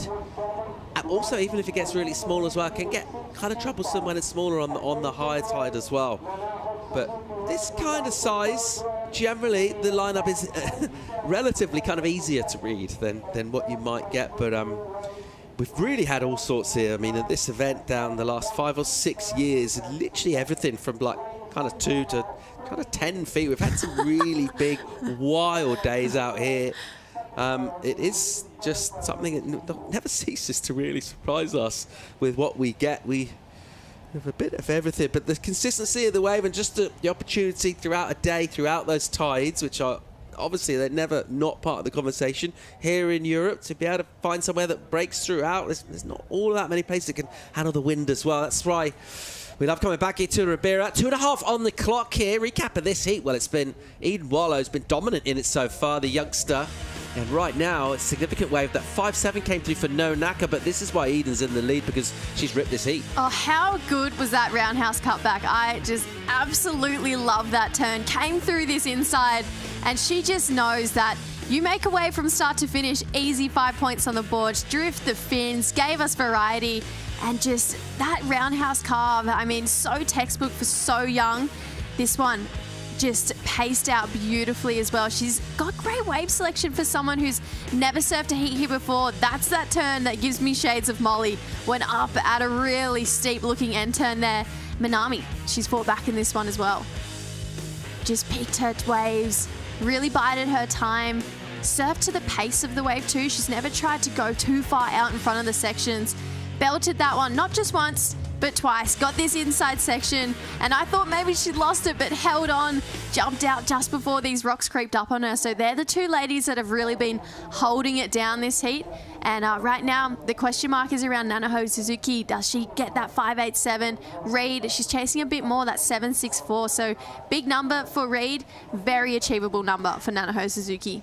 Yeah, she's right in this with that priority as well. So great opportunity in terms of the requirement and the fact that she's got first dibs, but flip side of that, 1 minute, just 60 seconds. We're having a look from above here, and we can see energy.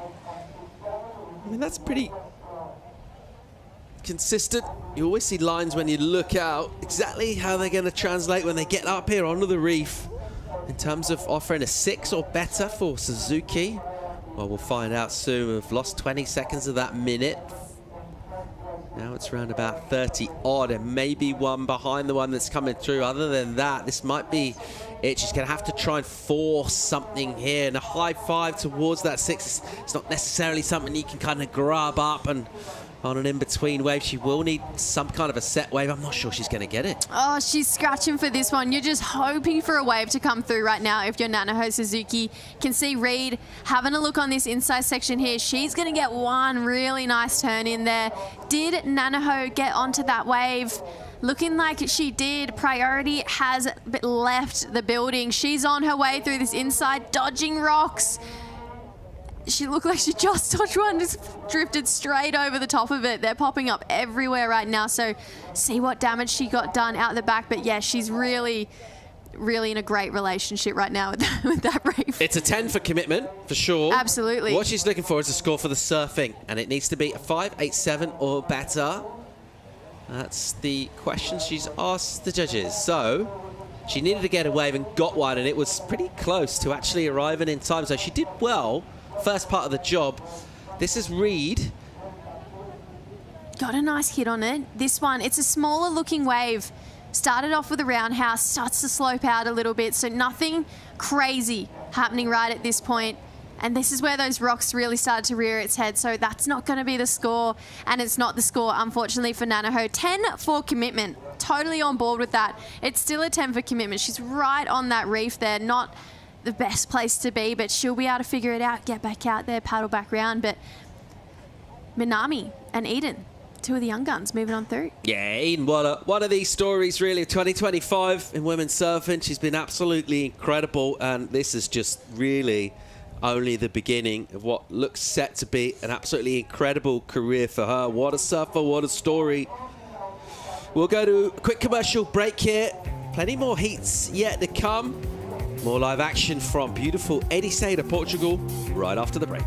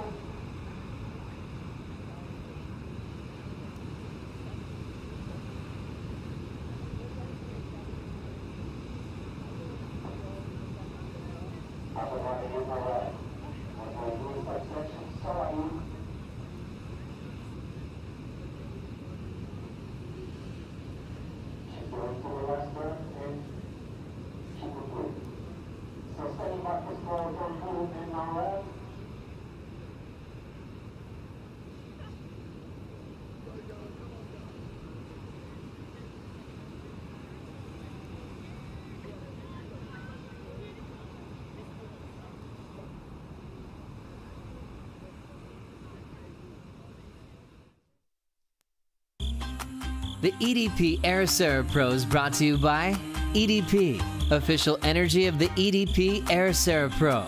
By Visit Portugal, Europe's best surf destination. By the Mafra City Council, Ericeira, a world surfing reserve. And by Millennium Bank, official bank of the WSL in Portugal. Things that fill my heart with joy on a Monday afternoon. Portuguese sunshine, set, standing up on the reef at Ribeira Dilhaz, and the presence of Ben Mundy back in the booth to talk us through professional surfing on the Challengers Series. Let's check out Soligire, Giali Stokes, Sanoa Dempf Olin, and Sumomo Sato. That's our quartet. Two of them will stay alive. Two will look to do other fun stuff around Ericeira before heading out of town.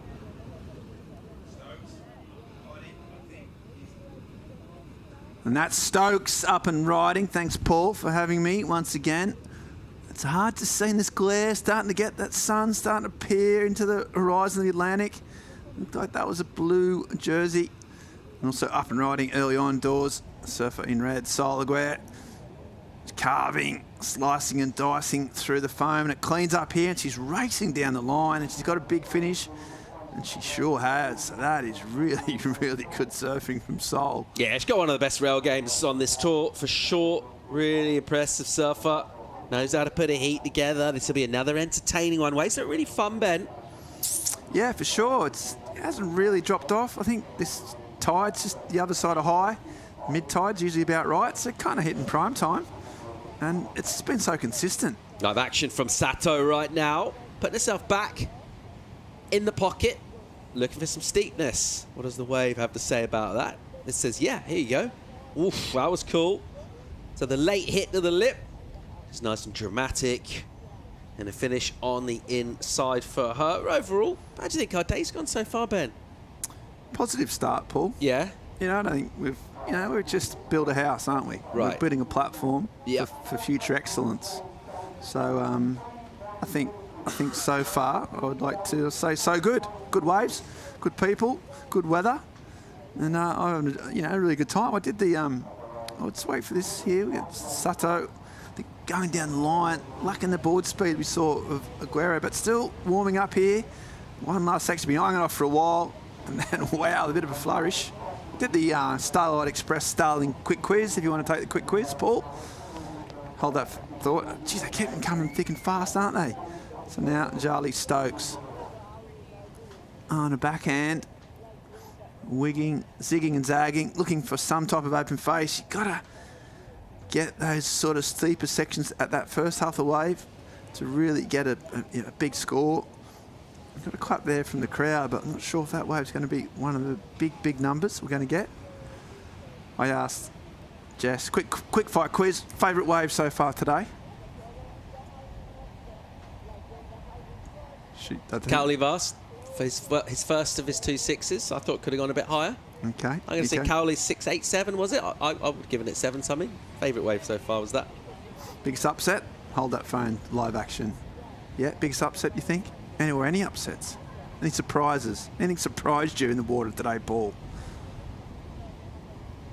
Hasn't really been any kind of crazy upset stuff, has there? There's nothing that's kind of shocked you to your very core. I would maybe say that period where we lost quite a few Portuguese surfers out of the draw, that was a bit of a surprise and a disappointment to me. You seem pleased. I was actually, I was pretty sad about that. No, I was on record as saying we want to keep the home fans happy. And did you mean it? Yeah, absolutely, they're integral. Absolutely integral. Yep, good. And who has been your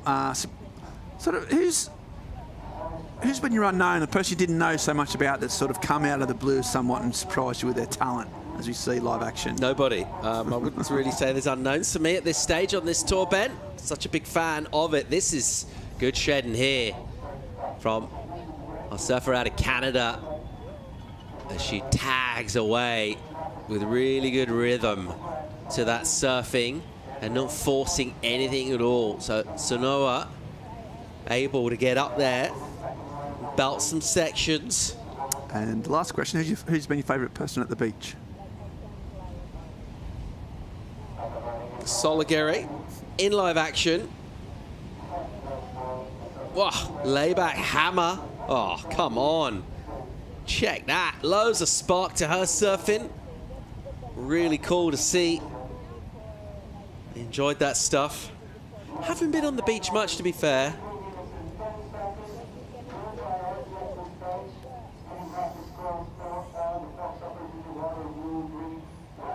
I've enjoyed hanging out with Chico again.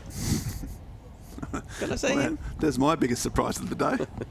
As you see this action, what you got to do out in this wave is try and differentiate yourself. A lot of these waves are similar. How do you do that? Well, you do it by this type of surfing. There was a real range of manoeuvres. So she linked 4 or 5 turns. There was a layback.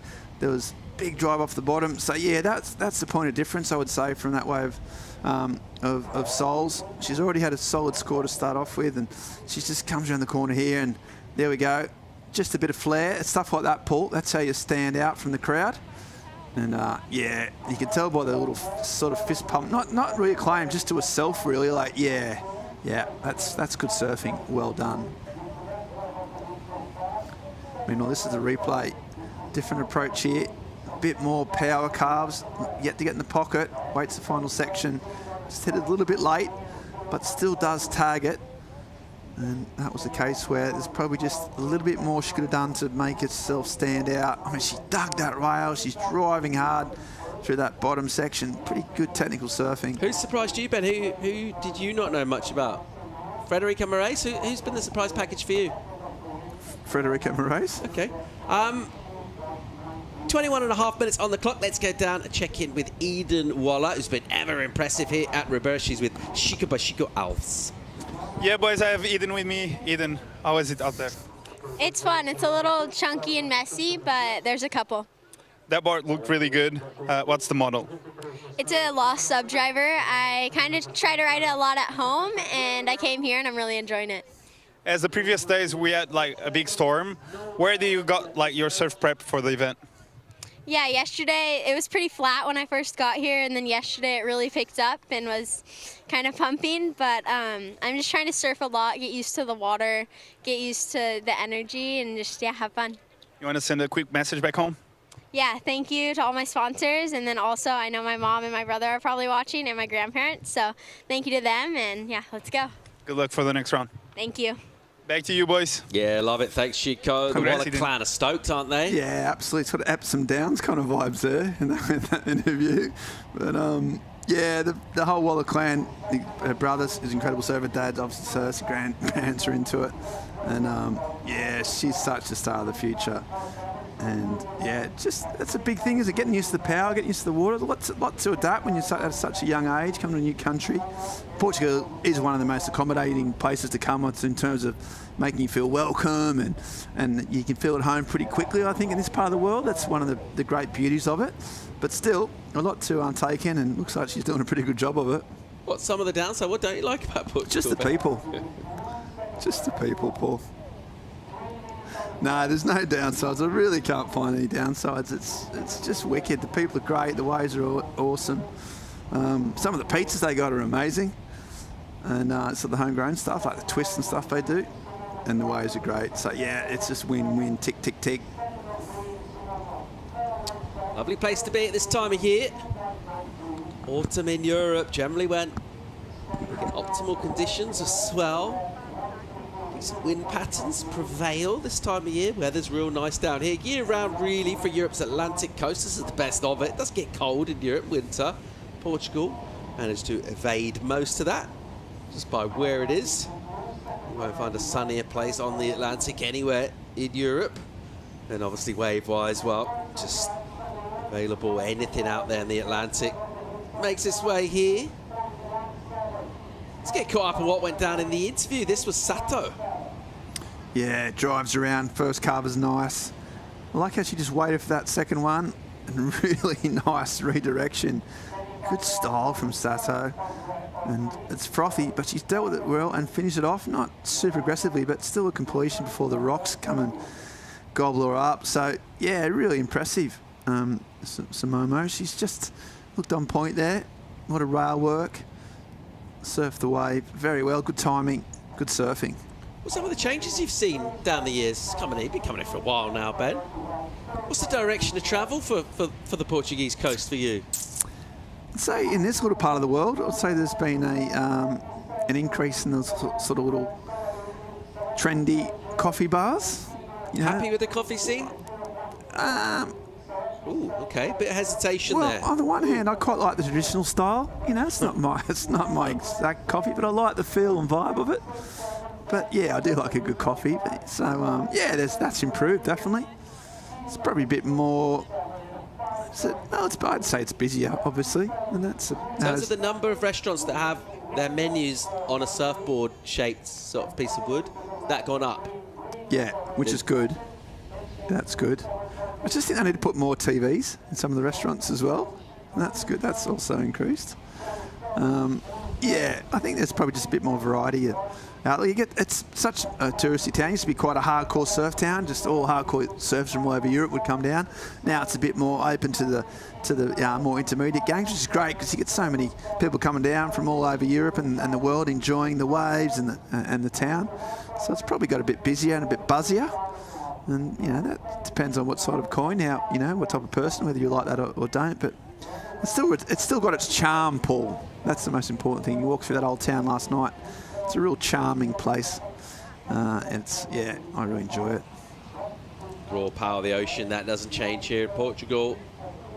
One of its natural resources is the wavescape. We're enjoying watching waves run down the reef at Ribeira Dilas, and we're enjoying watching Sato again committing to the rail with a positive arc in a pocket and then a wave, which just doesn't do a lot more after that. So numbers-wise, highest score of the heat so far with the Peruvian Aguirre, 667 for her last wave. Well earned, really great surfing from Sol. She looks really good out here. She would have seen Arena and Daniela make it through a couple of heats ago. Ready for the next round of the men. Fire up, Nolan Raposa. He's got great out here in the past. He's a performer, he's an entertainer, is Nolan. Yeah, he's doing some dabbling in the big top arena as well at the moment. Yeah, he's always on fire, brings a lot of energy, a lot of excitement, really unpredictable. Your mate Kikas, be heading out soon. Yeah. Georgie Pitar, also Carlos Munoz. Wow. That's a big, big heat. That's fireworks right there. Incredible amount of experience, explosive power. It's going to be awesome. So yeah, that's another tactic, trying to get through 4 heats of the men's this afternoon while the going's good, which we're down with. Surf's pumping, beach is starting to heat up. And where would you want to be anywhere else? Well, Stokes doesn't want to be there, caught behind that section. But you can start to feel the vibes.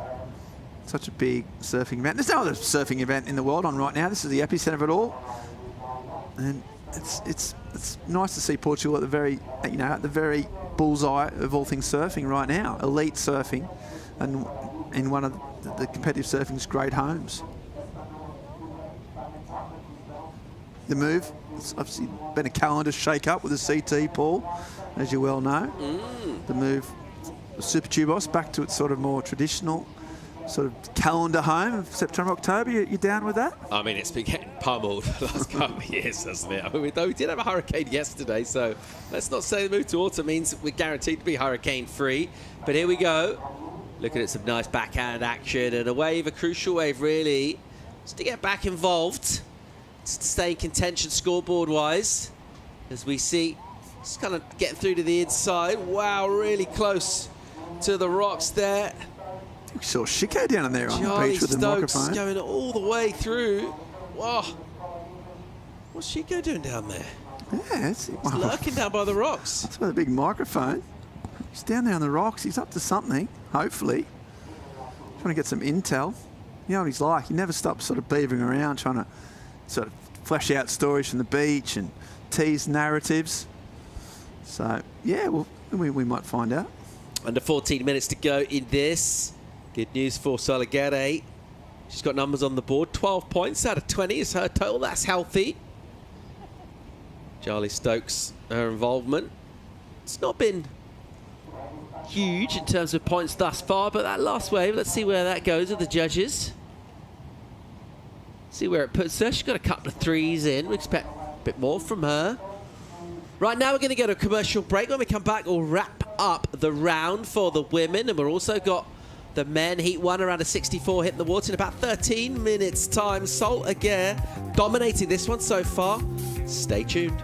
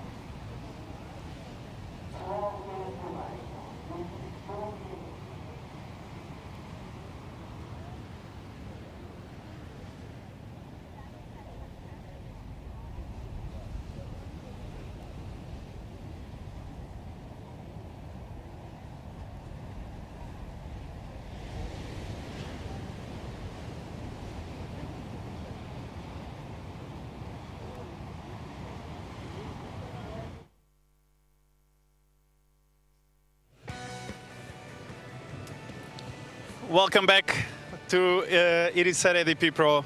I've got my coach pose on, as you guys can see, and I tell you why. Because I found a secret here in Ribeira de Ilhas. I found the coach's corner. It's quiet. It's like a private room where they can see the ocean perfectly, and they're like standing on the mountain. As we have Jake Patterson up there, really quiet, and I feel like this is the place where they kind of make up the best plan for their athletes. And with 2 hours of the tide coming in, I'll tell you what, the wind picked up, but the waves on the inside here with this tide, they're looking actually really, really clean. So I think this is such a good position to be in, just to check out where the lineup is. And you've got this eye view on the lineup, which allows you to see where those double ups fit into the lineup. So yeah, this Chico, is quite an interesting corner. Yeah, can you hear me there, mate? You got me? Yeah, I got you. You look great. Thanks for this. I like the energy. This is good Thank you so initiative much. as well. What about positioning? We've been talking a little bit about where our surfers are sitting. How do you like where they're sitting right now? Could they moved a little bit inside. I feel like that's where the energy is. If you were a coach right now, what would your advice be? Sit where they are? Is there maybe somewhere else they could be exploring the lineup? What are we doing? From what I'm seeing from here, I would say paddle back out. They are too much on the inside right now. I feel like the rip is strong though. That's why they're having a hard time to reposition themselves. But there's a few sets still. As we expected, the swell was decreasing throughout the day. But we can feel the energy in the ocean still. There's some size out there. So I'll tell them to paddle a bit further out. But looks like the end section as well is great. So yeah, I'm not a coach, so I'm gonna let these guys decide where they should sit for the next few heats. Love it, mate. Thanks so much for the update. Really cool. Down in coach's corner, Chico Alves on the rocks and watching the action. We're enjoying it too. As we see Sonoa belting one. Beautiful timing. Oh, arrived late onto the inside. She's already got a good number in the 617. Wanted to back that up. Well, she will back it up for sure. It will be a number for her. She doesn't need a big score, but if she could have got the finish there, man. Yeah, very, very important part of this whole equation in terms of competitive surfing at this wave. If you get a section... It's great to see Chico out and about, isn't it? Yeah. You'll need a rest now, though. You'll need a bit of a rest. A snack and a little lie down. Yeah, and then he'll be up for another walk in like a good 2 hours, I reckon, for sure. Yeah. As you see this wave, I mean, that turn, she looks on so much form, so much spray. She looks, everything's going right at this stage. She's getting right back to this heat. Even that turn was nice. She just had to finish this off. It wasn't a difficult section either. So that's just an out-and-out mistake, inexperience, or trying to push it too hard, a combination of all three. Still going to get a number here. She only needs a 307. So the positioning, interesting though, on Chico's part, he wants them a bit further out. What do you think of that, Ben? You got the benefit of all these camera angles here. You got the drone view. He's out there watching it in 3D. Are you with Chico? No. No, just I'm not. Instinctively. No, I mean, well, look, he knows the wave and he did have a good vantage point, but I think these surfers who sort of been surfing the lineup pretty frequently the last few years, and they get their own little spots and their own, they get good advice. Those coaches he talked about, Jake Patterson and the rest of it, a lot of those guys do so much homework on where exactly to sit. So on this particular one, I'm going to take the surfers and the coaches' expertise. This is a big wave, though. Yeah, solid get eight. Hits the skids. She'll just sit down. Oof. Big move on the scoreboard. Canadian surfer Dempf Olin jumps to first. The 5.9 in for her. So where could that have gone if she got the finish? But even without that last turn, great work done by her prior to that. In first place right now with 7 on the clock. Yeah, as we said, she did enough on that wave to get a really nice score. I think if she'd just finished off that last one, she would have probably been almost out into the clear. So she's left a tiny bit of a door open. And now it's whether Sato and Stokes can actually just move on. Try and capitalise. Getting a 6.93 and an 8.53. So pretty big numbers, but still, Def Wolfen surf well. That one mistake hasn't cost her the lead. So she'll be aiming just to try and consolidate again. As we see them paddling a bit further out now. Maybe listen to Shuko's advice on where to sit. As we say, this tide is running out pretty quick. So what you'll find is that this sort of lineup just lengthens effectively. You've got to start to make more decisions about where you sit. High tide gives you less options, a bit of a clarity of thought on that matter. Right now, Paul, and they're trying to work it out IRL when we see some surfers looking at this wave.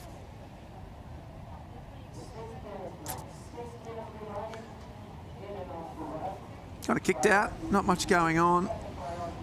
Good decision. Mizel Sato uses priority. Ineffectively. Yeah. Bit hard with that sun glare from our angle to see what the surfers can see. It is difficult, Paul, though, isn't it? Taking off some of these waves that you don't really know 100% a lot of the time what they're going to do. Yeah, there's always an element of that at this venue, isn't there? It's been a consistent theme. There's the experienced surfers that tend to be able to identify what they're after. And there's always a little bit of that sort of enigmatic feel to things, a little bit of mystery. What's going to happen? I don't think the wave itself quite knows sometimes until it gets down the line, and it does a number of different things. Second guesses itself. Yeah. 5 on the clock here. Sanoa looking good. She's only ridden 3 waves, well, just 2 proper waves really. Both of them have been bangers. She's hammered sections. She's looked great. So Solagete, she's looked good too. Most of her work was done early on, by contrast. Since then, she hasn't been able to really push her score out, really kind of nail home that advantage. So she's left a little bit of an opportunity for the likes of Sato and for Stokes. Quite surprised to see Jarly out of sorts here. She's not got hold of this heat at all, the Aussie. No, she's never really managed to get any kind of grasp on it. She's had a couple of poor wave selections, made a couple of small mistakes, all part of the learning curve, as we know, but just, you know, you're getting that stage now, it's 4 minutes on the clock, massive numbers needed. She does have second priority, but yeah, she'll just be trying to, just for her own good really, try and just get back in it, show the, you know, her coach and herself and her fans that she's still a capable competitor, but she's in real strife. I think it's that Sato, she's also down in 4th priority, so she's also got that black mark against her. It's kind of a pretty solid grip on these top 2. And they've been the best surfers, much, you know, well deserved. So at the moment, we're going to need something special to get a bit of drama out of this, Paul. Yeah, you'd be pretty happy if your work was already done in this heat, just with the way conditions have shifted a touch here, got a little trickier. Our surfers almost starting to show slightly less connection with the lineup as the heat's gone on, which is quite rare.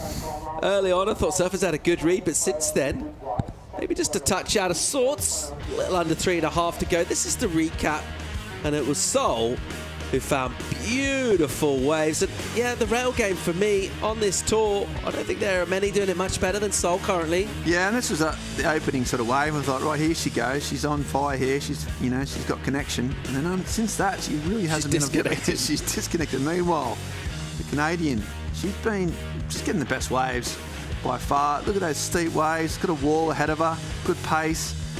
And she's managed to tag that one. So she's got really similar waves and surfed them well, except for that one mistake, and it hasn't cost her. So, yeah, those two got a clear lead. But you can see those lines coming in here, Paul. There's some sets approaching corduroy. Yeah. So we might get a flurry. I've been impressed with the way Sanoa's managed the energy. She's got priority as well at the moment. Never that good a sign when you're surfing and someone's out on a wing foil, which normally means it's blowing a hoolie. But look, still energy lines wrapping in. 2:20 to go. Priorities with the heat leader, Dempfle Olin of Canada. Solagere of Peru in second with third prior. So Jolly Stokes, 8.53 the number, and with 2 minutes, probably going to be one wave for her. She needs to go excellent. Yeah, she'd have to go, you know, a point better than, well, she needs to go crate. Here's Sato committing to carving turns on a rail that leave her a little marooned as the wave goes soft. And she just kind of goes out with a little bit of a whimper in terms of the way she kicked out, and in terms of where she's caught 5 waves, have all been under a 2, so she's baffled right now. Yeah, she's getting those bigger waves, maybe to a point she doesn't have priority, so the competitors are leaving her alone, she's having a crack, but those bigger ones, just they run into that deeper water, sort of, you know, hug off the shallow part of the reef, no wall, no potential. Yeah. So yeah, she's been unlucky. What happens in the next minute or so really determines how good your octopus and potato pizza taste tonight. If you've made it through the round, well, your silly competition, it doesn't. It tastes delicious. No, it doesn't, Paul. No? No, you could do 2 10s, come out and eat the octopus potato pizza, and it's not going to taste any good, mate. It's unreal. But yeah, I suppose your point being it's in the eye of the beholder, you know. Perspective is an important thing. Who ordered that again, was it? It was Chico Alves. It was Chico, wasn't it? Yeah, I think it was Chico.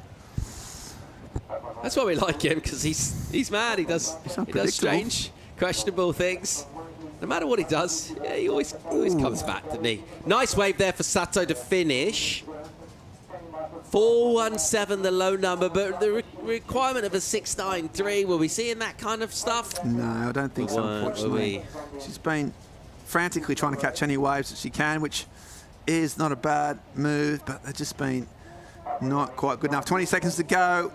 It looks like we've got, that is Stokes, so she is going to have a crack on the last wave, potentially of the heat and maybe of her competition, depending on if she goes something big here.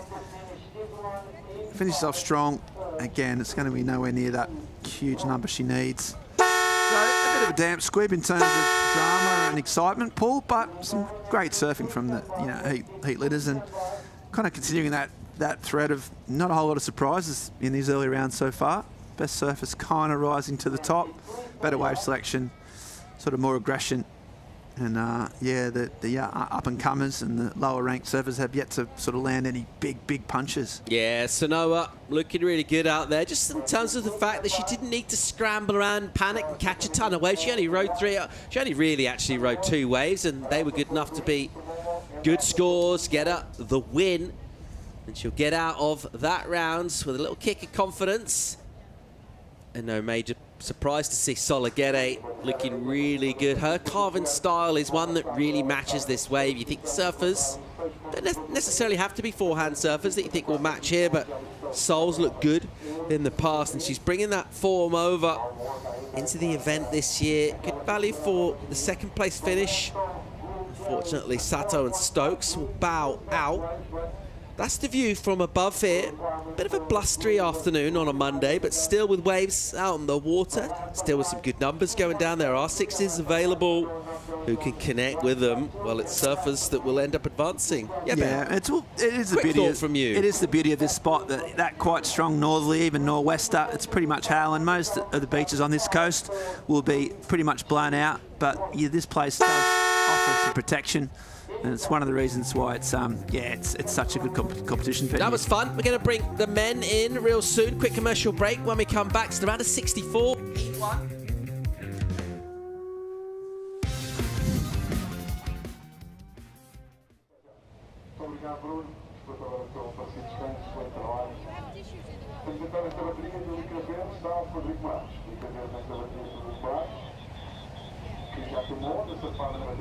Com ele, o Cabrão que entra em caso de nós, o caso com novas apoios e a letra vermelha com Jorge Vidal. Primeira bateria, round 64, first seat to Raw, 64, Ericeira Pro. Upper right there, that top right kid red. Also one way green orange by green. In green we have the Frederick Brad. In white, the color of North. In blue, Noah Caposa. In red, Jorge Vidal. Already waiting for scores, personal plan and personal win. I'm going to do my best to commentate on the performances, but being there right now, as you can tell, it's pretty hard. So I'm going to stay a lot more technical. Vou fazer as possíveis para narrar as ondas dos nossos competidores, mas será bastante difícil com este galera que principalmente o pró-olímpico bem mais técnico. Ou seja, notas, tempo, situações e prioridades. Priority white.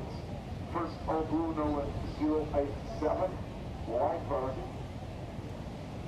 Vou tentar informar também qual é a cor do certificado da onda. I'll do my best also to. In the 80s, there's this crew of surfers. Yeah, these surfers. They decided to draw a line in the sand to protect the waves they loved. From that first wave saved, the Surfrider Foundation has grown into a coastal protection powerhouse. We take on the big guys, the major polluters, the powerful corporations. You name it, we've been there. Become a Surfrider member today because the ocean needs more friends. So we have reached that time of the afternoon, the round of 64 of the men's.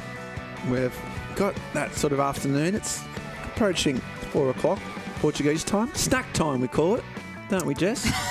We call it snack time. At least it is for us. Yeah, you know, snack time. I think we've earned a little biscuit. Damn little chocky. right, we've earned a little bicky. Crikey, got here at 6:30 this morning and just seen a lot of great surfing. And here's Carlos Muniz. Can tell that style anywhere. The Costa Rican veteran. Got on the CT recently. One of the great surfers, one of the great characters of our sport. He's surfed this wave for a good 10 years, knows it inside out, has had good results here, and he's just trying to get off the bat here. Still going down the line. One section. Wow. And that's experience, that's line-up knowledge, that's commitment, that's Carlos. And just as soon as she comes in, she gets out. I don't know if I said something. We are swapping out Jess, whose turn it was, for Chico Alves, who's been doing some stellar work down on the beach and is back. You've been on the beach, Chico, down in Coach's Corner. What did you find out? What else did you find out that you can hold that thought? Because this is way from Carlos. I'll get you to sort of talk me through this one first. I've described it. But what about Carlos surfing suits this wave? Yeah, he always does really well. Like the really has every wave here. It's really good. He surfs it differently than the rest, and I think that's interesting. He tends to do really well here. Like the last couple of years, he did super well here. And yeah, Carlos is one of those surfers to watch here in Ribaradilhas, that's for sure. Yeah, as we see, we know this style, don't we? Wow, big turn out the back, nice float section, nice setup carve. That board is looking good under his feet. Let's see if he got a bonus section. Hopefully yes. And I think just a bit of a foam claim there, and Kika's got a 4.67 on that one. As we can see, the Portuguese crew there rooting for Fred, as expected, and this was Nolan. This is Nolan. Yeah, this is live action, so he's trying to get that section. He's fought through the foam, finally got a bit of wall to work with. And we know he's got a big air game. He's now got a pretty radical end section game as well. And there's a drone angle from it as he just flicks up the fins and finishes off. Goes for a bit more, less risky approach, just trying to bank the points early.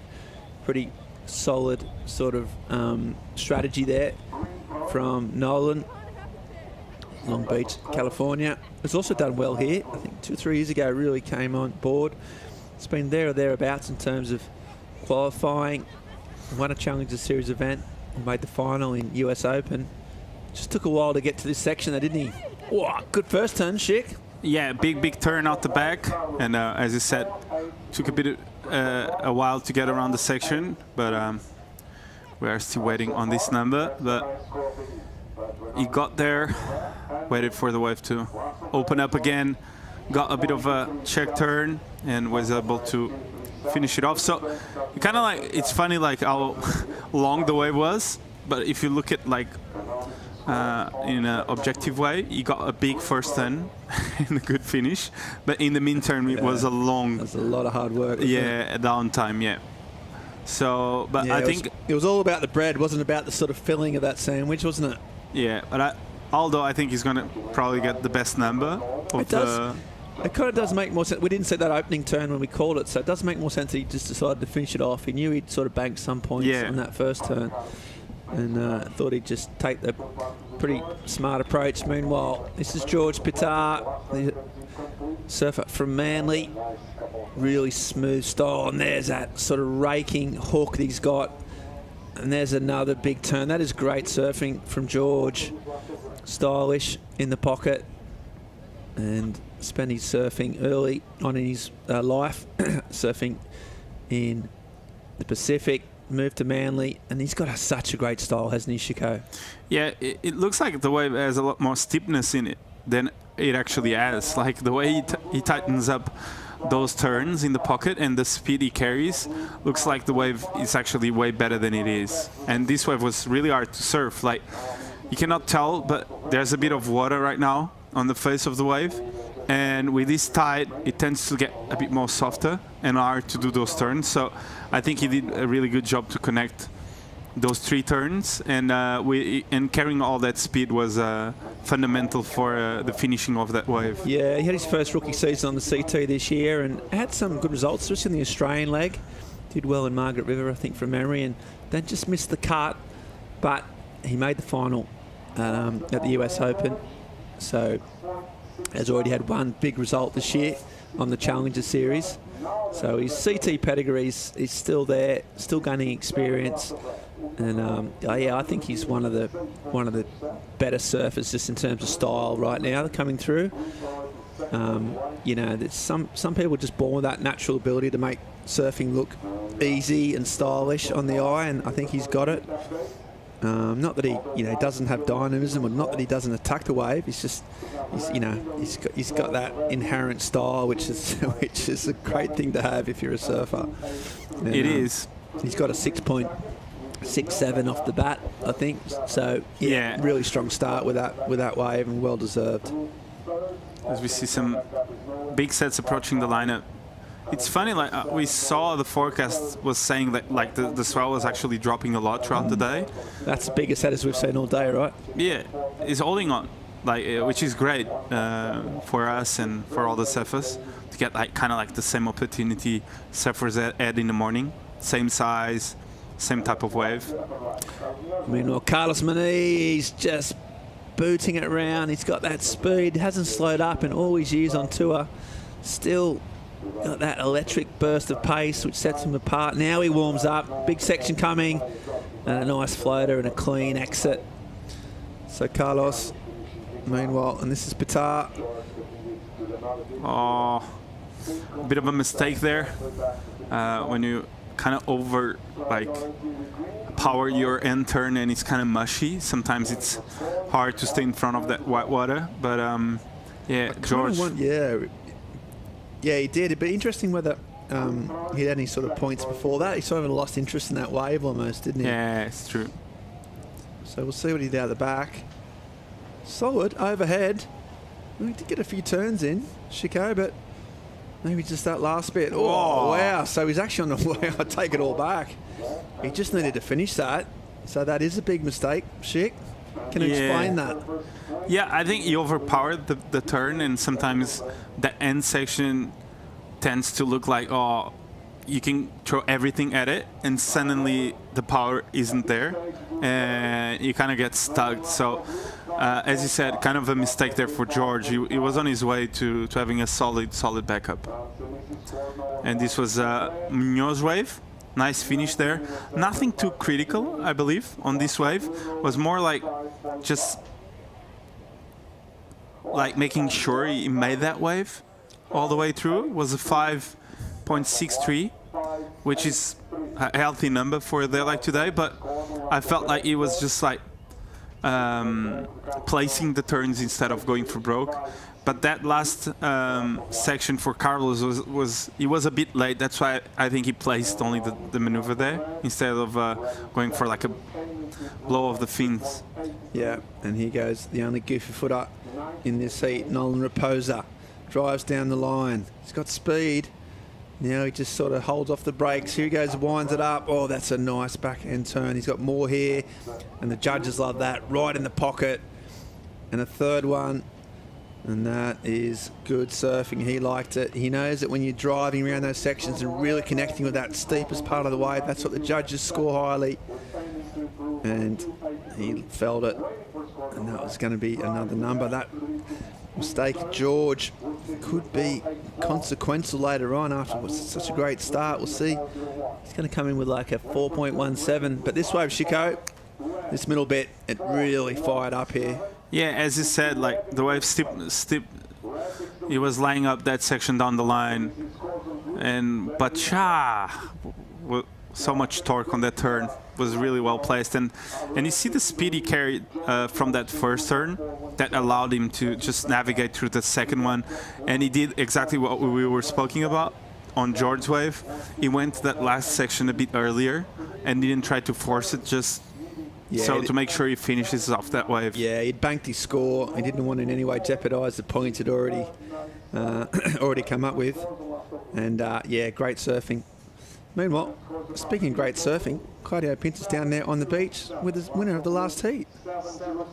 That's right, the last heat for the women today. And Sanoa, going into the next round, how does it feel to be back, especially after the break you took to recover from your injury? How are you feeling, and how is it to be here in Ericeira?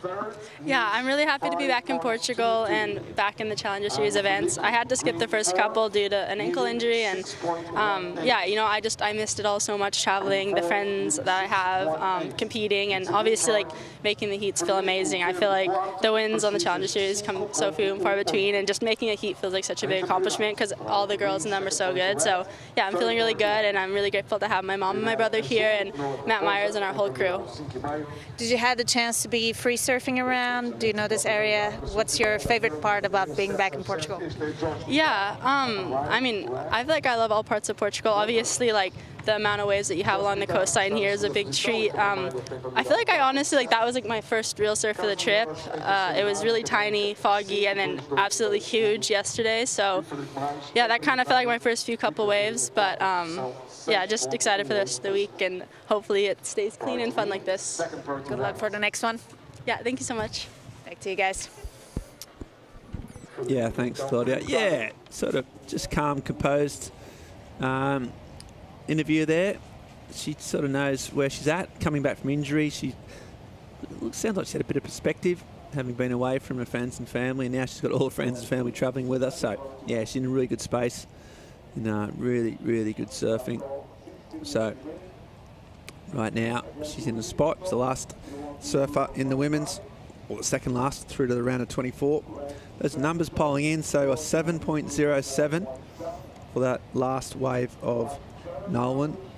Has really searing backhand turns. George Pitar getting a 6.67 and a 4.17 for that wave he fell off on. And then Carlos Moniz, his highest scoring wave is his last wave, a 5.63. So right now it's pretty tight. Fred Moraes has been quiet. He's got priority now. This is what he likes to be. Middle of the heat with priority, waiting for the best wave. That's kind of been his MO for most of his career. So he needs a 6.18. Carlos netting a 5.22 as we approach the bang-on 15-minute mark. So, Chico, as we said, Freddie in priority, in position. He looks like he's going to pull the trigger on this one. Scratches into it late, and you can tell by Chico that he's worried he might not get around this. But he's going to have to stick with it. He's made his decision. He's going to have to stick with it. No turns out the back. He waits for something on the inside. He knows he has to go probably a little bit more extreme, and that is an uncharacteristic kind of priority mistake from Fred. Also shows you just how hard it can be to read these waves. And George, who had third priority, looks like he's kicked out as well. So that was, Chico could explain why that was just one of those bigger sets that just didn't sort of work out for anybody. Well, I think it's just like out the back, sometimes it looks like he's going to double up, and sometimes it doesn't happen, and sometimes you just end up on a wave like George's wave, as we seen live, which was like really flat, and right now is giving him a lot of opportunity to work with. Yeah, he's just pounced on that, and he's pounced well, and he's a good surfer, this bloke, mate. That is really, really smart technical surfing. Picked up under pressure. Good, you know, identified that right wave, he said. Just saw enough in that foam, saw enough in the double up. Wasn't big, was it? But he had enough steepness that he could show off his style. And the fun part is, like, he was sitting with third priority and really below, like, first and second priority, so they couldn't actually see that wave doubling up where he caught it. So no one went on that one, and I'm sure someone could have caught this wave. George pounced. Just saw that little, that little section down there. Here he starts to go to town. He warmed up, didn't he? And from this point on, it was like trademark Patar. Yeah, and he was able to connect here 2 more, like a little flick off the top and drifts the fins there at the end. I think that was kind of like a bonus section for him on this wave. And yeah, they weren't sort of massive turns, but they just showed the judges that he's in control. He's still got speed. Still, you know, he's still flaring up. And, yeah, George, we'll see what he gets. Needs a, you know, high five to move up into first place. So right now, 12 minutes on the clock. Judges are looking. We've got a stacked heat. Right now, though, we're going to a short commercial break. Come back with more live action for the EDP Ericeira Pro right after this.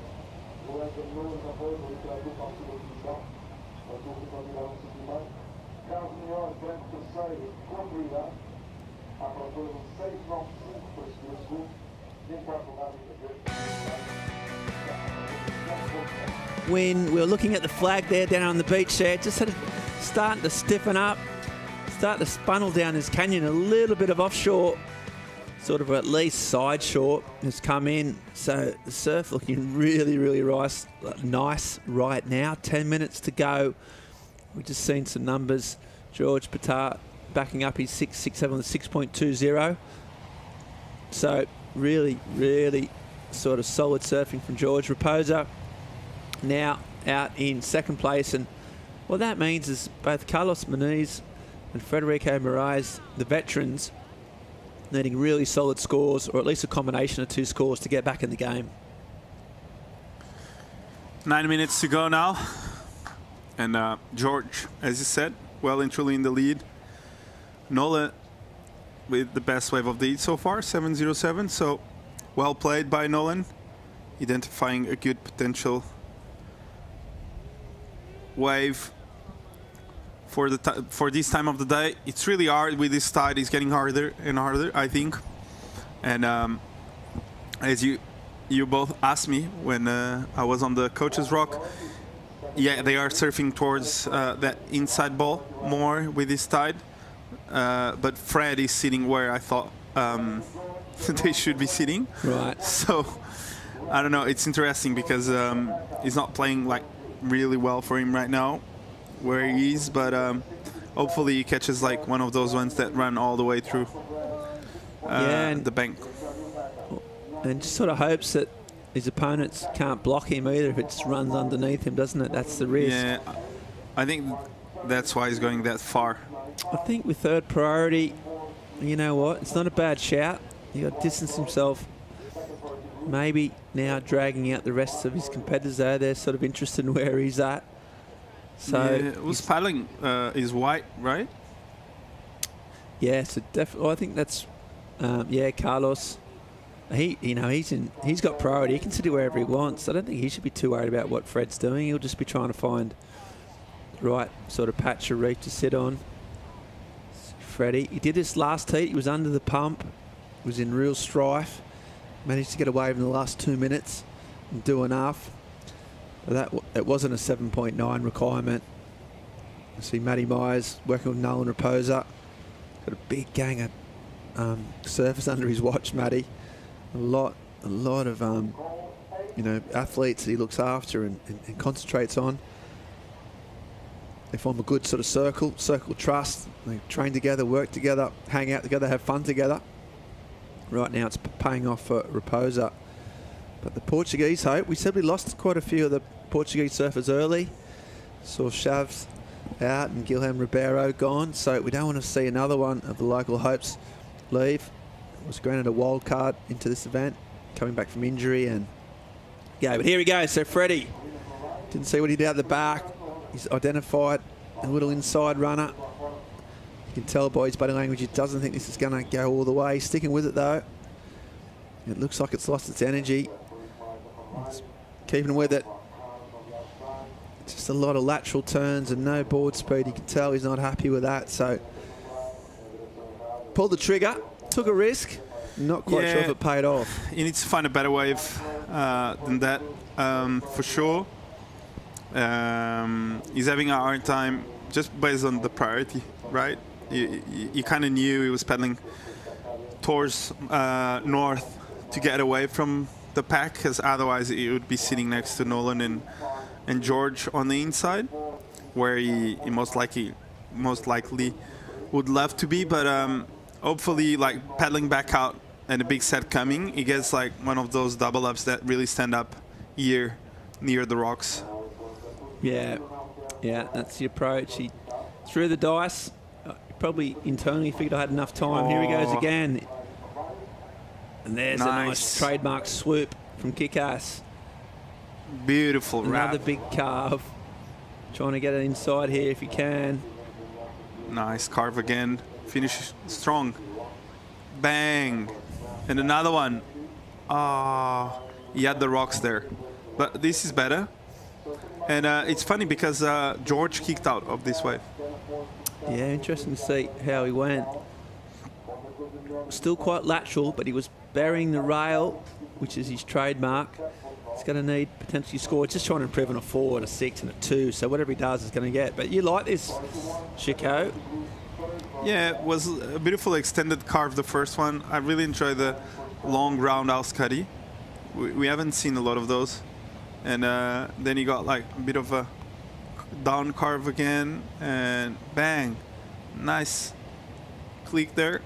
And he didn't finish it off. Yeah, it's going to improve his score. It's going to mean he needs a lesser of a number, but meanwhile, out the back, all his three opponents are in position as more sets roll in. 5 minutes to go, still plenty of time for Freddie to get back out there and try. Meanwhile, Carlos Muniz, eyes off a section down the line, just waits his turn here, zigging and zagging, and that's not going to count. So that's a priority use that he's not going to count on. Costa Ricans, you can tell, slump shoulders, not too happy about that one. And a left-hander, as we see, Carlos, he's got a massive air game on him, one of his strengths. But just couldn't quite catch that wind and land it. Still scores. So scores come in for Freddie. So he just got that 4.67. Sorry, 4.77, my mistake. So nowhere near that required 7.8. That's what he needs now. But Chico, it's this man George Pater. Even though he made one mistake, he's been the best surfer by far. Yeah, he got this first one really early on, connecting those two carves with a good finish there. Was probably, it feels like he's got this extra speed on his surfing right now, and this was Nolan's best wave, the 707 eyeline speed, and then this was the best section.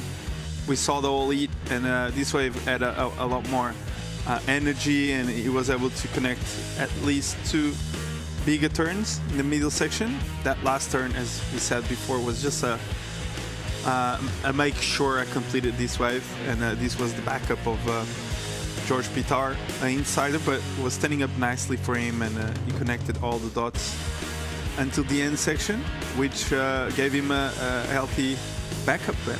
Yeah, he's got a good style that suits his wave. I mean, he's got a good style that suits most waves, to be fair, but he's got that wrap that he can make look good even on the fat sections. He's got the ability to put the accelerator down. So he's got a type of surfing that should suit this wave, and so far he's done that. I mean, he's out in front. It's not a huge lead, but it's pretty considerable. The problem that Federico's got now, he's still in 4th priority. He needs a massive number. He's got 3 minutes on the clock. Carlos Muniz still needing a 6.95. So it's just not the way, Fred. It was that probably that we talked about that 15-minute mark, Chico, where he had priority. He was right in the bang in the middle of the heat, and he just took off and away, and it didn't work out. And from that time onwards, he's kind of been behind the 8 ball. Yeah, it's just a question of rhythm, like once you're not in rhythm with the good ones here, it's really easy to lose that momentum. It's a question of which in line are you based on the priority, and the sets that come through on those moments, and how you perform. So this is basically a wave where it doesn't allow you to make many mistakes. You can see he surfed a few waves, but most of them have 4 or 5 waves each, which tells us that each surfer needs to select really well the waves they get. Yeah, and he hasn't, and that's been his problem. Looked pretty good with his surfing. Ankle looks better. Unfortunately, hasn't been able to really connect with any meaningful big sections that we know he can do. That rail game that he's so good at. Carlos Muniz, though, here he goes. This could be his last throw. He needs a 6.95, and he's banging down the line. Little fat section first off. Now he starts to warm up. You could tell he was going to go for air. Kicks the fins out. That isn't going to be enough. So he's just having a crack, trying his best, trying to manufacture a score on waves that make it very difficult to do. It's one of the hardest waves in competitive surfing to do that out here. Wave selection remains one of the most important facets of being successful here. And right now, he's struggling.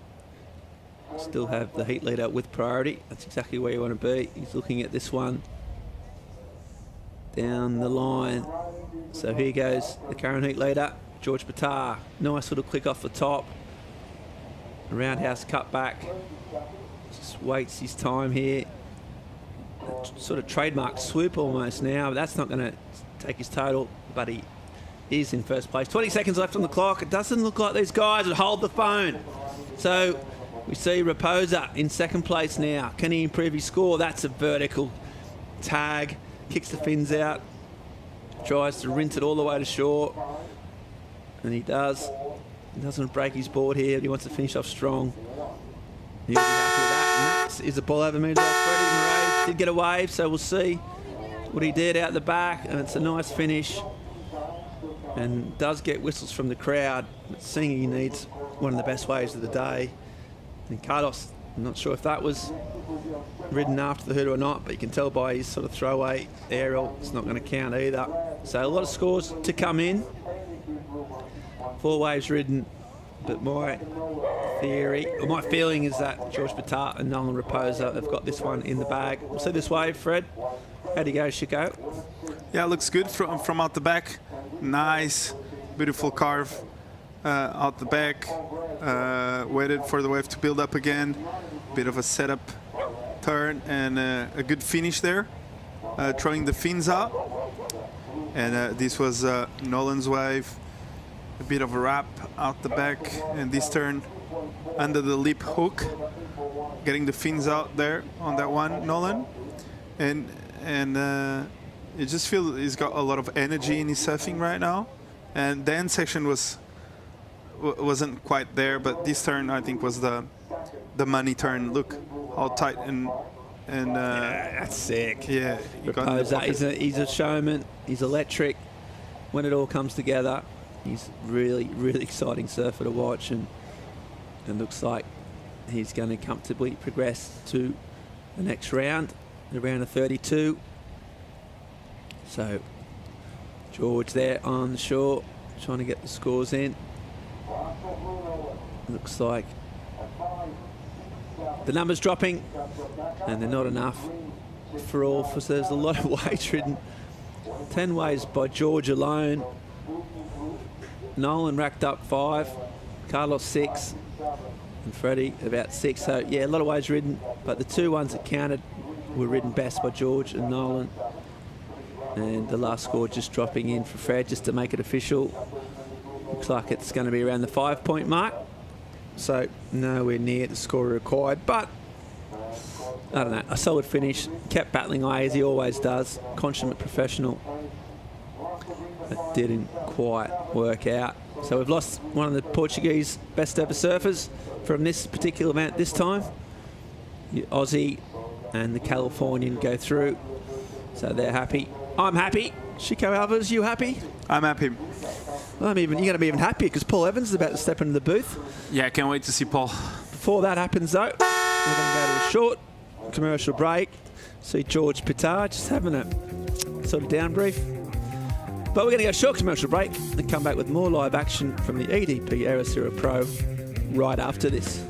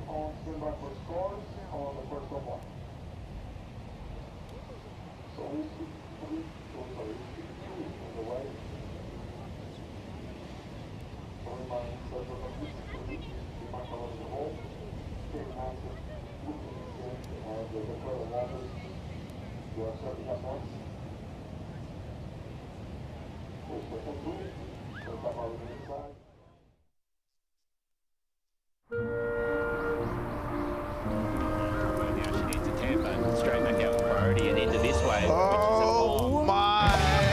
Deep one for Western Web. She comes out. She comes out. She needs a 10. Welcome back to Ericeira. Late afternoon. Sun's still shining. Waves are still pulsing up the reef here. Second heat, the round of 64 of the men. Levi Slauson, recent winner. US Open in California. Geordie Lawler, Finn McGill, Ryan Huckabee. That quartet having at it. Only 2 will remain in competition in about half an hour's time. Joining me, Paul Evans, to talk you through the action with searing insights, red hot takes, really breathtaking analysis. Chico by Chico Alves. Incredible intro. As we see, this is a replay of Finn during the break, a 4-1-7. Nice surfing, I believe a big finishing turn. Nice turn there at the end. 4-1-7 for that one. and this was only 1.83 for Levi Slauson. Yeah, we surprised to see Levi get that win over the US Open? No. I say no because I've seen some Sharp Eye clips where they released like this new model a while ago, and he's in it, like he's the guy who kind of like tests the board, and I was like, wow, this guy serves really, really well. And before that, I saw the junior event where he did really well as well, the World Junior event in USA as well. I think Seaside. Yeah, who won it? 26 minutes or so remaining while judges deliberate on initial numbers in this heat. Let's get down here from Georgie Pittar, standing by for a chat with Claudia. That's right, George. No worries. Coming up to this event with quite good results this year, how are you feeling? How's your mindset at this moment of your career? Yeah, I don't know. I feel like on the rankings it maybe seems like that, but I don't know. I had a really tough event in the US. I got one wave in my first heat, and I don't know. I thought I was going to come off South Africa and have all this momentum, and went to the US and caught one wave and got knocked first heat. So I don't know. It just sort of shows how much surfing varies. But yeah, I don't know. Coming here, it's a right point. I like going right, and this is my third year here now. So yeah, I don't know. I was feeling good out there, and hopefully keep the ball rolling. We for sure can see that low moment you were describing earlier in the previous event on this heat today, going against the local hero, Federico Moraes. How does one manage this mentally when you're in a heat like this? Yeah, it is actually. It's hard. I swear this year on the Challenger is so hard. Every heat you open the heat drawer and you look at your heat and you're just like, that's hectic, that's a hard heat, but then you keep scrolling down and everyone else is even harder, and I don't know, it's a super stacked field, so I feel like I just try to focus a little bit on what I can do. I really can't really control what those other guys can do, and yeah, just try to put on a good performance, and hopefully on the day it goes my way. Thank you so much. Good luck for the next one. Yeah, thanks, Claudia. George Pittar. Humble, really, considering how good a surfer he is. But he's just building blocks steadily. He's building momentum. He wants to find some of the early season momentum that he had. It's amazing.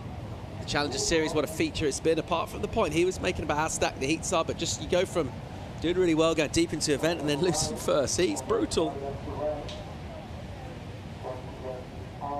Tag off the top, Slauson. Silhouetted in that backlit late afternoon here. Bit of glare off the ocean. As we see live now. Gill. Finn. Wow. Whoa. Beautiful surfing from Finn McGill. Well, that was sick. Big turn there at the end. I was saying, it's funny how we just listened an interview from a guy that was on tour not a long time ago, and him talking about being insecure about going from one contest to another. Just shows how high the level he is on the challengers.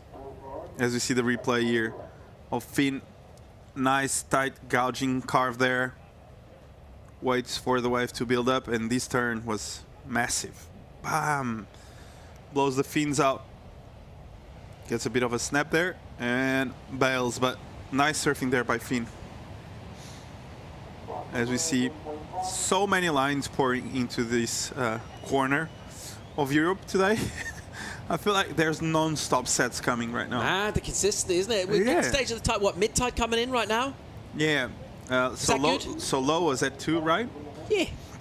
And right now he's around. It's mid-tide. Yeah, it's mid-tide right now. A bit more than mid-tide, but yeah. Huckabee. Wow. He's always so electric. The way he surfs, it's really good to see. As we see behind it, big turn from Jordi Lola, I believe, on that last section there. And everyone getting opportunities. And last of Finn, he got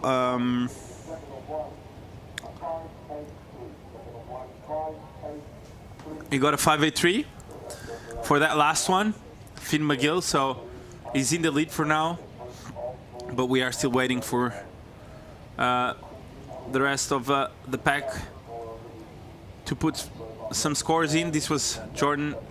He was on his way to a good number, and I think he didn't make that one. Yeah, unfortunately that was the kind of like the money turn of that wave, and he unfortunately had a fall. Ryan Huckabee here, beautiful surfing, always super aggressive on his surfing. That last maneuver there, blowing the fins out and putting a lot of power as well on that maneuver, which is why that score with only that turn came in as a 5-point ride for Ryan Huckabee. So Ryan and Finn getting, they are the early starters. Interesting, the point about power. Let's talk about that, Chico. What is power? It's not just spray, is it? It's not how much spray. What else is power? How do you identify power surfing? How do you do it well? I think it's a combination of speed and technique. I believe if you go with a lot of speed and you use a lot of technique, which means the rail of your surfboard, you throw a lot of spray. Does it help to be a heavy surfer? Can you be a power surfer if you're light? Yeah, of course. Look at like guys like, if we compare like William Cardoso and let's say like William, I don't know how tall he is, but I don't know if he's like huge as well, but yeah, in terms of how much power he has a lot of power. We can consider William Cardoso. I'm with you there, 100%, yeah. Yeah, William Cardoso should be on the top 3 of most powerful surfers ever. Okay. On his backside. And then you can think of Levi Swanson, for example, which is, in theory, you think of, oh, he's not going to have as much power as, but he has. So, yeah, it's about technique, speed and technique. If you see clips of Levi surfing on his backside, he throws hundreds of water. So what's the difference between speed and power then? If power's just to apply power, fast. You need speed. To apply power on a wave, you need speed. Interesting. Otherwise, it's just like a bad turn. There's no good turns without speed.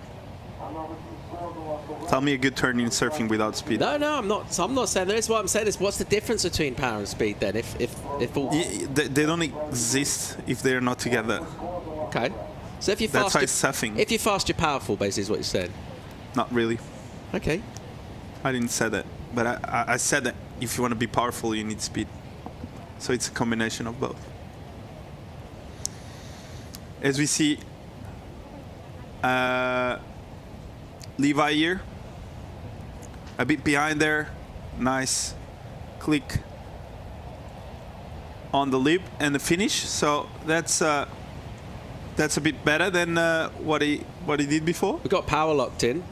What's flow? Well, flow is just like someone that is effortless while surfing, like George Pita. You know, it's effortless, like Taya Zabrowski, where they surf, they apply power, but it feels like they're just like cruising. Although they're not, like when they are doing their best. So they're lying. not that they're lying, but that flow. It's a trick. It's like Rob Machado. Of course he's tired after surfing, right? Because he applied pressure, but when you see him surf because of his flow, looks like he's not even like doing it. He's just like cruising like Rastovic. That's the kind of like the flows rankings right now. Who are the flowiest surfers of all time? Of all time? Yeah. Or you can just give me your top 3. Probably Tom Curran. Yeah. I would say Lock top 3 for sure. Yeah. Just your personal. This could be. It doesn't have to be. Yeah, definitive. Just your. Rob Machado, and probably a more recent one. What's his name? Australian. He surfs on the twin fins. He's amazing to watch. What's his name? I see a lot of clips of him. Any other clues for me, or just he's Australian? No, I was trying to get like our team to help us, but yeah, he's Australian. Can't remember the name right now, but he's really good. I love to What see him sort of surf. boards? Twin fins. He surfs like he does beautiful eye lines and Torren Martin. Torren Martin. Yeah, Okay. lovely. Really good to watch. I can keep going, but like the son of Joel Tudor as well has a lot of flow surfing. I like it. The Wow. goofy. He's good. But yeah, I think Victor Bernard can be in the lead right now in terms of flow. As we see live action now, a bit of a lull we had to talk about flow. And talking about flow, we have Finn showing us what flow is on this last end section. Beautiful cut back there. A bit of a finish. Nice surfing there by Finn. He's in the lead with a 583. That big snap on that meaty section at the end. Oh, he got smashed. Wow, that was powerful. He got completely smashed there near the rocks, as you guys could see, because our production team is amazing and never loses any bits of what's happening on the beach. And Finn there finishing it off that wave, trying to improve on that 417. And as we see the replay of this one, bit of a snap, a cutty. He tries to maintain that speed and that hope that the wave is going to offer him something at the end. He gets a bit of a cutback and a bit of a finish. So yeah, he in and was worth it because he improved 457 for him. So improved by 0.57, which is great. Taking into consideration that his goal is to make this hit. So Finn doing a good job there on that wave selection. Waves look a bit harder now. They look slower, as I said 5 minutes ago, that they look unstoppable. And yeah, with 14 minutes to go, I believe we're gonna have someone surfing anytime soon, and it is, yep, Ryan Akibi, I believe. Beautiful gouging carve there, winds up again, bang, tight in the pocket, beautiful snap, and oh, a bit of a fall there, drift off the fins, and he lost it. He was on his way. He kind of lost it there at the end, Ryan. But I think he will still have a quite a healthy number just because based on those first few maneuvers. Nice float there. I love the wind up. Nice gouging carve, throwing buckets of water, and bango again tight in the pocket. And this one, just pushing a bit too much on that one and getting caught by the wet water. And out the back we can see Levi, beautiful two-turn combo out the back. Nice foam claim there, just trying to make the most out of this wave. And Ryan actually caught this wave. Jordan Lawler actually blocked him on that one because he could tell Levi was on his way to a big number, and Levi now with priority. And we are still waiting for scores for this last one of Levi and Ryan's. So we can expect a bit of a shift, I would say, in terms of what Levi and Jordan need to go into second place. But yeah, Ryan last year did really well here in Ribaradilhas. I feel like he really enjoys being in this part of Europe. in Portugal, just based on how good he surfed last year. So we're all enjoying it, mate. We're loving it here. 12 on the clock here. Time for a quick break. We're wrapping up a really fun day of competition. Just a couple more heats yet to come. A great one in the water right now. We'll conclude it right after this.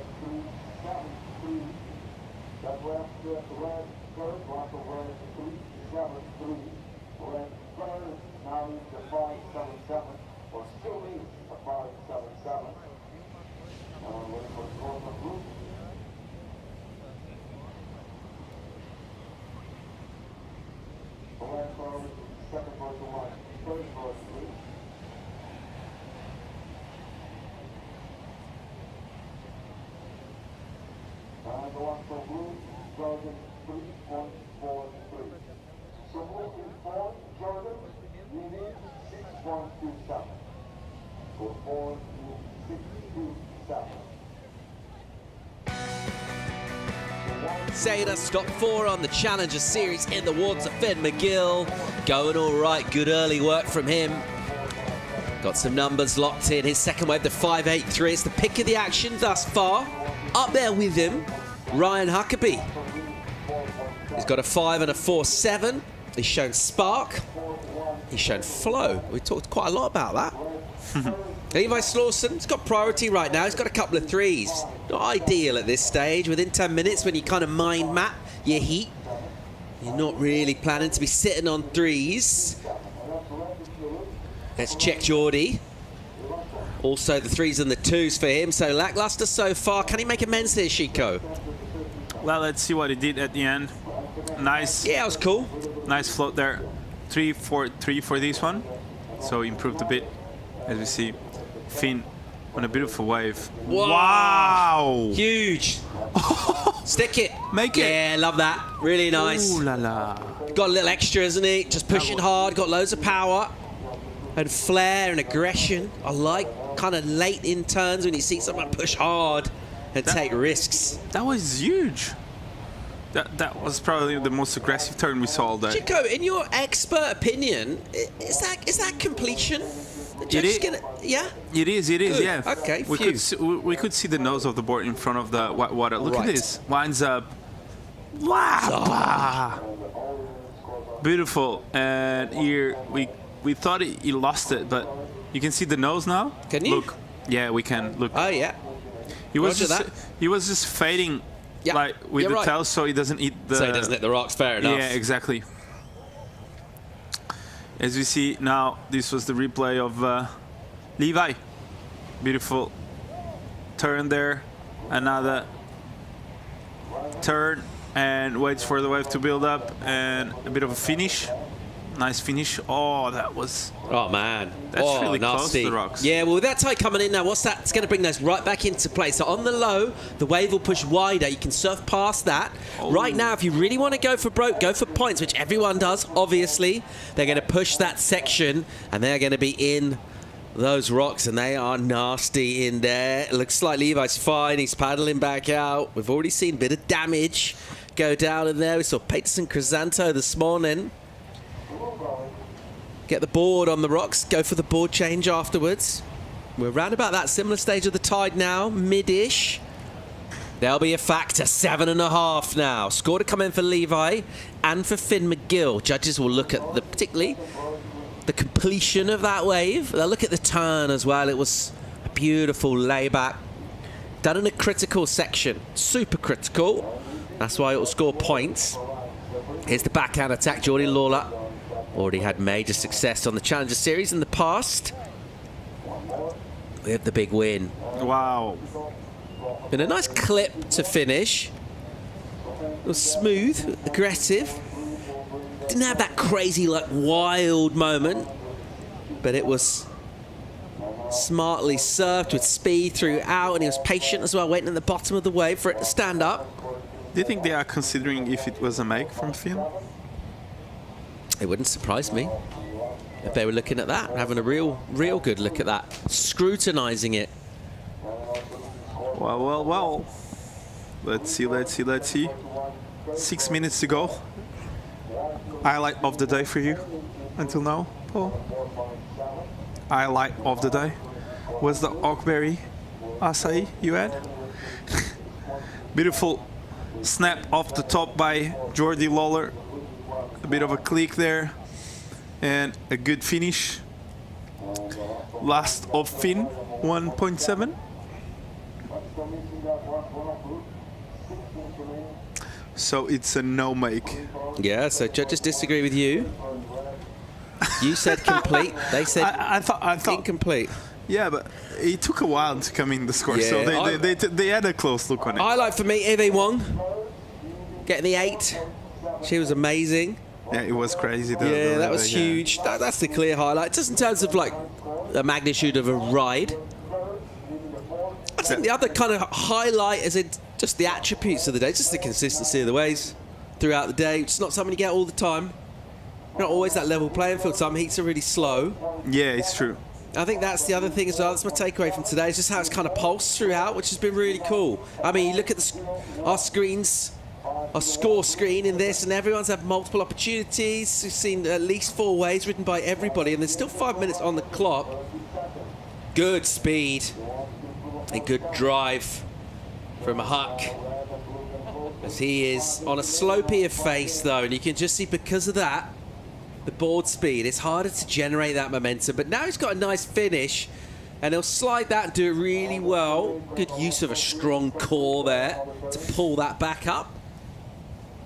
Levi though only needing a 4.78 to second, and Geordie needing a 5.08. Tell me this, if you're Finn McGill right now, you thought you pulled a pretty sick turn on the inside and you kind of stood on the tail on purpose because you didn't want to hit the rocks, and then you get a 1 for it. Are you rattled? Are you angry? Do you put it out of your mind? What do you do here? I'd be really disappointed. But yeah, it is what it is. Like, he's got to deal with that, and now he's got to play with what he has. You turn disappointment into success, into positive energy in a heat of surfing. Never been that person. How do other people do it that you've seen do it? Oh, like the Eaton, Ewing guys, Gabe. Those guys, they do that. They fall on a huge air, and then when you think they can't anymore, they come and they do like a bigger one, which I think is top 5 mentality that you need. So, yep, those guys, they can do that every time, every day of the week. And as we see, 3 minutes to go. This is Finn. Yeah, again, loads of spark and speed. Nice little cooperative section for a tag. Inside run up, big roundhouse wrap back. In a little tag for a finish as well. Good work for McGill. 3 minutes on the clock here.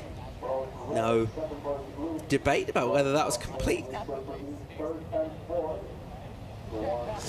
That was beautiful to watch. Nice wind up, bit of a snap to start. Nice float around. I think this carve was one of the best turns of this wave.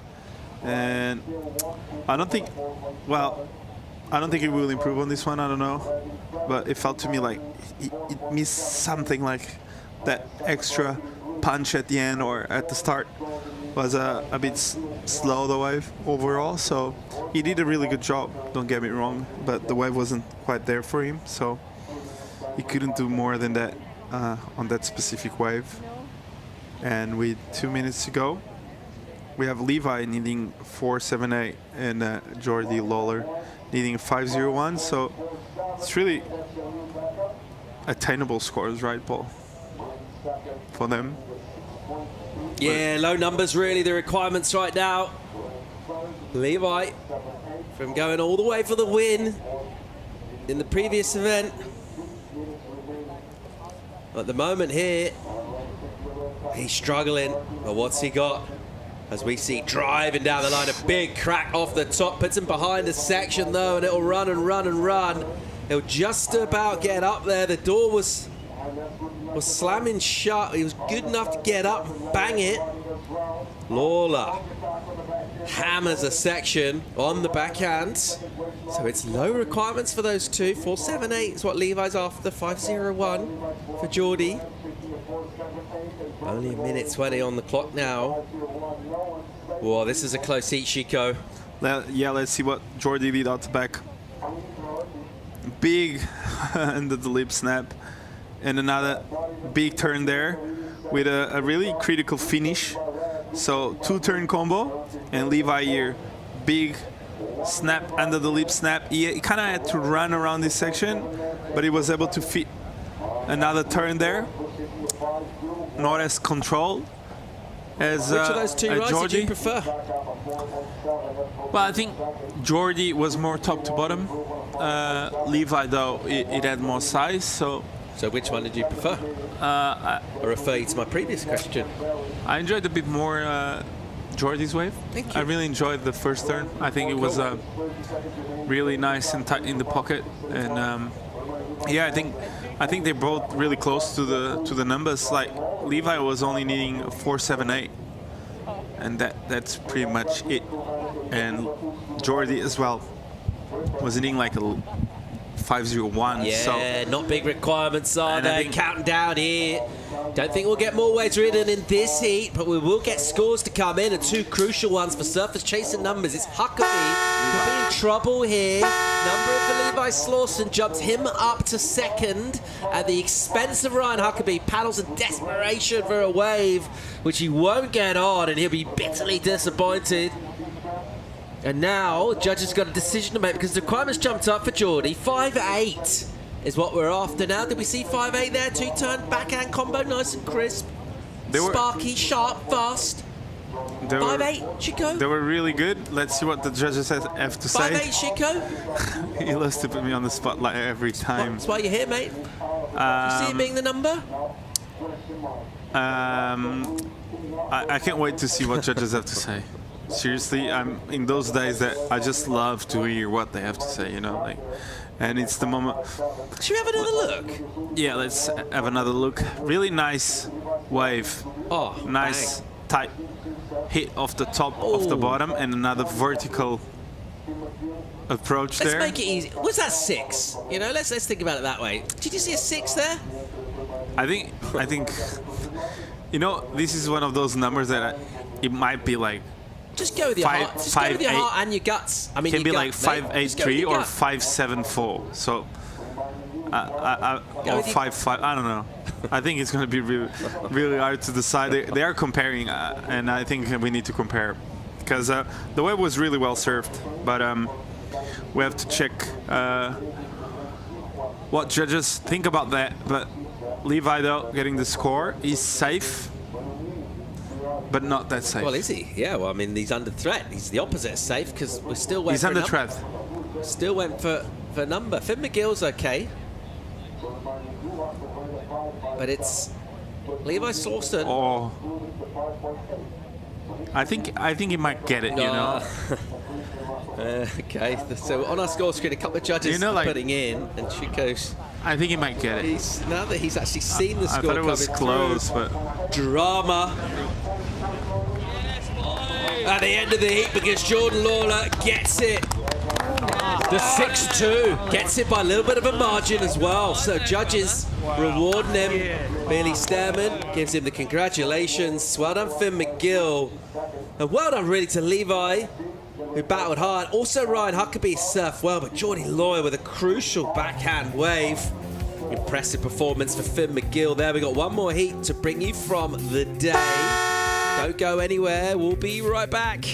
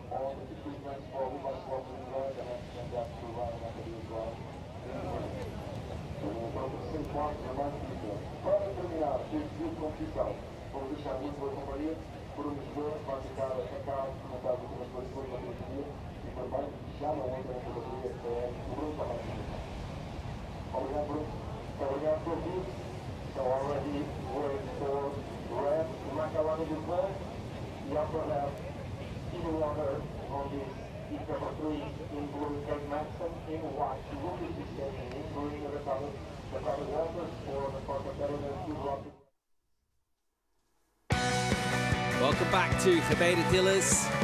It is the EDP Ericeira Pro Stock 4 Challenger Series of 2025, and it's Heat 3 at round 64, which is also very close to wrapping things up. Just a couple more for the day. Having a look at Imai de Volt, Kate Matson, Lucas Vicente, Dakota Walters, Vicente. Wow! Belting it here. How does he get that much speed and spark? Jesse Starling, how does he do that? That was incredible. Talk about turning it up. That was a lot of spark, a lot of speed. Lucas Vicente, he means business by the looks of this heat. And I mean, they're all hard, but by no means is this an easy heat. 4 really different surfers, all have really different strengths that they can play into. And bring it on. Let's see who plays into their strength the best. Yeah, you've been sitting around waiting all day for your heat and watching a lot go down, just trying to manage your energy levels and all of that stuff. And what a great way to go out and just rip in, get a great connection early on. Look at his paddle cadence as he knows he's on his way to a number here. He's got his tail up, he's got a bit of momentum, he's paddling downhill. That feeling when you just like come off the back of a good wave, you're like, oh, I might paddle a little bit faster. Back out the back, start feeling myself a little bit. This is the first of Imai, so came off an okay year on tour, had a good last run in Margs, but unfortunately back on the Challenger Series and just looking sharp here for Imai. This is a heat that is right on the rocks there, Paul. The tides really started to push in. Codes, he got a piece of the action as well, so started off with a really nice carve. He's been working hard on his rail game, spending a lot of time with Oscar Berry. Clicks that one in the pocket there, and again for a finish. So not sure if he got the ride out once he got past those rocks. We'll have to see if we got a sky cam footage from the top of the headland there. And then this is the one that I really liked. A lot of speed here. That turn there, so much water off the back foot, so much spray. Lucas Vicente just surfing with intent, with purpose so far in this heat. And Kate Matson starting off his campaign as well. 2 really nice snaps in the pocket. That was a lot to digest. That was a lot to break down. I feel like there's a lot to talk about right now because this heat is going crazy.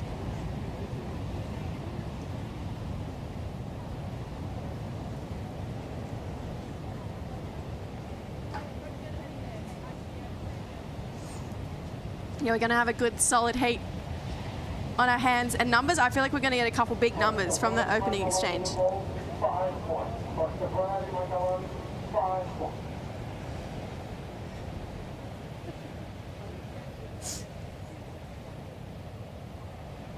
25 minutes to go in this. Imai's initial wave, 5 points for him.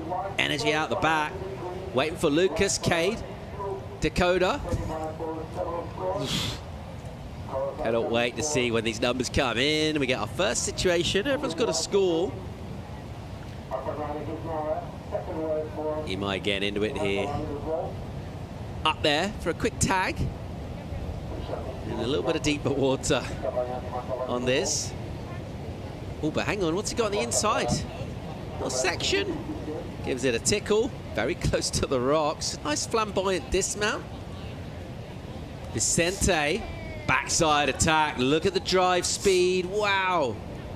Really good. We're enjoying this, aren't we? Yeah, this has been having a good time. Very entertaining heat at that. But no, Lucas Vicente, he's surfing with what feels like a little bit of extra power, a little bit of extra spice so far, especially off that first wave. That was really kind of the kicker for me, the starter in this heat, and it's just been back-to-back so far. Today's been a great day. We haven't really had any slow heats. It's just been go, go, go. Code's now up and riding. Yeah, slamming it the first turn, combos it up with a second, and then just goes and runs wide for a finish. And he'll flare that, blow the tail, and reverse around the white water. It's tidy. Boys enjoy that. All sorts happening here. He'll get a moderate pummeling just in front of those rocks. I think he's got enough distance, enough sea room between him and them. Let's have another look, Jess. Yeah, Coates, he's got so much variety. He's got the biggest repertoire, maybe one of the biggest actually in the draw. He can just pull any bag of tricks out. So Coates came through this inside section after 2 really strong turns to start. Pulled a little reverse off the end there, got nice and tail high there for Dakota Walters. So he's going to back up his original wave, which still waiting for scores on. And then Lucas Vicente, looking stronger than ever. He's just absolutely dialing at this heat, just finding these walls, sitting behind that section like we've seen a lot of the great goofy footers do today. Tagged that one for a finish there. These guys are really dancing with that inside section. They're getting close to those rocks. And Imai, it's just back-to-back action. Everyone's getting a piece.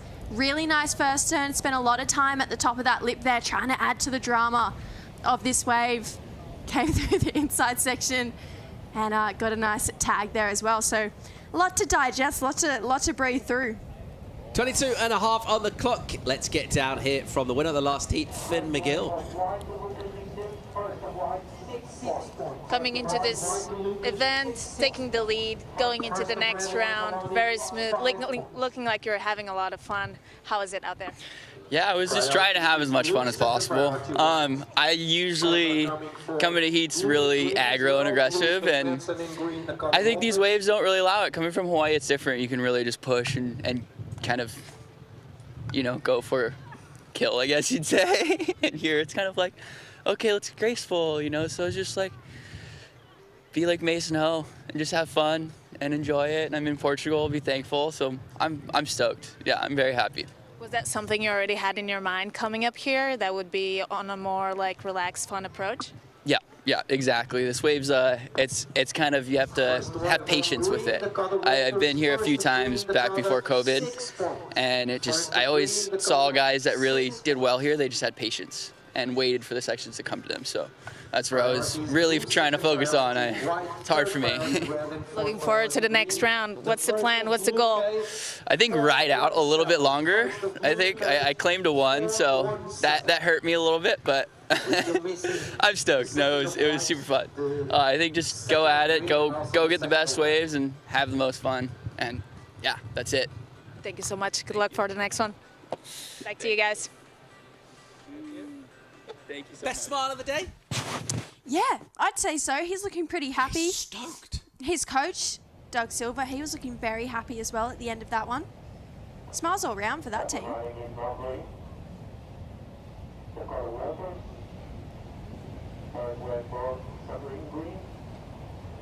Driving down the line, covering all sorts of water. There's Walters. Super clean and crisp, a really nice bang for a finish. And then he managed to get that one done without having to take on the rocks as well, which is always nice. Yeah, he's got all the Aussie boys right down on that shoreline there. Honestly, every single one. There's not one person that isn't there. So he's got the love, he's got the support, he's feeling it. His brother's here as well. This guy, though, looking to take down Dakota Walters. Yeah, he's just really fast and aggressive, and just the board looks so knifey, and he's just damaging the wave. Interesting claim there. He's surfing with a lot more speed than his competitors, which I think is setting him apart from the rest of the field right now. He's kind of been a dark horse. I didn't expect Lucas Vicente to come out with this much aggression, this much speed, and he's finding these really nice cupped out walls and just unleashing on them turn after turn. There was not a moment of hesitation in between any of those turns there. Codes here holds that rail all the way through, really digs in, leans into these calves. Waited for this one to stand up. He's got really great patience in his surfing. That was better. Really held that one all the way through. Tagged it, got the finners out the back. The boys love that one on the beach. So Codes, he's finding his rhythm, he's finding his flow, he's building on each wave. So it's all good signs right now for Dakota Walters. But this is a stacked heat, and it's one of those heats where anyone could win and anyone could get through, and it wouldn't be surprising. All sorts going on the scoreboard. Vicente gets another number to 5-4. Down the lead at the moment. He's got another score to come in as well for his speedy brand to surf in. Waiting for a second score for Walters. Got 5 on the board already. Sorry, 6 on the board already.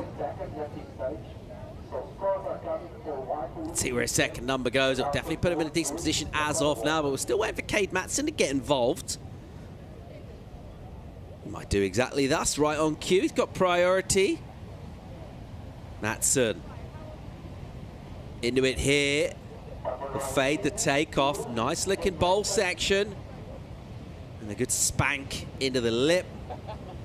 A bit more rail on that turn and a great finish. What a combo. 3 distinctly different turns, really well timed. I thought the fade at the start was crucial to allow him to kind of run at that from behind. Brilliant surfing from Matson. Yeah, really nice. Can't wait to watch that one from the front-on angle and see exactly the damage he got done. You could tell from the back it was really laying into those turns. There's a lot of spray, so that means a lot of power coming off this back foot here. Great technique off the bottom, up into that top turn. Finds a nice cupped out wall here. Comes around again for the finish. There we go. There's the tail up and over there for Cade Matson. 3 really nice turns. Again, similar to Lucas Vicente, not a lot of downtime. So the judges are really going to appreciate just being able to connect those turns and keep that speed the whole way through. It wasn't the most monumental wave. I think he's just identified a lot of times gone in this heat. He doesn't want to sort of get left behind. He's sort of in the conversation, but numbers-wise, he's kind of just a little bit of a gap developing between him and everyone else. So taking that wave and really surfing it up in terms of the potential, packing in the 3 maneuvers. Did really well. Great number in for Vicente for his previous 7.33. Judges rewarded what he's doing, which is just going almost twice as fast as everyone else. And not just going fast, but actually going and attacking. Won't do it there on that particular occasion, but he's got a good lead at the moment, almost a couple of points over Walters, who gets a 5.5 as his backup number. He's going all right as well. Yeah, I feel like we're missing a wave there for Coates as well. He's had 3 waves so far in this heat. That last one with that big exclamation mark, the one before with the rote. So up and riding though, Imai. Tags it, hits the tail hard onto a section where everything converges and rumbles, and it is bouncy there. It's pretty uneven on the bottom. And as a result of that, the flats in front of the wave, they're not that flat. They're actually quite a bit going on, a few boils and wobbles. And then also, just the way that whitewater explodes, it is kind of an uneven bounce. So if you're waiting to do most of your point scoring on that last section, it's risky. If it comes off, great. And it's a low percentage maneuver in lots of cases. Yeah, and you can tell a couple of the competitors, especially in those last few heats, were shifting their location a little bit, where they were sitting out there, their positioning, and even Levi Slauson decided to sit up and out a little bit further away from everyone else, hoping you get the damage done before that inside section. But just goes to show that majority of those points are still coming from, you know, that general takeoff spot all the way through to this inside, and it's that capitalizing on that first turn and then that second one. So you can see this heat learning from that last heat's mistakes as well. We've got one more heat this afternoon, and it's a big one. Yeah, crazy. Samuel Pupo, Lucas Silveira, Maxime Houssenaut, there with his dad, Jean-Luc. Justin Becret of France as well, so 2 Brazilians, 2 French surfers. That will wrap up a huge day of competition. You've probably heard about these long days we have here in Europe. Yeah, the days... It's been quite a long one, isn't it? The days are long, but not just the surfing days, like the days in general go for a lot longer than what I'm used to.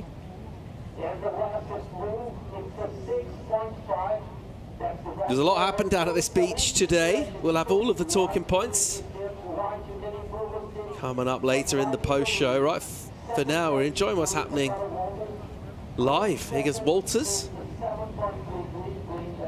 He's pushing.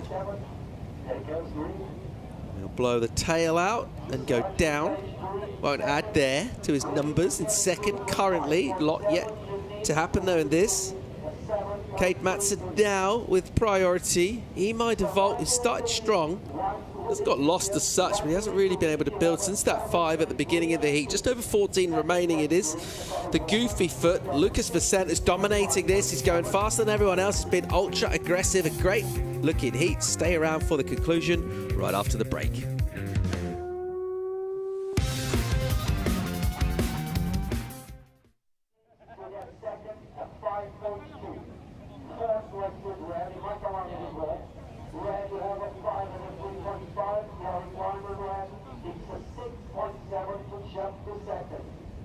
Time call now, 30 minutes, 40 seconds. Priority Whitman, second priority one.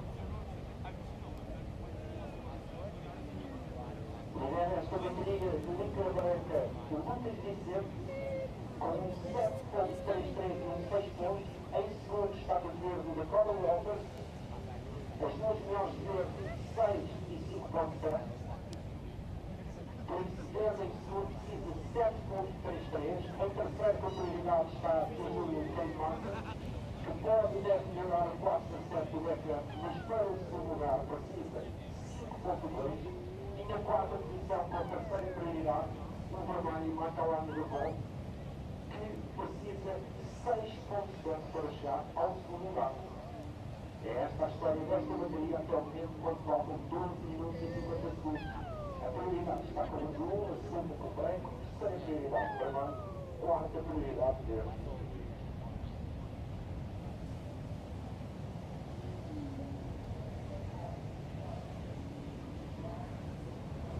Up and running is the white, the current is Lucas Vicente trying to improve now.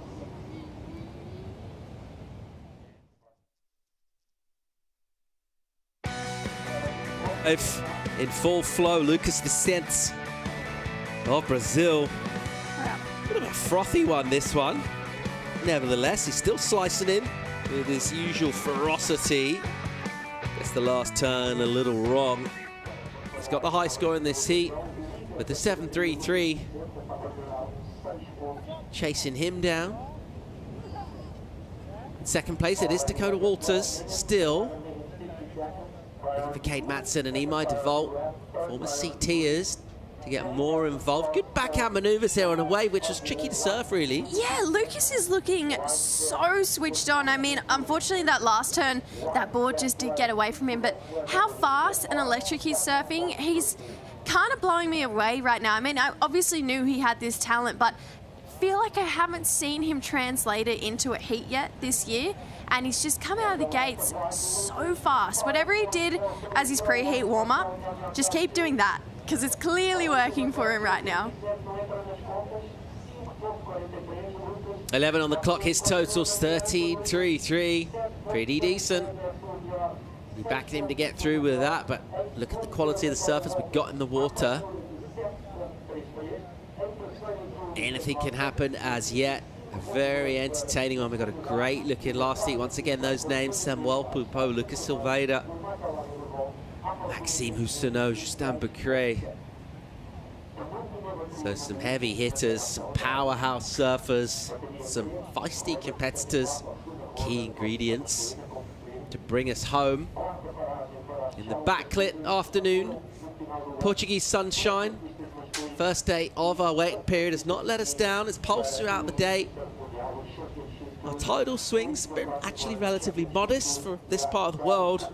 Not as big as they can be, but obviously affecting things considerably, but not in terms of scoring potential. We haven't had those really sleepy ones. It's been really good fun. No, it's been a great day. I feel like it's been super consistent all the way through.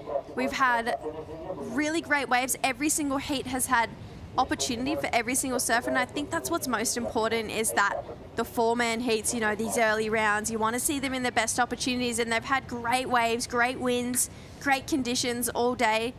We've seen both the men and the women, so we've got another, obviously, big couple of days coming up. But as far as day one, it set the bar pretty high as far as waves and conditions go. So hopefully we just keep rolling into this throughout the week. We know this swell is lingering around, and hopefully this wind doesn't puff up too much over the next couple of days. Yeah, our surfline forecast pretty confident. Maybe a touch less in terms of swell height, and then pulsing again later in the week. The winds as well. This is sort of typical. If we get this nice weather, we'll get these sea breezes, this north-northwest, but this wave kind of handles it pretty good. Just the way it wraps around, it is the consistent spot in town to handle the wind, which is why we can get these full days of competition. And as you can see from this heat, waves still pretty significant magnitude, 733, decent scores. I reckon we're going to get 7s and potentially better throughout the rest of this. I'm certainly looking at that next heat. Expect these big numbers going down, just the quality of surfers entering the chat at this stage. A slightly becalmed period for the likes of Cade Matson, still on 2 waves, still with priority. Will he do something about that? Unable to at the moment. The waves really dictating what he's doing at the moment in terms of how much surfing is going on. It is our Brazilian Vicente has been the busier of all our surfers out there in the water. His last couple of waves haven't added to his total, but they've just sort of shown the energy he's putting into his heat. We'll go again here, right on cue, super busy, flinging spray on his backhands, and a smaller inside runner, deep driving bottom turn, a big spank of a hit, throwing so much spray. And a little cheese whiz in as well at the end to finish, but he's just enjoying himself. Oh, he's looked like he's having so much fun. Oh, Dakota's on the left. Wow. What? Wow. What? That was huge. Everyone's not sure how to feel about it because medium. it was on the left. All right. Bit of ambiguity from the squad there. I know. We just picked him up spinning through the air and landing, and we thought, okay. Everyone was like, yeah, can do better. That'll back out. I think everyone was like, oh, he went left.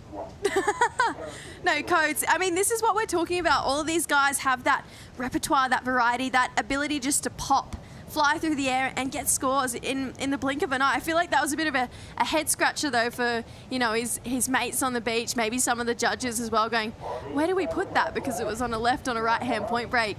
Cade Matson here, getting himself another wave, looking to drop a 417, needs a 5-2 to challenge, gets a little claim to the beach there after a nice combo of turns there for Cade. And Codes looking left here. High lines, he's got an incredible air game, goes in all of these specialty events for his air, looks to the sky here, starts spinning, gets the full rotation, his back foot completely off that tail pad, so full rote to the beach, and makes it look way too easy, Dakota Walters. Where do you go with that? We haven't really seen anyone do something like that today. Question marks for the judges, not for us, Paul, but Imai, one big turn and goes down there, so a lot for the judges to digest right now to really start to think. Where do they go with that left-hand ride of Dakota Walters, or do they stick with that more traditional surfing of Cade Matson? It's going to be this new vice versa matchup. 6 on the clock here. It still looks Vicente with the lead in this. Walters trying to chase him down by doing something a little different. Gets a big rotation on the left. Got the landing complete eventually. Be very interesting to see where that number is. 5.5. Imai DeVault still scratching really to try and get a second sort of legit number on the board. That 3.5. He's still holding on to that at the moment.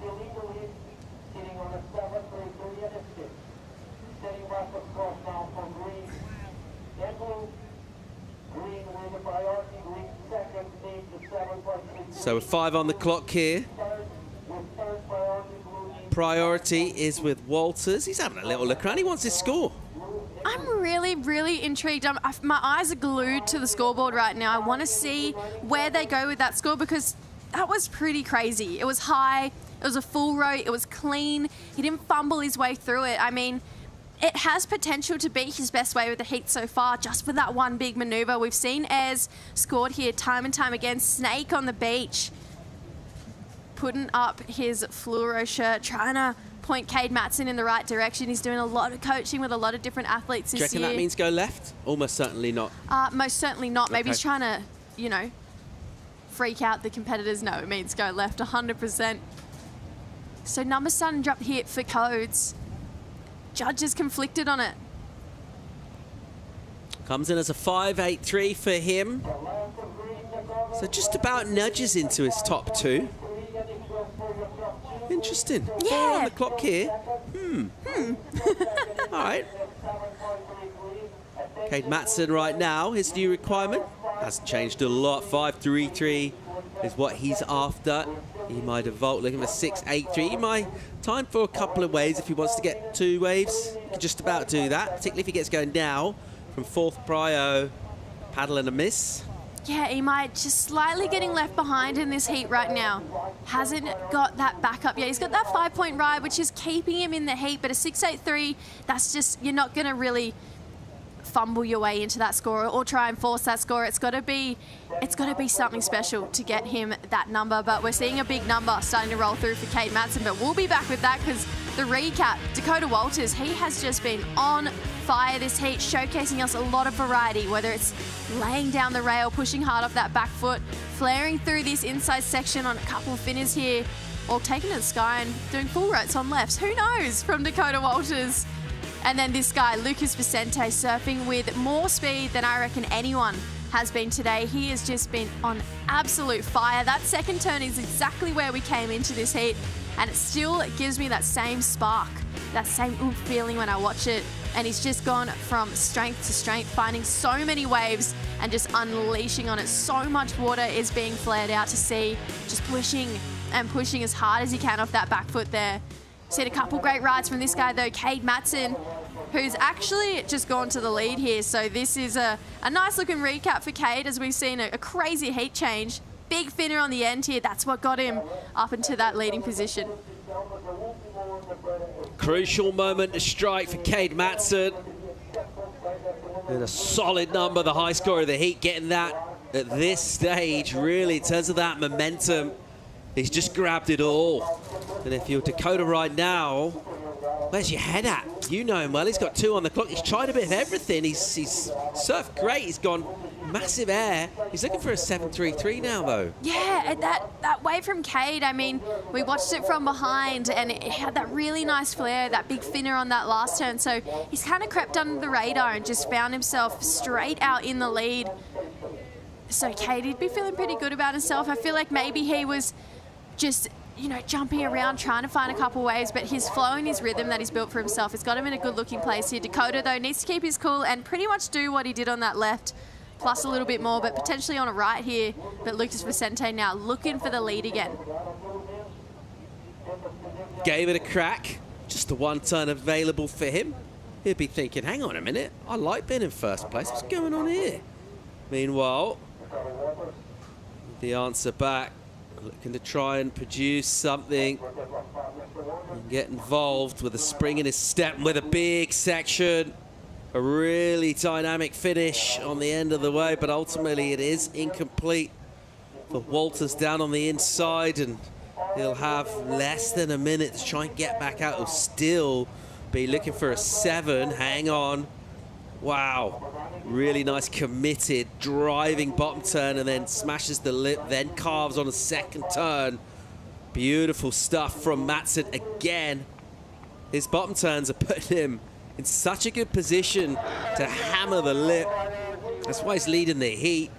And a great way to finish off the heat here from Cade, who didn't get rattled, backed himself, stayed poised and confident, and then when opportunities came, grabbed them with both hands. Yeah, he kind of was lagging in this heat a little bit, if I'm being honest. It was the Lucas and Dakota show, and then all of a sudden he came out of nowhere and just grabbed this heat and ran with it. This guy, though, has been so impressive from start to finish. I'm looking forward to seeing him out there again, especially with surfing like that. Really entertaining heat. Basically gave us a bit of everything. Whoa, man. I mean, that is above and beyond in terms of commitment. Going all the way in there, into those nasty rocks at this stage of the tide. Lucas Vicent, he basically looked like he'd sort of been towed into this heat. He was going that fast. It looked like he just let go of the rope when he saw his first wave. He was absolutely trucking, and he's kept that speed up throughout. He hasn't skipped a beat in this heat. He has just been going from strength to strength. He never really dropped a gear, I agree. He just stayed so upbeat from first wave to last one. Just really flary, explosive surfing. And this guy, like we mentioned, crept under the radar and found himself the heat win. Really good looking first turn, swoop back to the pocket here, and just found these ones where he could really unleash on these bowls, kicking the fins out the back, not once but twice for that finish there. So 2 scores to lock in. You can see both of those guys really want the heat win, really want to be able to get up on that glass and explain those conditions, talk about how they kept everything going in this heat right now. So it's been a great battle back and forth between Cade and Lucas. What an entertaining heat, didn't disappoint at all. Big performances, exactly what we expect at this stage. Even just day one, they just come out the gates fighting on arrival here in Ericeira. And the numbers that we're going to get really is between 1 and 2, so we know who's advancing. Just be in which particular order. I think Cade's got a really good chance of getting a significant improvement here. Could well be the best score, one of the best scores of the entire day. If it goes into the excellent range, it'll be right up there, because he absolutely tore into that thing. The bottom turns in particular, I can't remember seeing anyone draw in that deep with that much speed and drive off the bottom of the wave here. And it set him up in a beautiful position on the wave to go crazy. 8.33 for Matson. He goes excellent. And his overall total is huge, 15.93. He's going to win the heat, and deservedly so. And to do that, really, in the last 7 minutes or so of it, they sort of saved it all for the conclusion. Very impressive indeed. He talk about late heat momentum to come through and bring back for the next round. He's got loads of that.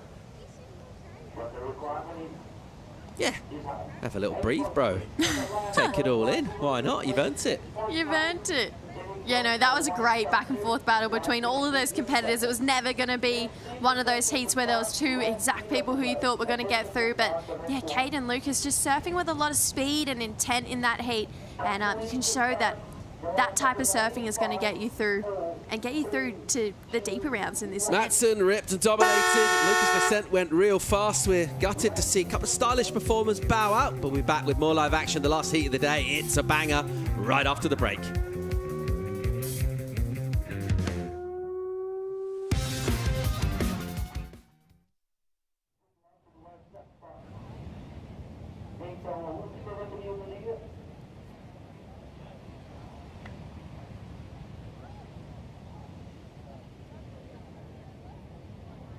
Official results from the previous one. Second round is number 3, the winner is Cade Matson. Second place was Lucas Vicent. Third place was Green the Water. And fourth place was Brady Michael. Congratulations, Cade and Lucas.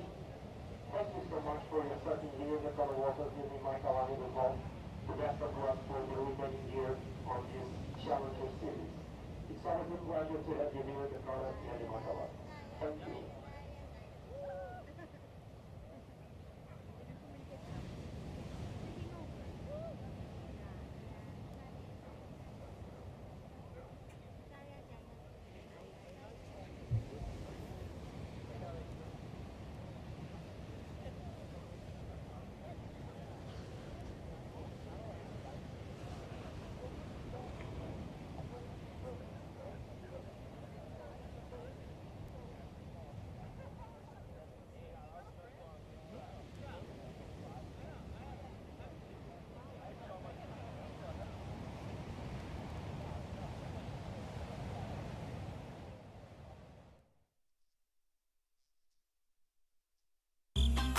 The EDP Ericeira Pro is brought to you by EDP, official energy of the EDP Ericeira Pro.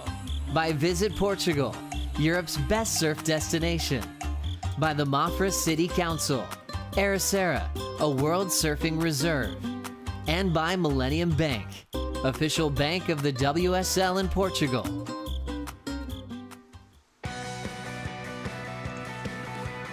here we are, round 64, heat number 4, the last heat of the day. We've all come down to the last half an hour of high-quality surfing.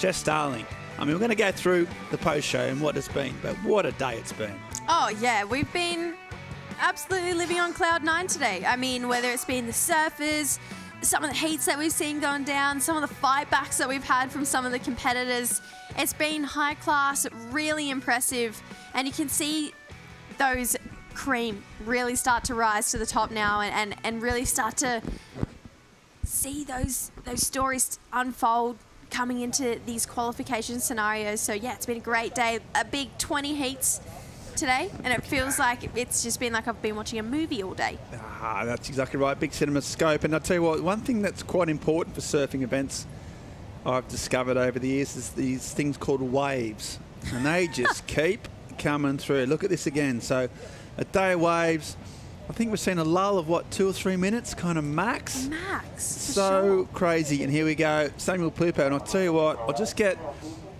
as Sammy, who has won here before, has qualified for the CT here before, loves this wave, and he's back in action straight away. Just gets a bit hung up, or does he? Hangs on, but finishes off. And I'll tell you what, this is a pretty, I mean, they're all high-quality heats, but there is so much power in these 4 surfers. Yeah, Sammy won this event here last year and just was surfing. It's similar to what we saw in that last heat from Lucas Vicente and what we saw from that first wave, just with so much speed. That's really what separated him from the rest of the field, just the amount of speed and power that he had going down the line. Obviously, we know a very talented surfer, has CT experience, really talented older brother, Miguel Pupo, who we'll see back on the championship tour next year, and that's exactly where Sammy wants to be. And honestly, that's exactly where Sammy belongs. He's a CT surfer every day of the week. He's got such high class and caliber about him, so I hope to see him back there, and maybe, who knows, this might be the event that he crawls back into that top 10. Well, exactly, and he won it in 2019 here as well, and that was the year that he qualified for the CT in his rookie year. So a 2-time winner at this wave, you know, in the first time when he was just 19, so young in that time, came back last year. So I mean, no one's probably got better pedigree in terms of the current field at this event. So, and he's, yeah, as you said, he's just all class, isn't he? He's a class human as well. He's always so positive. Mate, a Miguel Sammy Pupo interview is one of the things I love most in life. When those two to get together on their own, they're articulate, they're smart, they talk about their feelings, they talk about their surfing. And yeah, he's a world-class athlete. So there, but we also, just in the glare here is Becret. Tell by his style, power's his thing, isn't it, Jess? Oh, sorry, this is Maxime Husseneau. So Max, similar, powerful, same rail game. Yeah, absolutely. I mean, these guys have been sparring partners for so long, Maxime and Justin, and I feel like this is going to be a really great matchup. A lot of these guys have spent many years competing against each other. You know, whether it's been on the Challenger Series, in those big prime events when it was the old QS, or on tour. We've seen a lot of these guys have wild cards or have some years on tour, and Justin Becret, he's really trying to fight to get there for his first time, and I definitely love to see him get there. The Frenchmen have this really awesome rail game with just so much power and style behind them, so yeah, I'd love to see this kind of Frenchman battle go down over the next 24 minutes. And look at the rail game. Well, Cade Matson, he's got a rail game, and he's down on the beach with Claudio Pinto. That's right, someone that really wants to show he really wants to be on that top seed. Kate, how did that feel out there? How was your heat? It was good. It looked kind of like hard out there before, but me and Snake kind of came up with a little plan, and yeah, I didn't start the heat off too well, but seemed to go in my favor with priority in the end, so it's good. You turned around with that beautiful score. Guide us through that 7-point ride. Yeah, so it was like, I think I was waiting with like 10 minutes for that wave. I needed like a 5, so I was like, I know what a good wave looks like out there, so I was just gonna wait for a wave that I saw kind of a wall on. And then in the end, like that 8 I got just came straight to me, and I had priority, so it ended up working out perfect. You really did. Any goals or any strategy for this one? Goal is just to keep having fun and, yeah, just have a good time and hopefully do well. Thank you. Yeah, good luck for the next one. Thank you, guys. Yeah, Cade Matson dialing up the Americanness to about 24 there. Cap back, sunny's on, full California kid. And what a powerhouse he is. Him and Snake making a plan. Yeah, and Cade, honestly, looking stronger. Then it looks like he's been going to the gym. If that were possible. Yeah, he's an absolute man mountain. He's looking like he's built a bit bigger, and you can see he's really desperate to get back there. You know, he had that year on tour, and I feel like as soon as you have a taste of that life, once you fall off, it's just, as soon as you fall off, you want to be back there in a heartbeat. And, you know, Katie's had a couple years off now, but some of his best mates still there, whether it's Griffin and Crosby. You know, he wants to be a part of that pack again. So this has been a great start. It's a great step in the right direction. Got a good result over there in the US Open. So he's getting himself back up towards those top 10 ranks that he needs to be in at the end of the year. Yeah, absolutely. He's had a taste of it. He's got the skills, he's got the talent, he's got the drive. And as you saw in that last heat, you know, he's so committed to it. And with, Jake in his corner, it's another little, you know, a fair bit of ballast and a fair bit of backing you can have from one of the sort of great coaches. So, yeah, I would say having Snake in your corner is actually, it's pretty much a flex. Having someone like Snake in your corner. He is such a well-rounded coach. One of the best coaches in the world. I mean, think about the levels he coaches at. You know, Kanoa Igarashi, he works so closely with him. I know he worked with Ethan across a few events this year as well. So, yeah, Snake being down here supporting those American boys as well.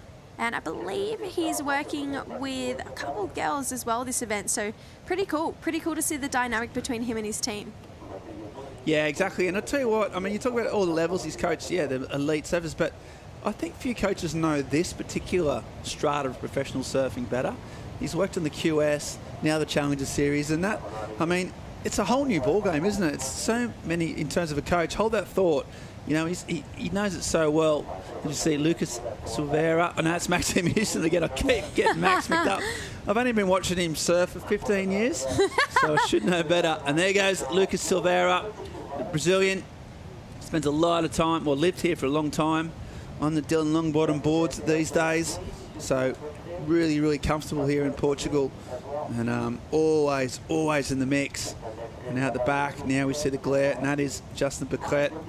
And there's some big tags. Oh, that's 3 big turns, and the whistles tell you the story. They know, game knows game.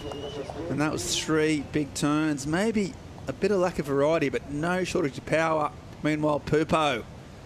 Oh, that's a nice turn. A bit of style, a bit of flair. There's the swoop carve that he's pretty much known for. Drives back to the source. He's still not done yet. He's going to go big in the end if he can. Just zapping and zipping, and he's going to finish off here again. The ability to read a wave, execute it, and do it with style. And the thing I love the most about Sammy Pupo, and something that really sets him apart, is his calves. You see everyone just slowly make their way back to the... Yeah, his calf muscles, correct. No, his calves. The way he...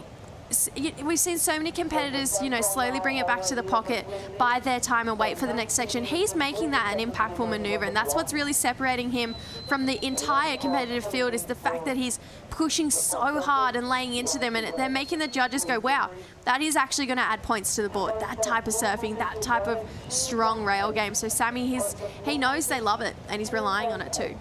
Meanwhile, live action, well broken down there from Jess. Out the back, though, another swooping carve.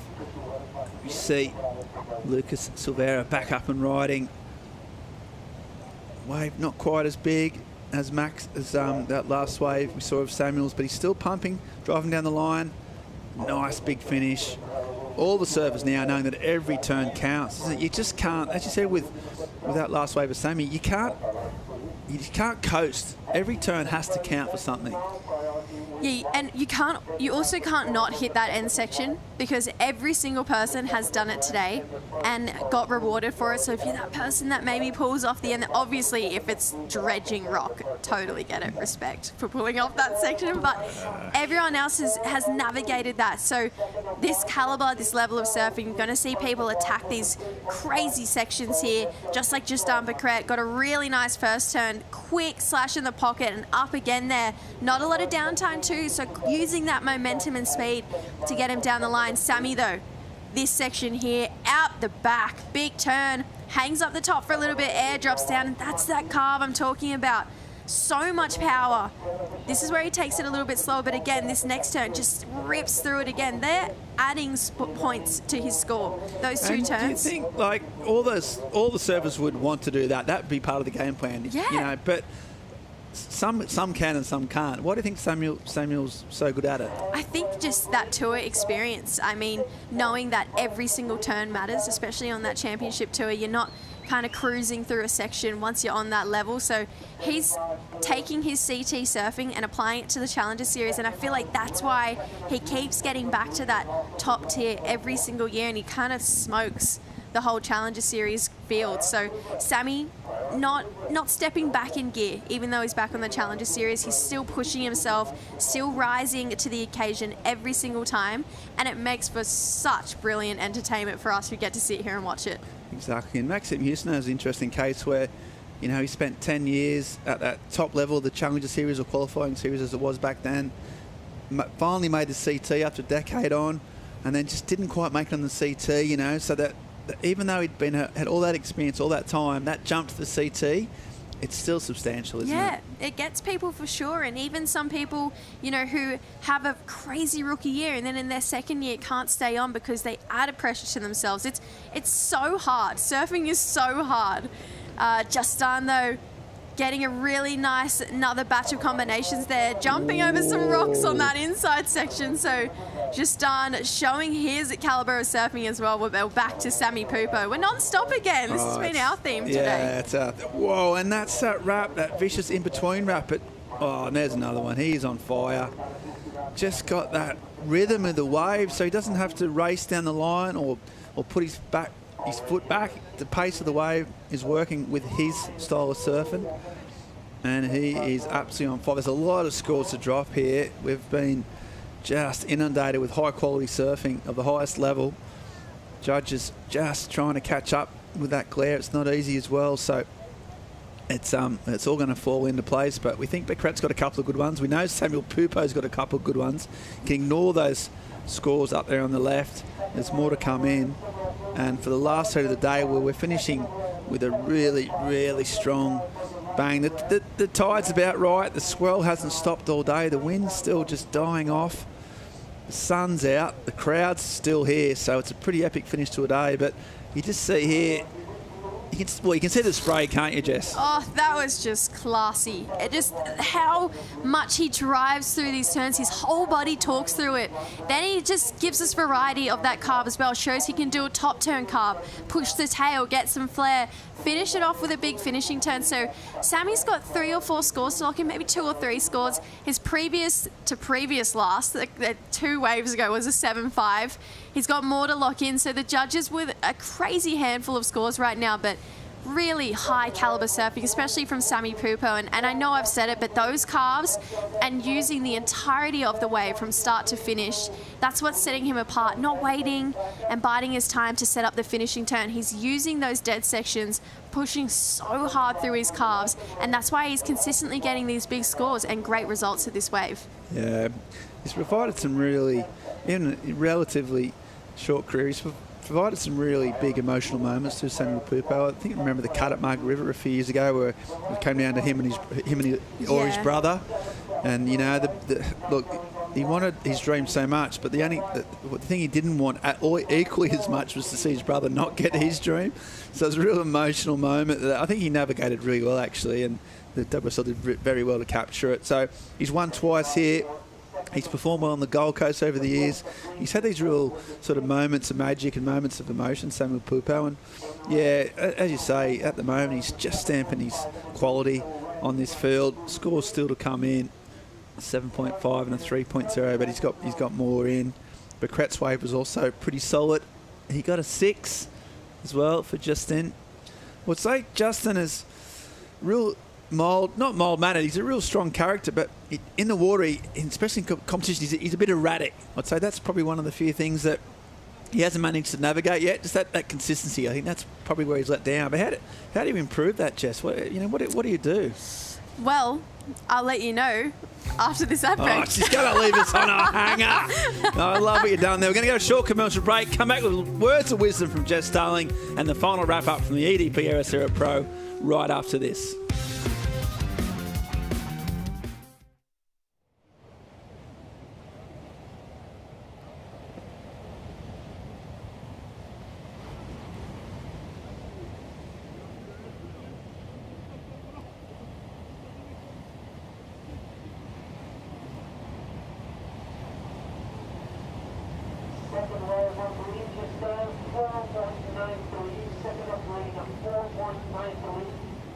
So we're just fixing the last of red. And with 12 minutes and 10 seconds remaining in the situation, at this stage in the leading Paige time, sitting on a 6 and a 4.93. Second place is the rest of our movement. We're missing one last score on red, but at this stage, red second is chasing at 30.43. So standing by. Third place blue white, Maxime white, third, chasing the 6.48. And winner by Argent blue fourth, Lucas Silveira blue fourth, chasing at 6.28. Standing by for the last of rest of all.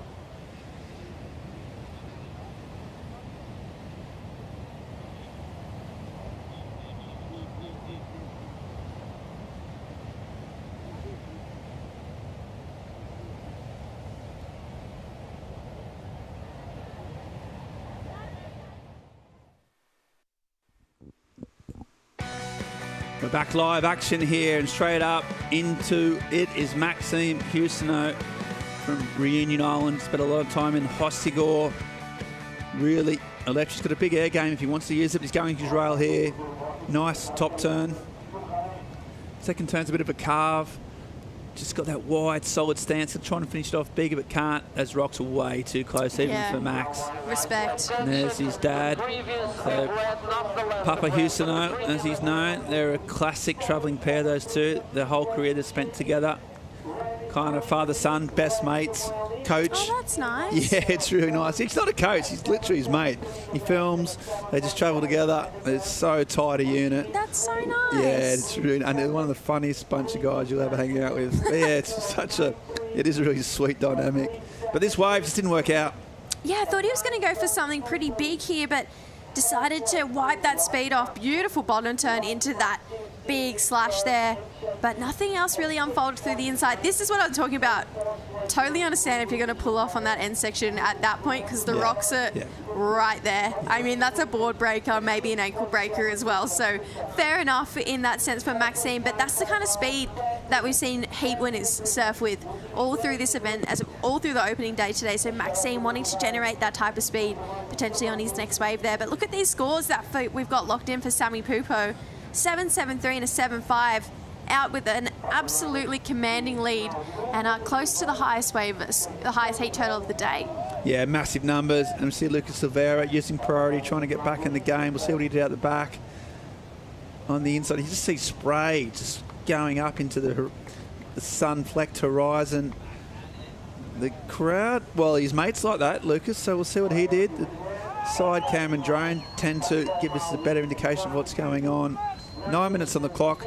I mean, Pupo was out in front. We talked about Justin Becret's sort of relative inconsistency. He can put massive heats together and then sometimes come a cropper. And how do you combat that? I suppose, is it coaching? Is it mindset? I would say it's probably more of a sports psychologist mindset type of thing. Sometimes I feel like pressure comes into it and how much pressure you put on yourself. And I mean, like this heat right now, Justin has the ability to put massive scores on the board. That first turn had so much pizzazz, spark in it as well. Came through this inside and just tagged it again. So Justin having one of those heats where he's really switched on, and to try and find that consistency all the time, it can actually be pretty tiring. So it's one of those things where consistency in heats like this and just trying to honestly solidly get sixes, that's probably something to work on if you're a type of surfer who can be a 10 or a 2.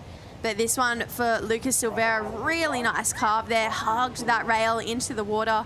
Didn't get an end section to work with, I don't believe. He went straight past that rock, but kind of getting left behind in this heat right now.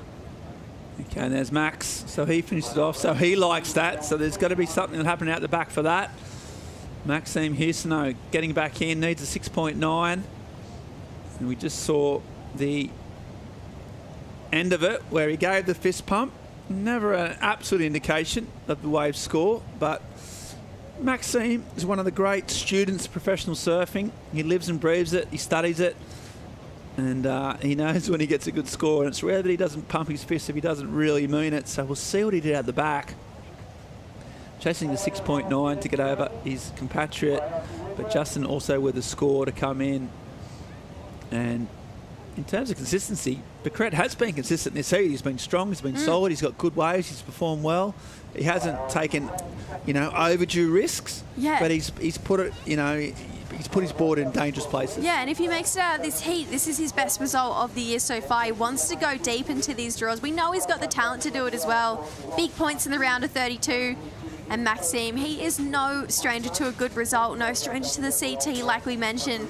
Came through this inside section and just belted that last one. He really liked it. We got a point back to the beach, thinking back to Daiki Tanaka this morning. He had a similar claim as well. So, Maxime, it's the last heat of the day. Sometimes you just need to hype yourself up. It's been a long day, so just hype yourself up to keep going and keep getting scores on the board. Yeah, exactly. And he got some turns out the back. He was happy with that first big belt, which the judges do tend to love that first section. If it stands up and you get a big turn in, it's a really, really solid platform for a score and a finish. So, yeah, so many numbers to come in. Becret also there with a number and Max with a number. So 2 numbers to drop. That'll give us probably, by the time they drop in, be 5 minutes left to go of the day. Of course, there's the post show coming up. Don't worry about that, folks. Probably the highlight for many people's TV viewing for the evening. Definitely mine. I love the post show. Yeah. And no, seriously. I know you do. Yeah. So your favourite TV show was you being on TV. Is that Not so much me, but I always watch the post show. Oh, so when other people are doing yeah, it. Yeah, yeah, Well, I love the post show. I thought you meant the one coming up. Yeah, I love the post show as well. The ones I do.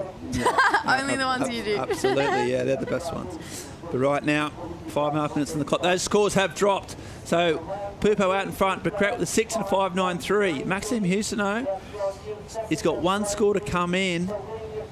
He needs a 7.9 to move up into that all-important second spot. The sun is just glowing, melting in the Atlantic Ocean. You think you might get a sunset. You probably won't because it's Portugal. They don't exist. An interesting meteorological phenomenon that we can talk through later on, Jess. But as the sun is getting lower in the sky with 5 minutes on the clock, Maxime's score came in at a 6.2. So it's interesting, Jess. Maxime needs a 5.73. Lucas Sabera needs a 5.63. There's 4 minutes 47 on the clock. This is tight. I'm confused.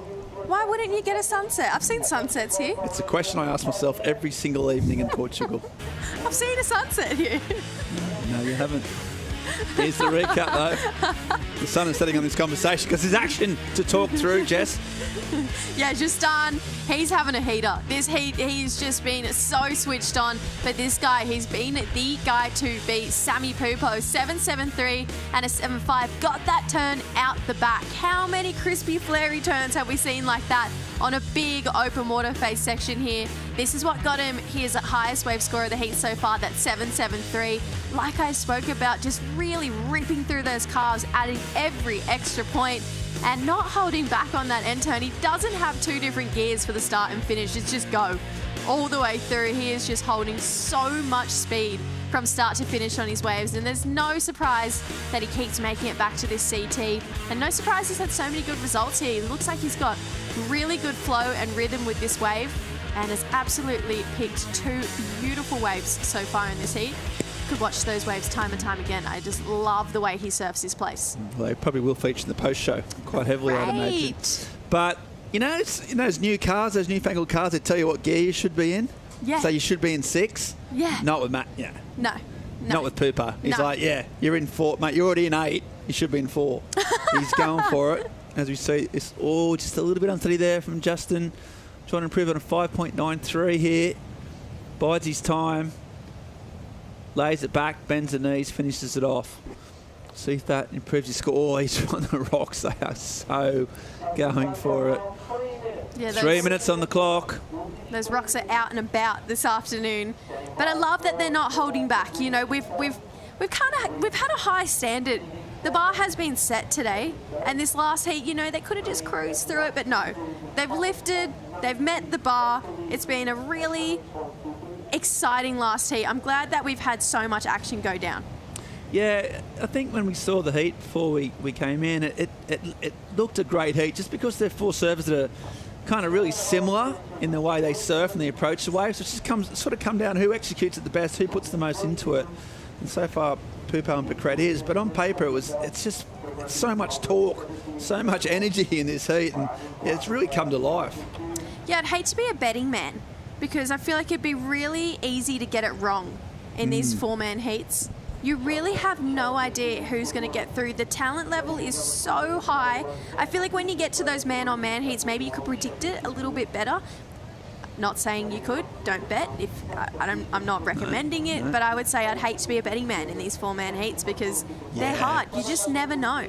Yeah, you might sort of probably, if you were, which you're not, you don't advocate it, but if you were, but you're not. No, I'm not advocating it. Samuel Pupo would probably be the favourite just because of his CT experience and the fact he's won it twice here before, but even still, you're right. It's so difficult to predict such of equal high calibre, and they're fighting out to the death, but it's Maxime Husseneau.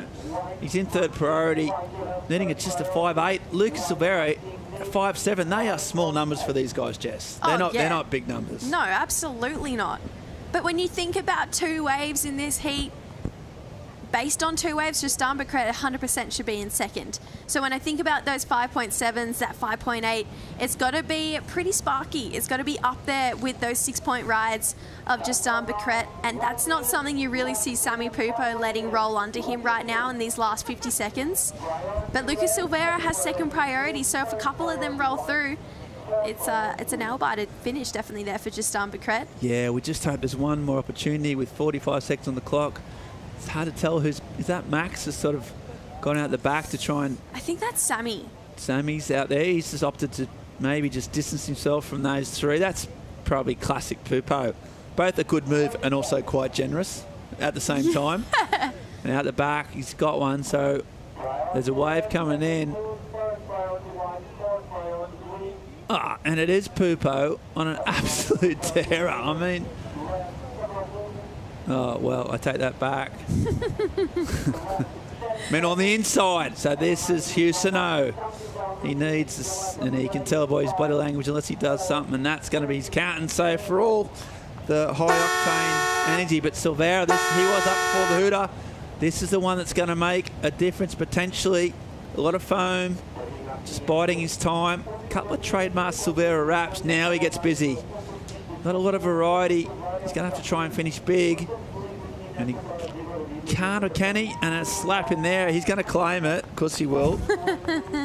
Just before even claims come, even before you're about to face plant on a 4-million-year-old rock, you still claim. And he likes it. Doesn't that a big number? We'll see what he did at the back. It's going to be important. I'm not going to lie. Lucas Silveira loves a buzzer beater. He did this all through Bolito. He just kept coming back in the last minute. Just when you think you were through, Lucas Silveira reared his head and was like, actually, here's a little question mark. Got a nice swoop here. Got a carve, bit of foam to work with there. That second turn was nice as well, so he's throwing a lot of water out the back. This midsection here just went a little bit slow on him, those last 2 turns. Got to that end section, definitely got the ride out. 2 fist pumps up in the air. It's definitely asked a question. Is it a 5.7? They're going to be watching those 6-point rides of Justin Becret and seeing, you know, is it 0.3 less than what we saw of those last ones of the Frenchman? Yeah, it is. That's the question they're doing when they're looking at the replays. It just didn't seem to have the dynamism of Justin, some of his ways. It got a 6. Some big hacks, 3 in a row. They were shorter but more kind of explosive. And we'll see what Lucas comes in. There's Justin waiting on the beach. A terrible place to be, knowing that your opponent only needs a 5.8. I mean, 5.7. Those 2 carves out the back were nice, and he did get a finishing turn. I do think there's a little bit more separation than 0.3 between Lucas and Justin's. I think Justin's were more than 0.3 better, but I have been wrong time and time again today. So I could really, I bet, you know what, I've owned it. Yeah, no. I've owned it if I've been wrong. You've had an opinion. I had an opinion. Yeah, and that's important. And it's a, it's a considered one. We'll see here. I'm kind of in your boat, but it's so hard to pick, especially they're so different style of waves. Kind of 3 short, punchy, big turns versus long, drawn-out carves, so they're very hard to compare. Makes it difficult for the judges in many respects, and that's why they're taking their time on it. Literally the last wave ridden in the day. I don't know how many waves were ridden today. We'll find that out. There's been 20 heats. I'd say an average of 15 heats ridden per heat, so even that, you know, we're looking at 450 waves, I think, and it comes down to this last more. one. I reckon we've watched more. We've watched a lot of waves today. And a lot of great quality waves too. Yeah, and a lot of ordinary waves as well, I would say, as well. So that's just the way statistics work. But the last wave that counts, the last wave of the day, the wave that's going to matter whether Lucas Silveira will upset Justin Paquette and move into second is this wave we're waiting on now. And it's a 5.7 is the requirement. They're taking their time on it, which is like what happens in football and VAR. It's never a good sign. It means that someone's going to be unhappy. And at the moment, Justin, I mean, that's a handshake, but it doesn't mean anything. You can see the camera's on him. He's waiting, and you see Lucas out in the water, still holding on. There'll be some splashing and frustration, or some absolute splashing in the thing, and the score comes in. It comes in at a 5.4, and you can see on the screen the reaction. You can tell the man in green's won that. The French are happy. As well they should be. That was clutch surfing. He deserved that. I thought he surfed those waves really well. Powerful. Didn't make any mistakes. So awesome surfing from Justin, or even better surfer from Samuel Pupo. We're going to go to a short commercial break. Then we're going to come back. So we've got the post show, all the highlights, some of the best waves ridden today, all the excitement. Jesse Starling and Paul Evans joining us right after this short commercial break.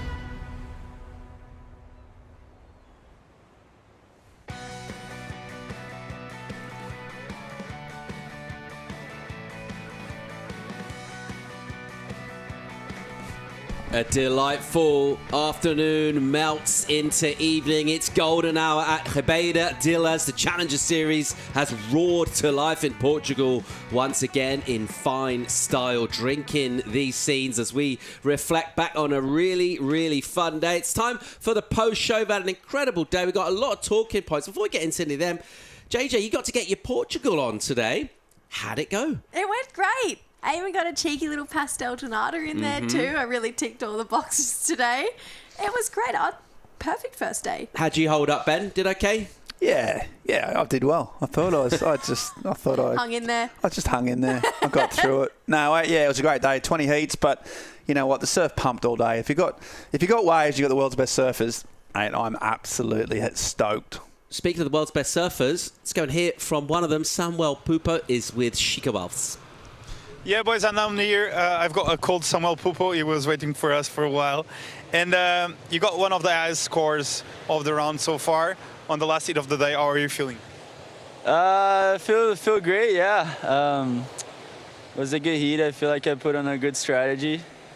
I feel like the waves were coming my way, and it wasn't hard to pick the waves that I had to go. I feel like once I saw them, I knew I could get a good score, and I feel like all this years surfing this wave helps a little bit when the waves are like this, higher tide, and you just know which ways to go. It's nice.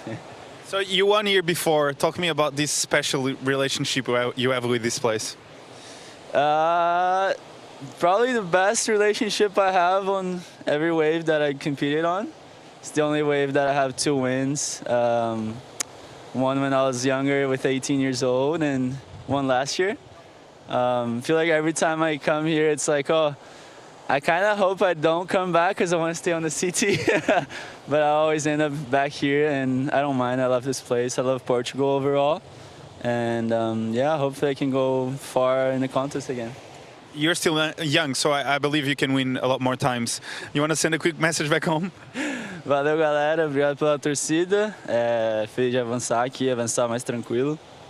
E não atacar o coração da galera aí assistindo. Vamos para a próxima e espero que a gente tenha altas ondas. Vamos para a próxima. Back to you, boys. Yeah, thanks, Chico. Looking good, mate. Samuel Pupo, unbelievable. Where does he fit in the all-time greats? He's got to be one of the best ever to surf at Ribeira Dilas, right?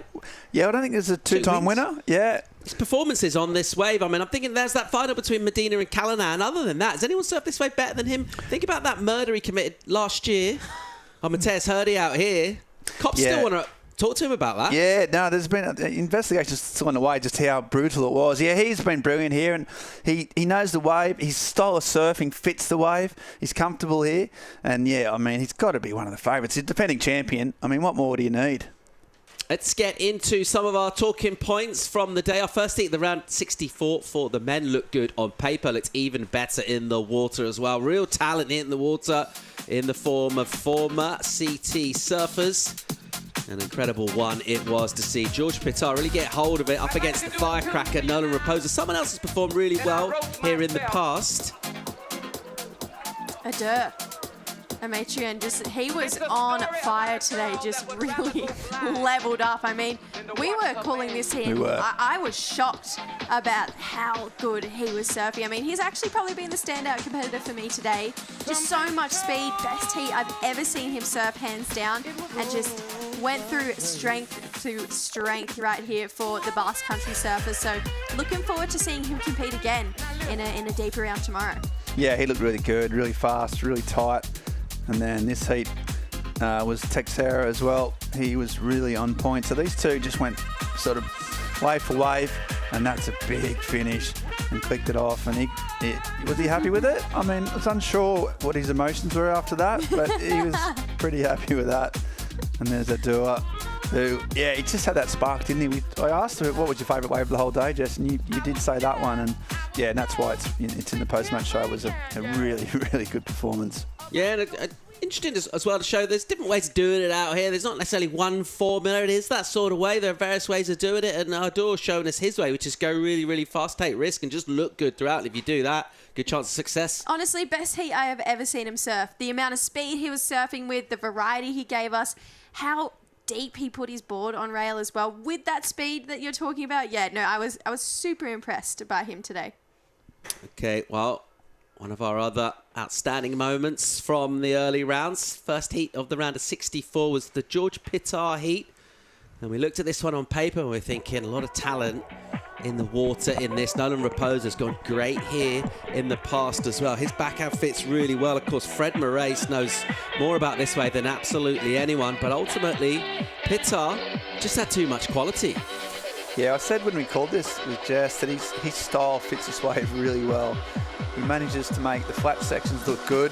He manages to make the steep sections look even better.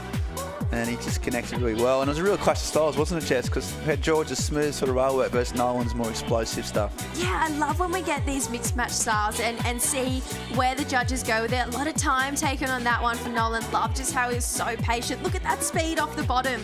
Just accelerating through every single turn. Came through that inside and just, yeah, gave us just that different variety there. But just, it was just power meets power. And it was a really beautiful display of surfing from both of these guys today. And George just picking up exactly where he left off on the tour. You're a goofy right there, Jess. No, I'm natural footer. I just can't really trust you so much. Yeah, that's unfortunate. But George, he just kept going. Just so much fluid, so fluid, so much style, so much power. Yeah, I love the way he surfs. If you had to live inside the body of one of those two surfers for the rest of the week, who are you choosing to beat? George Pittar, Nolan Raposa, Ben? Nolan for the rest of the week? Yeah, just for the hair alone. Absolutely. Every day of the week. He's a goofy footer. Why don't I change bodies of a natural footer? Are you mad? Are you okay? It's been a long day, Paul. Stranger things have happened. Silly question. Other highlights as well that we saw today. And speaking of goofy foots, I'm really good. We saw some unbelievable performances go down the heat that featured Anat Lalor and Leilani McGonigal. Both of them really getting hold of this as well and just showing us why they got so much quality and the read on the wave and the experience they've had down the years. Experience paid off big time today, and we saw surfers that shone in the past going great again today. Yeah, I mean, and that blew us away from the very start of this heat. Used that similar method that we saw every single person who stood out today, speed and power. They just hit these sections with so much speed, and that not necessarily going super vertical on every single section, but just was laying into it, just absolutely destroying them. Once she got to those inside sections, that's when she really started to unleash. And funnily enough, the lady who comes from the second longest left-hand point break in the world has a great backhand. It's unusual, isn't it? Yeah, Leilani from Pavonis. And she was here just really showing adaptability, wasn't she? And I asked you, during the day, like, what are the upsets? And I think that both of you answered the quick quizzes. There hasn't been any. And it's kind of proved that these experienced competitors, these really class acts have proven themselves today. Yeah, I feel like Anat, she was similar to Sammy Pooper. Maybe the Sammy Pooper of the women's draw for me today just looked like she had a really good relationship with this wave, just found these awesome waves from start to finish and got herself a really nice connection on all of her waves. I was really impressed by her as well. Oh, just impressed today, really. Bounce back ability. Seen a fair bit of that today, haven't we? Yeah. Which is cool. Yeah, it's a great word, Paul. Yeah, well I done. like that one. Good on you, That's mate. fun. Do you know what other word I like? Waves. Waves, yeah. Swell. Yeah. We're getting some? What's coming? Yeah, I had the fortune to Miguel, the local contest director. He's like, yeah, we're on. He's calling Wednesday for the best waves. He hasn't, the interesting thing, he hasn't looked at the Surfline Focus. He just read the tea leaves. Surfline call him. And they say, mate, what's going on? What's the tea leaves saying? They call it the big dog. Yeah. So here we go. And the next 4 days, it looks like that. And we don't sort of get the direction, but he said the direction's good, which is really important here. The swell, the winds are light, the sun's out. So maybe not this size, but I'll tell you what, it's going to be, maybe tomorrow morning, he said there might be any day we might struggle with the high tide. After that, we are sweet. How good seeing purple on a Surfline forecast. Oh, you know something good's coming when you see purple on a Surfline forecast. Oh. Yeah, I mean, a classic time of the year to be here in Europe. We're really looking forward to a really fun week here. Throughout the week here on the Challenger Series, let's just continue to look back at today, though, in terms of our top 5 moments of today. It's quite a lot to go through, weren't there? It's an unenviable task of trying to whittle it all down into just 5 moments, but we've had to do that. Yeah. Should we get into those top 5 moments? Yes, please. All right, let's roll them. So, coming up, well, talk about surfers with stature and with swag and with a lot of confidence. and some have gold-coloured Quicksilver stickers on the nose of their surfboards, like Calivas. This was my favourite moment of the day. I thought he looked great, and I think he's got loads more in the tank. Oh, definitely. I really hope this is Cowley's year. I want to see him on the tour. I want to see him on that highest stage, and it was for surfing like this today. So much power and aggression through every single one of his turns. Swag.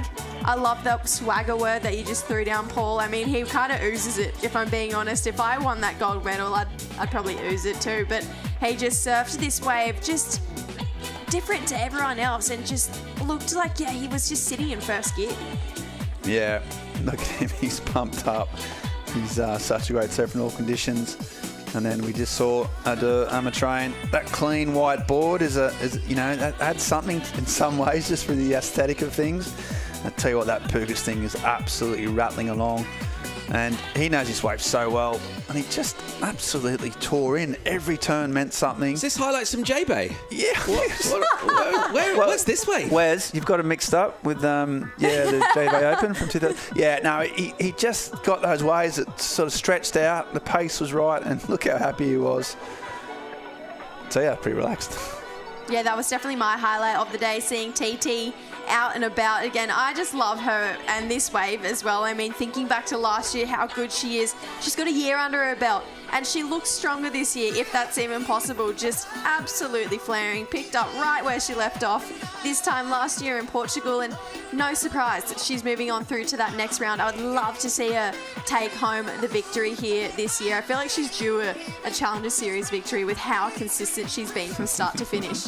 Yeah, I mean, she's grown an inch as well. She's taller and she's ranger, and she looks really, really good. Number one seed. But yeah, this is Wong and Hawaiian. I tell you what, she was sparky. She just connected every section well. We had a really good chat that Claudia had with the coach afterwards, and you know, she just wants to surf, in her own words, in the way she wants to surf. She wants to put her own personality into it. She wants to be herself and surf her own way, and she did that today. And she never looked like she was in any trouble. Just connected all the dots, a couple of little bonus sections, light in her feet, and 20-year-old looked great. And number one, coming through as an underdog in this heat, may I just say, kind of was left behind and found just two great-looking waves. Came back in with the highest heat score of the day. Cade Matson looking silky smooth, so sharp in the back 10 minutes of this heat. I'm going to say didn't really have much prior to these last two. Found himself the best wave of the day. It was an 8.33. And Cade, he's looking to get back to that top tier. He's got a flat top. He's got a great bottom turn. That spells success to me. I don't know about you guys. Win-win. Yeah. I said to Jess, he's dialed up the American to like 14. He's just like, right, what are you going to do about it? I'm a California kid and I can surf amazing. What are you going to do about it? More of that tomorrow. How about tomorrow morning? How about 7:45? Should we do this tomorrow morning?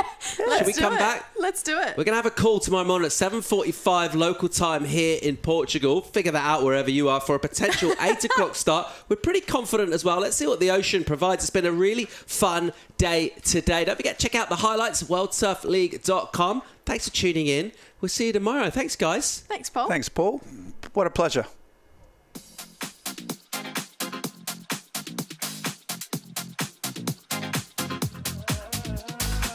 I'd like to do a tune for you now that I wrote myself. It's a story about a girl that would rather go blind than to watch her man leave her.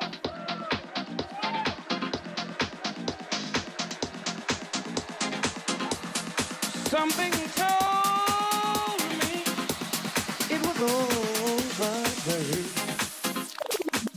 Now listen.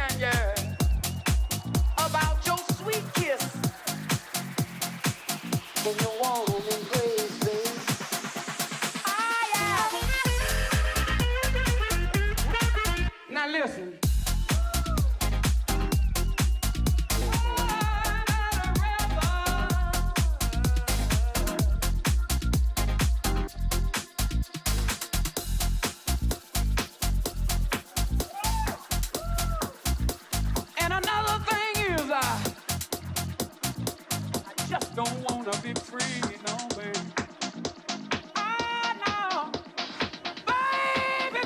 This copyrighted event broadcast is produced by the World Surf League for broadcast around the world and may not be retransmitted, reproduced, rebroadcast, or otherwise distributed or used in any form without the written consent of the World Surf League. Now listen.